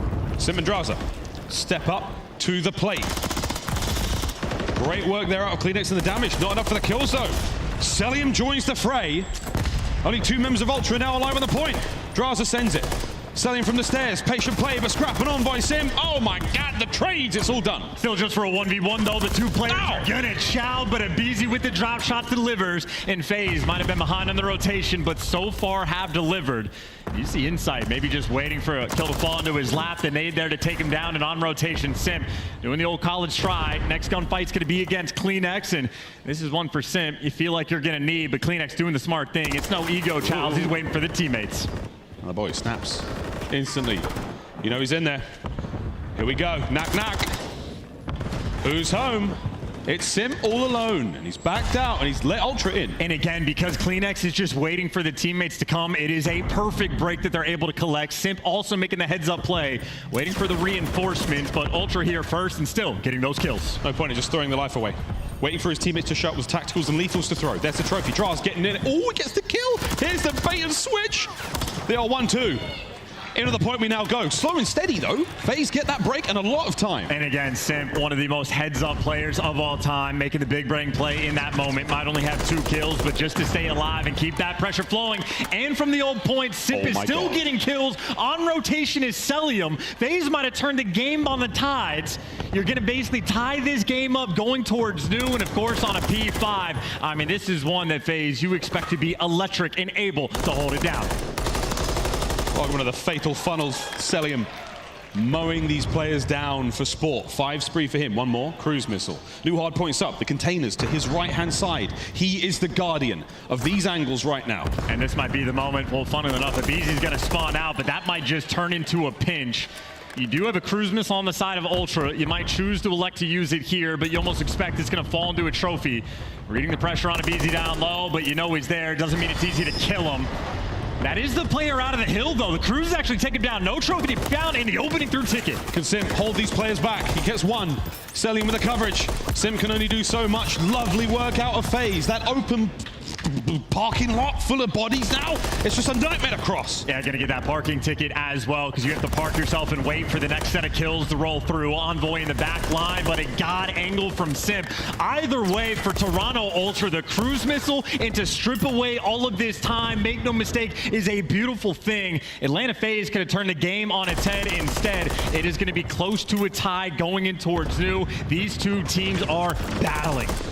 Ultra making the most of the cruise, though. That is a wonderful heads-up play. This situation could be so dire for FaZe right now, but there we go. P1 back in action. Let's go for a quick listen in with Toronto Ultra. Running through book. Top, window, dead. One shot, Jimmy. This could be another one mid. Let's have hold. Stay up there. Hold for the week. Dead. One more. Another one hold, right side. Dead. Nice. Miss one, sip. Top which dash? Already in window. Close up, Jimmy. Help Jimmy. He's in the window. Yeah. Nice. Good shot. I'm gonna pinch Jimmy. This is a good time. Double pinch. Yeah, done. It's one behind you, 3, I think. I'm holding it, Jimmy, okay? Okay, yep. No. Spawn behind you. Okay. Those They're two. all flooded. Pop, Jimmy. Pop. He's a low weak. I hit him twice. I grab this with you, bro. Nice. Someone should pinch. I'll try. I got power, probably. Nothing's power right now. He should spawn behind you, maybe. Oh, He's dead on spawn. Nice. Yo, one low P2 again, low on top. Nothing Low on top. I got their trope, by the way. He's low, challenge me, and top. I'm one shot. He might spawn behind me. I'm so dead. Still low. Skip behind you, One's scrap. gonna be fine. Take it, probably. Low still, bro. I'm so dead. P3 weak. He's on the stairs. Front dumpster. P3. He's close. Challenge me front top. Close P5 too. Stay alive. On the dumpster. And low dead. Nice, Jimmy. Dumpster dead. Nice. One in garage. One take garage, one time. Garage, one time. Let's see garage shot. Two, one more. Nice. One time. Time is weak. Slay forward, two. Jimmy. One time. Nice. Last guy. Dumpster. Already out. I think he's already out. We don't have your cover. Dumpster. One shot. Can we close? Climb. Close grab. Weak. One more. I'm one shot. Get the next. I'm on my climb right now. I'm named it. Close. And one cross P5. One close already. I got close. P5, one fence. And Toronto Ultra, the best in the game at the most difficult things. 2 P2 breaks in one game against Atlanta FaZe. That is a dagger and unacceptable on Skid Row. Oh, my word. The kills department all over the place there for Toronto Ultra, looking absolutely magnificent. So far, FaZe are still managing to keep themselves in this one. 200 points now crossed. It's first to 250, so FaZe have got a ton of work to do, despite the fact they are being heavily outslayed. I mean, this is just such a massive problem night now for Atlanta. You have dug yourself in such a big hole. You cannot afford to lose those P2 rotations, but they have been getting picked apart. Kleenex found himself in between a massive amount of FaZe players, though, and FaZe get a nice little wipe off the board. So a moment to breathe, a moment to stabilize, and a rarity from Ultra. Players dying one by one. They got to get regrouped, and in the meantime, while they're grouping, they are losing so much time. A lot of time. 34 seconds remaining here in the back alleyway, and for now you're keeping it very much under lock and key for FaZe. But the problem is not this hard point, it's the next one. And when you're dying one by one like this from Ultra, you can actually feel that pressure mounting. Atlanta FaZe are going to be at the perfect full 60 on the back alley hill. And on the rotation, you know Kleenex is above you, but Abizi having a rough game gets hunted down again. That's the problem. You gave them all the time in the world, and now Ultra have set themselves up perfectly for the barbershop hard point. The apartments, the alleyways, all the nooks and crannies are now full of Canadians. And you have Abizi at 9 and 22, and this is only a 20-point game. You're looking for big plays in the final moments, but Envoy takes down 2. Envoy the front line. You've managed to punch a hole. Can FaZe get closer? They don't have a lot of time now to burn. They have to get inside the hard point. Kleenex up close and personal. Selim joins the fight. Kleenex damaged, no kills. Cell, Sim, in they fly. Insight goes down as well. But Envoy is still alive and kicking. The hard point, it's still Toronto's. And they can still win it here. The contestants coming through. The trade might be there, and Abizi in the corner might be just enough. But for Insight, you don't want to give away all this time. Still want to get that pressure on. At least contest or fly forward and get these kills. Watch out for the nades. Send it. Trade perfectly. Hardpoint still very much in the hand of Ultra. And look at this battle. It's the battle for the spawns over towards New. Sibri gets gunned. That could have been game right then and there. FaZe are in position now to maybe soak some of New, but look how close the score is. And keep in mind, Simp is actually going to turn this into a potential pitch. Envoy, though, is going to read it, so Simp currently in the blender. But that new time coming through, a cruise missile broke it last time. Let's see what happens now. Sally, and this one's got your name on it, friend. I hope you have a trophy. gone. Here come Ultra. Can Kleenex win the game? Oh! Celium answers back with a cruise of his own. The battle of the ordnance right now is a tie. The trades coming through from Atlanta. Desperation to hold on. The time still in their hands, but such a long way to go. And now with the extra kills, you see Ultra. Everybody group up together looking for the chow. Sim squares up, takes the fight. 25 seconds to go. Stay down, Mr. President. Abizi on the cross. Pushes forward, gets 2. Honest A back in the fight. And he got 2. That means we're going to more than likely go towards new Ultra. They toyed with the idea, but this game is going to end in P1. And Draza went on the fullest of flanks to try to set his team up. Back we go to P1. Every single moment has to go the way of FaZe right now. Ultra, they're in the apartments. They're in fire. They're in money. FaZe have got to get a move on right here and now. Go, send it, try to contest. It can't be done. And you saw for a brief moment there, Ultra have just put themselves on tournament point, but it was Insight telling the boys, good stuff, calm down, it's not over yet. Just started to unravel towards the end. I mean, that is an utterly insane game that we just witnessed. 250 to 237. But let's talk about some different hills. Atlanta FaZe, Abizi starts out 4-17. I mean, Shades of Zuma for the moment, but you also had a P2 hill that got broken down twice by Ultra. You had a P5 hill that got broken down twice by cruise missiles because they couldn't get a trophy nearby. And with all of those negatives, Atlanta still keep it close, but close isn't good enough. That is the hardpoint win record now achieved by Toronto Ultra. You win it against one of the best teams in the world on the main stage in the biggest moments. Their hardpoint is absurd. There's the game flow. FaZe never once managed to take the lead back. There was a 2-second moment towards the end of P5 where they could have had it. Ultra from start to finish. Simply too much. And now they find themselves tournament point. One more map, and they become your Major 1 champions. And that is just, again, such a painful thing for the hard points to be lost like that. Both of them nail biters, both of them, if little things go differently, easily could have fallen the other way. But here we are. Ultra's got that 3-1 lead. They are feeling comfortable on the main stage. And so far, they have had Atlanta's number. Certainly have. Well, we have a double dose of Karachi now. We'll find out how that goes after this very, very quick commercial break. When we return, will it be the end of the tournament and the start of a very, very solid season for Toronto Ultra? Or will Atlanta FaZe do what Atlanta FaZe does? Pull things back and make it very spicy. We'll find out after the break.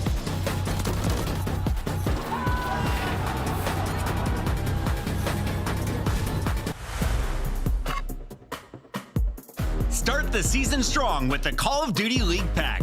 Grab yourself the CDL Operator, Weapon Blueprint, and so much more. Check out the Call of Duty store in-game now.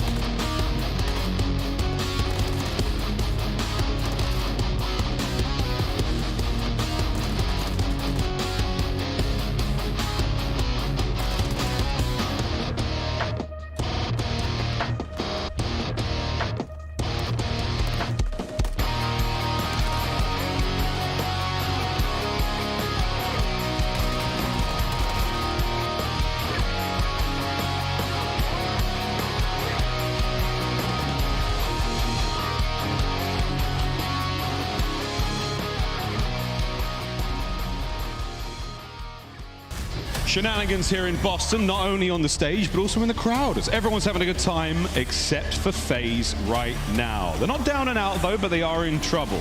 It's now tournament point for Toronto Ultra. One more search and destroy chance, and they can lift a trophy. I mean, this is a terrifying thing, too, because, like, as you said, down but not out. Atlanta FaZe is never a team that you actually want to show any doubt towards. They are incredibly capable, but in search and destroy, they have been getting bullied. It's been their best game mode all year. Coming into the tournament, you might have even said they're the best S&D team in the game. Ultra, though, have been obliterating them, even when the First Bloods are not going their way. Ultra just picking them apart left and right. 12-3 on round count on the day. Insight MVP performances left and right. Atlanta FaZe back against the wall. What can they do? First Bloods were important. And aBeZy does exactly what aBeZy does. Gets the first. But that was the thing for the last S&D map we watched, where they got 6 out of the 8 First Bloods, and they still lost rounds consistently. This would be a 3v4 retake from Ultra if FaZe actually decide to go and plant that bomb. But the pressure on the flank is there. Celium dealing with 2, and he's going to get caught. The man advantage maybe already faltered, but Draza there for the trades. Draza from up high helps out a lot. Oh, aBeZy's been caught by the Voyeur Insight. Deals with him. 2v2, bomb down at B. And that is such a late bomb plant that has actually so much more time for the Ultra players to work with. Draza, though, going to have the information on both of them. Simp now the opportunity to roam and make the play, but Draza going to have to play it safe. Let his teammate do some work. Oh, eyes on. Simp at long range with the Rival 9 eliminates one of the best ARs in the world. All down to Kleenex. He's been here before. How did he know Simp was the top of that truck? That is pure gunny and pure reaction, but that is a massive play coming in from Clear Simp. 2-time world champ, MVP at a solid number of events. I'm telling you, man, Ultra on these retakes, they are the best team in the world at it, but he makes the big play to shut it down. A massive flank after that bomb goes down, shoots the 2 players in the side. So him and Draza working together expertly, and they get that first round. That 2 kills from Simp will go in the pile for now. Attacking round now for Toronto Ultra. Bomb most likely in the hands of Envoy, as is tradition. So again, for FaZe, if you take care of Envoy, you know most of the time the bomb's down. And straight towards B, this is the site in the game that is most difficult to retake if the bomb actually gets planted. And Draza barely able to get away without getting first blooded. So right now you have a stranglehold over this B site. Atlanta FaZe, they do not want to see a plant. Yeah, Draza's thankfully on the right side of that wall. Explosion starting to dwindle. We're running out of lethals. And you see, because of the positioning right there from the players on Atlanta, that Ultra might not want to deal with it. Maybe play for picks, maybe slowly work that bomb out towards the A site, but still worried about the flanks, worried about the pressure. If you go towards A, Simp is the man you have to deal with. They're directly below Simp right now. He doesn't know that, because they're most likely wearing their sneaky sneakers. Oh, he just heard everything, though. You might not get the first blood, but Simp does have the intel. aBeZy there for the trades on the other side of the map. So a couple key players getting taken out, and Simp ready for the timing. Bomb's going to get planted, but that player is going to fall. There's the extra kill. Man advantage for Atlanta. Gets away with his life. The smoke. Oh, it was so close. A single bullet in a Kleenex would have changed the fight. 2v2. And because of the late smoke, Ultra knows that no one actually went to hop that bomb. Kleenex, the dead silence, and timing is perfect. The gunny is not. It is all up to Insight. Insight now trying to get the damage into Celium to slow him down, but aBeZy now making his way through the back alley for the kill. Back and forth they go. Oh, and it's a door fight, too. It's a door fight, and Insight might be able to do it. It's a door fight! Oh, my God! The jaws of defeat through the threshold from the hip.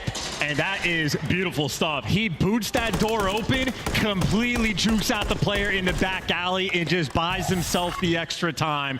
Easy reads from Insight, the cheekiest of plays. The King of Clutch strikes once again. Trying to recompose himself before we start round 3. But that was a decisive one.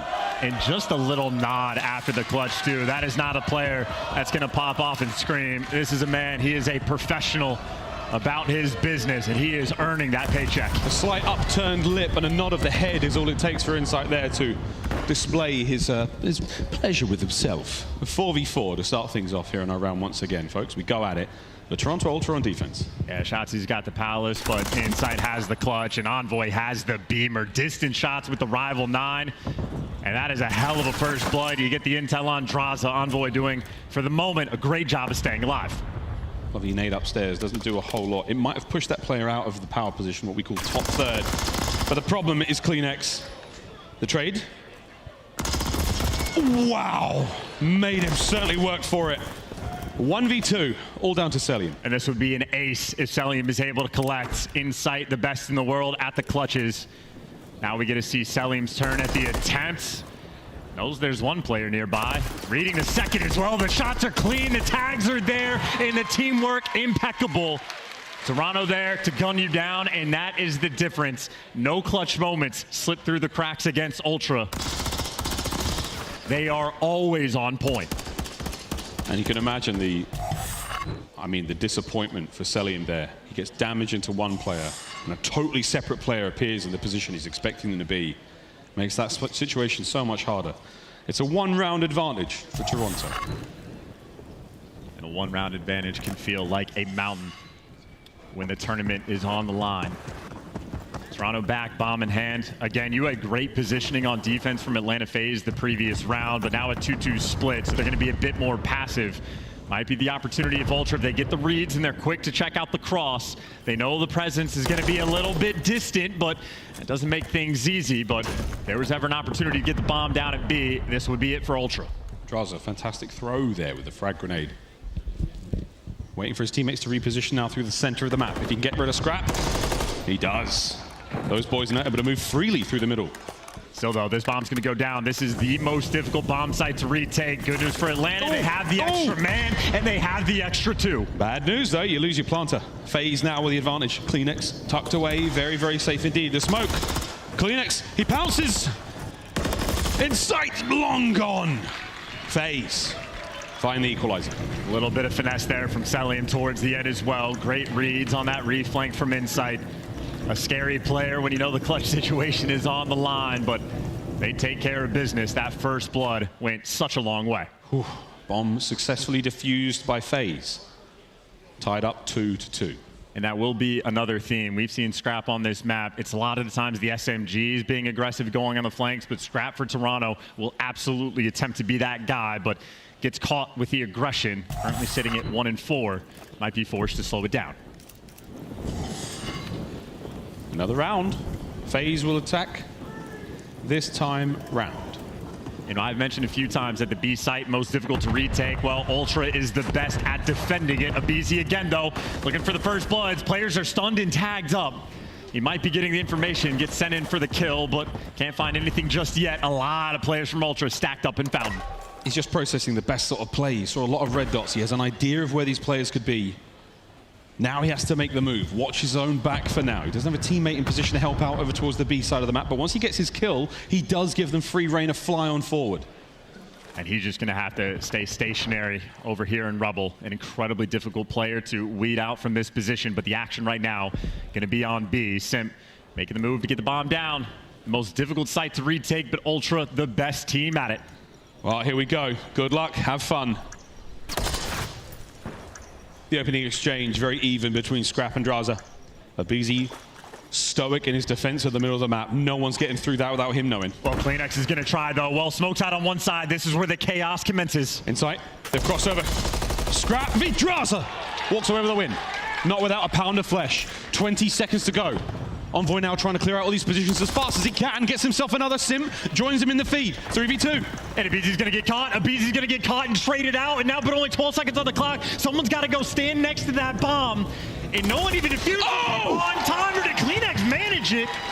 He's got it. He's done it. 0.7 seconds.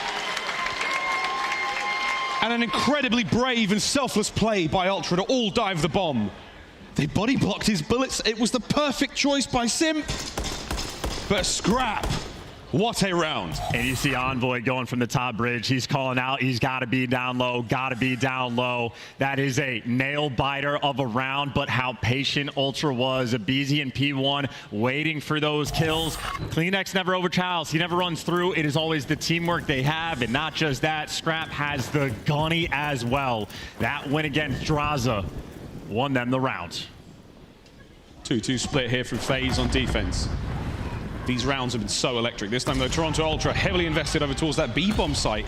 The nades are going to certainly hurt. They take care of CleanX. We'll see him in the next. Yeah, messing with the timing. A little bit delayed there from Atlanta FaZe. Good enough for the first blood, and Selim almost certainly sees Insight up top, but these are impossible gunfights to win. Selim is a player, though, that can do the impossible or just way too aggressive and gets caught out. Now with 3 versus 3.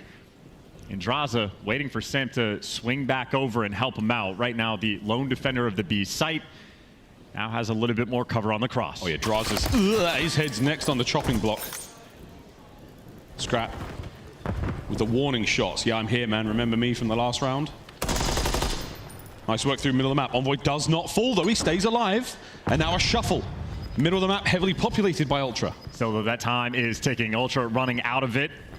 And aBeZy backing down and repositioning. This is a very difficult player to find. In the meantime, the other tear down low. Going to get caught. aBeZy found as well. And just like that, the round collapses. Draza left in a 1 versus 3. Well, they don't win their ones. Ultra managed to somehow pull it out. And now Draza.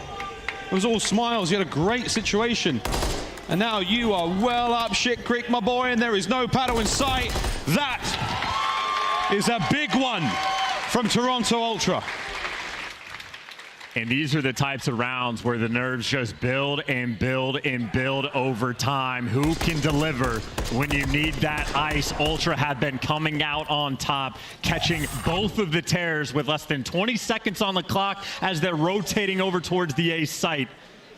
Ultra on point. 2 rounds away from victory here in Major 1 for Toronto. And keep in mind, that is another round where Atlanta FaZe get that first blood and just cannot deliver. 2 nades, 2 stuns. Right through the middle of the map. aBeZy gets a lot of information. FaZe have decided to hit the go button. Ruthless aggression as aBeZy puts Scrap into the next round. But getting the first blood has not been enough for Atlanta FaZe. They still need to execute. And CleanX, this might all be about the timing. A lot of noise and a lot of doors being opened. When does he want to strike? When he decides to strike, it may be so decisive. Number 1. See the instant reaction. The stun does not connect. He knows those players have now gone into hiding. And his headset on LAN is working. Great reads there for the 3v3 with the bomb down. Ultra still the pressure on them to move. Ultra now moving over towards the bomb site. Insight takes care of Draza. The numbers are fantastic. Onto the bomb we now hop, and Insight's got to watch all these players, every possible angle the FaZe counterattack can come from. I don't believe that we are seeing another ninja defuse. Toronto Ultra, tournament point. I mean, they are toying with Atlanta FaZe and Search and Destroy. They are making them look like a bottom tier team. How many first bloods are they gonna get and falter towards the end? A team that is typically mistake-free has made every last one. In Ultra taking full advantage, 1 round away, and they are your champions. A celestial level of composure right now from Toronto Ultra. They can do no wrong. And now in the final round, Envoy throws an absolute doozy, takes care of Draza. And what can Ultra do when they have the advantage? They can shove it down your throat, looking to execute, everybody grouped up together. Sim's got a lot of work to do here towards the bomb site. Catch anyone out as he checked his possible corners. Gets gifted 1. That's Insight out of the equation. The bomb planted for maybe the last time here in Boston. It's a 2v2. Simp and Cell going against Envoy and Scrap. Split on the map for the moment. 32 left on the clock, and Scrap gives you the next one. Another gunfight 1. Can Chris Lair save his team now in the most dire of moments? 25 seconds on the clock. Smoke is out. And Simp, he's trying to pierce it. He can't get it done. Ultra are your champions.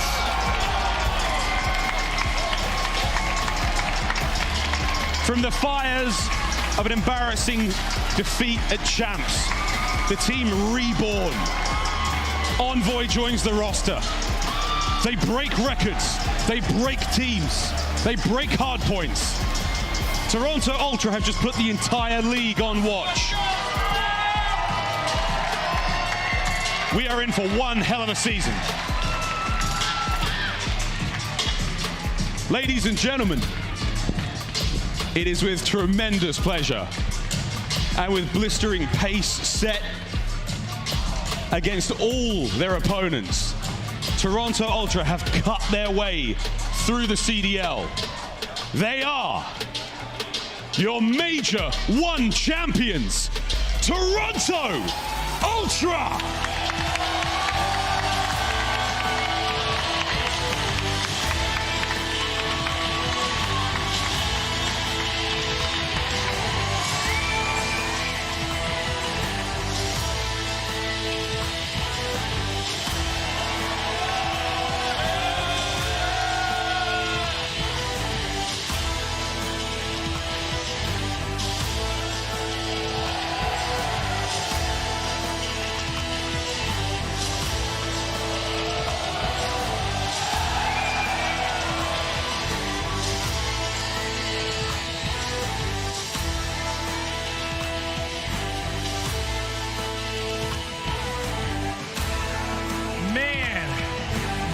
One more time, give it up for your Major 1 champions, the Toronto Ultra!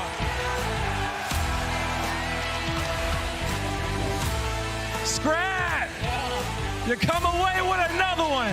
How does this one feel to be back on top of the CDL setting the pace? Shit. Give me this shit. All right. I got some words to say, bro. Pass is the pass. Fuck that champ shit, yo. We back. We back. We back on top. We're coming all fucking year, bro. All year. Let's go. All year. Let's go for the Ultra fans. Pass this one on over to Ambo. My man. Bro, you're a champion again. How does it feel to win with these guys? It feels great, man. I mean, they've been treating me nothing but a brother since I've joined the team, and it's amazing to go 1 for 1, and we're gonna keep at it. We're gonna keep at it, okay? Everyone, give it up for Envoy one time. All right, Kleenex. You know what? Before I ask you anything, Toronto, I want you guys to know that this is your MVP of Major 1. What a tournament. Yo, can we get the MVP chance?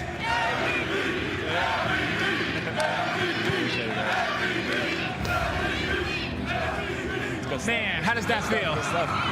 How does that feel, y'all, to come away with this win with the team? Feels good, you know. My voice is completely gone, but appreciate you guys. Appreciate you guys for supporting the whole entire way through. Love you guys down there. See the Ultra shirts. We love you guys. Appreciate you guys so much. You know, wouldn't be here without you guys, so appreciate you, man. All right, all right. Now, pass the mic down on over to Tourist Insight. Insight, you come away with a victory. The new team, everything that you guys wanted to happen has came to fruition. How does this feel for you? Feels amazing, you know. I feel like the boys are putting so much work. There's been a few arguments, this and that. I feel like we came out to this event that just showed everyone what we're about, and just to win, it just feels amazing again, man.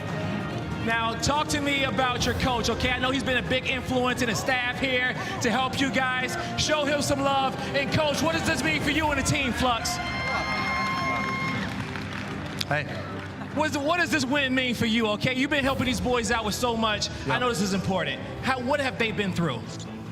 Honestly, I'm so proud of how locked these guys have been since day one of this game release. We've been laser focused, and I think, we put in the work, and I think it shows in the performance. We've been the best hardpoint team in the game, and we worked on the S&D, and we got there. And I just want to shout out to the organization that supports us, our glorious operations staff, my assistant coach Joe, who's an absolute genius, Nostradamus we call him. And honestly, I couldn't be more proud of these guys just putting in the work, and it's an incredible performance. Definitely is an incredible performance. Hand me the mic. Now, we're going to have a Toronto event at some time this year, and I know all you guys in Toronto and Canada are blowing it up in the chat right now, but Boston, one more time, show some love to your champions, the Toronto Ultra.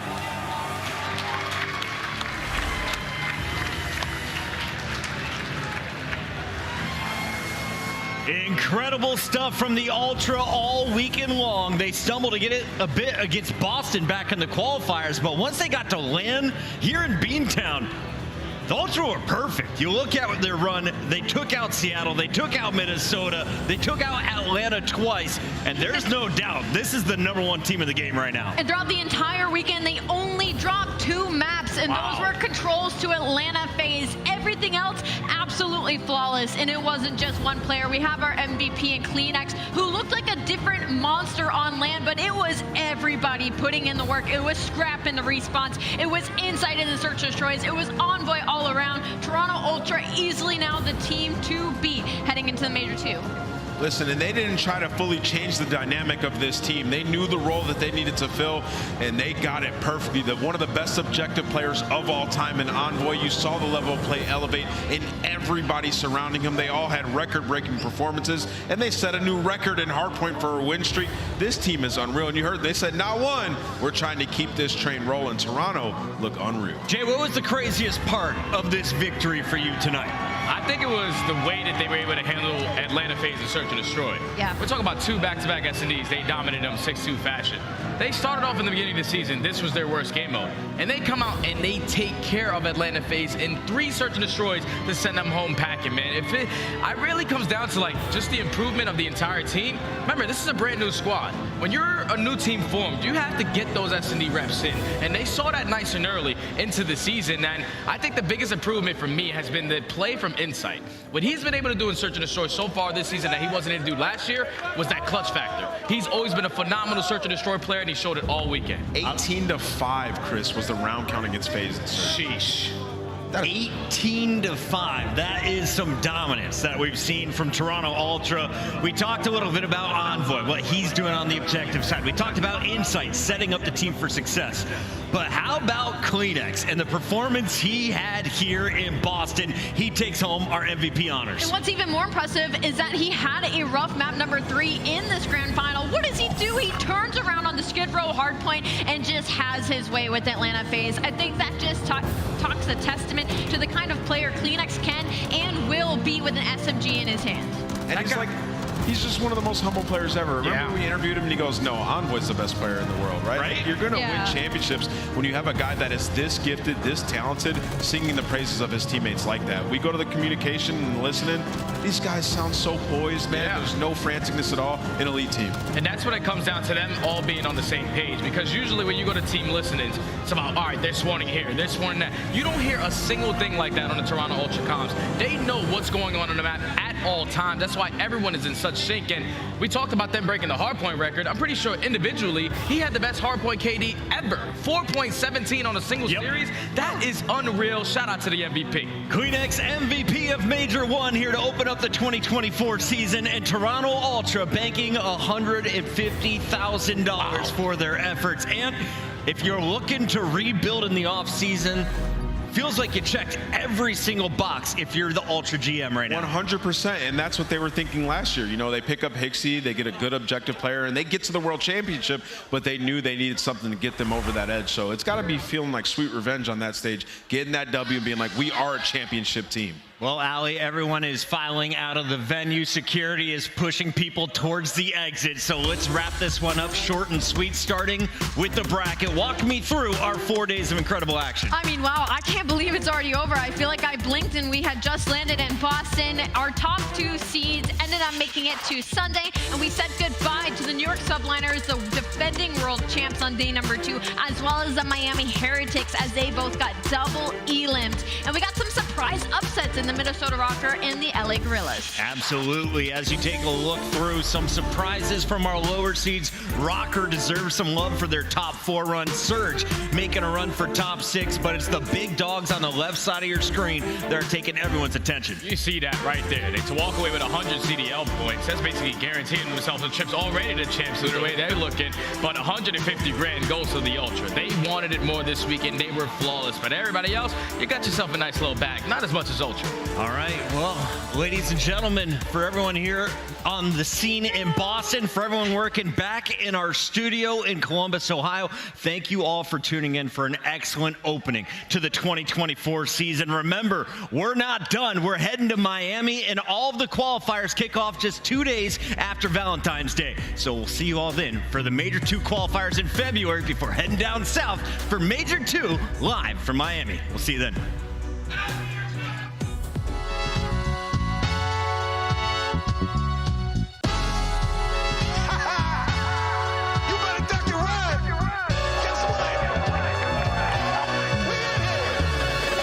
Rolling up at 12 a.m. Squad deep, and we all brought friends. No heat, or we breaking rims. Open doors, or we bust them in. Rolling up at 12 a.m. Squad deep, and we all brought friends. No heat, or we breaking rims. Open doors, or we bust them in.